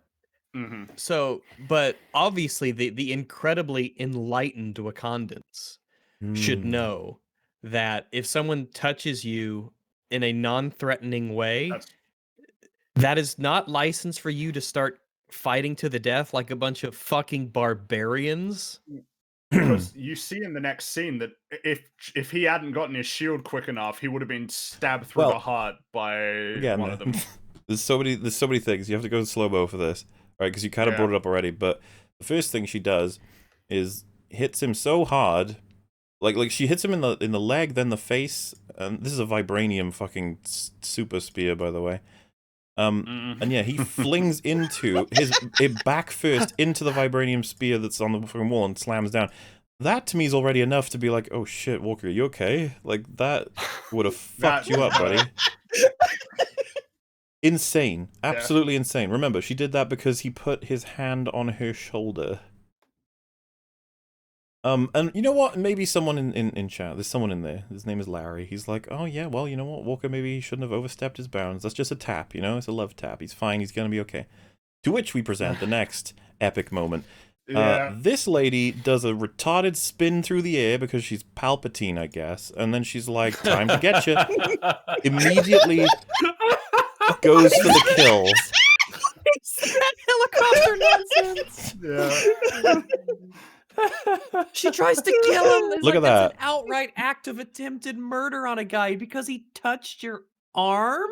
Now, literal execution goal right there. Is it possible to do this move like without wires? Can you be in the air and then somehow spin yourself while you're in midair with nothing? How is that even possible? Not something a Jedi would teach you. Exactly. Yeah. So yeah, this was kind of mind-blowing because I was just like, oh my god, if he hadn't grabbed the shield, he'd be dead. Oh my god. He'd be dead. And you're meant to be the good guys? John Walker didn't try... They tried to kill him with a spear! And then... punch by this time? I don't think he has. I think all he did was touch the shoulder and then then they go to kill him. Unironically, if they just grabbed his arm like Captain Marvel did in that deleted scene, it would have been better.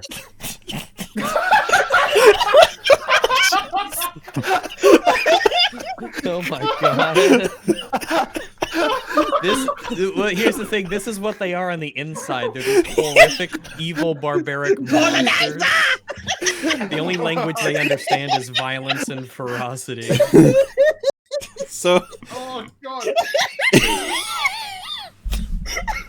so this gets really funny because she does a jumpy jump over the furniture, and this is a team up move. They're gonna throw the spear at her, like here it comes. She's like, whoop, oh god, that wasn't supposed to happen. Next frame doesn't work very well on VLC right now. I just gotta use my copyright cover. Well, yeah, she throws it over to her and she catches it as she comes down and starts doing the stupid spinny stuff that they like to do. Yeah, so like, why do you spin the thing around your neck? Why don't you just stab? Like, you think when people were hunting mammoths, could you imagine them doing these crazy moves, ninja flipped over it? Yeah, in case you guys couldn't see it, she threw that at this one who was jumping over all the furniture to grab. It's like, you could have just tossed it to her. You didn't have to do this instead insane of throwing shit. it like a javelin. Ugh. I think I'm breaking VLC right now. There we go. Wow. Oh, what a great place to The come back scene, to. yeah. Two of the Dora Milaje trying to execute fucking Lamar because... What did Lamar do? What the hell did he and do then is she a got great this question. spin. The funny thing is, there's a freeze to kill a frame where she brother, could man. just That's not stab him cool. in the heart, and she just spins the thing. They just do these stupid spins when it's like, oh, you can kill him if you really want to, which clearly you do. This scene is absolutely Let me show you what I mean. one of the hardest ones to Let me see if I watch. can get the freeze frame. Yeah. Man, for a show that's Yeah, so there it is. obsessed with like black people and black characters, they don't give a fuck about Lamar, do they? No, he's the punching bag black character. He's a black colonizer. I mean, this is How the the episode where he fuck? dies, so... He has Yeah, fallen while all under of the sway of the white devil. While all of this is happening, fucking Sam and Bucky are like, oh, we should help. It's like, oh, Well- really? You think so? Yeah, because you got Zemo, right? Who's like having a Yeah. drink and just looking at Which them, is which I funny. like. Yeah, because he's like, these Yeah. are the people fighting over who gets to put me in prison first. It's like, I don't care. Whatever, you guys do you. Yeah. But of course, loads of killing blows being deflected regularly. And I guess the craziest part to me is like, as much as you may hate Walker, what the fuck is Lamar? Like, he didn't do anything. He just got attacked. Oh, and then there's the part where her name is Io, right? She sees John and he looks up at her, and then she reels back, ready Oh, to wait. stab him through the throat. I did want to. Oh, The fucking file is yeah. like flooping around. I guess because I keep the next frame thing is it doesn't like me doing that. I'm sorry, VLC. Can you please? Yeah. So I just want to make sure everybody acknowledges this. This is the attitude they have. You see how they're just like eh. Two of their soldiers that have saved their lives are about to die. They do not care, and Yeah, know- they're fighting for their lives here. you complain Yeah. about assassination like throughout, but when does it get to the point where you're like, no, I guess this is in character now. That's where we're at. They've damaged them so much. I guess this is just who they are now. They don't care about their friends dying. Why would they? I don't give a fuck. Mhm. Yeah. So I want to make sure that was clear. Really, really lame. But yeah, Go ahead. that's what happens next. She beats down Walker, and she's got the spear pointed at him, and he's not attacking her anymore. And she reels back to stab him through the face. And the only reason that she can't kill him is because Bucky stops her at the last minute. And it's just funny how later on in the scene, she's like, oh, fuck you, Bucky, not letting me kill this guy who did nothing wrong. Like, Yep. it's, that's so evil. And also, she can't beat him. He's a Winter Soldier. Yeah, he's a super insane soldier. at this. He's like the best in the. He's arguably before this Dude. series, like the Yeah. best in the world. Well, this happens really quick, and I think a lot of people might miss it. This is a shot of one of the Dora Milaje about to execute Lamar. She's right about to do it. And then Falcon, yeah, Sam stops him too. But yeah, just stopped just in time. And I want it to be noted, right? It's really important and good that they stopped this from happening. That's like fucking standard. But they were lucky that the prior like 3 attempts at executions were blocked Oh, because they didn't do sorry, shit all about them.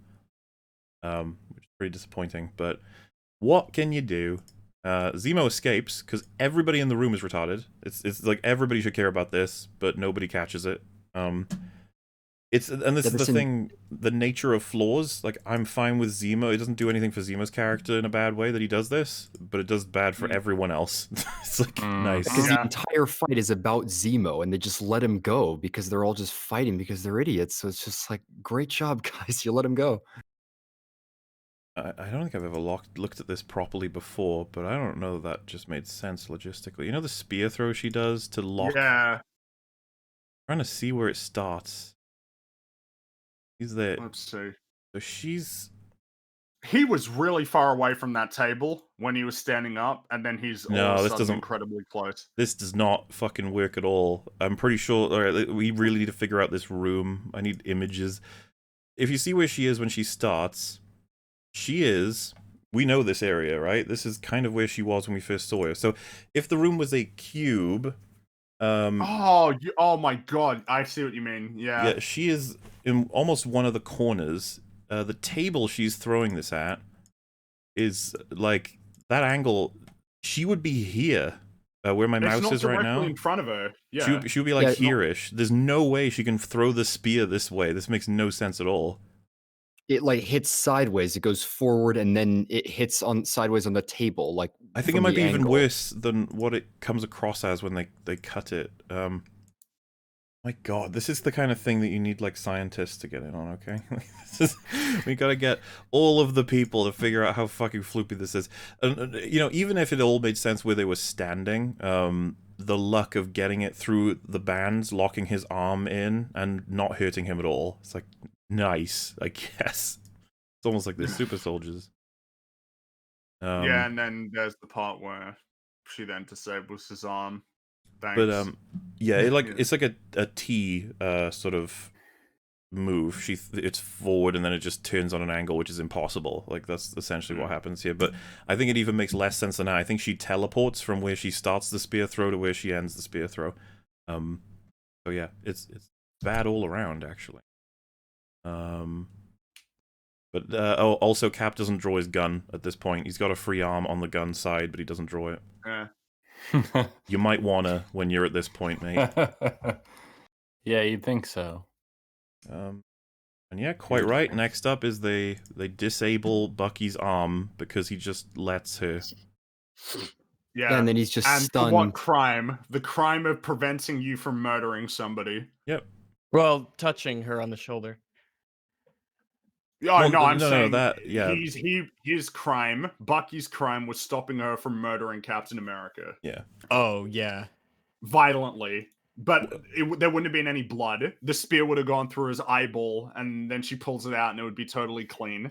And they wouldn't play ominous music with her standing over his Yeah, corpse. And of course she's like, she says, "Bust, damn you, James," and it's the most I've wanted to punch a character through the fucking screen. Just like, I hate you. You're so wrong, and you're so morally righteous at the Stopping same me time. from murdering this guy who touched me.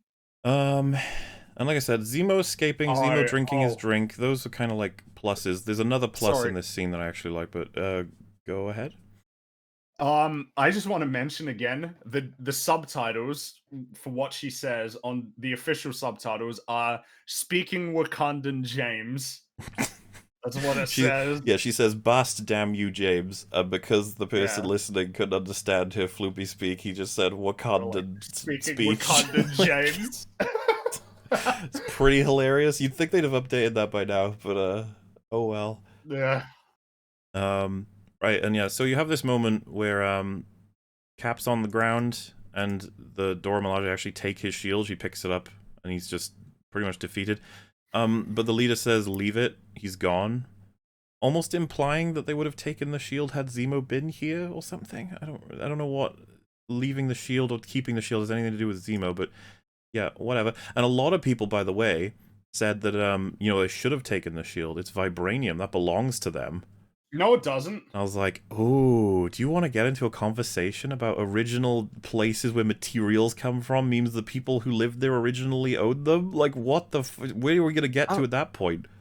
I was about to say, I don't even think Steve's shield was like forged from Wakandan vibranium. Wasn't it just like?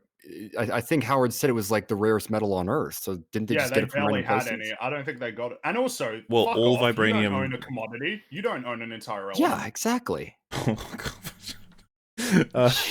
Also that what was I gonna say? I'm pretty sure all vibranium came from the comet though, because that's like it came from outer space or whatever. So, but like I don't give a fuck. Like I don't care that it was originally in Wakanda. You guys, remember they like to forget this, but you're gonna have to keep reminding Wakandans of this. They colonized the other tribes, so get fucked. You guys do it too. But of course they're gods. You can't be making fun of them. They're totally fine. And yeah, there's this sense in the air. You're like, wait a minute, everybody just fucking lost to these guys. Are they really that good?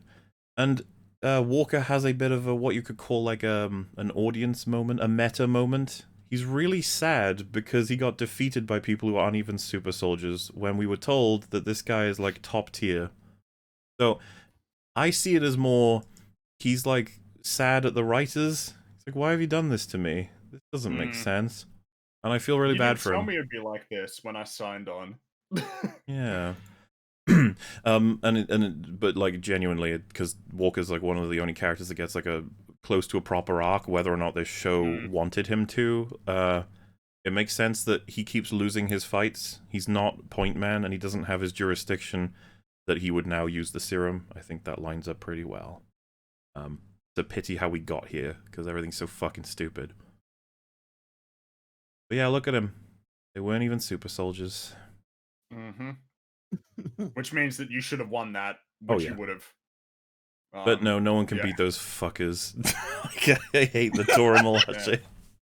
Like Thanos would probably try and like, you know, turn them into spaghetti with his stupid powers, and then they would be like, excuse me, how dare you? And he's like, what? Killmonger kind of killed their asses. He killed one of them, right? At least. Yeah, and he slit her throat and there was no blood at all. It was hilarious.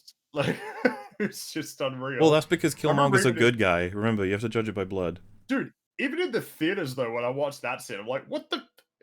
She cut, like, you're dead. He cut your throat open. Well, they don't want to get an R rating. Jeez. It's funny, because stuff like that, it's like, why did you have him cut his throat open then? Do something else. Yeah, and then they have a little conversation, finally in their non-combatant clothes, and Lamar basically says that surely getting stronger just makes you more of who you are, which it is a an interesting thing to just talk about, because it's like a lot of people say power corrupts, and it's like maybe it just reveals corruption that was already there, and now that you have more ability to make more choices, you're now going to show your true colors, and that everybody has to worry about that. I think that's a fair observation. As well as showing that they value like the whole the signing autographs, and the thing is, he's gonna die, because this scene is basically like, aren't we good friends? We've had a long history. This is good stuff. I like hanging out with you. Smile. You're like, Lamar, run. So then the plot sort of just kicks back in, because this episode is very jumbled. Carly calls Falcon's sister, Sarah, tells her that better watch out, your kids and your little doc. Just saying don't like Falcon working with Captain America. Just saying, just putting it out there. And Sarah's like, holy shit, and she calls Falcon to say that Carly wants a meeting. And of course, naturally, Falcon, like, when he gets there, he's like, what the fuck, you threatened my sister? And she's like, I don't want to hurt her. And you're like, I hate you, Carly. I really hate you. Like, so full of shit. And yeah, this conversation that they have, I feel like the writers ran out of things to have them talk about. They just wanted to get to the fight, but they had to break it up for the two fights. And so he kind of arrives, and he's like, because is this kind of just awkward? She's like, I thought you were going to come alone. And it's just like, yeah, I didn't. He needs to be here for the action scene, so he's got to... And then, yeah, Sharon's fucking satellite finds Walker, who finds the Flag Smashers, and she tells Falcon this, and then they're like, oh shit, we gotta go. This weird thing happens where so like this, I don't know how else to explain this. They're already hostile in this scene. Winter Soldier goes to jump down to the ground. Carly jumps off where she is to ram into Winter Soldier. It's like, whoa, what are we doing? All he was doing was jumping down. You just like, it's just like, it's like, oh, okay, fuck. They don't kill her again though, because they never do. Do you know how many people these people kill across all the MCU, and they never kill the people that they need to? It's like, please end their life. We need it. It's so weird to think, by the way, I don't know how you guys feel about it, that narratively it's Sharon Carter that kills Carly. Does that not feel kind of like, oh, it's not really satisfying in any way? She got to be the one who killed Carly. Like, fuck off. Yeah, because you'd think... But they present it as not that great, so you know what I mean? Yeah. But they also try to like have a little connection with her and Carly, where it's like, you worked for me, though. We had different philosophies. Like, you didn't introduce This is like your before. one scene. Well, that's their only scene together in the whole show. Yeah, that's it. I would argue look at that that gun. the two assumed choices for killing her would have been Walker and why am I blanking? I had the other name in my head. Where did it go? Come back. Bucky? Sam? No to both of those. Who was Zemo? That was it. It was Walker and Zemo seemed like the ones that would nail Carly. But I think I said when we were watching it, Zemo's chance to kill her was in that scene that he nearly killed her. He's not going to be the one to do it anymore. Yeah, and he just didn't for reasons. Yeah, it would have been way more satisfying for him to just fucking tear through her with bullets, but never mind. So this scene's really weird. This is the building that apparently the Flag Smashers are in. I don't know how Walker found this out.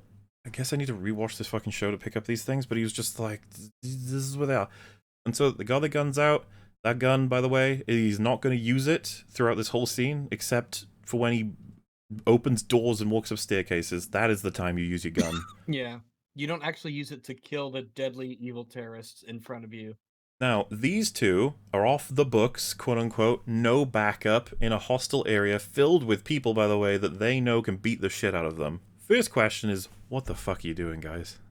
Like, you need backup. Call in some backup. Call in some reinforcements, yeah. Just one or two people, you know, a little bit of help. And you might be like, well, Walker has the serum now. And it's like, yeah, Walker does.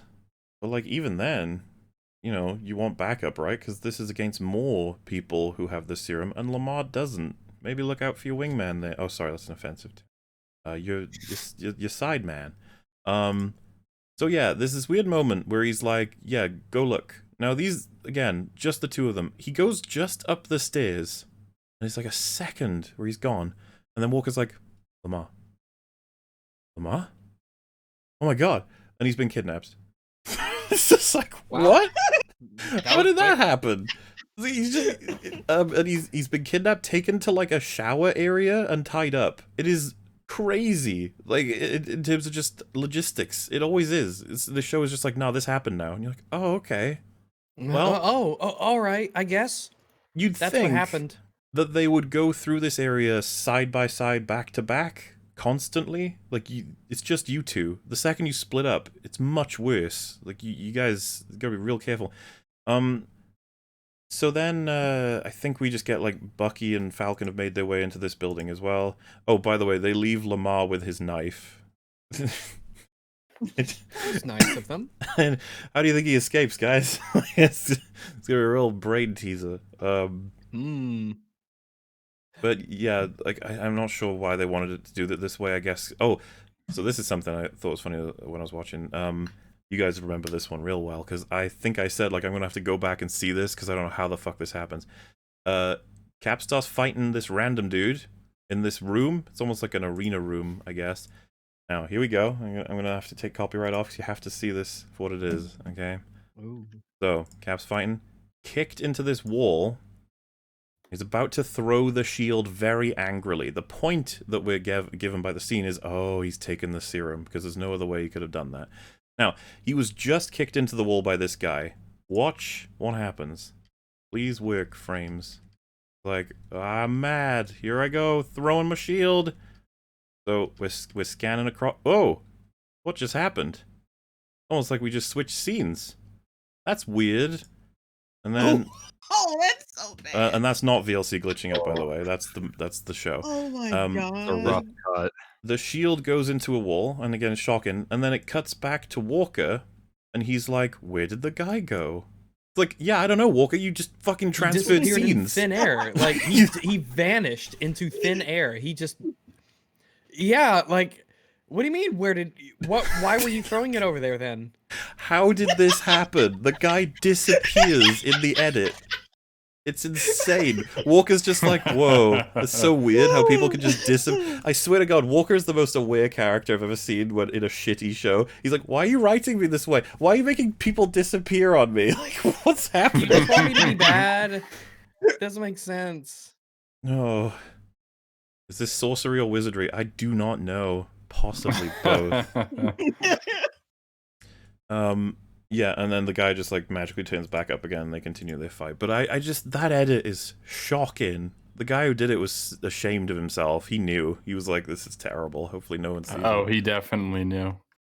Yeah, and so Bucky's chasing Carly. Falcon's getting in there too. We're getting close to the big payoff. Everyone's got to collect up, you know, for the big flumes. Now this part kind of annoys me. Walker punches this dude through a door, and Falcon sees it. Now remember, you know who the flag smashers are. You know this is a fight. Carly just fucking like rammed into Winter Soldier, by the way. So like this is hostiles now, in the middle of a fight. Cap is walking into the room.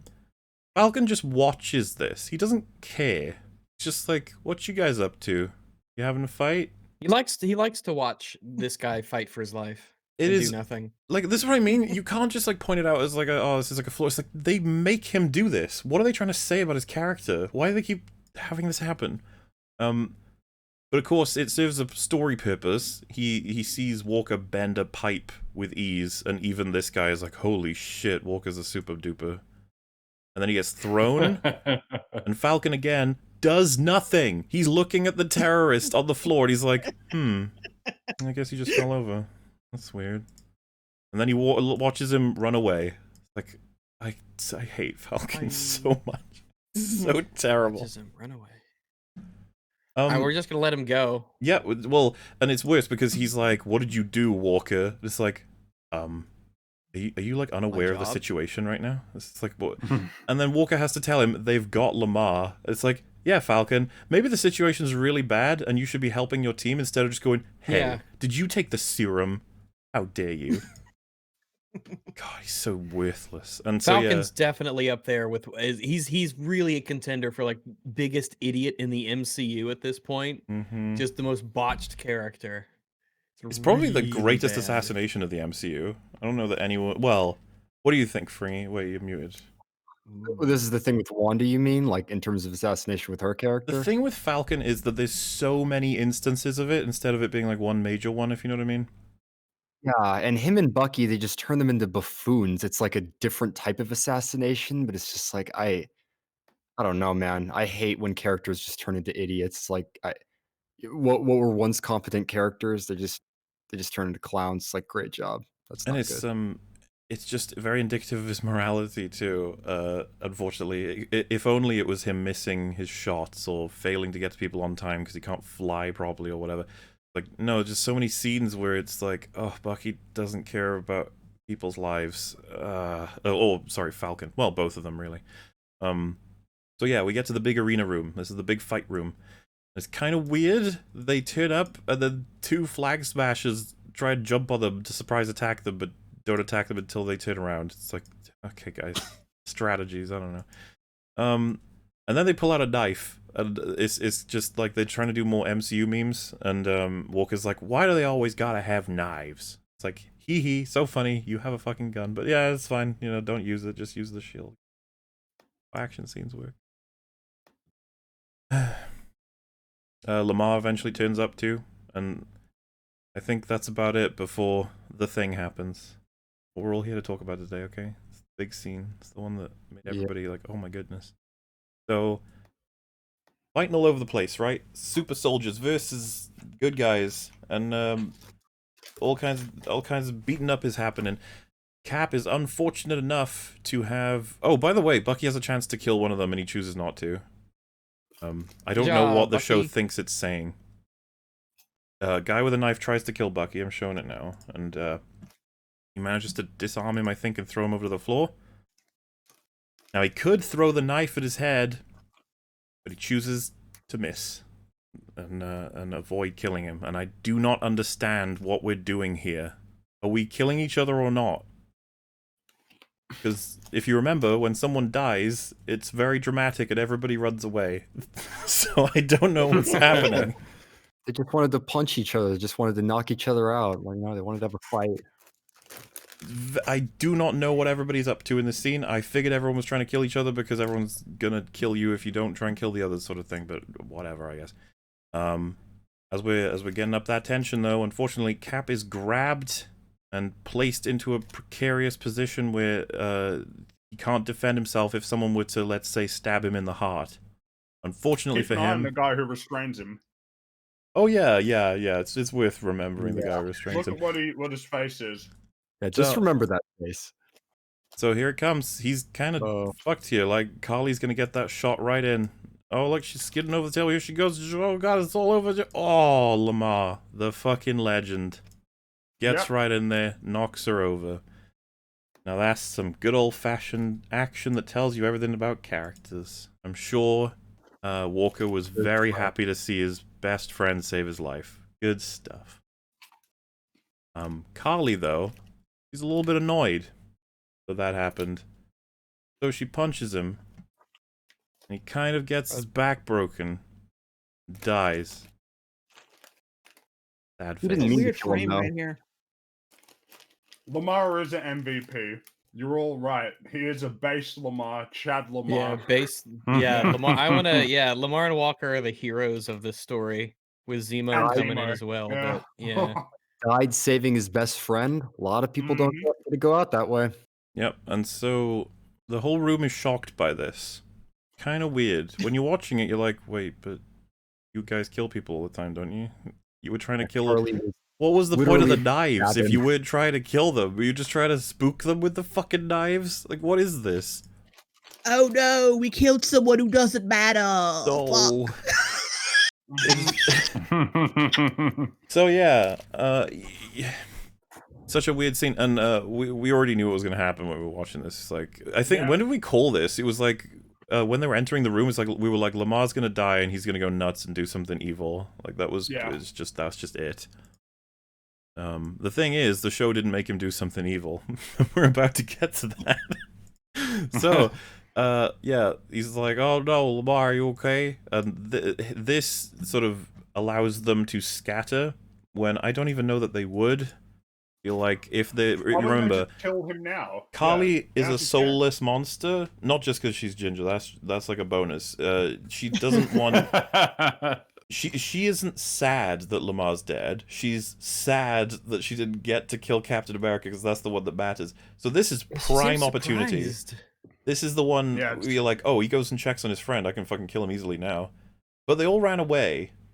Now remember, she thinks that like what is quintessential to the goal is to kill Captain America. He's like the symbol of everything that's wrong with the world right now. And so this is the prime opportunity. She just runs off. It's like, that's weird. Could it be there is another reason for her to run off?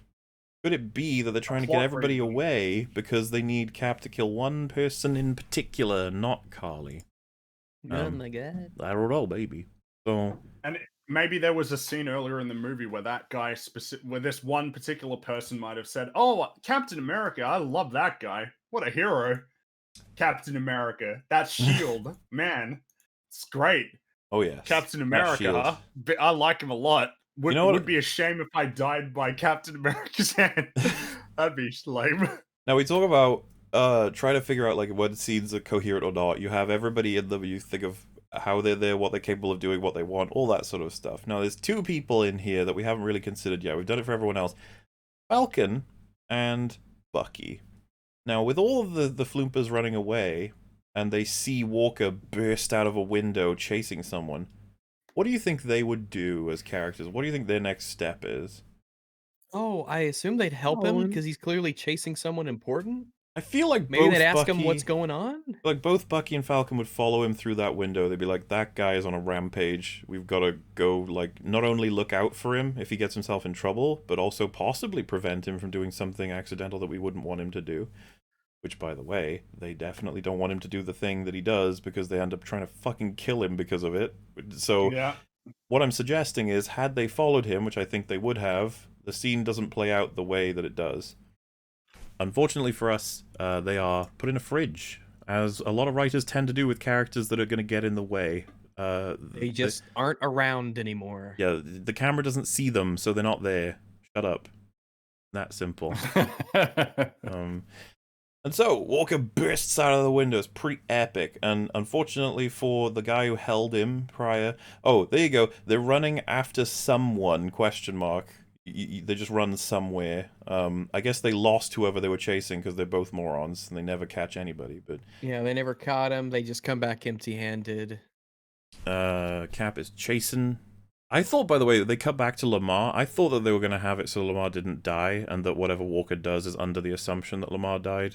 And then it turns out that he's like, you know, struggling, but he's not actually dead, and so it changes the stakes. But no, I guess they just cut back to let us know this is why he's upset, by the way. It's like, yeah, we know. We were watching it. Yeah, this bit happens. I've always found amusing when you rewatch this scene. This guy picks up, like, I guess, a drinking fountain, like a concrete sort of type one, throws it into Cap, and Cap just blasts it apart. It's like, so he's already still an active threat. He's still trying to kill you. Like, there's no, you can't really, he's not surrendering or anything. But then Cap does the unthinkable. He hits him. Like how he gets him in the back, right? Ow. Yeah, hits him, and then executes him when he says, "Please, I didn't kill Lamar. I didn't do it. I just tried to train you so that you got stabbed." It's fantastic. Yeah, I tried to kill you. Yeah, I didn't kill him. I wanted to kill you, idiot. You know, like, it's not gonna help your case, man. It's really And everyone's not. going, "Wow, look at Captain America kill that terrorist." It's everyone. There's like a crowd of like 25 people, and all of them have their phones out at the same time to video it. And it's like, oh yeah. How could If Their you fingers couldn't, on the camera trigger in there. Yeah. So. if you couldn't gather what they were saying, this is look at this shot. I fucking hate this shot. Look as the arm falls and the blood is splattered upon it. You're like, shut up. Nice so slow-mo. transparent, man. It's just like, I know what He's a fucking terrorist. He's an evil killer. He just killed Like, an what- American Right. soldier. Why do we not Like, care about what this? Why the fuck? What the fuck do you think he was doing in Afghanistan? Like Amazing. drinking tea with these motherfuckers? So the best you can say for what the intention of the scene was is that the way he does it so brutally and in public is a bad look, but like killing this guy is clearly the right thing to do. Yeah, Or, but like, then the totally story comes justified. out. Also, Yeah, they were yeah. like, oh yeah, they were just engaged in a life or death battle. This guy just killed Captain America's partner. This guy was an active threat. He just attacked Captain America seconds before. Yeah, I think the easiest way to interpret this scene is, was this the best response? No. Was this a response that you could see happening though? Yeah. Would people condemn Yeah. him for it? Not many. No, I wouldn't. Yeah, Yeah, that would be the big thing. what would probably be the better option? It's like maybe interrogate him. Like he's a Oh yeah, he valuable should have witness, and arrested him, but like this is the heat of it's not unthinkable that this could happen, nor would people hold it against him that much. Yeah, Well, you we- wouldn't get in trouble at all for this. we don't really have Everyone- to run this as like a what would happen in real life. It was like we can just judge if this were someone's phone recording and we saw this and then we got the context that we have from the show. What would you guys think of this theoretical American soldier in Latvia doing this? Eh, they killed his friend, Fuck and you it. learn yeah, more. it's- Flag well, smash he's a did. terrorist. Yeah, If someone said, "Do I condemn his actions?" I'd be like, "I think that it's perfectly reasonable for this to have happened. I don't really see how you can judge this man too harshly, considering everything." Mm-hmm. Like I this feel was like, not the well, absolute best response. Go ahead. Yeah, I would have. I said, don't do it in public where there's kids around. I mean, be private with it. But I don't really give a shit. I mean, even to that, Yeah, I'd it's be like, like, I mean, You don't well, have the luxury of wearing yeah. weapons. Like, before he gotta chops drag his him head off, somewhere. he drags him into like a toilet and just fucking takes his head Dragged out. him Into an kicking and alley? screaming. Ah! It's just like, shut up. Mommy, what are they doing with that man? It's like just presents. Give it presents. It's not just some soldier though, it's Captain America. People hold him to a higher standard. You mean like how Captain America killed heaps of people? I thought You we went can't over keep this using already. argument. Cap does this, Cap guys. killed a lot of people. Cap killed Nazis. Rewatch People in forget Avengers that. when the Hydra guy, or whatever, the mercenary is fighting him, and he tosses him overboard, and the guy screams like "Rah!" as he falls to his death. And he did that in Winter Soldier too, just throwing people out to their deaths. So they get to spend like a couple of minutes falling down to earth thinking about how their life is about to end. Not a nice way to die. But again, you don't hold it too because they're trying to kill him. Exactly. Yeah. I Pretty find that much. argument pretty amazing, though. Captain It's like, America hey, blew up 3 helicarriers with thousands of people on them. True! And they killed innocent people in the process. So you can't bring that up. You're gonna break people's brains. Like, they can't handle this. Like, the Triskelion was infinitely worse than anything Walker ever did. Well, Walker killed one terrorist that he probably should have arrested Yeah, in a instead. combat scenario, yeah. Yeah, and Captain America indirectly killed a lot of civilians because he thought it would be a good idea to blow up the helicarriers. Yeah, because he didn't want. He decided no one should be having the power of those helicarriers, and then in Age of Ultron, he relied on it to save everybody's lives. Like, That's Cap made a right. huge mistake in Winter Soldier. And he was judged harshly for it in Civil War. Which is great. And so don't run this bullshit that, hey, Cap never did anything as bad as Walker. It's like, yeah, no, you're right, he did worse. So hey, look at that guy. Worse, and it's not even close. There you go. And I of just course- played the thing. That guy's spine's broken and he's drowned. Yeah, and of course, the big one, when Tony says we're not reversing time, Cap doesn't put up a fight. He says, "Yep, that's totally fair." And then he abandoned. Yeah, look at him. Look at him. He is super dead.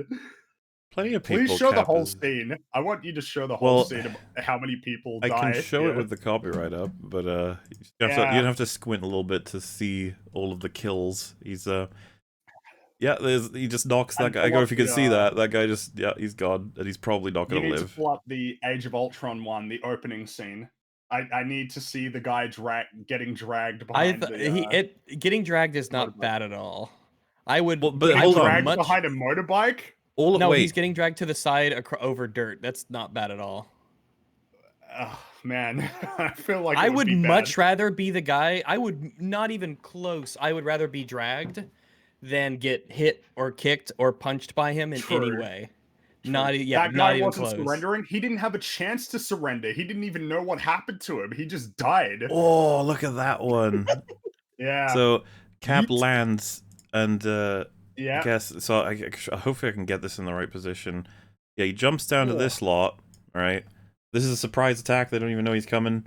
Cap has a choice. He can opt to do moves that are going to dismantle, like the Batman way, right? As best you can, you try and dismantle and knock out. Look at this kick he does to this guy who's just turned around. Look how fast he traveled into that fucking barrel. Someone said Rags hasn't played Red Dead. Oh yeah, in a completely different circumstance, my answer would be different. Good job, fucking idiot. Yeah. To clarify, do you guys? I swear, like, if you don't understand what the point is here, you're being like willfully obtuse. It isn't bad that Captain America's killing these people. They're bad guys. Yeah, who that's would kill him fine. if they This is had a the chance. combat It's zone. fine. Those are enemy combatants trying to kill him. It is totally fine that he's killing these people. I And he's a expect him to soldier. kill these Yeah. people. Yeah. The point is that it's really frustrating when a man is condemned for less, like when he shouldn't be condemned at all, and when the hero that everybody says he ain't as good as did the same thing. Whose tool he's using, whose shield he's using, did way more. They had to devote an entire movie to that. Yeah, and I do not want to understate the Triskelion ends this conversation. Okay, over. Yeah. And again, just watch the first Avenger and look at how many people are getting killed in that movie and in what ways. Getting their heads. Well, they have the part with the motorcycle where he shoots the wire and it just knocks them off, when in reality their heads are coming off. It is, again, like in The Simpsons. I told that idiot to slice my sandwich. Your head's coming off. The Triskelion is look at frustrated that, as look at well that. because it's not just civilians that get affected by all of this damage. It's all of the people that opted to fight Hydra on behalf of Cap and believing in him in that Triskelion building. Remember, Falcon almost dies. There are a Fucking lot of people who Rumlow got gets killed. buried. Not that anyone cares. I mean, it's one of the things that they talk about in Civil War. There are dead people who would be alive when it was the whole Bucky thing. It's like, well, it's the same thing here. They'd be alive if you'd made a different decision. And so, if we can wipe out this enormously stupid argument that, hey, you know what? Cap didn't murder anybody unnecessarily. It's like, okay, so good, we're done with that. This is no worse than any of the others. It's just the way it's framed. It's the way the camera moves. It's the way the music plays. It's the shocked faces on the audience.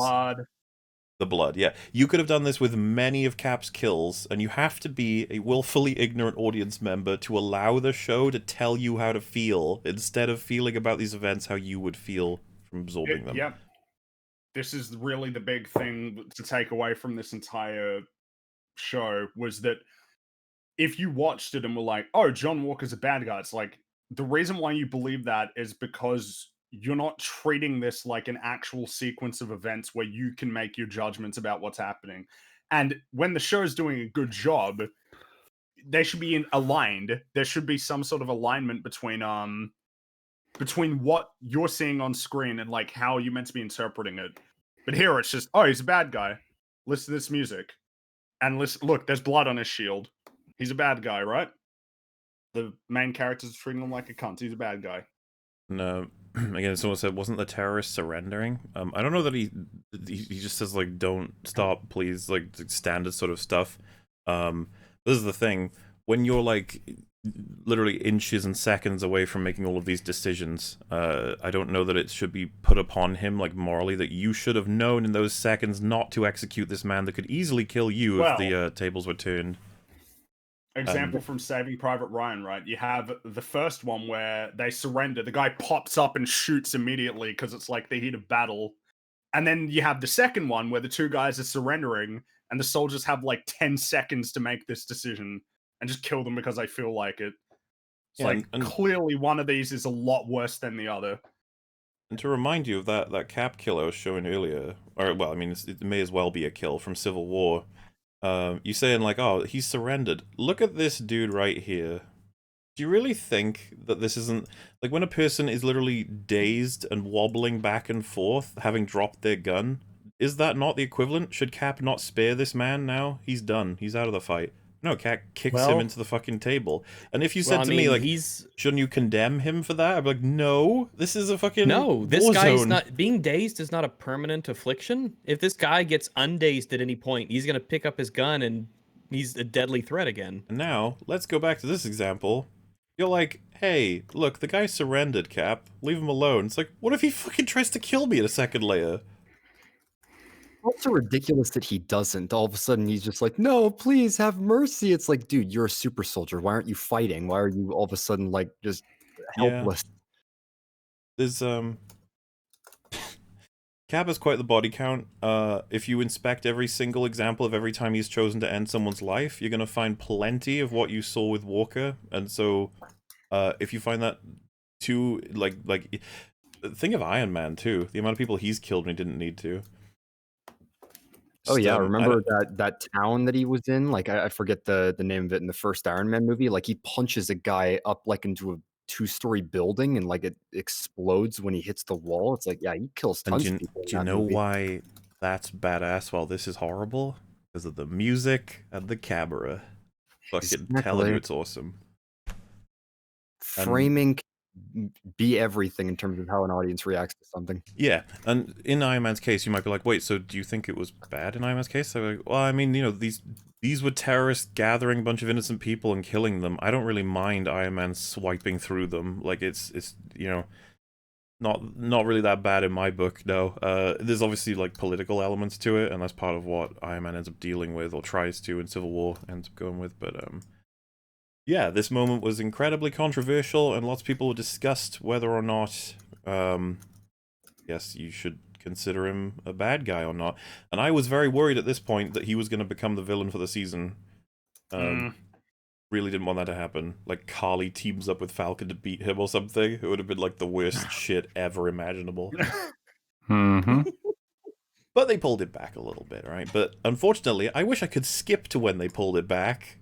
But something else has to happen first, and we kind of talked about it a little bit earlier, but that would be episode 5. I hated all of this. This, like, might be the scene in the entire series that triggered me the most. I was like, God almighty. Yeah, I think so. They Oof. full out just assault him and steal the shield, break his arm, and the kangaroo court later on with like the Senate where he just has no say in anything. It's like how is any of this happening? How is he just That being guy tried to stripped of all kill his me titles? seconds before, sir. Yeah, they're like, give us back our shield. It's like those guys stole it from me and broke my arm. Like, what do you Wait. want me to do? I would argue it's even weirder than that. He says he'd like to give his testimony, like to, like, you know, add to the court, or whatever. And the guy like, in response is like, "We already have all the information we need." And it's like, that's not how this works. Oh, but he just doesn't get to defend himself. All right, Apparently, okay. it was Well, really, that's it's really all odd. Just like, oh, I'd like to give the context for everything. It's like, shut up, you. Like, oh, all right. So, when you're a writer and you're like, oh man, I can't wait for my action figure Walker to fight action figure Falcon and action figure Bucky, where can I have them fight? It's like, well, currently they're in like a town plaza place with the corpse. They all run to a garage. Okay. Why didn't he leave? Why didn't he stay in public and try to find a way to leave the country or something Well, like that, or call in reinforcements, or you know? Why I did he would just run I would off argue he's gonna want backup, and he'll probably go back to Lamar's body. I think that's gonna be the thing he wants to do. But no, he's traumatized by his having killed a terrorist. I guess you could argue that he's stressed out because of what he believes people might think of him, and he may have failed his job as Captain America or something like that. Oh, I thought it was still getting over Lamar's death. It's like playing quotes from Lamar while he's like stressed out about how he's Captain America. So I think the show wants us to think that he's thinking about how, and it's flashing back to him killing the guy as well. If I was to ignore the fucking writers that are telling me how he feels, I would say, yeah, it's absolutely that he's trying to deal with Lamar's death as well. Not just, oh my god, I failed being Cap. Damn, because he kind of didn't really, but what are you gonna do? But yeah, he goes into this garage and he like has a little bit of a moment just being sad about what's happened, and then Falcon and Bucky just turn up. I guess they were keeping an eye on him, sort of trailing him, and just being like, oh, he went into that place, let's go get him. They keep showing us the blood on the shield, by the way, just in case you didn't know. That's bad. Keep framing it. It's so noticeable. It was like it looks so like many blood on the shield. times too. Yeah. It's like we It's like, fucking so get it. Yeah, I got it the first time around. All you needed is that one shot. Stop cutting back to the shield.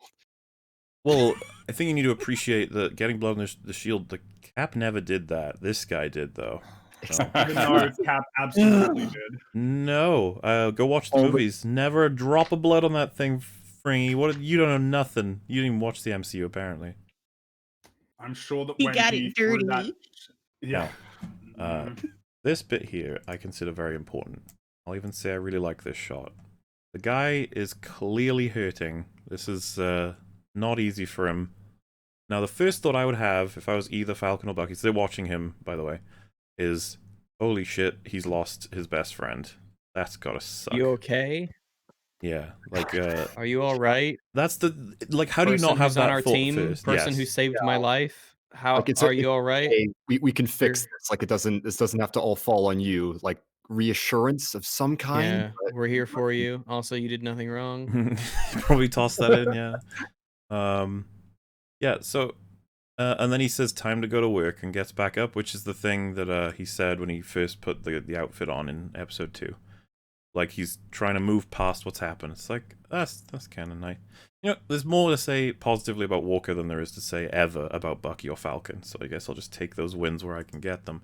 But yeah, this is what we talked about earlier. He's like, you guys should see a medic, and then Falcon immediately is like, you need to stop, Walker. It's like, what?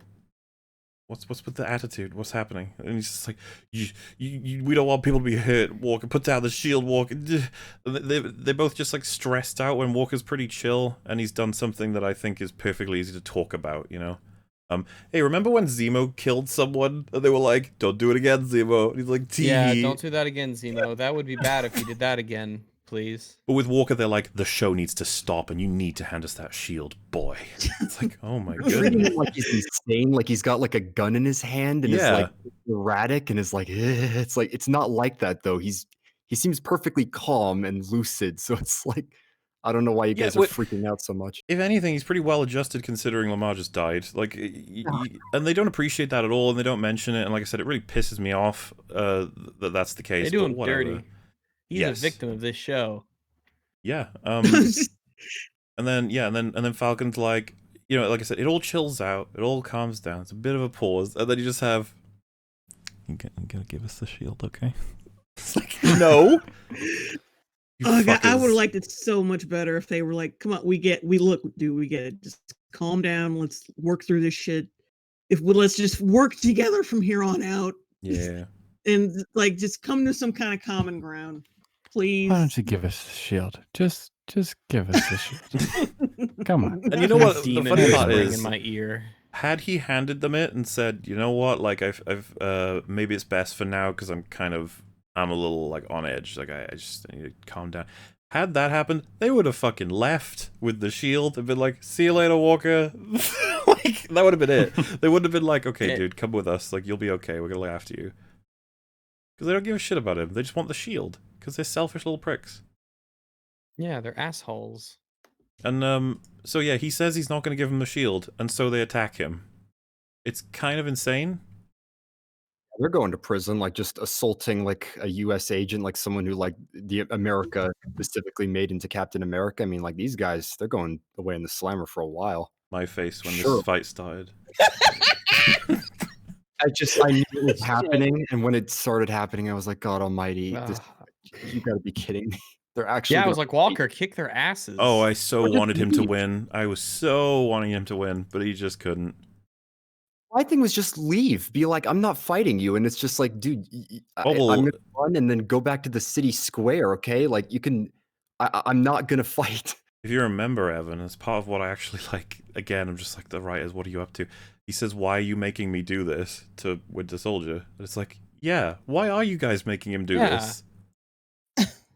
Fuckers. Like, yeah. He doesn't need to. He doesn't want to. He's not aggressive at all. They're the ones who initiate this fight. And it's just... It's so backwards morally. So annoying. The fight itself, I can't even be asked to break down every single move. I'd rather just go narratively. Except for he tosses fucking Bucky into a wall and it just disables his arm and knocks him out of the fight. Like he accidentally hits some cables.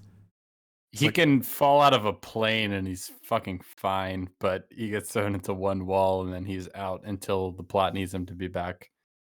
It's like, okay, fine. Clearly, sure, oh, by the way, Walker throws the shield at Bucky and he can't catch it. It tosses him. Even though it's straightforward throw, which to me I was just like, wait, but you've caught that before when Cap has done this to you. Like, what? Weird. I guess Walker throws harder than Cap does. What do you know? And it's a straightforward throw, straight to Bucky, and he just goes, whoa, and flies across. Which, by the way, just makes... If it can take you off your feet with its force, then I guess you can't stop it with your hands, right? Because that'll... Am I understanding physics properly? Yeah. I don't know. The physics in this show are garbage, but I think you're right. You know, if it's going to hit you hard enough that you'll fly off your feet, then your hands can't really do much. It's a lot of... So, yeah, here we go. I guess I'll take the copyright cover off so you guys can see this. Go frame by frame. Come on, VLC, you can do it. See, this is good old Bucky. He's like, whoa. He's about to fly into... See that? He hits a cable, I guess. Just your average cable. And it sparks, and then his arm breaks, and he just lies on the ground going, That's it. Oh, see it again. Oh, it's just all right. We can't miss an opportunity to make him shit. Cannot miss an opportunity to make him terrible. That's all that ever is. And then so this is the thing. He's defeated the Winter Soldier. Now all he's got left is Falcon. It's like, so he's won, right? Like, Falcon's not gonna be able to beat him. He's juiced up, like, remember he tested off the charts for everything before he had the serum, and he has the shield. Like, Falcon's done. However, oh, well, actually, he rips off Falcon's wigs. Yeah. That's something that he does. After screaming, "I'm Captain America." Yeah, that's one of the several bits of cringe about Walker in this season. There's a little sprinklings of cringe. We just like, stop making him say this shit. Yeah, he's very upset. And he rips off the wings, and then I think Bucky gets back into the fight. I guess his arm's working again. Because they do that thing where they just take turns, because it's easier to do choreography when it's not 3 of them.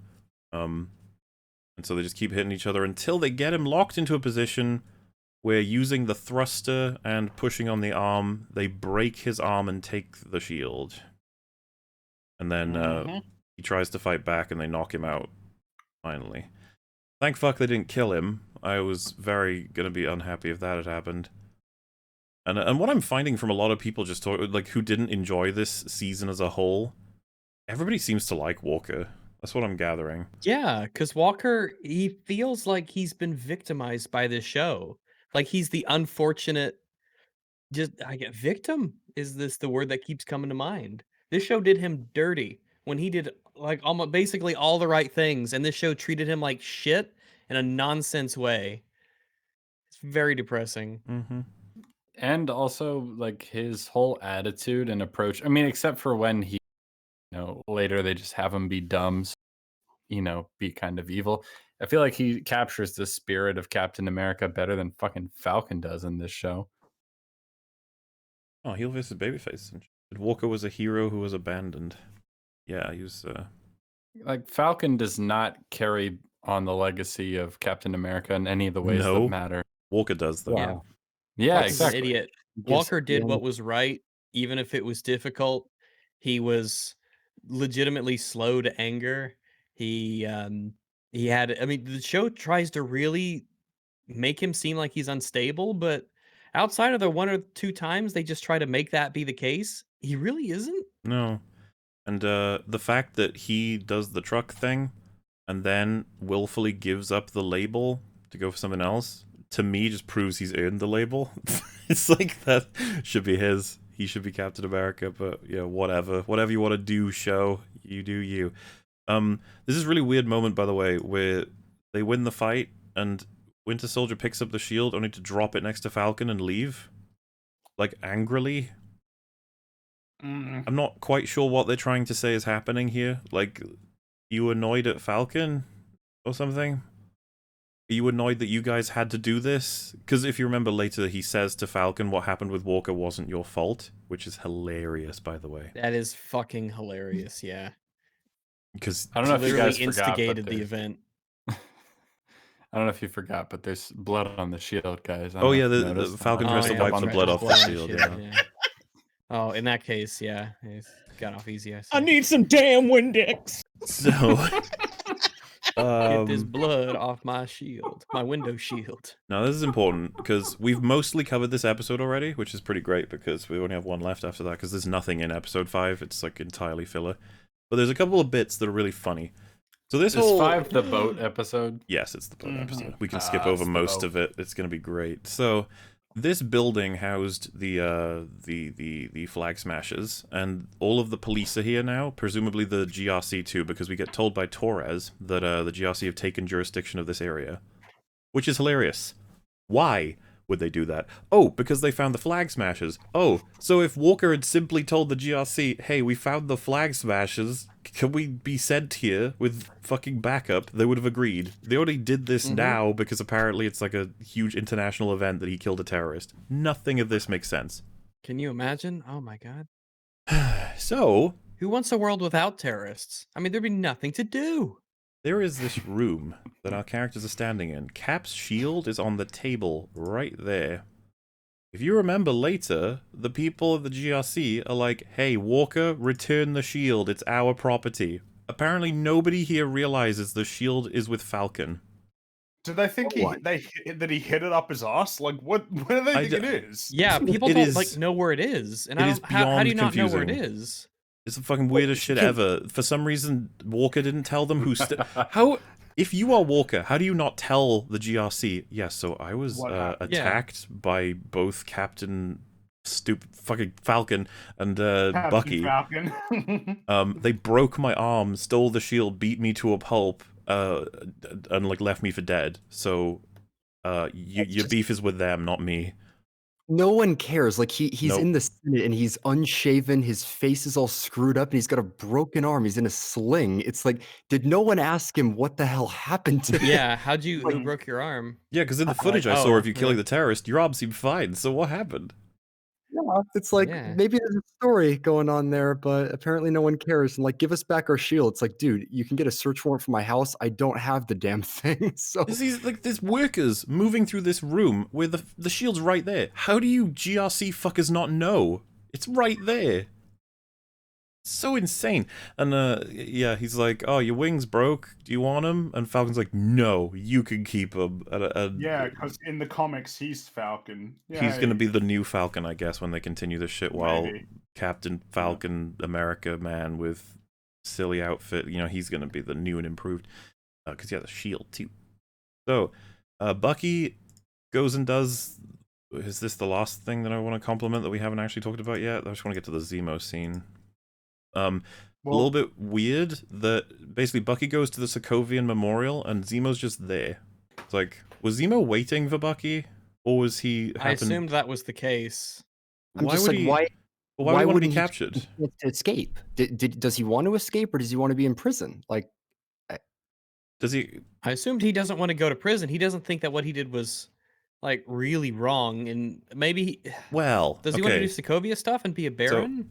I'm gonna have to do some major inferring here, and I think this is too much credit for the people who write this show, but could it be possible, because he does feel sorry for not only T'Challa, Yeah, but also Bucky himself. I think he even apologizes to him, and he says, "I crossed my own name out." Could that mean what he's saying is like, this is my, like, I'm making amends for me on your behalf, I'm giving myself up for you, I'll go to prison because I do deserve it for a couple of things that I did?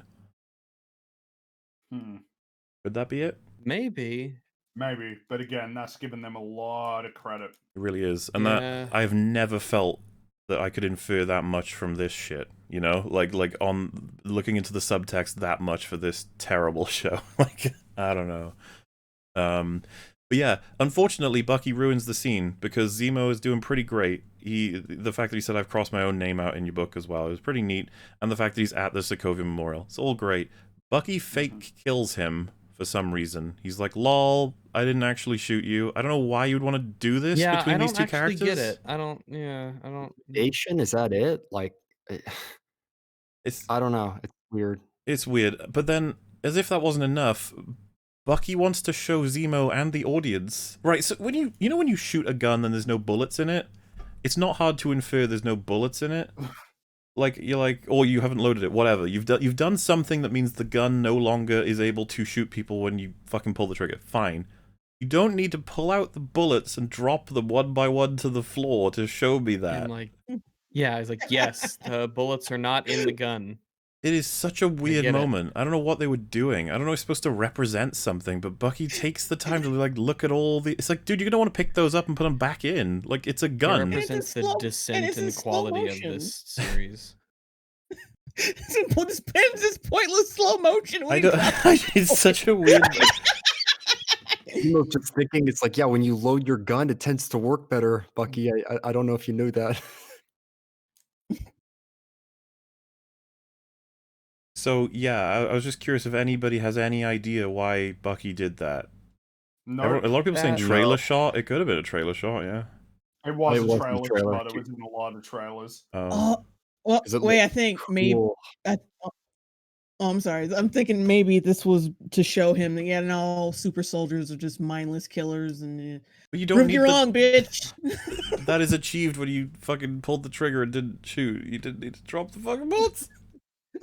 Like, it's fine. It's fine. We'll just move right along. So the Dora Milaje pick him up, and they're taking him to the raft. We kind of went over how that makes no sense at all, and that T'Challa himself delivered Zemo to the German police. So what the hell are they doing when their king did the other thing? No idea. I don't know if the people who wrote this like watched the other movies. I don't think so either. So, if I go back a bit, because yeah, the Zemo scene, it's more fun to talk about that briefly. The Walker, we'll just do all the Walker stuff in a row. So yeah, he's taken to court, and I think they tell him that he's gonna it's like a forcible retirement, less than honorable discharge. He won't have any ranks or benefits in retirement. Yeah, no retirement, no none of that, nothing, because he killed a terrorist in a combat situation. Do you guys remember what I thought they might have been trying to do in this scene? Like, or what I thought that they might have been trying to do for Walker at this point? Do you remember? Well, you referring to when he says, "You made me"? Are you talking about that stuff? Right. So my theory was, again, it was another thing of like, am I giving this show too much credit? The idea of you get the soldier, you make them fight a stupid war, and then you treat them like shit when they get back, throw them away, discard them, pin the blame on them when it was kind of your fault that all of this happened, that sort of thing. I was wondering if that was what they were going to do. That is quite the subject to broach in such little time. Like, because it's like, that's not really approached at all. Because, for one thing, we've never even seen these characters speak before, you know? Like, outside of, like, an introduction. So that's a story. And so it's just, like, to throw that in this scene as a theoretical sort of interpretation, to me, is just, like, lame. It's like, you gotta work a little harder than that. To, you know, try and make your point clear with it. Because especially with all the stuff we've been over about how much sense it doesn't make. Like, at least give us a reason to understand why this lot of board members would have made this decision. But no. So yeah, Walker... Also, I feel like the more interesting scene would have been whatever private debriefing meeting they had instead of this public hearing where they've clearly already made up their minds. Like, this can't be the only meeting they've had about it with him, right? Dude, they couldn't show us because the writers don't know how to make that scene. They would have him go, "You killed a terrorist in public." Like, yes. People saw you. Like, yeah. And they did. The best they've got... tried to kill me many times. They killed Lamar. Torres describes this in the scene he walks in on, is that this whole operation is over because he killed a foreign national. That's how it's framed. What country was this foreign? I thought they weren't like part of a country or something. Well, this is the thing. The best interpretation you could possibly have in terms of it's like he was there unsanctioned or you know, non-contracted from the GRC, and he killed a person who was a national of a country. So that's like, oh wow, you've really taken every last piece of context away, haven't you? Like, there's nothing left. Good job. Absurd. Also, man, when he says, "Hey, you know the Dora Milaje nearly killed me," and then what are they going to be like? Oh, you know, whatever. No, it's fine. Yeah, but you know, I mean, yeah. I mean, we've all been there. They're kind of a bunch of fucking psycho barbarians. They've tried to kill everyone at one point, right? Yeah, and then Val. I don't really care to talk about it that much. She's not going to be relevant until whatever the next thing she's in. Marvel projects, She's like, "I'm gonna hire you," and he's like, "Okay," which isn't really relevant to. He goes to Lamar's parents. He tells them that the person who killed Lamar was killed in the one he killed, and because again the dialogue's not particularly good, they basically say something like, you know, as sad as all of this is, at least the person who ended his life got what they deserved, and that's great that person that did that is dead now, yes? And he's like, Yep, that's right. And so it's like he has to kill Carly. And as much as the dialogue is really shit, at least it's like, okay, fine. So he's motivated to, his story's not over, he's got to kill Carly. And that's going to be important for a choice he makes later, which did something. And he makes his own shield. That's it for his storyline in this episode. The Flag Smashers, they return to the area that has just been cleared out by the GRC to see where everybody's at. It is absurd. I don't know what the fuck they were thinking. And there's this funny thing where they read a poster where it's like, oh, they've been charged with aiding and abetting criminals, and she's like, oh my god. It's like that. Yeah. That's literally what they did. That's why you came back here. You guys have trouble with definitions, huh? Like, you just don't like them. Yeah, and then there's this moment, and I hate it, where she says, how many more lives do we have to lose before they'll, like, allow us to live in this world? It's like, you can't possibly be saying this. Like, you spoiled little shit. When will they stop holding us accountable for our actions? Well, you just want to be like, when will you stop burning people alive? I don't know. It's like these are questions we just want to have answered. Now I feel like this needs to be a little bit of a give and take here, you know? It may be compromised. Maybe stop the killing of people, and then we'll see about that. Oh, then we have the scene where Isaiah says no self-respecting black man would ever be Captain America, and they would never accept a black Captain America. Yay, yay, yay. There's a bazillion things that go against this. Like I love, and by love I mean hate, how the show thinks that literally every black American is anti-America.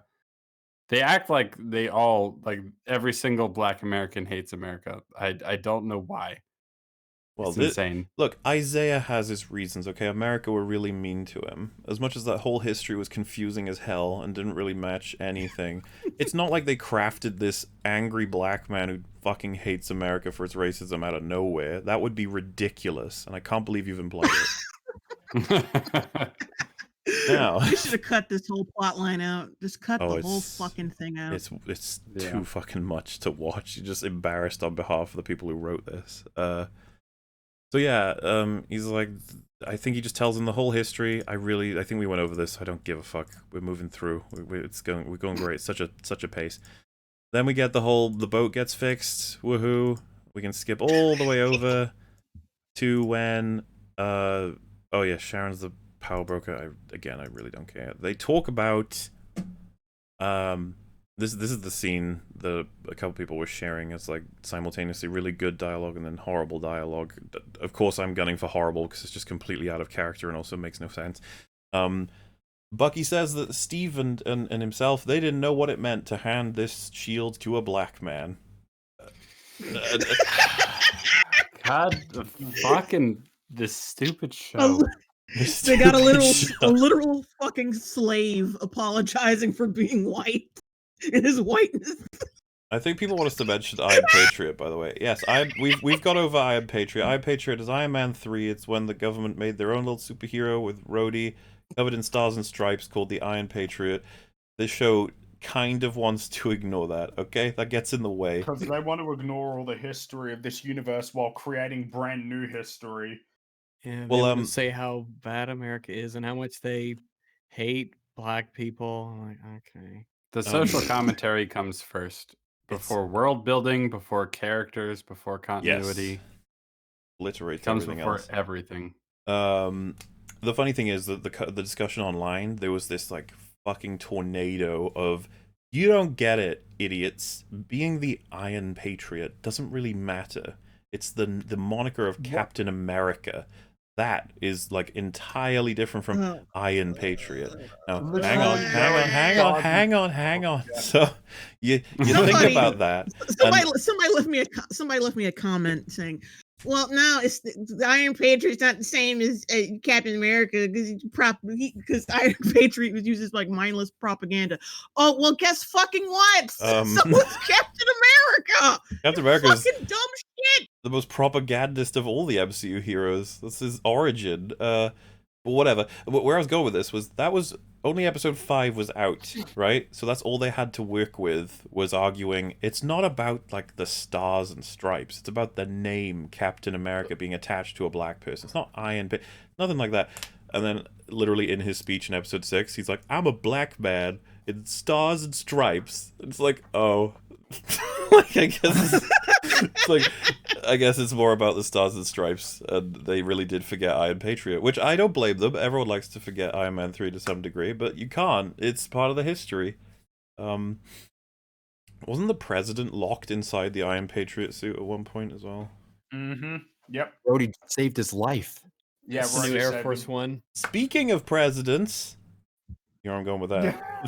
Oh, speaking of precedents, as in the show doesn't care about any precedents that's been set? More so I was gunning for Obama. Mr. Isaiah, do you know about Obama? Did you know that was a thing? Well, I guess Obama doesn't exist in the MCU? Maybe not. Maybe not. Well, right, because Iron Man 3 set in 2013, and, well, because Obama's been president basically since the MCU began. Oh, someone wanted me to hmm. mention, don't forget Iron Patriot was also given the job of personally protecting the president. That's, yeah. Again, history doesn't matter. Sorry, show, you've got no legs to stand on, you're done. It's just like, you're desperate, but you can't. Go and make your own little indie movie about all this bullshit. You can't do it in the MCU. Well, Captain America 4. Yay. Dun, dun, dun, dun. That's not it. Yeah, the same writer, the same guy responsible for this sewage is going to be doing Captain America 4. Yay! Yay. So that's the Falcon side of it. The Bucky side is Falcon just says, hey, you know all that amending you're doing? It's actually avenging. And remember that conversation 8 hours ago that we had about that woman that he fucked up in the opening episode? That's what Falcon's referring to, because we have no other references. And then he's like, you know, there's probably... It's so cringe. It's like, oh, Mr. Nakajima's son died, and he'd really like to know why he died. He says that explicitly. And then Falcon's like, hey, I wonder if there's someone in that book, like a name, like a person, who could be made to feel a bit better. Maybe could be made to feel as though they have closure with information you have. I don't know, maybe.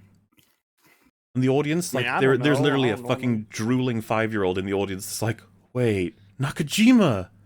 I figured it out! Wait a second, I know who that is! Oh, this show's so good! Oh, look, reincorporation! Oh, we did it! And so in one scene, yay! And then the one thing they could do to claw it back is like to have that scene be very, very meaningful. At least like 2 or 3 minutes, please. Do a Mike Flanagan. Give me a monologue, please. It's like, hey, I killed your son. It wasn't really me though. I was like forced to. Why'd you do it? I wouldn't even I mind know. if they used the same piano music. God damn. Okay, just yeah, do go something. for it. Yeah, he's just like, I killed him. Why'd you do it? Oh, I didn't do it on purpose. I was forced to. It was really sad. I'm sorry. Oh man, that sucks. Bye. That's it. And Bucky's arc is complete. What a joke. That's it. Yeah. Yep. And yeah, and then so during this scene, Falcon tosses the shield 4 times, very, very accurately, including bouncing between like 3 trees before heading back to the exact point he wanted it to. I was hoping you'd bring that up. So that's pretty neat, huh? Well, before we get to the thing that you know I'm getting to, isn't it weird that everyone can use the shield perfectly? That's weird. Yeah. Yeah. The shield is basically magic at this point. It's The just canonical reason- magic. I thought the canonical reason for Cap is that he's a perfect shot because of the serum. Yep, Is that's that- what I That's thought. what I assumed. Yeah. Because that was the only thing that even begins to approach making sense in some way. But Yeah, apparently you can... anybody can just throw it and it's perfect. It bounces off things Well, perfectly and comes back it's- and you can catch it. It's perfect until you need to do the unironic training montage. Oh yeah. So, what's really funny is, I think we talked I about this when I was laughed watching so it with you hard. guys, but I was like, do you think initially his montage was supposed to be before this conversation? Or something like I'm that? thinking maybe, yeah.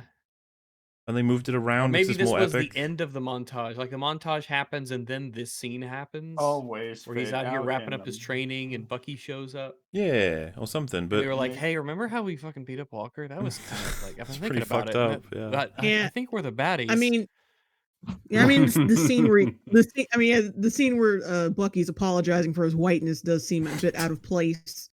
The way it is. So I wouldn't. And yeah, It probably is like the end of the montage or something because it just seems out of place. it would just seem really like a dumbass move. You have him nail it over and over and over again, but then the montage begins with him just doing simple throws and failing.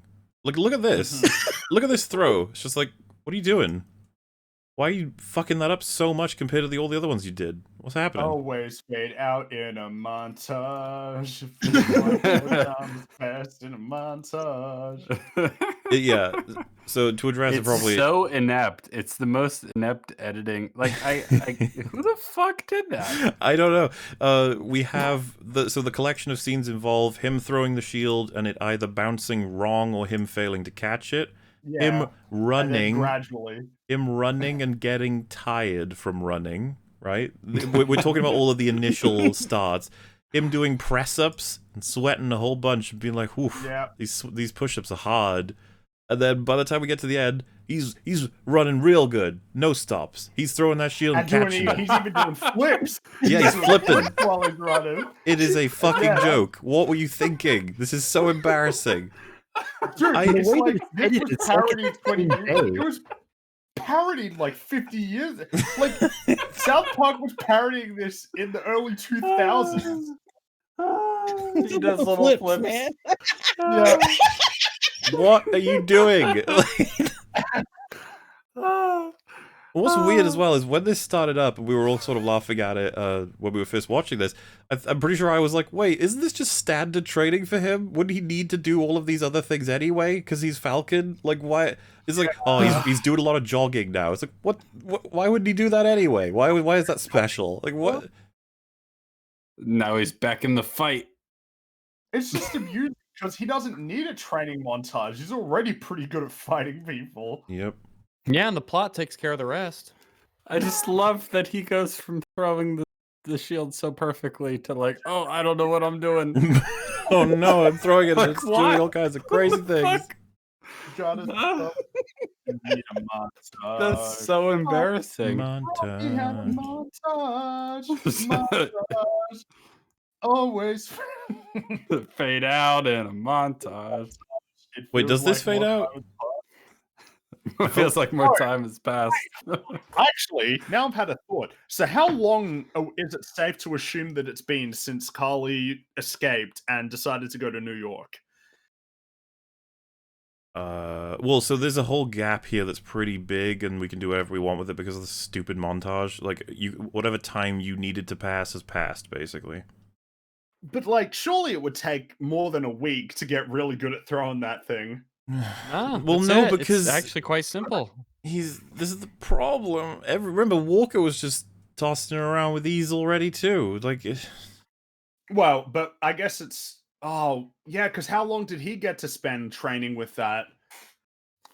How much time passed couldn't between the couldn't have been donations and very the long, Smithsonian could it? giving back? Like a week. Yeah. Less than a week, probably. Like a few days. Watching the shield fly through the air, like, it really is just flat out magic. Yes. It like goes up and it goes back down and it thought- stays level and it goes back and it sticks Well, to your arm and it never loses velocity. It doesn't I slow down thought- over time. I thought we had a Facts. deal with the MCU that only Cap could do it, but they lied to us.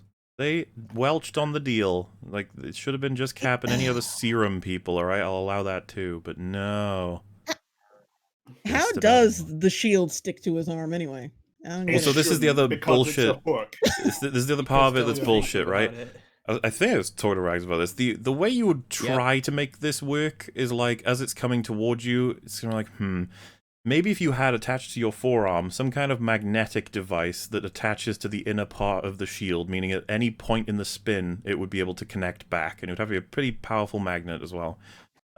That's something. If you have two straps, that means the majority of the time you will not be able to grab that as it comes back. No, It's just gonna in fucking fact, you'll wreck probably you. rip your arm off if you try. Yeah. At least show his arm being bruised up, then I'd be like, okay, there's some attention to detail. Something, yeah. here. Imagine if you caught that wrong and it jars your fingers. That'd be hell. Oh, I once like caught a basketball the wrong way and that swelled up my finger for 2 weeks. Imagine if that thing hit you in your fingers. Oh, those This fingers is- are coming off, I like baby. that several people are like, well, it's like they do that at Age of Ultron, Bueller. It's like, that's a reference. Yeah. That's you Reference. got it. You got the joke. That's the joke. Oh my god. Have we talked about that before? I'm not quite sure why they dropped it. I felt that it actually made the shield a little bit more believable in terms of how it connects back. Mm. I don't know if there's anything else to say on that. It's just like, all right then. You could even have kept the straps if you really want them. Just make it also magnetic. Oh, I haven't played basketball in years. This was oh man. Oh, I don't know if I want to tell the story. It's still a little traumatic of how I jarred my finger on Christmas Eve, and then the next day I got a PlayStation 3. And Okay. so it I don't- hurt. It I have- hurt Sounds like- every. I have no Oh, idea sorry. where this story Sounds just like came a from, story. but you know what? Like, you just Somebody was asking if I played basketball, but what the no, no. Well, because I talked about basketball, that's all. I just felt like a non sequitur from a non sequitur to explain it. Like, okay. Somebody in chat was like, "Oh, Friggy plays basketball." I need to clarify that. I don't, but yeah. Friggy ruined his finger on Christmas. That is exactly what happened. I was playing Little Big Planet, which I got for PS3, and my finger really hurt every time I hit down on R2. It was hell. Oh. But I pushed through to play Little Big Planet because that's how much I like that game. And so Fringy blew up a building with many people in it, and he said that violence is the only thing these people understand. I said no such thing. Because he was very upset at what had happened to him, and he was very angry, and he felt like the GRC was responsible. The GRC was responsible for me jarring my finger playing basketball. This GRC plot. 6 months ago, they said they would give me a new finger. Nothing. They gave me nothing. I wanted an adamantium finger because I'm a gamer. Anyway, the Batroc is back, and he provides weapons to the stupid flag smashers. And again, this show, it is allergic to making sense. He unloads his arsenal to them in a fucking park. He's just like, hey, by the way, all your weapons. It's like, what? Guys, go inside somewhere. And as a viewer, you might be like, yeah, why did they do this? That seems dumb. It's like, well, because they needed a payoff. They needed the payoff of her activating her phone message thing, and then everyone in the park stands up and starts moving toward her. That was the payoff they wanted, so. But they could have looked out a window and seen that. No. Yes. No, stop it. Yeah. Post 9/11 New York, this would totally be normal. Oh, it's just they're all so Totally stupid. Raise suspicion. They're all smiling, and they're all like, ah, this is going to be great. Oh, do you remember as well, the stupid Australian guy is like, wait, we're dealing with criminals now? It's like... What? You got a criminal looking right at you, you fucking idiot. It is You so are a beyond. criminal. Like, How how, many people literally aren't very criminal. good at their jobs in this universe? how are they this naive? How? Yeah, that's sort of what I meant earlier by like I don't understand what they are and aren't opposed to, because she's already killed people at this point. But like, wait a minute, we're working with criminals. Wait, now? we're the back. What? Nonsense. All right. Which, I think, does that push us to the end? All that's left is, sorry, I kind of skipped over it. Bucky asked Wakanda to make a vibranium Captain America Falcon suit, and they agreed. Why? First of all, if you watch the Black Panther movie, they would fucking hate the concept of Captain America. They would hate him. They're like, y'all with your stupid colonialism, which by the way we never do and would never do. Don't help anyone. Just don't think about it too much, okay? But they hate everything to do with all. They call every white person in Wakanda colonizer. Like that's their nickname for white people. So I'm sorry you guys are so shit and easy to colonize. I mean, what do you want me to apologize for? I mean, Jesus Christ. I just don't think I should be judged for seeing that patch of grass and being like, I'm gonna make a little invent farm. the wheel or something. I mean, come on. I'm gonna put my pigs on this bit of grass. Like, you're colonizing the grass. You're like, well, I don't know. Nobody else is using it. It's like, is it okay if no one else is using it? I hope so. So I don't think they would like Captain America at all. And then the idea that they're like, can you make a Captain America suit and provide it to us? Nah, not happening. I don't think so. The Wakandans would be like, nah, you're right. No, they won't even provide more than one Black Panther suit to their people. So yeah, the smarter they don't have more than. What a stupid society! Like you have this crazy.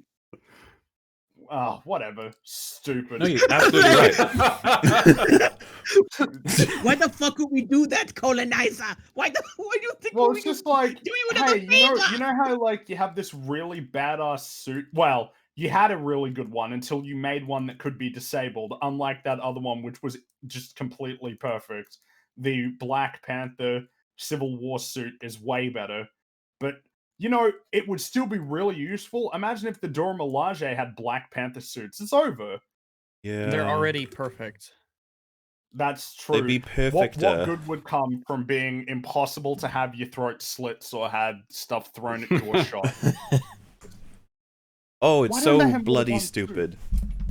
Uh, But yeah, just to make sure everyone heard that, right? They are not willing to give the suits to anyone other than their king, but also Captain America. why is there only one Iron Man suit? I thought we talked about this earlier today, fellas. Yeah, I guess they might have missed that part. I don't know. So the new super bright, terrible looking Falcon Captain America suit that's made of vibranium. Well, the wings, I think obviously, it's we all Rachel agree the Schumacher. wings are, right? I don't think there's any Definitely. trouble there. Which Okay. is already enough for me to be critical of the crazy people at Wakanda, that they would give that much vibranium suit-like stuff to a Randy instead of their own people. That is insane. And it just wouldn't happen. It was just an excuse for them to get a new suit because they had no other way of justifying it. As for whether or not the suit itself, well, we'll get to that, actually. It's going to be relevant. In episode 6 that we're heading to right now, the only other thing to say is that they gave Falcon a suit that was activated by his thumbprint. How do they have that? Oh, dude, imagine. But well, here's something I just They have thought of as well. jurisdiction in his house, and they snuck in and they stole Stole his his thumbprint. Well, here's something to think about. I don't know if I was Sam, that I would just trust them. What if they put like a failsafe in my suit? Well, they probably did, but it's better. I suppose you would wear it rather than not, right? Oh, sure, but I mean, like, what if I was flying and they're like, haha, psych, and then disabled the wings? Well, it's the Dora Milaje. They can be trusted. They would never do anything wrong. Yeah, that's I'm you kind got, of you got a good point there. Kind of offended that you'd imply otherwise, but you know, you do you, I guess. Jeez. We skipped over all the stupid Falcon family stuff because it's all worthless. Just FYI, we're gonna get right into episode 6. It's gonna Titan stuff. Well, it's like, unfortunately, his suit might be like Bucky's arm, where if it just gets like touched the wrong way, it just falls off. Seems like a bit of an oversight, but all right. No, they poked it in a really specific way. Okay, right? Nobody's ever gonna figure it out. If you just touch it, it just comes off. It goes floom, floom, floom. So this episode's really bad. I thought I'd make that clear just in case there was any assumption as to otherwise. And it just again, because the show can't control itself, it's really bad immediately. So the setup, I suppose, is that the building where the GRC are like headquarters are, they're voting on the patch bill or policy, whatever, and that's going to do the thing with the borders. The Flag of Smashers hate that. They're like, oh, that's real bad. So their plan, and this is genius, by the way, their plan is to kidnap all of the GRC board members and hold them hostage and say, hey, don't do the patch thing, okay? Or, you know, something bad will happen to these guys otherwise. That's not going to do shit. In fact, that's probably going to make people be like, oh, yeah, okay, we'll vote no, give them back. Okay, now vote yes. Yep, yes. And if not, it would just be like, wait, are you guys just going to hold on to these people and demand that we do anything you demand politically? You're like really bad people. I just want you to know that. And the whole world is going to be against you. This is not a thing you get away with. You like threatening innocent people's lives and like phoning the government, being like, enact this policy, please. Otherwise, I'll kill this woman. All right, gonna do it. Knife right to the throat. Gonna do it. Gonna pull. Here we go. Oh, so they do all those things, and you just label them a terrorist. I know, crazy. Absolutely nuts. Wow. Wow. Just because they use violence for political means. What a world that we are in. So that's going on. At the same time, Falcon, Bucky, and Walker are all heading to this area because they have, in different ways, figured out that this is where all the shit's gonna go down. It's funny, I think for Falcon, he's got his suit and he's just sitting in his house, and then Torres calls him and he's like, hey, been keeping an eye on those signals. There's one in New York City. Go. It's like, okay. So shit, the plot fairy just being like, hey, it's time to go. You've done your montage. You've talked to your family. It's time for the end. Come on. I can't remember. I think Walker just shows up.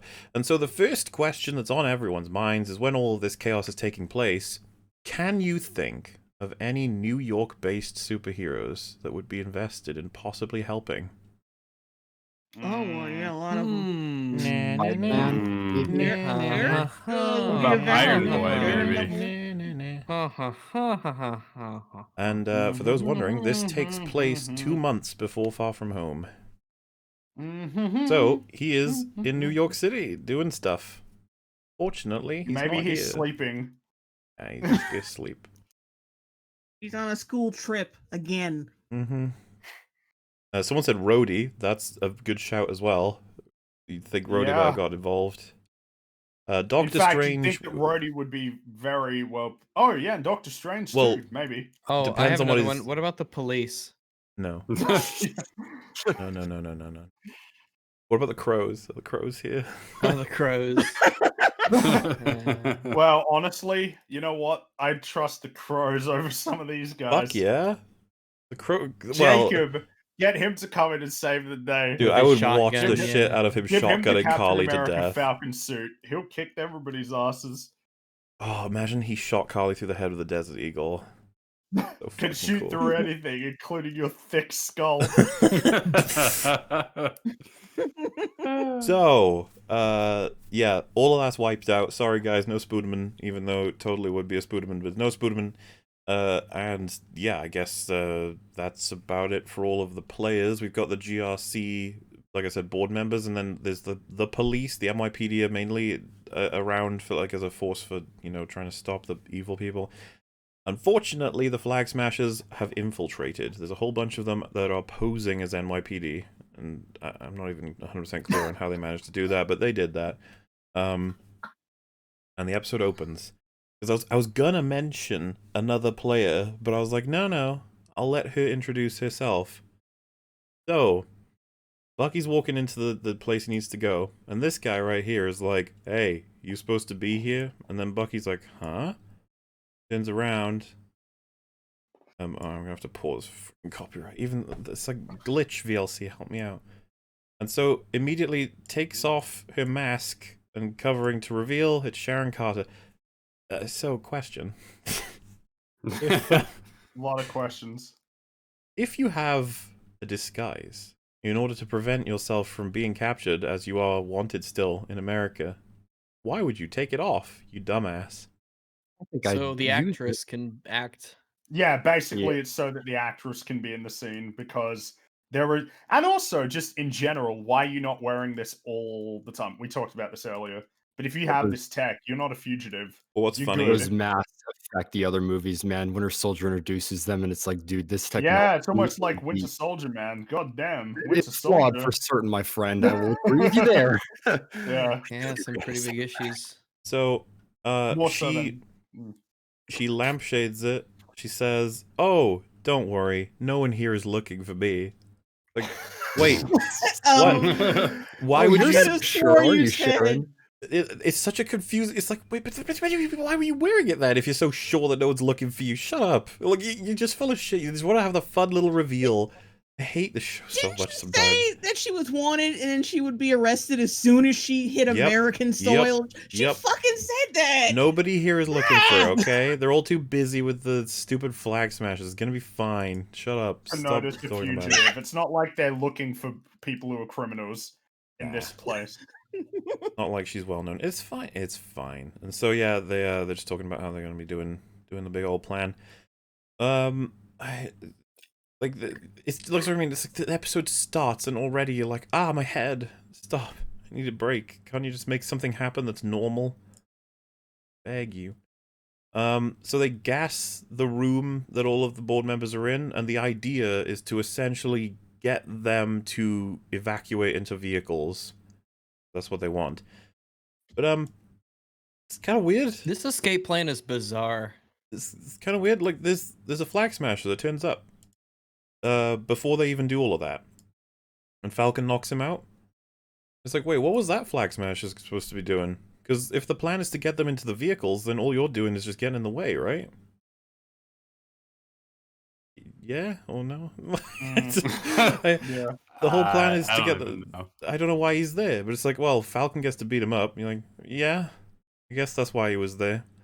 And so yeah, the evacuation plan begins. Unfortunately for Falcon, Batroc is here and attacks him. So he gets a mini boss fight. And the reason this is happening is because we needed to delay the shit out of Falcon before he can prevent the rest of the episode from happening.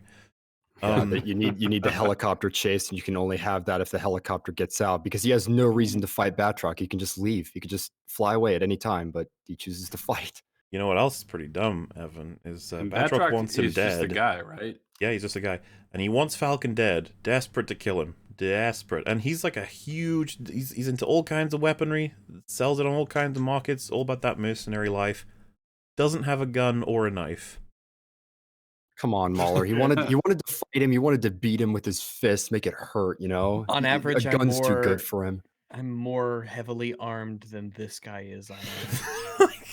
Do you see the fucking briefcase he gave the Flag Smashers? It was filled with like grenades, machine guns, just everything you'd ever need. And he's like, well, Falcon, he's got the shield, the vibranium wings, the suit, all kinds of technology. I got my fists. It's like, I've all got right. confidence. Yeah, I mean, he reckons he can pull it off, so maybe he can. Yeah. Let's And let then him kick really good. He'll be fine. Then we get some really weird shit happening. So they're all heading down the stairs and they're going to get into vehicles. That's the plan. Now, Sharon and Bucky, as they were walking into the complex, they're like, oh no. And there's this implication that they sort of realize, like, oh, the evacuation's already started, I guess. It's like, oh. And Bucky, like I said, I don't know. I almost want to watch it in slow motion, like the whole episode, because I'm really not sure of what they're trying to tell me. Bucky's like, well, that's one of them. And we get to look at the big dude of the Flag Smashers. He's like a bit of a chongus. And it's like, wait, you know that guy's a Flag Smasher? Because he's dressed up in like police gear. I was like, did I miss something? I'm like, I feel like I'm missing information. Because Bucky just points to him. And he's like, yep, that's one of them. I guess he recognizes him from when they've had interactions in some way, shape, or form before. Even though but we've never seen this guy before. Well, we've seen him before, but I don't think we've ever seen him in any of the action scenes. He's never been... he's never interacted with Bucky in any way, as far as I'm aware. But yeah, Bucky's just like, yep, that's one of them. It's like, oh, go get him? Like, and then Sharon follows that guy, and he follows the people down some stairs to get to the vehicles, right? I need you to picture this in your head, because this is going to get really fucking strange. Sharon and Bucky are in the entrance to the building. She follows Fat Guy out of building down the stairs to the vehicles. Bucky is supposed to get down there too.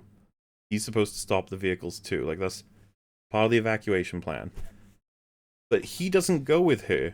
He goes a different way down there. And if you remember, Sharon is like, wow, Bucky, you had one job, which was to get down here with me, that you went a different way to me to go because you had to take a phone call from Carly. It is like my brain can't handle it. I'm like, what in the world? What is everyone doing? Where is everyone going? And so the best I can come up with is Bucky was like, I'm going to go down one set of staircase, you go down the other one with the fat guy, okay? And then we'll meet at the bottom. But it's like, why would you do that? What would be the reason for that at all? But then, of course, he gets distracted by being called by Carly. How would that distract you? Why would you even accept the call? Try to save people's lives. And you know what's really cool about mobile phones is you can walk while talking on them. He doesn't do that, though. I don't think that's true. I fail to trust you. I know what a lie is, Mauler. It's very confusing, all of this is, right? And it's so funny as well the way he gets the call. Some woman just walks up to him and goes, it's Carly. It's like, oh, so are you a flex? Do I need to kill you? Yeah, like, are you evil? He doesn't care. He's just like, oh, thanks for the phone. See, as if it's his fucking secretary or something. Thank you very much. It would have been hilarious if she offered the phone and he just kicked her in the face. Oh, I would have loved it. And yeah. Picking up and dropping off. So, oh, nice. So remember, this job is protect the people that are about to be killed. Oh, by the way, you can have a chat with Carly if you want. No! Protect the people, Bucky, you useless idiot. But yeah, he has a chill chat with her. Look at him. He's just casually walking around like, yeah, how you doing? It's pretty interesting. Hey. Like, you should be rushing, but okay. And then the line that I think blew up a couple of people's brains when she says to Bucky Barnes, have you ever fought for something that's more than just for yourself? Bucky Barnes, the World War II hero. Maybe? Yeah. Good God, there's so many examples, and it's just like, wow. Why would you say this to him? Jeez. so naive. It's like her defining characteristic. It's just Like, I you're wish he so would just be cool. like, look, you're really young. Do you know what World War II is? Like, Have you heard of World War II? Have you ever heard of that? Have you ever seen any memes that talk about Hitler? Oh, absolutely horrible to listen to. Like, why did they do this? Yeah. So it gets a little bit weirder because he basically misses all of this that happens down here. He's out because he's on a phone call, you know? When you're on a phone call, there's some stuff you're gonna miss. I think that's fair. Sharon, on the other hand, she's very much invested in defeating the Flag Smashers. So she follows Chungus down, and she watches as he attaches the locks to the vans and does nothing, when everybody in this area is actually GRC friendly except the Chungus. Yeah, and they're just right there. Yep. I mean, this plan doesn't work if one of them just like sees him. Yep. Like, it's crazy. He's just right there in front Well- of everybody, and he puts these devices on, and they lock and make a noise and everything. Yeah, well, Rags, it's even worse because Sharon's watching him do it, and she doesn't do anything. She's like, Yeah, just say, hey, that guy's putting some shit in that thing. yeah, stop him. And then, you know, even if he's a super soldier, it's like, well, they all have guns, so you're going down, Chungus. There's nothing to be... Like, you'll, of course, have, like, 4 health bars because he's a fat super soldier, but he's gonna die eventually. And yeah, nobody notices him putting the locks on. Sharon doesn't seem to give a shit. And it's funny because once everyone leaves, she melts him. Yeah. Yeah, he dies And nobody cries for him. He died fighting for the cause he believed in, but he doesn't get carried gracefully by Falcon. Well, you'd be too ugly. He'd be all fleshy and gross. You wouldn't want to carry him. Imagine if, like, somebody else did the locks. They're like, no, I got this, buddy. And then locks it. Like, I guess that's it for your plan. Dude, I like the idea that you're like, I'll do it. And he just looks at you with a frown. You're like, I'll do it. Wait, stop it. Go away. And he's just like, no, I have to. I need to. Okay. Yeah. Locking is my thing. And yeah, Carly almost implies on the call once she's got such a smug attitude talking to Bucky. It's too hard for me to watch. Like, you're talking to somebody who has like 100 years of knowledge and experience of this world, and you're like a 5-year-old, and you're telling him like what he should do. Like, oh, stop it. And yeah, she like hangs up with a sort of a sense of like, haha, I've kind of delayed you. Like, that was her plan. And it's just frustrating to watch because like there was no trickery in the conversation. She's just an ass. And that's it. And yeah, Bucky misses all of this, and Sharon is like, wow, idiot, you missed all of this. It's like, you didn't do anything. You were here. You just watched it all happen. And he doesn't question that, by the way. He's like, yeah, sorry I missed it. It's like, what was the plan? You were gonna both be there and then do stuff? It's like, oh, so frustrating to watch. Yeah, she melts Fat Man, and Bucky races on out after the armored trucks. I think we just, oh yeah, for people wondering, here's, I'll show the melting. It was weird, man. When I saw this, I didn't even know how to feel. Yeah, I thought it was a tracking device at first. No, I wouldn't have guessed it was an acid gas bomb. Well, it's weird that I almost would have accepted a bomb before watching him melt. Yeah, it's like the Shamblers from The Last of Us 2, where it's like melting the skin. It's like, damn, Sharon, it's like, Yeah. holy crap. And what's interesting, right, is I thought it might have been an opportunity to show that she's a bit, you know, and we should be careful that this is not the Sharon Carter that we know. And she says, I took care of one of them, and Falcon says, how? And I was like, ah, see, she can lie. She didn't melt him. She did blah, blah, blah, you know, whatever. She knocked him out. But she goes, no, she explains, it's like, I used a gas that's like an acid. He's dead. It's like, oh, all right. And Bucky says, what, like, fuck all? He's just like, well, neither okay, of them cool. neither of them care. Good one.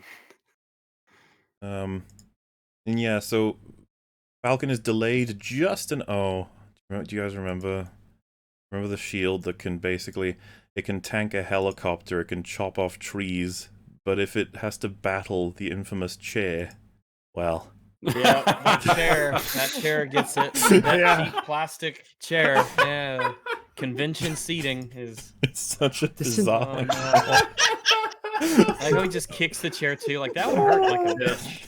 This entire fight was so frustrating to watch. I'm like, Sam, just fly He away. kicked it at him. He didn't even Just throw it. use your wings and just take him out with your wings instantly. Hit him with your wings. Dude, watch the trajectory of the shield. That wasn't gonna hit Batroc. Let's just go in somewhere else. Oh my god, it's so stupid.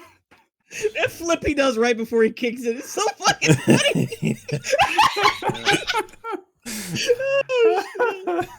Dude, the chair kick was really funny. It gets funny the more I see it. So stupid. I do like the idea that shield is strong enough to hit the side of like an Apache helicopter and break the door off, but it's too weak to go through a simple plastic chair. It is stopped by a chair. Also, like, how awkward this goes. So you have Falcon throws it, and then like Batroc sees that and reacts by kicking the chair up. It's like you've already run out of Instead just time. moving out of the way. It's just too late. The shield's already gonna reach you by the time you go to kick the fucking chair. No, but he's but why would clever. you He even thinks kick that the the chair? best Just way to stop the move. shield is to kick a chair at it while it's in midair. Still going. I like this whole. Why did you just move out of the way? It wouldn't look as cool to kick a chair at the shield. Monkey roll. I'm dodging. I have iframes. I was about to say, that looks like well, Dodge, dodge, dodge. Keep kicking chairs at him, like see if it can kill Sam. Wait, I just realized. Does the chair's not there in when he rolls? You see that the chair's not there, and then it just is. The chair appeared. The universe could sense that what he needed was a chair. Like the only thing that will save you is a chair. Here, take this chair. They spawned a chair because he needed one. I like the idea that they shot it. They're like, wait, what does he do now? He's dead. Oh no, chair. There's a chair there. If you believe, you will have everything you need. And suddenly a chair appears. And he's like, Doctor "Oh, Strange put it there for him. Maybe Yeah, he's Doctor working. It's one of Strange's chair. it's one of those middle school assembly chairs. You can take it to all of your outdoor and indoor meetings. I want to see Captain Chair, the man who throws chairs at Captain people. Chair. That's his superpower. He runs around and throws chairs at people. Dude, look He at occasionally that. kicks them. That as right well. angle of his legs. Damn. Nicely done. See, because that is a man's kick right there, okay? Yeah. To reach that level, oh, such incredible talent. And yeah, it's only once you watch it enough times that you realize it's a magic chair. It's pretty cool, I will say. Who knew that they had magic? What else are they hoarding here at this place? They were hoarding food and magic chairs. Is there just it looks like there's a can on the floor. You see that? Where the magic chair will be. Do you think it's a Pokeball and it's going to release the chair? Is that Oh how wait, that do you works? think that's like do you think that's a marker that they left for knowing where the I like- chair's supposed to be? Where the chair Oh will my be. god. Maybe it Go is. get What is that ball? Um, What is that? It's the Pokeball that the chair spawned out of. It's like, Oh chair, my god, I was he choose trying to you. summon he was trying to summon Charizard? Charizard, yeah. Charizard. It's one of those. No, see look It's at the one of- ball there. Look at the ball. Is that Now where his there's no foot's ball. is that a marker for his Oh. foot? Where his foot needs to be? What the hell is that ball? There, his, Ball! his foot's right. It Now I just want to gets watch the funnier. episode to see if the ball is what's this ball? That's Hold on, so let me weird. pull it up. Because you don't use like balls for actors' marks. You use tape on the ground. if Yeah, anything. but For like, tape. But also, the Yeah. ball is in both shots. It's in the shot where there's no. Did Why they would you not just forget? have the chair there? Yeah, did they forget? They're well, like, you see, I ask all the time, why didn't they just do this thing? And yet, so I don't. What is that ball? And why was his foot so close to it? Like I'm trying to actually think what the ball is. That like a is it like a grenade or something that A chair Falcon grenade. used? A chair grenade? Like you throw it and It's it the- turns into it makes a chair appear? It's the Green Goblin grenade.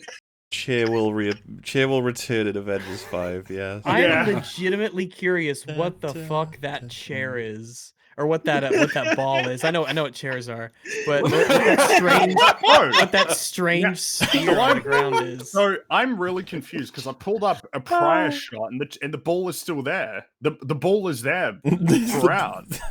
I'm so Nobody knows what's happening. Why? It's there when he finally gets the upper hand on Batroc. The ball is still there. Oh, What a this show is bizarre terrible. fucking moment.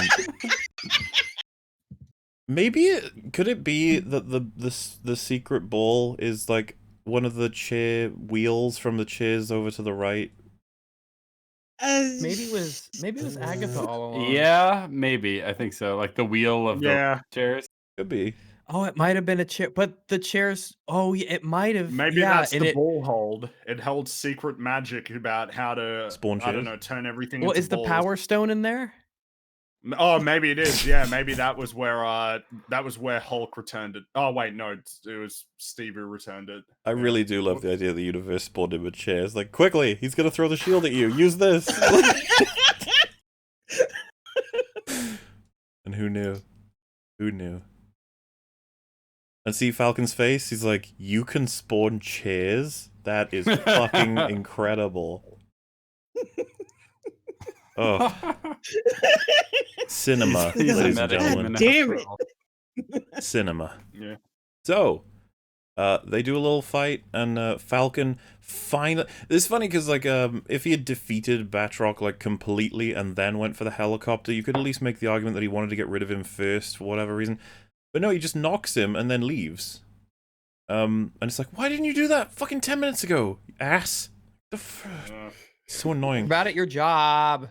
Oh, by the way, really weird moment from Falcon. When their fight begins, he says something like, you've cost me so much money, Batroc, and then Falcon's like, oh yeah, because you could have bought some baguettes with it. Stupid Very French. boring. Hey, got him. So not only is it a really shit joke, but secondly, it's like, oh, Falcon, you got him for the stereotypes? Feels a little bit weird, but dude, but you do you, I guess. Like, genuinely, I'm more offended by how shit the joke was. I'm just like, can you please work a little bit harder? And it's like, someone said Marvel quips. It's like, have we really gotten to that point now? Like, we're just like, that's just Marvel's attempt at humor. They're like, oh yeah, you're French, fucker. And listen, I'm all for making fun of the French, but at least be Mhm. clever about it, please. Yeah. So next point of interest, the helicopter has just gotten off the helipad when Falcon's arriving, and so he's like, I'll show Falcon by nose diving. If you're gonna nose dive in a helicopter, right, and I know this at least in part from video games, it's gonna be tough to pull that bitch up before it's gonna fucking crash. They're a bit of a thing. But of course, we've got to be epic. And so he pulls it up last minute, and it just sort of comes up real quick. It's like, nah.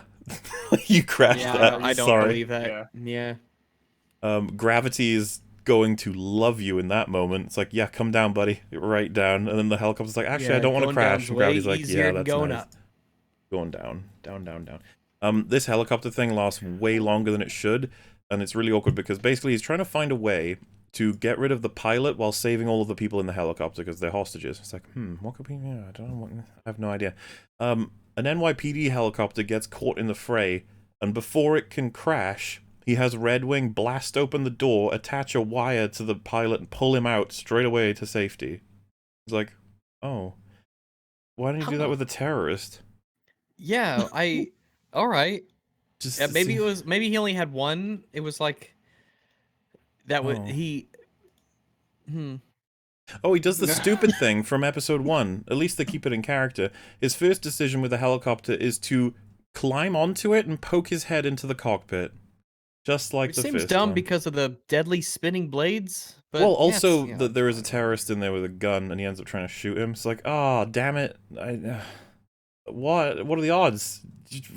I thought poking my head into the cockpit was just the way forward, but no. It doesn't quite work out. So he gets shot at, and he's like, "Oh, jeez, what am I gonna do?" And then he gets hit by the wings of the helicopter and almost dragged into the water. Because again, Falcon's very incompetent, and we have to extend this fight for as long as possible because this episode has to have loads of action in it. It's really... It's the finale. Yeah. And so for anybody who may have thought, well, you wouldn't want to pull the pilot out because then nobody could pilot. Right away, he has everyone in the area scanned for who is a pilot, and it turns out one of the hostages is a pilot. So he just has that. Yeah, you just has that tech. Scan for who's a pilot. Okay, scan their faces dude. for pilot licenses. Honestly, it's worse do they have a than look that. of a pilot on it? Do they look like a wingman, a Top Gun? You can't say wingman. That's offensive. That's offensive. It's honestly worse than that. He can basically like scan her for all of her details at will. Like, oh, that's not good. I don't know that I like you could do that, Falcon. He's like, nah, it's okay. I'm a hero. I'm a good guy. Yeah. I'm not so sure you are a hero, Falcon. I'm gonna be definitely gonna be a little. So are the Doja Ding Dongs. They think they're heroes too, but we don't let them get away with it. Doja Ding Dongs. Hey, that's the most respect they deserve, I would say. Yeah. Or more so already provided than they should have. So yeah, it pulls up like a crazy amount of photo album, including pictures of her when she's like a kid. Oh. Can you not? That's really weird. It is really weird. Oh. It's like what Why Insight do you was need to doing know in Winter that? Soldier. It's like, how much information does he have access to? It's like, damn, dude. Like, it focuses on the military ones. It's like, well, yeah, I guess you search for being a pilot, but like, what do you have access to, buddy? Oh, look at what it says up there. Passing personnel. I don't know if that says insert, but she was in the Philippine Air Force.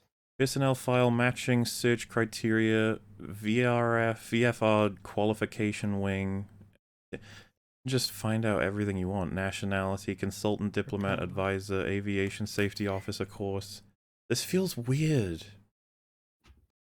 Yeah.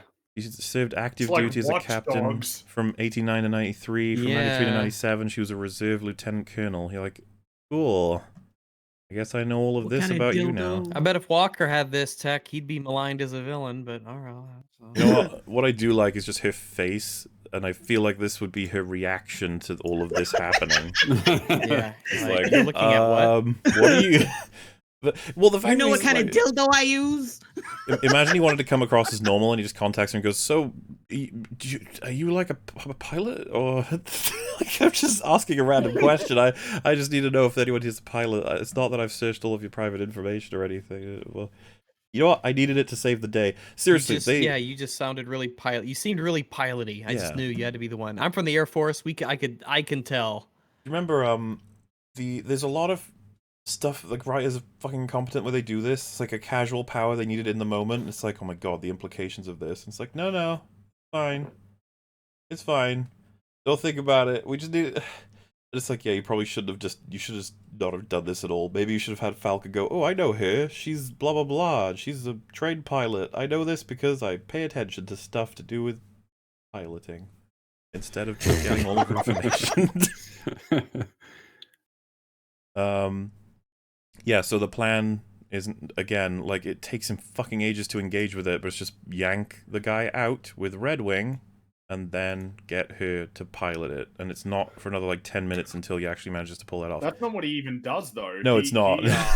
Yeah, it's even crazier than that. Because he's a weirdo. You have to make it epic and different and stuff.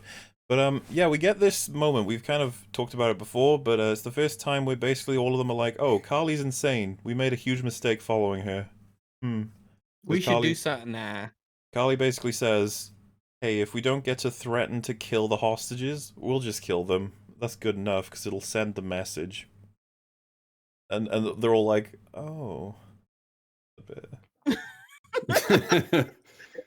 They give her a look, but then they follow her anyway. It's Well, like, so- do you Yeah. motherfuckers have spines? Also, we might not survive, but you know, the movement will. So, and they're like, ooh, Yeah, they're all like, oh, all right. Absolutely will not.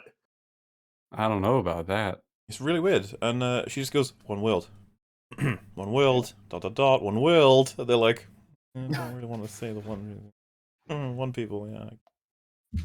And yeah, I think that scene would have been way better if it had meant as a setup for the fact that they were going to actually turn on her, but they just don't. They just commit to being evil. Bit weird. Which makes me wonder what the point of that scene was. To let, like I said, I can't remember if you were here or not, but I was just like, was that just their way of trying to signal to the audience that yes, the show is condemning her actions. We do think she's a bit of a weirdo. We've had her cohorts even judge her. Okay.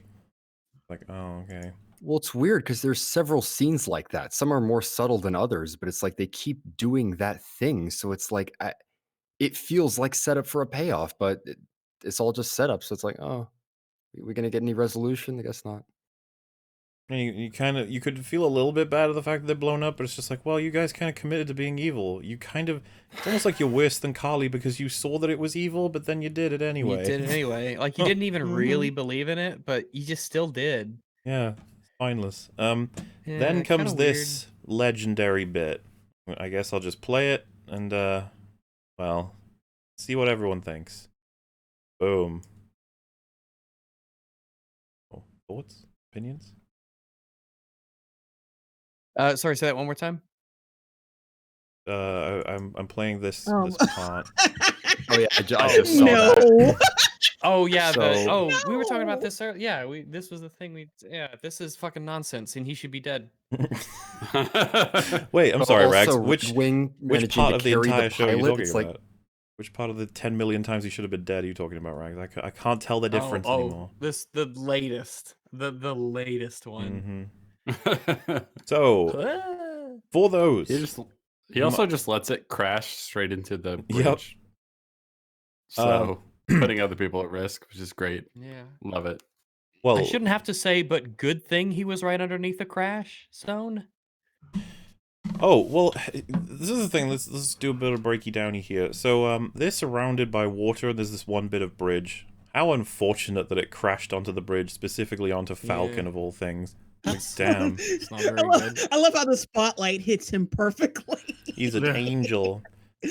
So, this is going to be relevant in a little bit later too, but for now, we need to understand how this suit works. If you've got a backpack, and then it curls around to the ground with the front of the wings, the distribution of the force that's going to come down on you is going to be in 4 major parts, I would imagine, being the 2 wings and your 2 feet.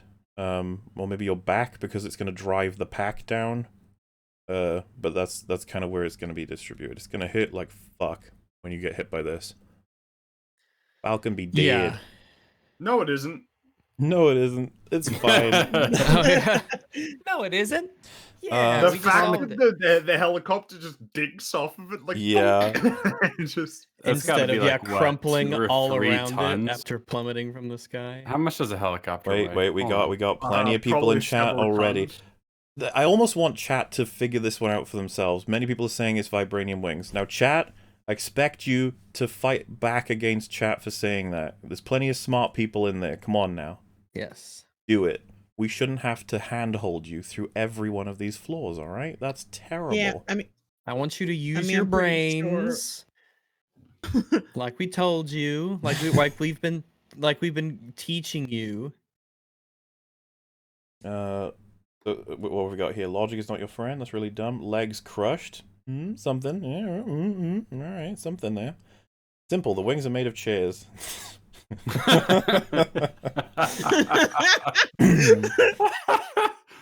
I like that. he doesn't have legs. He has chair legs.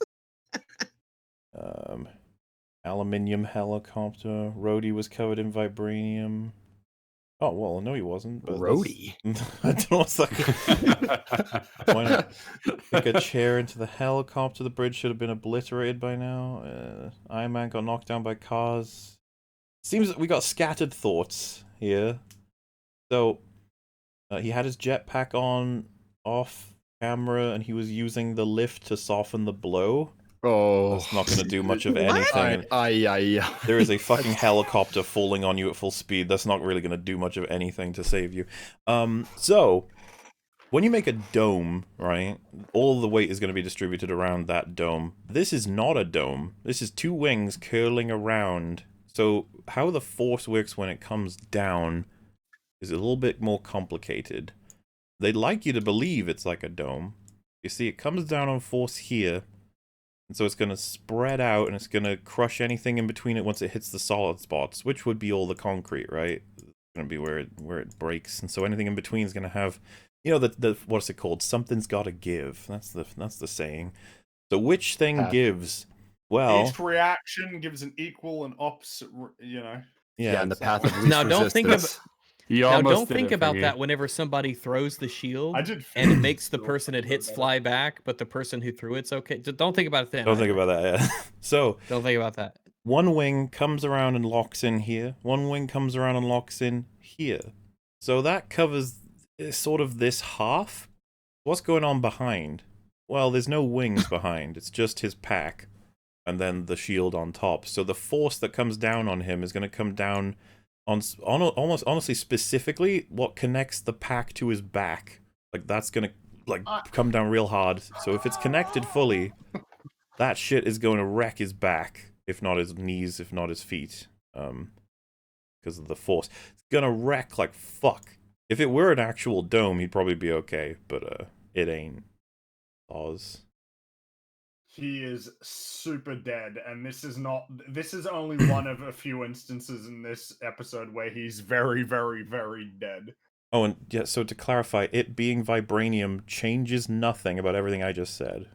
You gotta understand Vibranium absorbs shock. But we know that this is not how it works. Like, they say it, but it's not true. This is like Ant-Man all over again. Like, if the shield is literally magic, and anything that it hits, the force of it just disappears into nothing. It's like, we wouldn't see everything that always fucking happens throughout all of, you know, the films.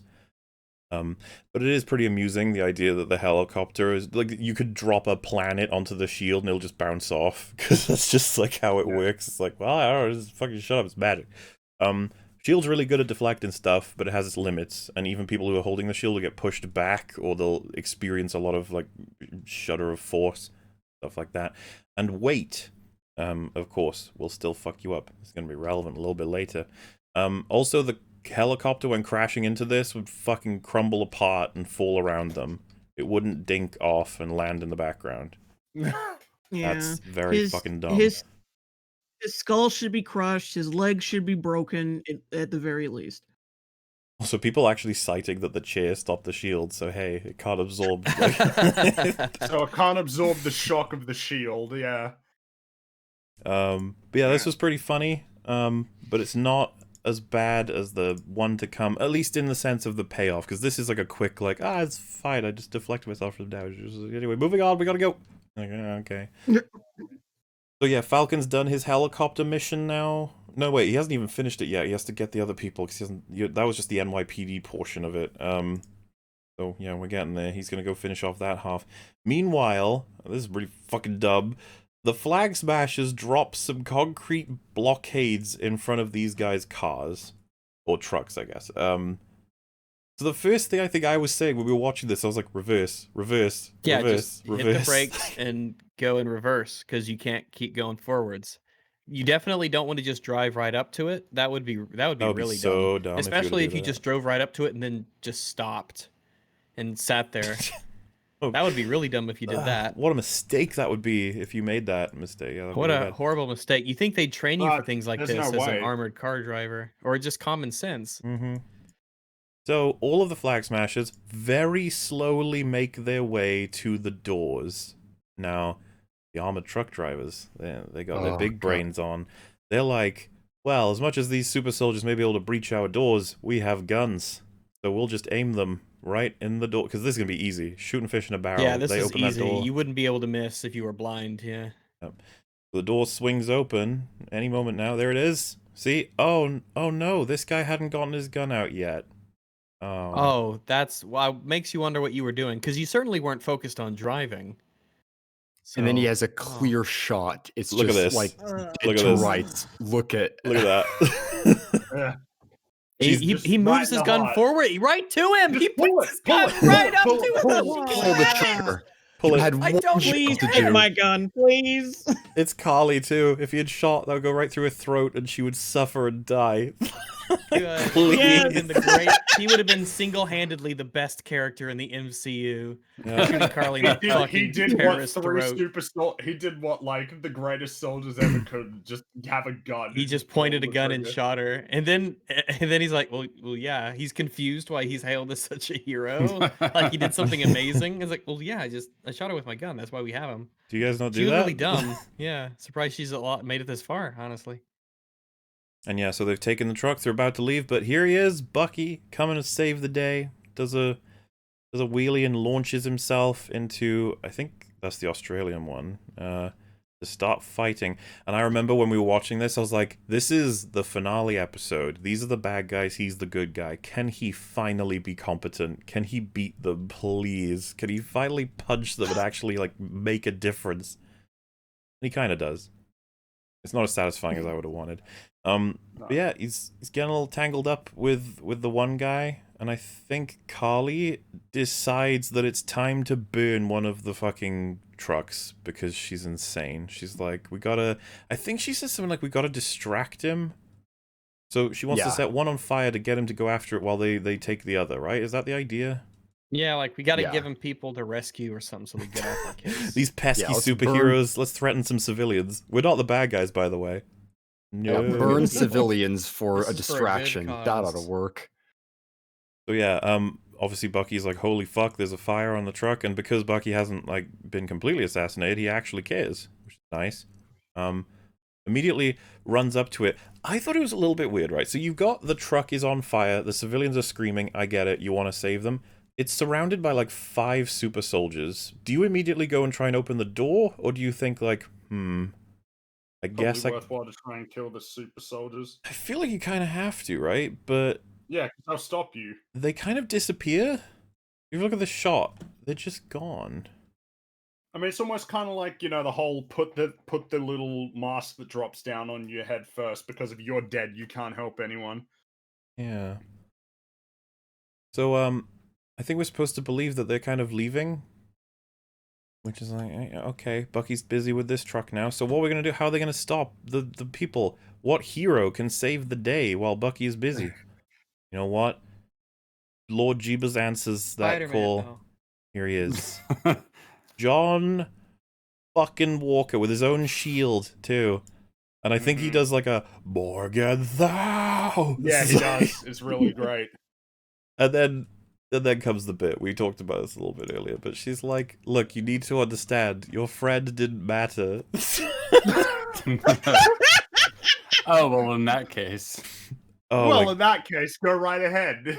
Keep killing people. yeah, and there's no, like, you know, like how with a lot of dialogue, they like to have villains basically misunderstand you in order to be angry. So if you said something like, you know, too many people are dying, you have to stop, and then they respond with something like, you think my cause doesn't matter? Like, just a deliberate misunderstanding of something. She says, like, Lamar didn't matter, and his response is like, you think he didn't matter? It's like, yeah, that's 1-to-1. He's basically just like, yeah, repeating back what she said, because it's bullshit. It's like, yeah, what the hell? Well, Fuck, Also, this man. is cursed John right now. Yeah, that's scary, John. Yeah, there we got Soma John over here. Yeah.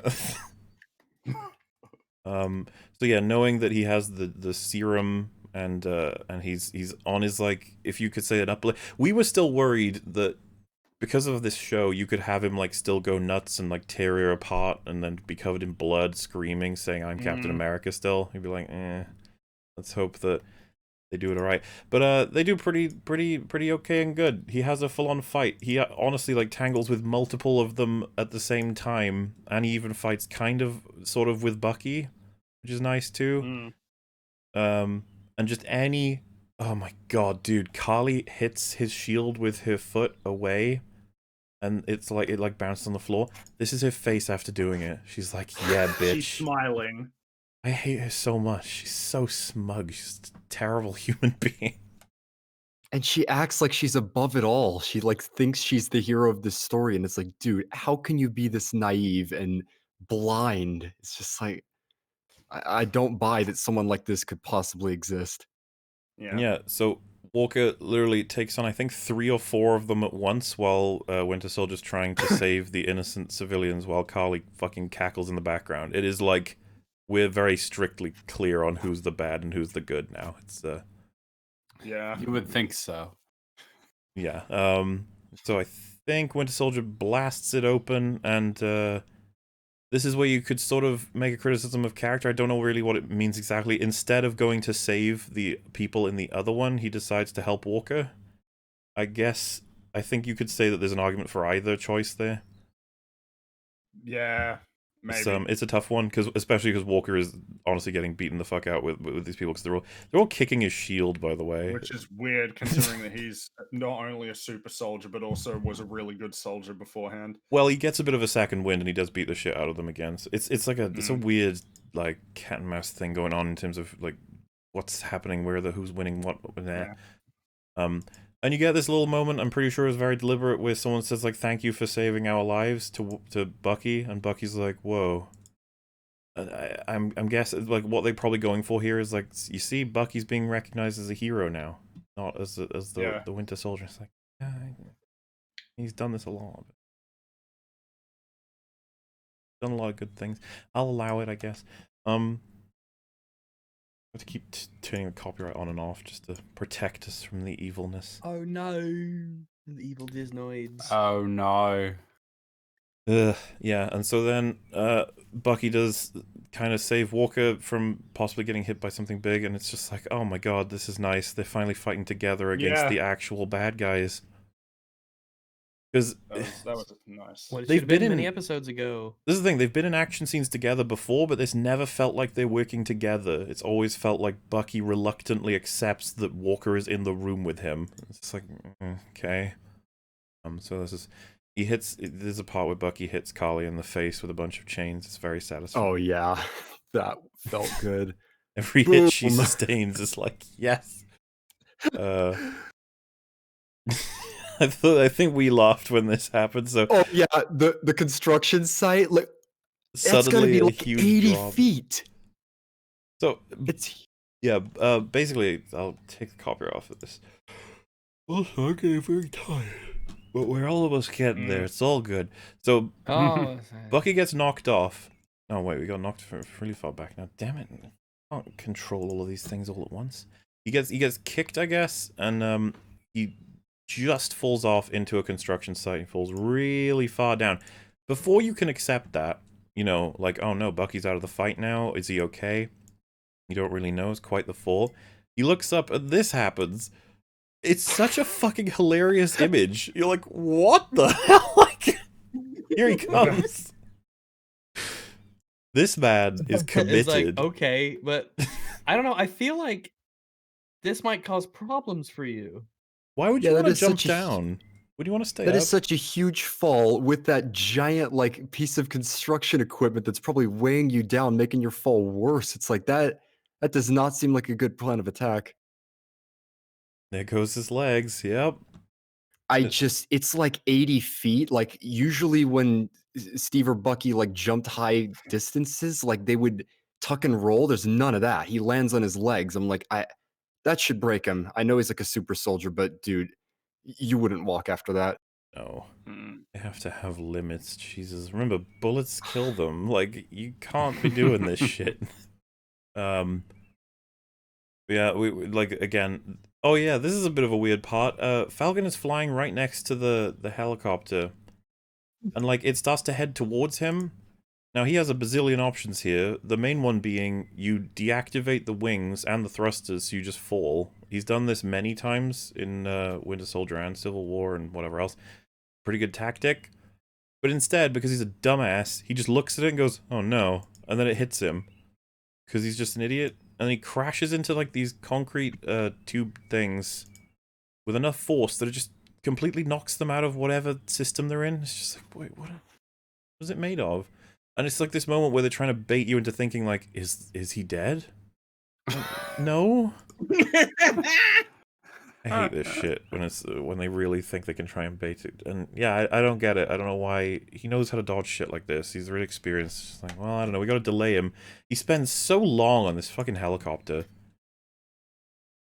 He could have ended it instantly by sending Red Wing in, but he's just like, no.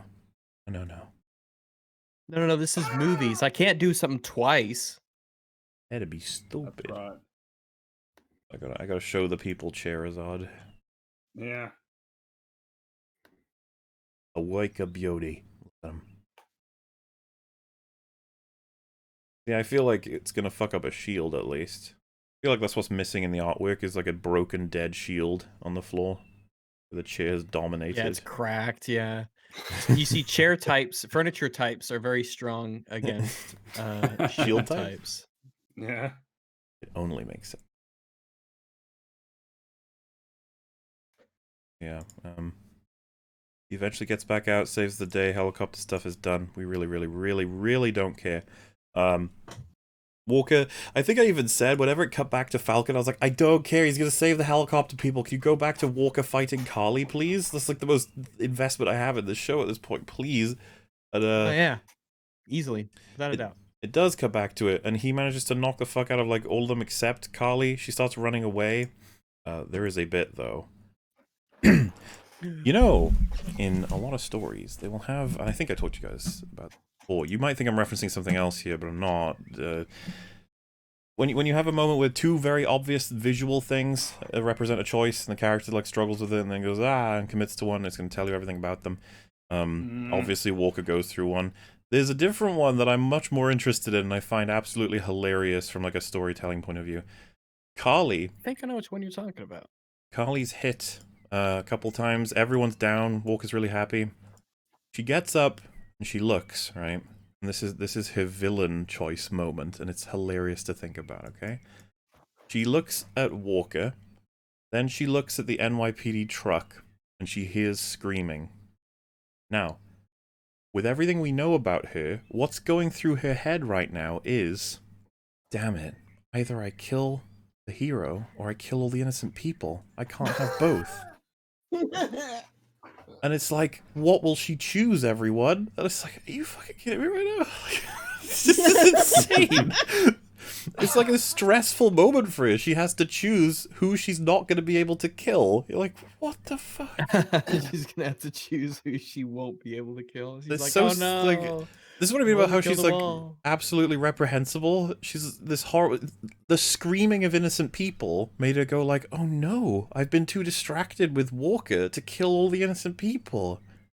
Oh, what a stressful environment. What a weird. It is weird thing to do. because like even with the music, it's very much portrayed as like, "Damn, Carly, you gotta get on point, you know, gotta get on."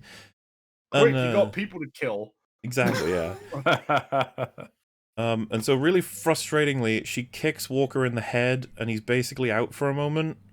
And I remember us being so upset. We were so ready for him to kill her, and she just hits him in the head, and he's out. She does this stupid move where she goes around the bar, and he just lets her kick him in the face. It's, it sucks when I'm like, this so clearly telegraphed, and it just happens, and you're like, oh, they just needed him out of the scene. That's just all that there is to it.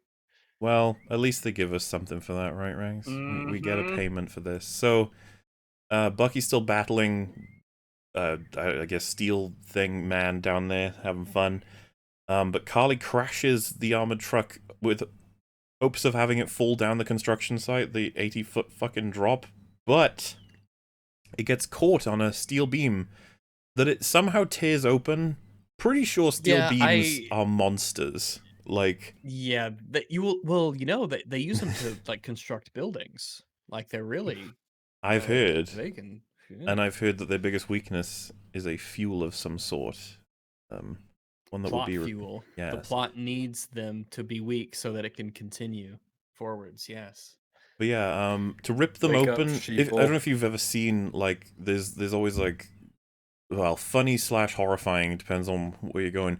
Like if a steel beam falls off like a truck on a motorway, and if a car is in any way heading toward it, that car is gonna get shredded by the steel beam. It's just like it just destroys it, cuts right through. Because steel beams are there's a reason they construct everything with them. They're pretty strong. But this car, it's going at like 15 miles per hour. It's really slow, and it just cuts through it like a bit of butter.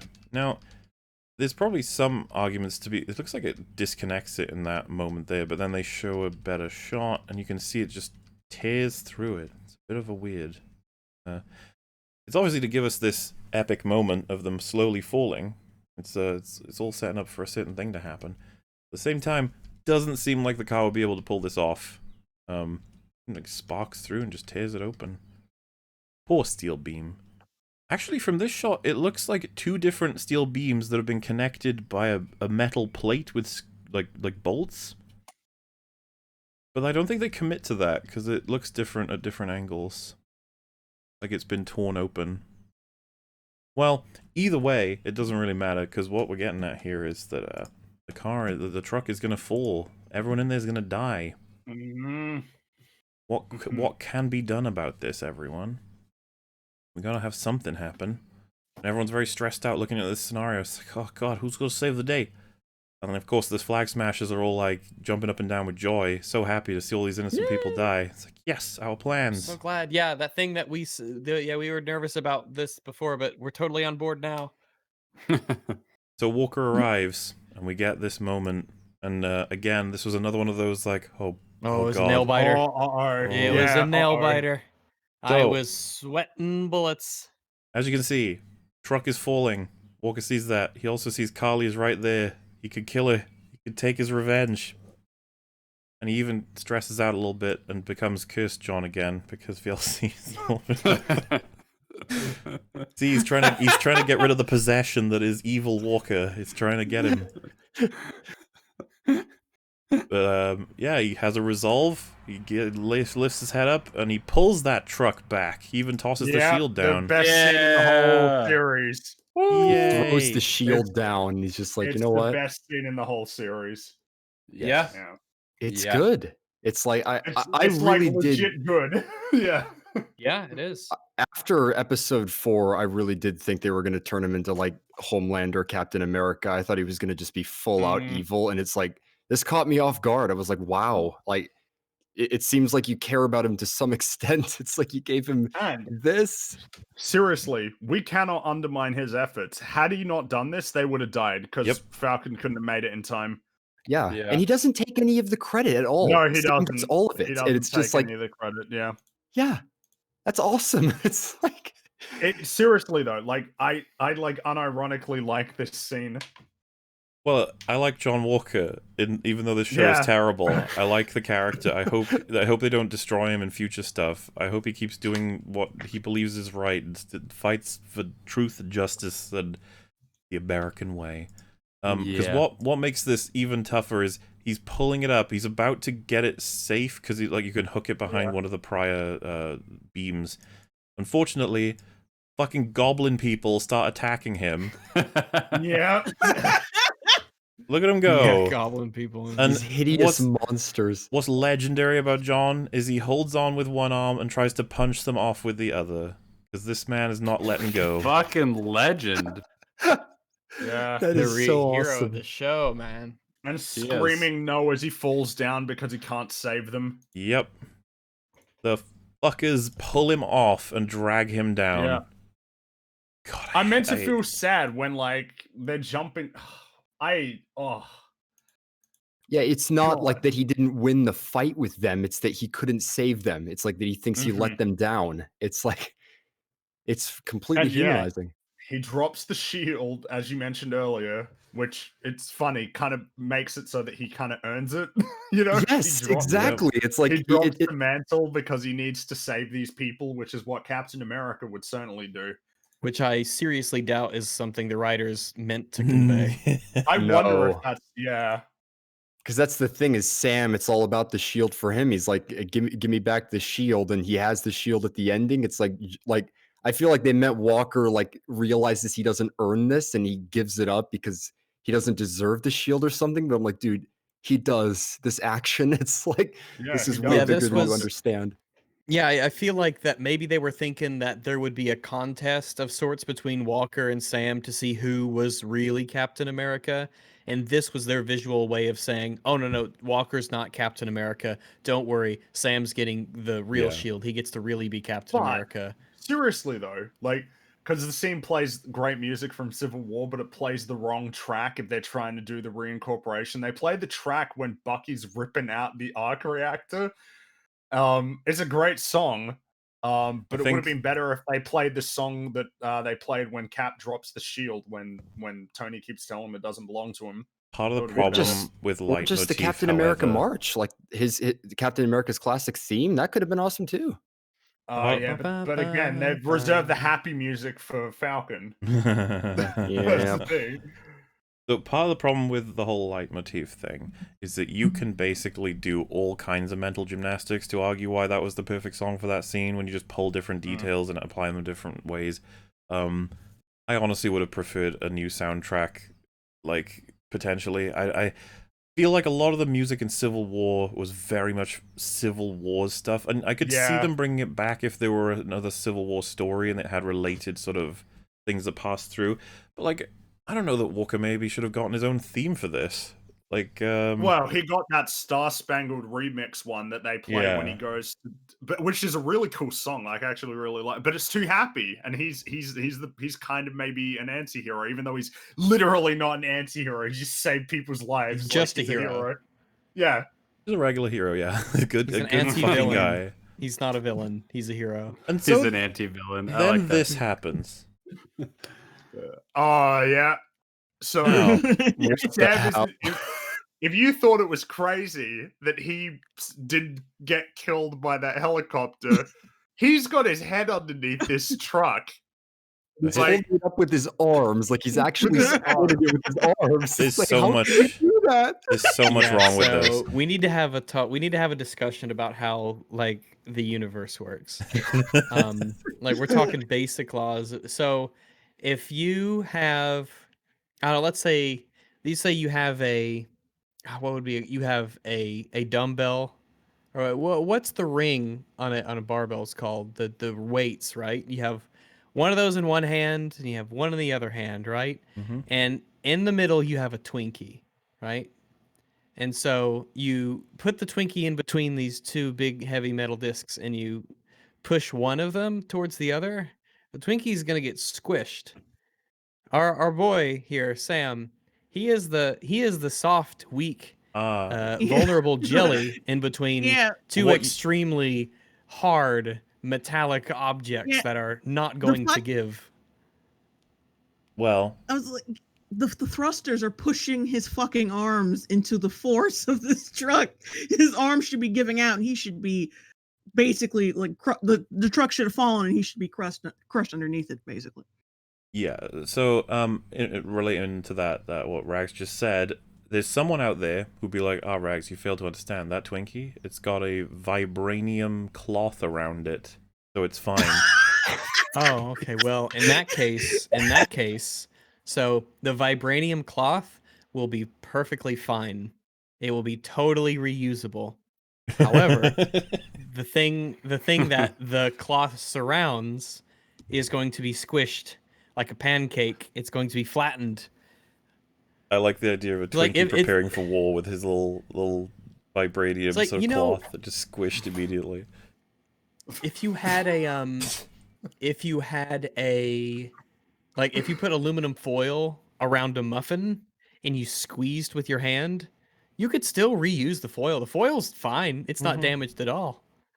The muffin, however, it's a bit mushy. It's gonna be a little mushy. Yeah. Yeah. This, lads, what we're looking at here, no, not happening. Yeah. Sorry, Falcon, you're dead. This makes no sense. This would not work. Falcon cannot do this. He's for dead. one, the whole Twinkie example, that works under the assumption that we believe that his thrusters can lift an armored car, which I do not believe. It's like, I'm not sure. Yeah. Yeah, I think you might be right on that. Had a chance. We're talking, this is filled with people, by the way. Remember earlier, we were discussing whether or not he can carry one person, and we have examples of him having done that. We're like, yeah, I think he's carried one person. There's like 10 people in this truck, and then the truck. And then the truck. Yeah. And also, the truck was falling when he was in free fall, He stopped it with his head underneath it. Like, ouch. Why is his head like that? He is. That's Oh yeah. By the way, pretty what the fuck were you painful. thinking doing this, Falcon? Like, That was what? yeah. Yeah. He is dead 10 ways from Sunday, as they say.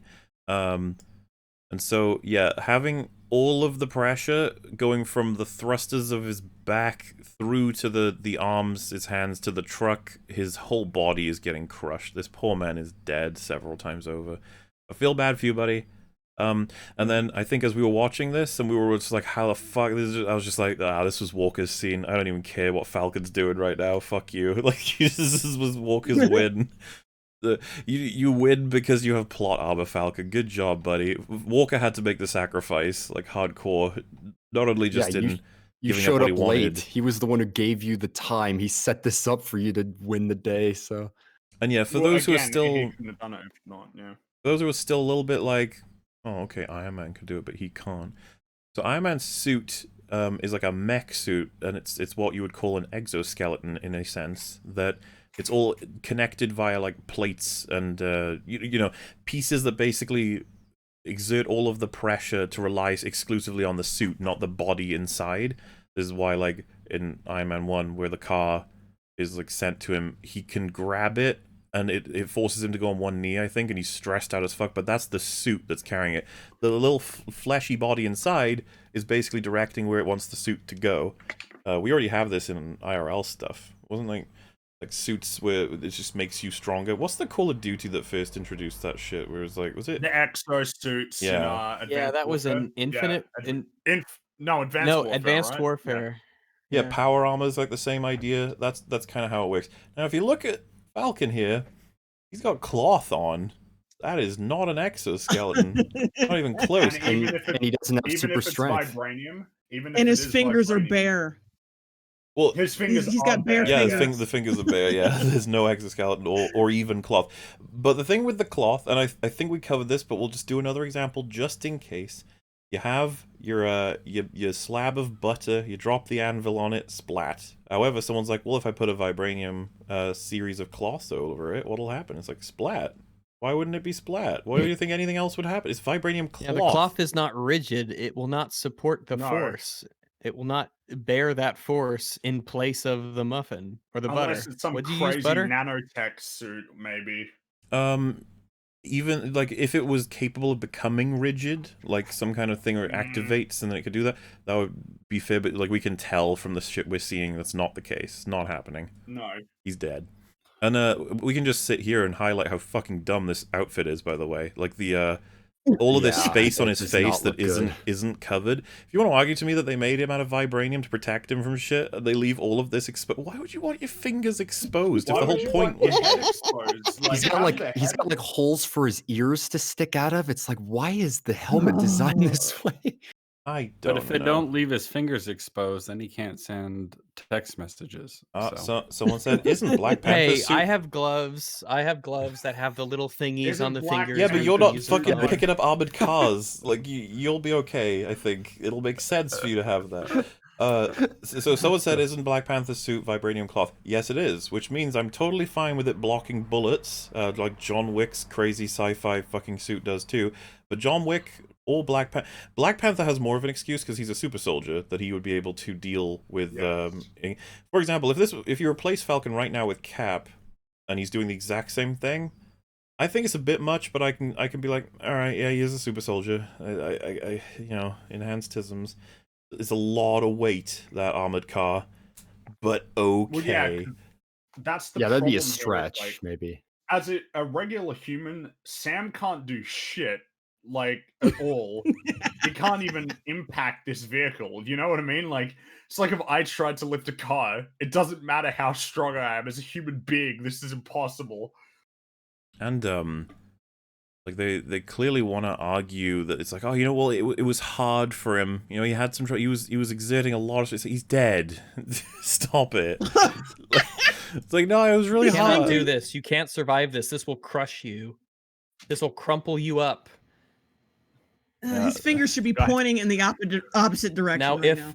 the only way this works is if the truck is resting on the backpack, Yeah, which it's not, not him. clearly here. He cannot be between. Like his head is the worst place for a head to be in the universe. He's Yeah. such a moron. That's the problem. Oh, He Falcon. looks like an angel. But that's the thing. He gets his win, and that's what I mean. He didn't earn it. Walker totally earned his. Falcon didn't. He just got paid. You know. He's just like, I'm the hero. He's like, yeah, you're the hero, buddy. And I want to draw attention again to the idea that he's the one who gets all the press. He's the one that gets the speech, and he even gets a nod from Walker. But Walker doesn't do anything for the showboating. He just accepts the fact that he did the right thing. Because he And I doesn't wonder if care. those It's two not about the little glory. mini boosters on the hood would Well- just lift the hood off the top of the. Mm, Yeah, it could do. And yeah, worth adding, Walker didn't give his speech of what he thinks is right politically after saving people's lives. He just saved people's lives. Yeah, well, he's white. Fuck him. Well, this is the thing that I've been saying about Steve about this is that he didn't do this big speeches. He was just supposed to serve as an example. Like he didn't do what Sam does instead of this episode at the end. Kind of Batwomanish. And then this weird shit Care more about happens. speeches and shit. Oh, yeah. This guy says, yeah, Black Falcon. It's like, what? And then this guy says, nah, man.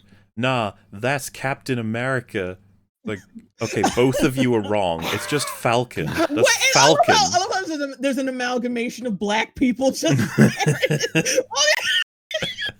Look, the black people are congregating. They wish to comment. Yeah, this scene is bizarre to me. So, genuinely, if we were all standing watching this happen, we didn't have any of the context of this actual show, we just saw this happening, we saw Falcon in this suit, and some guy went, it's Black Falcon. I'd be like, well, who the fuck? It's Falcon. It's Sam Wilson Falcon. Like, what the fuck are you talking about? And some other guy goes, no, that's Captain America. I'd be like, no, it's Falcon. What is with you people? It's just Falcon. Like, He's got wings, for Christ's sake. oh, it's so cringy because it's like Just the like a writers. bald eagle. It's like the writers were like, see, people think it's about race when really it's about I don't know anymore. I'm confused because all of the Yeah, characters that's why just there's say 5 shit. random black people just grouped up. They gotta have them commenting. Oh shit. It was wonderful. And yeah, so then weird shit happens. Everyone is just sort of like in this area ready to start a big fight, but then Batroc fucking fires a bunch of gas grenades. And you might think, who fucking cares? Falcon's got like X-ray thermal vision. Not gonna do anything. Unfortunately, that would be incorrect. He stands there for a good 15 seconds to let them escape, and then says, aha, I can see them with my thermal X-ray vision. Follow me. And so that gap gives all of them the time to separate into the proper positions they need to be in for all of the final payoffs. Oh boy. I love writing like that. It's always It's wonderful. great. Of all the people who shouldn't be familiar with their gear, it's Falcon, a character who is gear. Yes. That's all he has is gear. So, we'll do the easy one first. Winter Soldier decides he will go with John because it comes across as basically, right, the enemies have gone in 2 directions, and Falcon's like, they split up because I can tell from my footprint detector. So Walker immediately goes one direction that Falcon wasn't going, and then they both see Walker do it, and Falcon's like, I'll go. And the implication is like, oh, we can't trust Walker to be on his own. And I don't appreciate that. I'm just like, okay, whatever. Yeah, you gotta make sure Winter Soldier babysits Walker. We wouldn't want him to save people's lives or anything. You gotta make sure he's careful about that. But of course, they run off. They capture with the police all of the remaining Flag Smashers, and I can't remember what the quote is, but Walker reads out a Lincoln quote, and then as they're walking away, he goes, Lincoln, really? And then he goes, hey, Lincoln was a great bad. And then he puts his arm on his shoulder or something, and it's like, oh, that tiny moment of Bucky being nice to Walker, finally. Finally. Only took the entire season for you to stop being a petty asshole. We did it. And yeah, so that's the end for them. The actual story. Falcon running down, he's like, well, what's going on? And Sharon Carter meets up with Carly in this mysterious place, with Batroc meeting up with them too. Was she in a boy band? Sharon Carter? Yeah. Hmm. Or am I thinking of someone else? I'm thinking of I Aaron must be Carter? thinking of someone else. It's fine. Could be Aaron Carter. I think it's Aaron Carter. Yeah.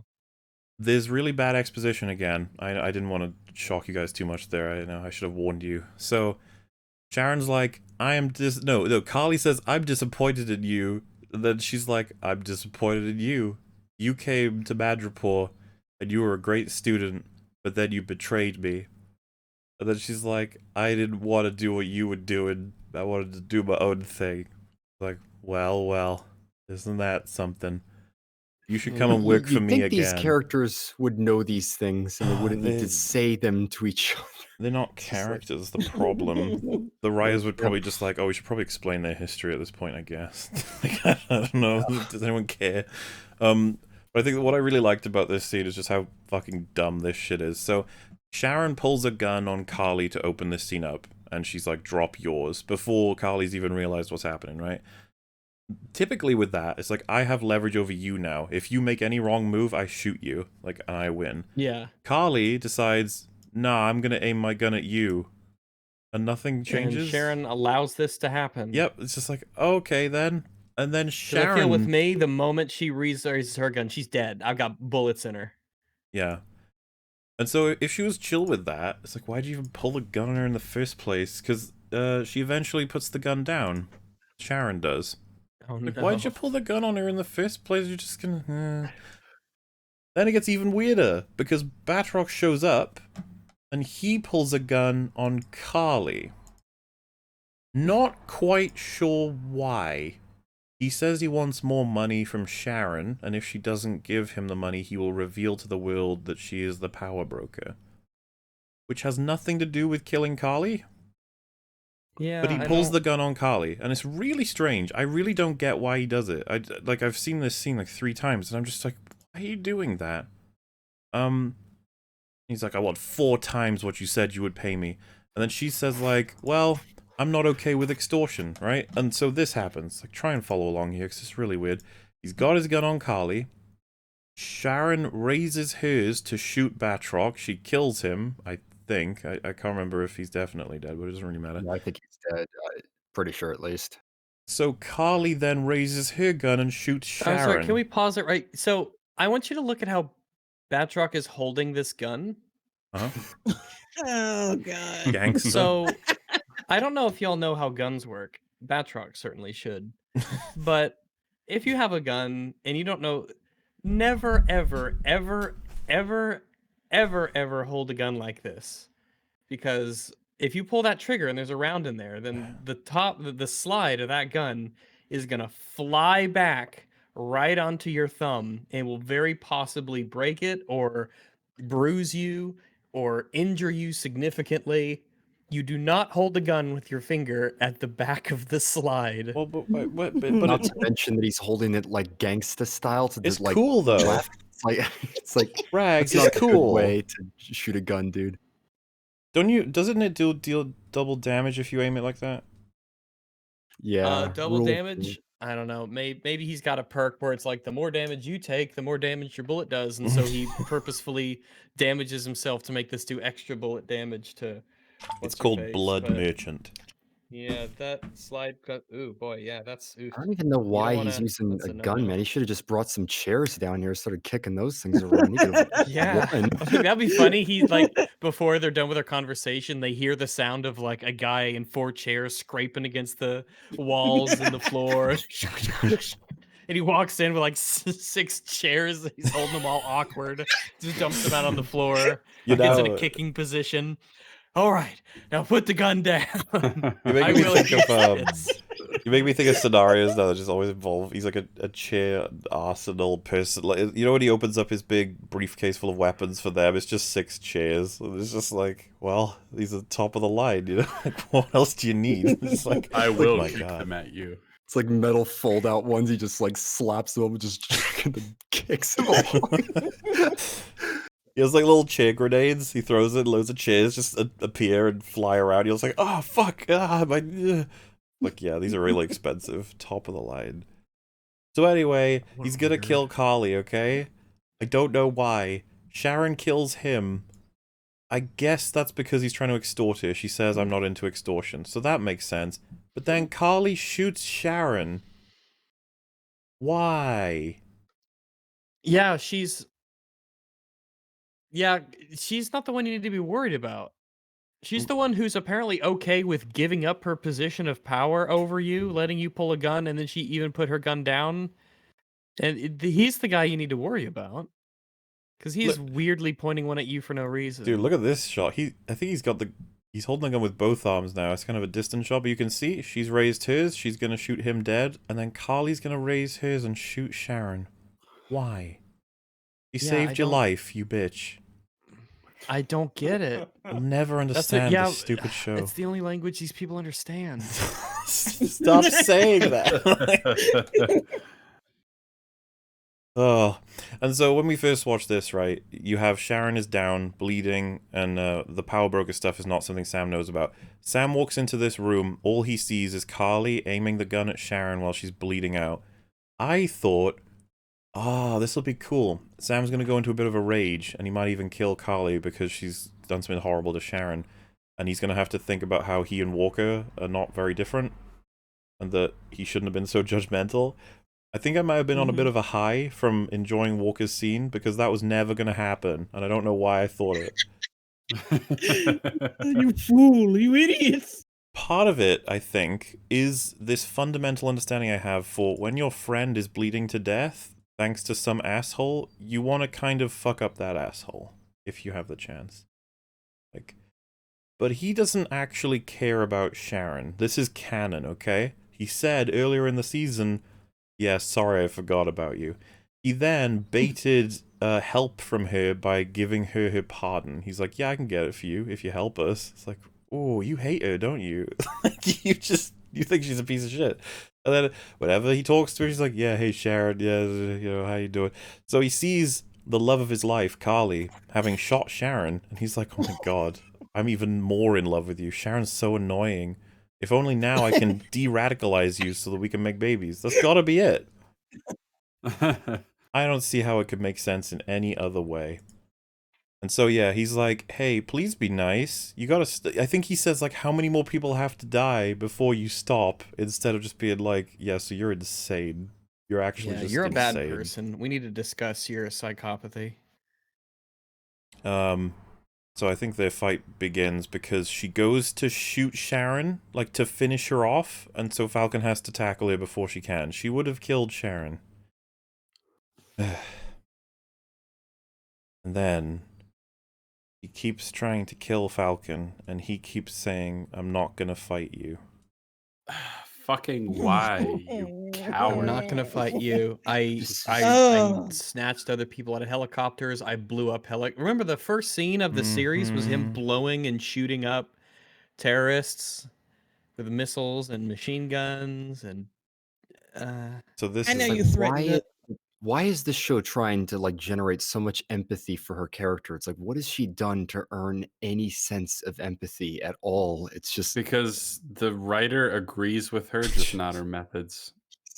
Listen, Emma, she has a point. She has a point. You need to do better, okay? Do better. I know you threatened my family, but you know, I think you're still cool. So, you know. Friend wasn't important. He didn't matter. I didn't mean to kill him. And so she hits him and she says, "Stay down." He goes, "No." And it's so crap compared to Civil War, where it's "stay down, final warning," and he says, "I can do this all day." It's like top tier versus no. Remember the thing that the guy said that one time? Ugh. Sigh. Sigh indeed. It's like it is like Civil War and Winter Soldier's defective cousin that's just crawling around on the floor, and they're like, "Oh, look at you!" Yeah. Oh, it's like some weird mutant creature from a bio testing laboratory. We're all the same. It's like, yeah. We're all the same, brother. Like, no, you're a freaky monster. And so yeah, these scenes are separated merely by a scene that we talked about already with Walker and Bucky. But the last thing she said to Sam was "stay down." And then when we cut back to her, She is hitting him over and over again, shouting, "Fight back." Now, I don't know about you guys, but those seem like conflicting interests. You know they do, now that I think about it. Oh no. Hey, this She wasn't me, seems a little okay? insane, if you ask me. A little crazy. VLC froze before I even hit pause. This wasn't me. I'm not making fun of anybody's face, okay? Not something I would ever do. When the actress reads the script of her character.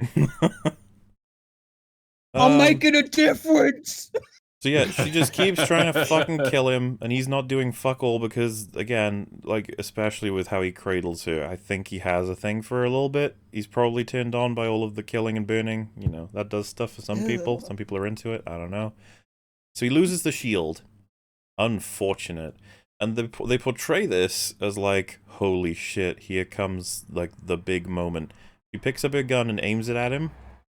Now, if he has a vibranium outfit, that's not going to do anything, right? Assuming she hits him in the outfit. Well, she can shoot him in the head still. Well, presumably... This is a Hollywood show. That's just not possible. So, well, it's not really that important because I'm going to make a second point, but I just wanted to clarify, do we believe that this suit is bulletproof or no? What do you guys reckon? No. I imagine don't it's think it bulletproof. is. It's from Wakanda, I could believe as well. Sure. We just need to see it spark a bullet at some point, and then it is. Well, honestly, like, is Sam's original suit bulletproof? think so. Because I'd imagine it was. Was it not? It just seemed like... I don't Wow, know. the show makes it clear. I was gonna say, I can't even tell. Who knows? But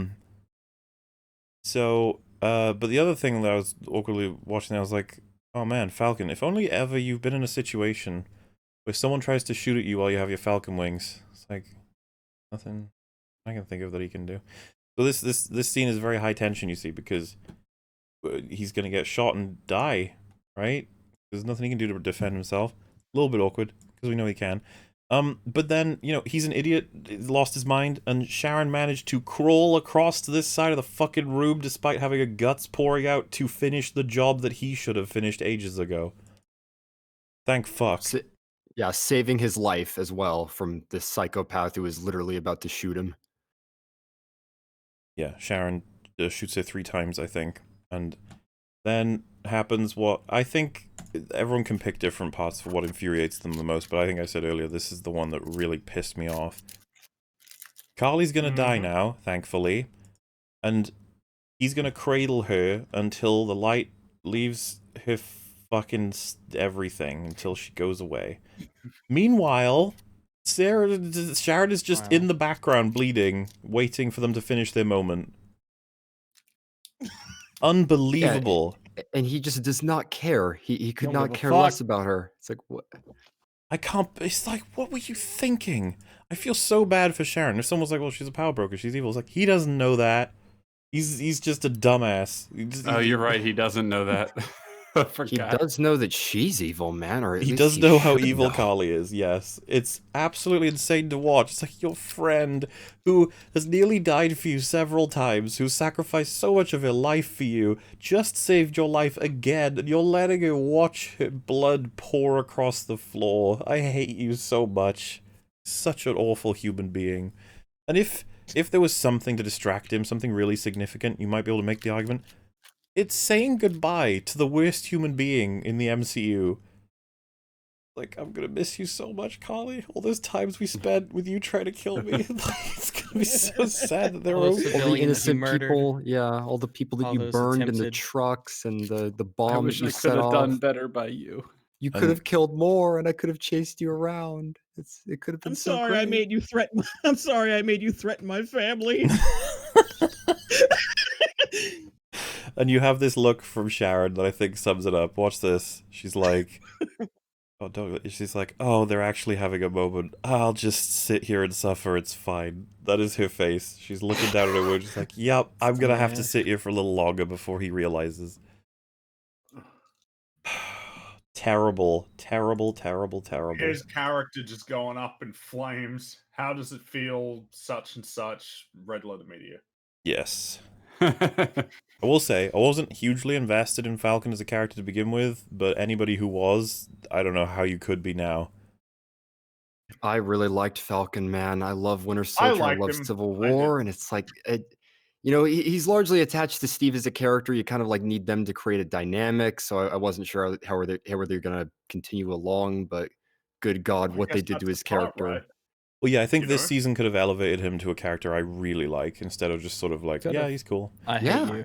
But now I hate him, yeah. Yeah, I He's- hate he's you. horrible. Yeah, I don't think I hate Totally. him. I'm just like, I don't understand why I don't. I hate don't- him. I hate him. I hate him. problem I is- hate the problem him. is, like, I get what you mean. I just, it's like, I don't even know that I can hate somebody I don't believe exists in. You know what I mean? Like, Yeah. I don't believe that you can exist. Like, I don't believe that you exist. I can hate someone who isn't real.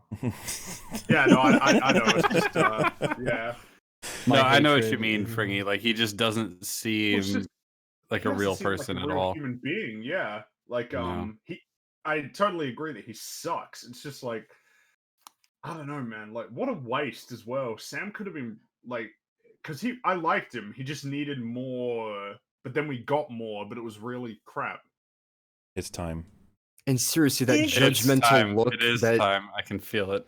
that judgmental look, by the way, that Sam gives to Sharon after she dies. Yeah. He's like, "What have you done?" It's like, I killed this hideous monster that you could not kill for some reason. It's insane. Yeah, I did what you didn't have the balls to do, basically.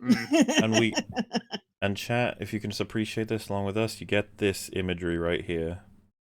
It's like Arkham City. It's just like he's bringing the body out, and it's this sad moment, this tragic, misunderstood villain, and it's like, this is what this war, this conflict has led to, all this death. It's like, dude, you did not earn this in the slightest. Genuinely, like, what the hell were they doing? What the hell? I'm just looking at this shot again. Like, oh my god. And like It's one of the those- slow-mo walk as the wings turn in and he's carrying her corpse. It's like, I need you to grab her by one foot and just swing her around into the cars. She Just deserves chuck her into the nothing bay. less. Oh It's just one my of those god. things where it's just one of those things where I was just so happy with the results. I was just like, okay, she's dead. I'm like, I'm happy. You can have this little tragic moment with her, but it's like, I don't care. It's like, she's gone. Just fling her in an ambulance like a fish in a barrel. Oh, well, so this is the thing. He says she died for like what she believed in or whatever. She's put on a gurney. I am very concerned that she might not be dead. And if she's not dead, it's going to be a nightmare if they bring her back, because I hate her so much, and that I have like serious worries that they'll eventually try and incorporate her as a good guy after everything she's done. Just like, swear to God, she better stay dead, okay? I'm watching you, MCU writers. You don't get to have this one back. She was shot 3 Yeah. times. In a death scene, though, they frame it like that. Like she like closes her eyes. It's all like, ugh, it's like, He describes her she's as dead, dead. though, right? So Like, he said she died. yeah. He said this little girl died because she blah, blah, blah, blah, blah. She is dropped on one of those things. I'm just like, oh, I hope she doesn't end up in a Well, hospital. yeah, but I where mean, she's- where do you put dead bodies? You still got to put them on a gurney, right? Yeah, you can put live bodies on yeah. gurneys though too. That's my concern. Well, no, I know. That's the concern, right? Then is the scene. I fucking hate this scene. Well, I we already. loathe this scene. We have talked about it. I don't Fucking know garbage. what else you guys really want to say about it. If there's particular quotes you want to talk more about, it's infuriating to watch. It is literally somebody who has a set of ideas, they have no solutions, and they want to tell you that you're wrong for thinking anything otherwise. That is the scene. Yeah, Yes. it's blind patronizing, basically. It's just like, Yeah. you don't have anything good to say. You just want to say, do better. It's like, how? It's like, I don't know, just do better. It's like, good for you, dude. Anyone can say what you're saying. I think the most egregious thing, because all the shit like, oh, you could change borders with a phone call, all that stuff is stupid and naive. But the part where he goes, you have no concept of how complicated this actually is, and he goes, oh yeah, well maybe that's a good thing. I think that's Yeah, the maybe I worst, don't have any fucking clue what I'm talking about. Yeah. but maybe that's Complexity. good. Using my fucking brain. What? That's almost despicable. I hate it so much. Like, Like, honestly, I cannot believe that they put that into this show for the hero to say at the very end of the triumphant moment. That's a good point. I don't Yeah, understand. maybe the less knowledge complexities of is the world. better. That's good. Yeah. When has knowing things ever benefited humanity? Well, as I think as you said when we first talked about this scene, Frank, you were like, maybe they're gunning for the principle of, like, I don't have all of these different things complicating my ideal, which needs to stay strong. And I would just be like, Falcon, what do you think their ideals are underneath all of the policies? It's like, they want to help people. Simple as that, man. Mm-hmm. Like, you're too stupid, I'm sorry. You have no idea, and you admit that. Part of, like, what's so funny about this show is that the writers seem to almost acknowledge the flaws in throughout the show. There's loads of examples of it. I've been trying to use the word lampshading a lot to try and sort of bookmark every time they do it, or at least the ones I noticed. Like, they're aware of how fucking shit this is sometimes, and they'll point it out, but then they'll also be like, man, we're pretty good at this, huh? It's like, yeah, you nailed it. I was gonna say the show had several different writers, and like the head writer is a complete fucking dumbass, and I think maybe the writers underneath him were meant to make sure they kept him from fucking it up completely. So they were like, all right, let's just put in like a little stuff that like winks to the audience, like, okay, like we know this is stupid, okay, we know this is stupid, but at the same time pandering to the same people that, you know, puts money in their bank account.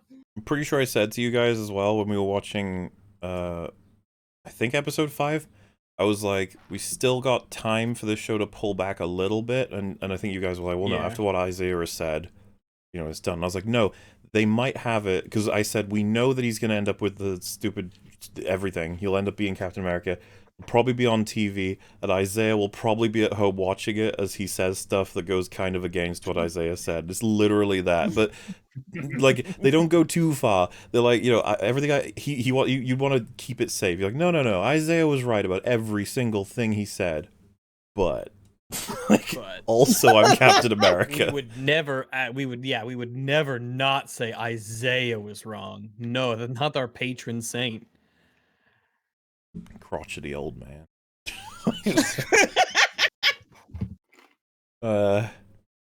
Yeah, it's just incredible quotes such as, this woman died to stop you and no one has asked why. We know why. She was just a fucking retard. Like, oh God, I can't stand it. Imagine victim blaming the people you just saved. Insane. It's your fucking fault that you almost died. You pushed her to it. You fucking jackasses. And yeah, I can't believe they made the hero as a naive child as the villain. It's insane. It's fucking insane. I get a picture of Zemo list to everything Falcon said, and Falcon asked his opinion. He'd probably be like, yeah, that was speech. Go right ahead. High five. You truly understand what's happening in this world, and you should be like smiling the whole You're time. a very intelligent person. I was right about the Avengers. Yes. I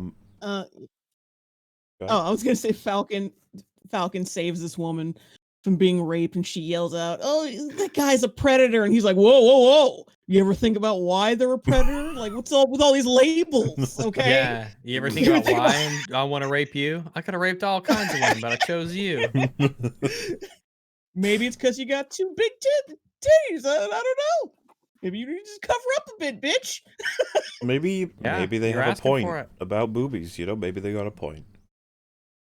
Gotta think How about long it. does this scene go on? It goes on for like fucking 3-4 long, minutes, right? I Like, think it's It's a long a few fucking hours. speech. Goes on for a long time, and it's peak self-indulgence again. We've been across this and other stuff, but just like the writer just jerking himself off. It's like, or herself. I don't actually know who wrote this, but everything in this show is in this scene. yes.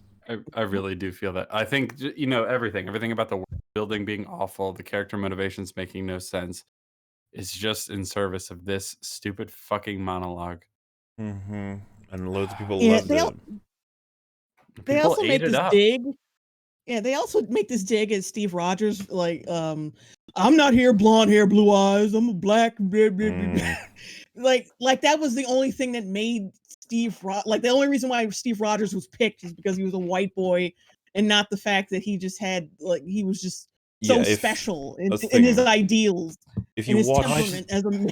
if you watch Captain America 1, Erskine is very specific. He doesn't fucking care about the skin color. He's after the character. He wants to He find the right literally person. picks a scrawny little guy. Yeah, he's like 5'7" and He's like white. 90 I think pounds or he's whatever. smaller than 5'7". He's like He's- 5'2". But he's Yeah, white. It's White. You ever think and about he's that? got blonde hair and blue eyes. Yeah, he did have that when he was scrawny, Well, see, admittedly. so. and this That's is true. part of the what I would call cowardice to a degree, right? So let's say old man Steve like knocks on Falcon's door in a couple of days, and he sits down, has some coffee, and then he's just like, "What did you mean when you said that I'm not just out here with blonde hair and blue eyes? Like, you know that's got nothing to do with." Well, I picture Falcon would be looking at him, and you probably like stop being like, "Oh fuck." This whole guy's Ooh, you fucking heard that, racist didn't you? as shit. And like you have like old man Cap just wants to talk to him about like how it was never about like, and he like even feels bad. It's like, is that what that was? Is that what we were? I didn't know. Like, I thought our relationship was like just that we were friends, not you were the black guy and I was the white guy. Like, what the hell happened? And Falcon would be like, Why is everything Yeah. about race with you people? Fucking hell. and then Oh, Falcon would be like, it was just for TV, dude. Like, it wasn't. It's just, I don't know. It's just like a speech. If you listen to what I say, I don't know what I'm fucking talking about. I just, Yeah, I actually don't say say anything of stuff. value whatsoever. They're still Yeah. gonna make a saint out of me, but I said nothing of value. Yeah, I'd don't say listen to some it. negative value, but Oh, Yeah, it's just- definitely. Well, I'd say it's further than that, right? It's taken stuff away. It's fucked everything up further. It's like, thank you. You did a great job. And what's funny is after this whole speech, after everything that we've just been through, Sharon has still not seen a doctor. She's still fucking waiting. It's actually absurd. And like Bucky's like, "Come on, we should go." And then as she leaves, Falcon's like, "Oh yeah, I'm gonna keep my promise. By the way, the whole pardon thing. Yep." It's just like, yeah, he still doesn't come through on that. From his POV, she is like the most legendary person in his life, but he doesn't really give a fuck. It's very frustrating. I feel bad for her, even though I know that it's all bullshit because she's evil. You know what I mean? She's done all of the. It's like if she was a sociopath building a really strong look of a friend and not getting appreciated for it. It's frustrating. It's like all this fucking time I put into pretending to be your friend and I'm not even getting the fucking rewards. Like, what the hell is the Yeah, point? I actually hate you. You know I was evil the whole time, Falcon? Yeah, fuck you. It's like, oh. Then Falcon's like, I knew it. And she's like, oh, you didn't know. You just fucking lying. I thought Piece we of were shit. friends. It's like, on what basis, buddy? I think the thing that frustrates me most is that the whole movie pretends that Captain America's ideals are relics of a bygone era that doesn't exist anymore. So it's like, okay, then what are the new ideals? And we get this stupid Do better. fucking scene. Just do better. Like, really? That's like Captain America's ideals are outdated, and you're gonna replace them with this. You're like, what are Cap's ideals? It's like, well, freedom, like power to the individual, honesty, justice, and just doing right by a fellow man. What about these guys? Like, better than that.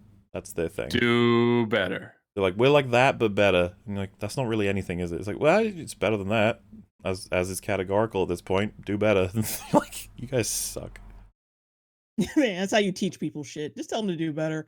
They'll get it. One Eventually. last good scene. All right, one last good scene. Zemo gets his victory. He blows up the remaining flag smashes. Woohoo! Yeah. Satisfying to watch. He's just sitting reading Very his books, satisfying. and he's like, "Yeah, And, fuck you know, him." what kills me is like this person who loaded him up in the truck gave him like a Hail Hydra type thing, Mhm. like yeah, one world, one whatever, and they were smirking and shit. And then a minute later, they just blew the fuck. You'll be really funny. Hi, terrorist. Is if Zemo's butler went down there, one of them is like screaming as they're burning, and he's like, "Yeah, not fun, is it? Burning to Yeah, death. it sucks. Yeah. Yeah, now how the turntables. Oh, so unfortunate. I've got all this water here. I've got like. Oh, but I'm so thirsty. Oh my goodness. It's so stupid. stupid. I hate them all. Yeah, and then they just basically say like Walker's gonna be U.S. agent now. You're U.S. agent, and that rolls off the tongue. We need a U.S. agent. You're a U.S. agent, buddy. I hate that name. I That's a am dumb U.S. name. agent. Like, what do they call you for short? Jesus, you go USA? Like, that's not short. We shall call you USA. USA. Ursa. And yeah, this is a really cobbled together ending that just desperately tries to tie off shit. So Walker's it's just like, you're US agent now, and he's like, okay. You'll Buck- probably be back for like Thunderbolts or something. Yeah. Bucky's like, I killed your son, bye. Like, well, we done that. I thought it was amusing that he walks past the place and he sees them and he's just drinking. It's like, oh no, he's turned to alcohol after he told him he killed his son. I thought the same thing. Like, oh, he's just gonna fucking ripped on sake now. He's like, yeah, what's the point in living? The one friend I had turned out to be the guy who killed my son. Just like, oh no. Confucius said something about this bullshit. So sad. What else we got? Oh yeah, Falcon is like, hey Isaiah, ain't it cool that everything's worked out? And then they take him to the memorial where Isaiah's got a place in it now. I think I feel the same now as I did when we watched it. It's a really good moment, basically because of the acting. Again. Now it'd be like, well, wait, what's wrong with the moment itself? It's like, all right, so because of all the problems we already come up with for all the history that got bolted onto the MCU with Isaiah, I feel like if we're going to ignore all of that and pretend now that it is 100% official and that we just don't have the records for it, like, so this should be a really, like, a grueling task to get this accepted as actual history if it's been erased. That's, like, first and foremost. There should be like a lot of things you have to go through, lots of different ways of trying to gather proof and testimony and stuff. And then I think that if you really have to rush it like they do, because fucking hell, they have to rush everything. I think it would have been cooler to have had a very minimal appreciation for him in this place, so that he can see that his name is here and a record is here and it's a start, and that they're going to try and build on it and bigger. But like immediately, he's got this huge golden statue, all of this like writing, all these videos playing. It's just like, where'd you get all this stuff from? Like, yeah, did the government, like, are they upset that you made all this public? And how do they feel about this? Yeah. And I what about thought they were Isaiah? The gonna guy. kill him. Remember Isaiah? This is a surprise for Isaiah. It's like the dude told Yeah, you, do not reveal yeah. this. They'll kill me, but you did anyway. Yeah. Also, I fucking hate America. Yeah, it all feels so strange. And they were like, you know what? He just has a memorial. It'll be nice, and you'll cry, and it'll be really great, and it'll be like respect in history, because remember one of the lines he says is that America's been erasing our history for 500 years or something like that. Like it plays into how evil America is, but now they're remembering things, which is nice. Everyone remembers stuff now. They write stuff in books. Great. And then they all dance. And I've always wondered about filming stuff like this, where it's totally not what it seems. Everybody's on set, and it's like, all right, 3, 2, 1, everyone dance. Yeah, jump up and down. Everybody yeah, pretend to be happy. Yeah, this is so great. I'm loving life. Are you guys too? Yeah, okay, cut. Okay, we go home now. Like, fuck this video. Yeah, Just really yeah, pissed the off. way it Stop ends it. is just so abrupt and ugh. Yeah, they're best buds now. I would not blame you for not believing that. Yep. At all. They didn't earn it at all. Nope. And it's incredibly cheesy. Everyone's smiling, dancing, singing, taking photos. The world is saved. Like I said, they never solved the money problem. It never happened. So it's just like, well, shut the fuck up. We're at the credits. You know, you don't need to bring it up. You're like, all right. Everyone that Fix the boat. Everyone that was sympathetic to the Flag Smashers cause is still out there. Yep. With Nah, their they're dead, grievances. Nothing's or really they've changed. their mind. He changed it. Oh, that's something I didn't mention. The Patch Act, it got like changed or amended or moved or whatever, right? Yeah, so they made no changes. It's like, oh, no borders. It's like, what? The fucking All Flag right. Smashers won. They got their way. Absolute nonsense. Why the hell Yeah. did that happen? The terrorists won. You know what? I kind of miss I kind of miss how not preachy Zack Snyder's Justice League was. gonna Nah, say it. fuck that. Hey, You know I'll what I agree. mean? I'll agree. It wasn't preachy. Oh No, yeah, it was sure, just but I mean, stupid. Jesus Christ, It was like just still. stupid. You know what I mean? I kind of missed Yeah. how it was just bad. Right, No. like just good old fashioned dog shit. Which yeah. there's Yeah, plenty exactly. of good old fashioned dog shit in this, but ugh. Oh yeah, but there was also just moral bankruptcy added on top of it. Well, Um. I mean that's pretty part and parcel for the DCEU though. Oh yeah, their immoralities are Yeah, hilarious too. like Yeah, the moral okay, bankruptcy there is pretty unreal. So- Why is it so hard to just write a story where the good guys are obviously the good guys? Why do we I have mean, to do this? I'm on board with there being shades of grey. I think the problem is Sure. when the content can't tell the difference when they create something Yeah. horrible and they're like, "Woohoo!" You're like, "No, that's Woo, the bad gray guy." area. It's like, oh yeah, that gray area, burning people to death. Gray, Super gray area, like, yeah. that seems a little It's, not it's great. like it's like they try to it's like they write gray area and just pretend that it's not because they're good guys. They can't be doing anything bad. Well, It's all good, think man. about this, right? Bucky and Sam are the heroes, the good, throughout all of this when they do horrible things regularly that really fucking bother me, and the show's not aware. Walker is the grey. Well, no, he's grey evil in a lot of this when he's mostly just good guy. Pretty much always just good guy. That's annoying. Carly and the Flag Smashers are considered grey when they're nothing but evil. Like, they just do evil. That's basically it. So it's just like, wow, you keep missing all of what you're doing. You think you're doing X, but you're doing Y, and it's really annoying because it's completely incompatible. Oh. Yeah, and they end with, we kind of went over this earlier, right? But Captain America and the Winter Soldier. Haha. First of all, Captain Yeah, America that's Wait a funny. is second. a governmental role, a rank, provided, not just taken by anybody. But if we are to agree that it can be earned by anybody, and that it's more than just the shield or the outfit, which I'm happy to agree with, and I think Walker has that title. Yep. Falcon, on the other hand, is Falcon. He's Falcon. Enjoy being Falcon. With your little shield and your colors and your stars and stripes, doesn't mean you're Captain America. You might want to be, but not yet. We'll have to see how we go. Also, Bucky is still just the Winter Soldier. Yep. He hasn't he hasn't moved on. anywhere. This season was clearly about identity. They clearly bait over and over again that the Winter Soldier is a part of him he's trying to escape and make amends for, and yet they have the balls to be like, yes, Falcon has Yeah, he's a discovered a Winter new Soldier. identity, but Bucky has not. Like, oh. Damn, okay. And, that's the season. Oh, no, I'd like wait, to- there's that little end Yeah, credit of Sharon's Sharon, evil. bad guy, yeah. Oh, yeah. Well, again, I don't have anything to say about it because I need more context. Until I find out what's going on with Sharon, I can't really say anything about it. Like I said, some people might call that she's been assassinated. I completely agree if she is Unless Sharon she Carter. If she is- isn't, yeah, which she then might not be. yeah. Well, it's just like Might if be a she's Skrull. a scroll, then it's like what is being in Madripoor helped her with her Well, position I if they're think gonna like I think it's a lot of things, right? Like where is the real one? Is she Mhm. just dead? Yeah. But I wouldn't put it past them to do that because it's really stupid. To kill her? No, just have the scroll thing be what it is. They Oh, got yeah, their yeah, yeah. secret invasion show to set up, you know. I could believe that she's a Skrull. I could believe that she's been brainwashed. I could believe she's not Sharon Carter at all. She's just some person with a I fucking could mask. believe anything. Yeah.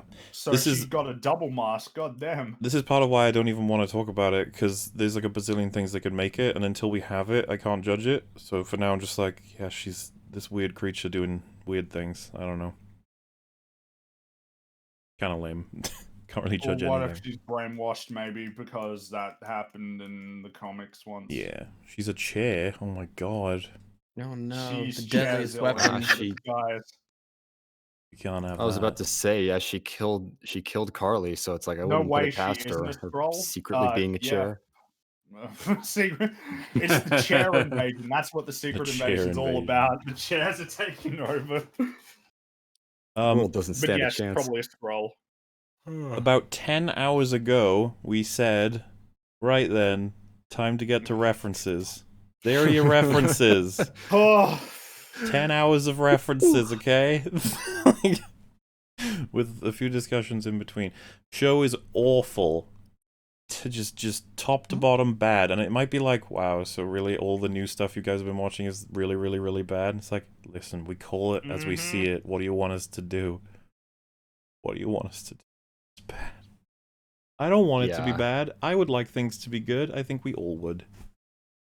Yes. Just I don't have a lot of hope for the MCU moving forward, though, man. Because like No. this stuff, it's like this is what post Endgame MCU is going to be like. It's just you can't really recover after Endgame. I think Black Widow will tell us whether we can expect this of the movies too. Yeah, just any of the Yeah. movies. That's the thing, because that's like kind of a post Endgame movie, and it's like it's taking place before Endgame, so it's like have they just given up and So they just really- throw out whatever? It's like, I guess Shang-Chi, right? And that movie looks really great, doesn't it? Looks so generic. It does look very generic. And then like someone said, Loki looks good. It's like, guys, it's probably gonna be a No, it disaster doesn't. too. It does not. Okay.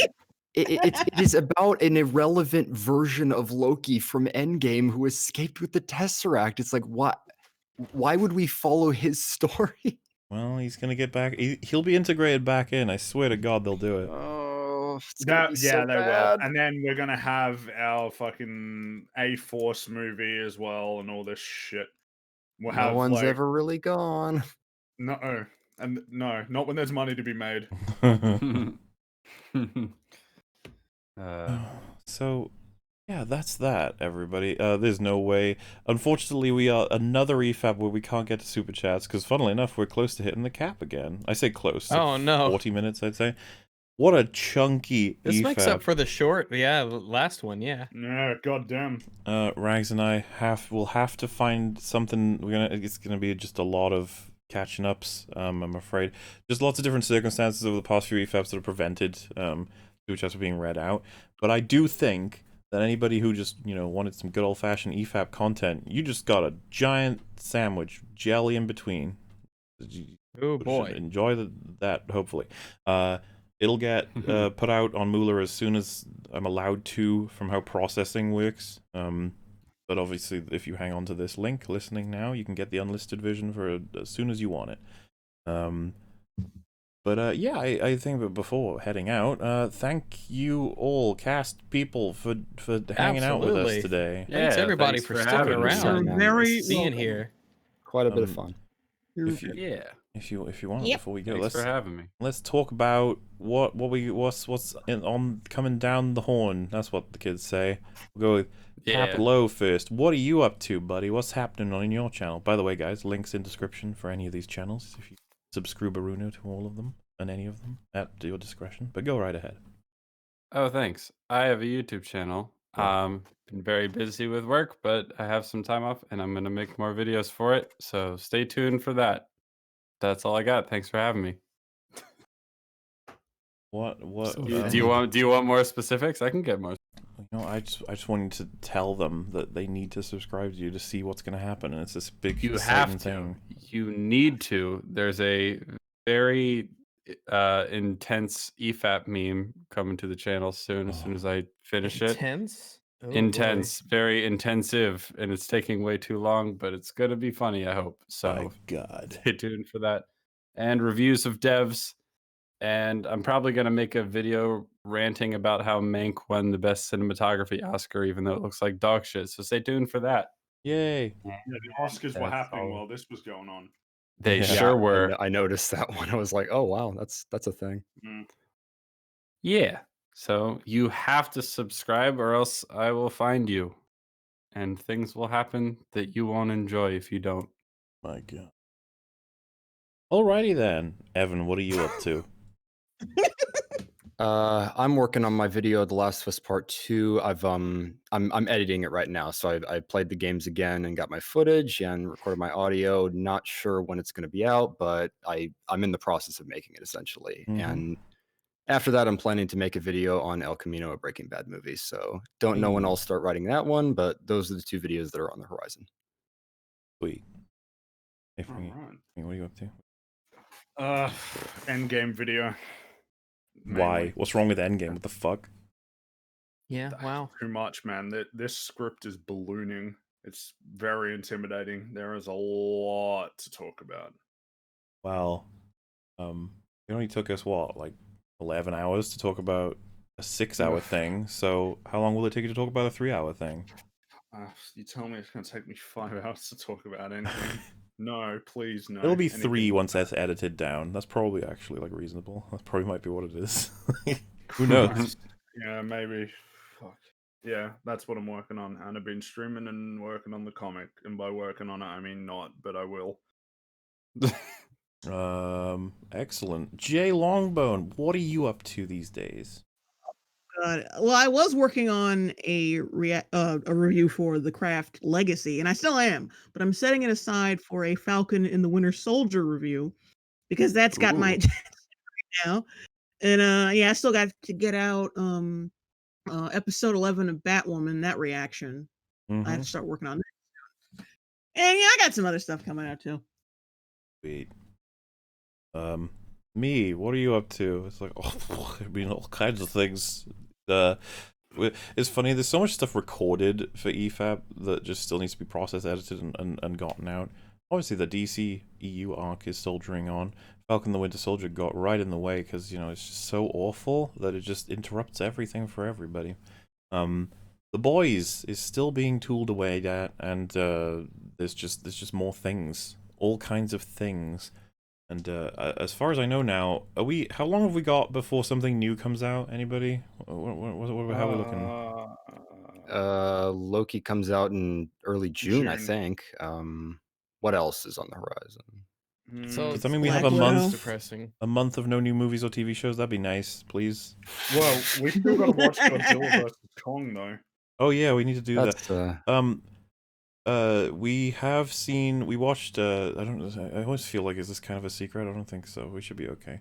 We had an 8-man watch party for Mortal Kombat 1991, Mortal Kombat 2021, 1995 and 2021. Or otherwise known as Kano's Grand Adventure. Yes. So we've seen the new Mortal Kombat as well as the super old one. That'll be out sooner rather than later. I believe Das Bullshit will be tackling that one. He's also in it. It's gonna be great. 8-man indeed. It's quite a ruckus. It's I will admit, we don't really absorb much of the story in either of the films. I will say that. You know, and I know that's going to upset everyone. Improves the films dramatically. But yes, we had a lot of fun. I look forward to it coming out, and we're going to record for Godzilla vs. Kong at some point, and that'll be out too. All kinds of things, all coming to your doorstep on Mubschli channel, second channel, and yeah. What are you up to, Rags? How are things going on? Things are going a-okay. Video will be out when it's out. There you go. That is the best answer ever. Sweet. See, all of us were fumbling around with all these details. There's Rags nailing it in an instant, and to the incredible satisfaction of not only the audience but the cast as well. Which leads us to kind of to the end now. So, thank you all very much for hanging out with us for 11 hours. It's been a while since we've done one of these ones. You know, it feels weird, but. Also felt right. Winter Soldier kind of deserved this. The show, I mean. And yeah, thank you very much for all of the donations, and we will get to them as soon as we can in some form of a catch up in some way. Yes, down the we will line. do a catch up. Yes. Yeah. Other than that, anything anyone wants to say before we sign off? No, do better. I think Do better. yeah, do better, people. Yeah. John Walker did nothing wrong. John Walker's a legend. Chad, a titan, a king, and everyone else is an asshole. That was the TV show. Thanks for watching, everybody. Goodbye. Goodbye. Good night. Love. Thanks for sticking around. Rags video on saving snow win. Saving snow. I love snow.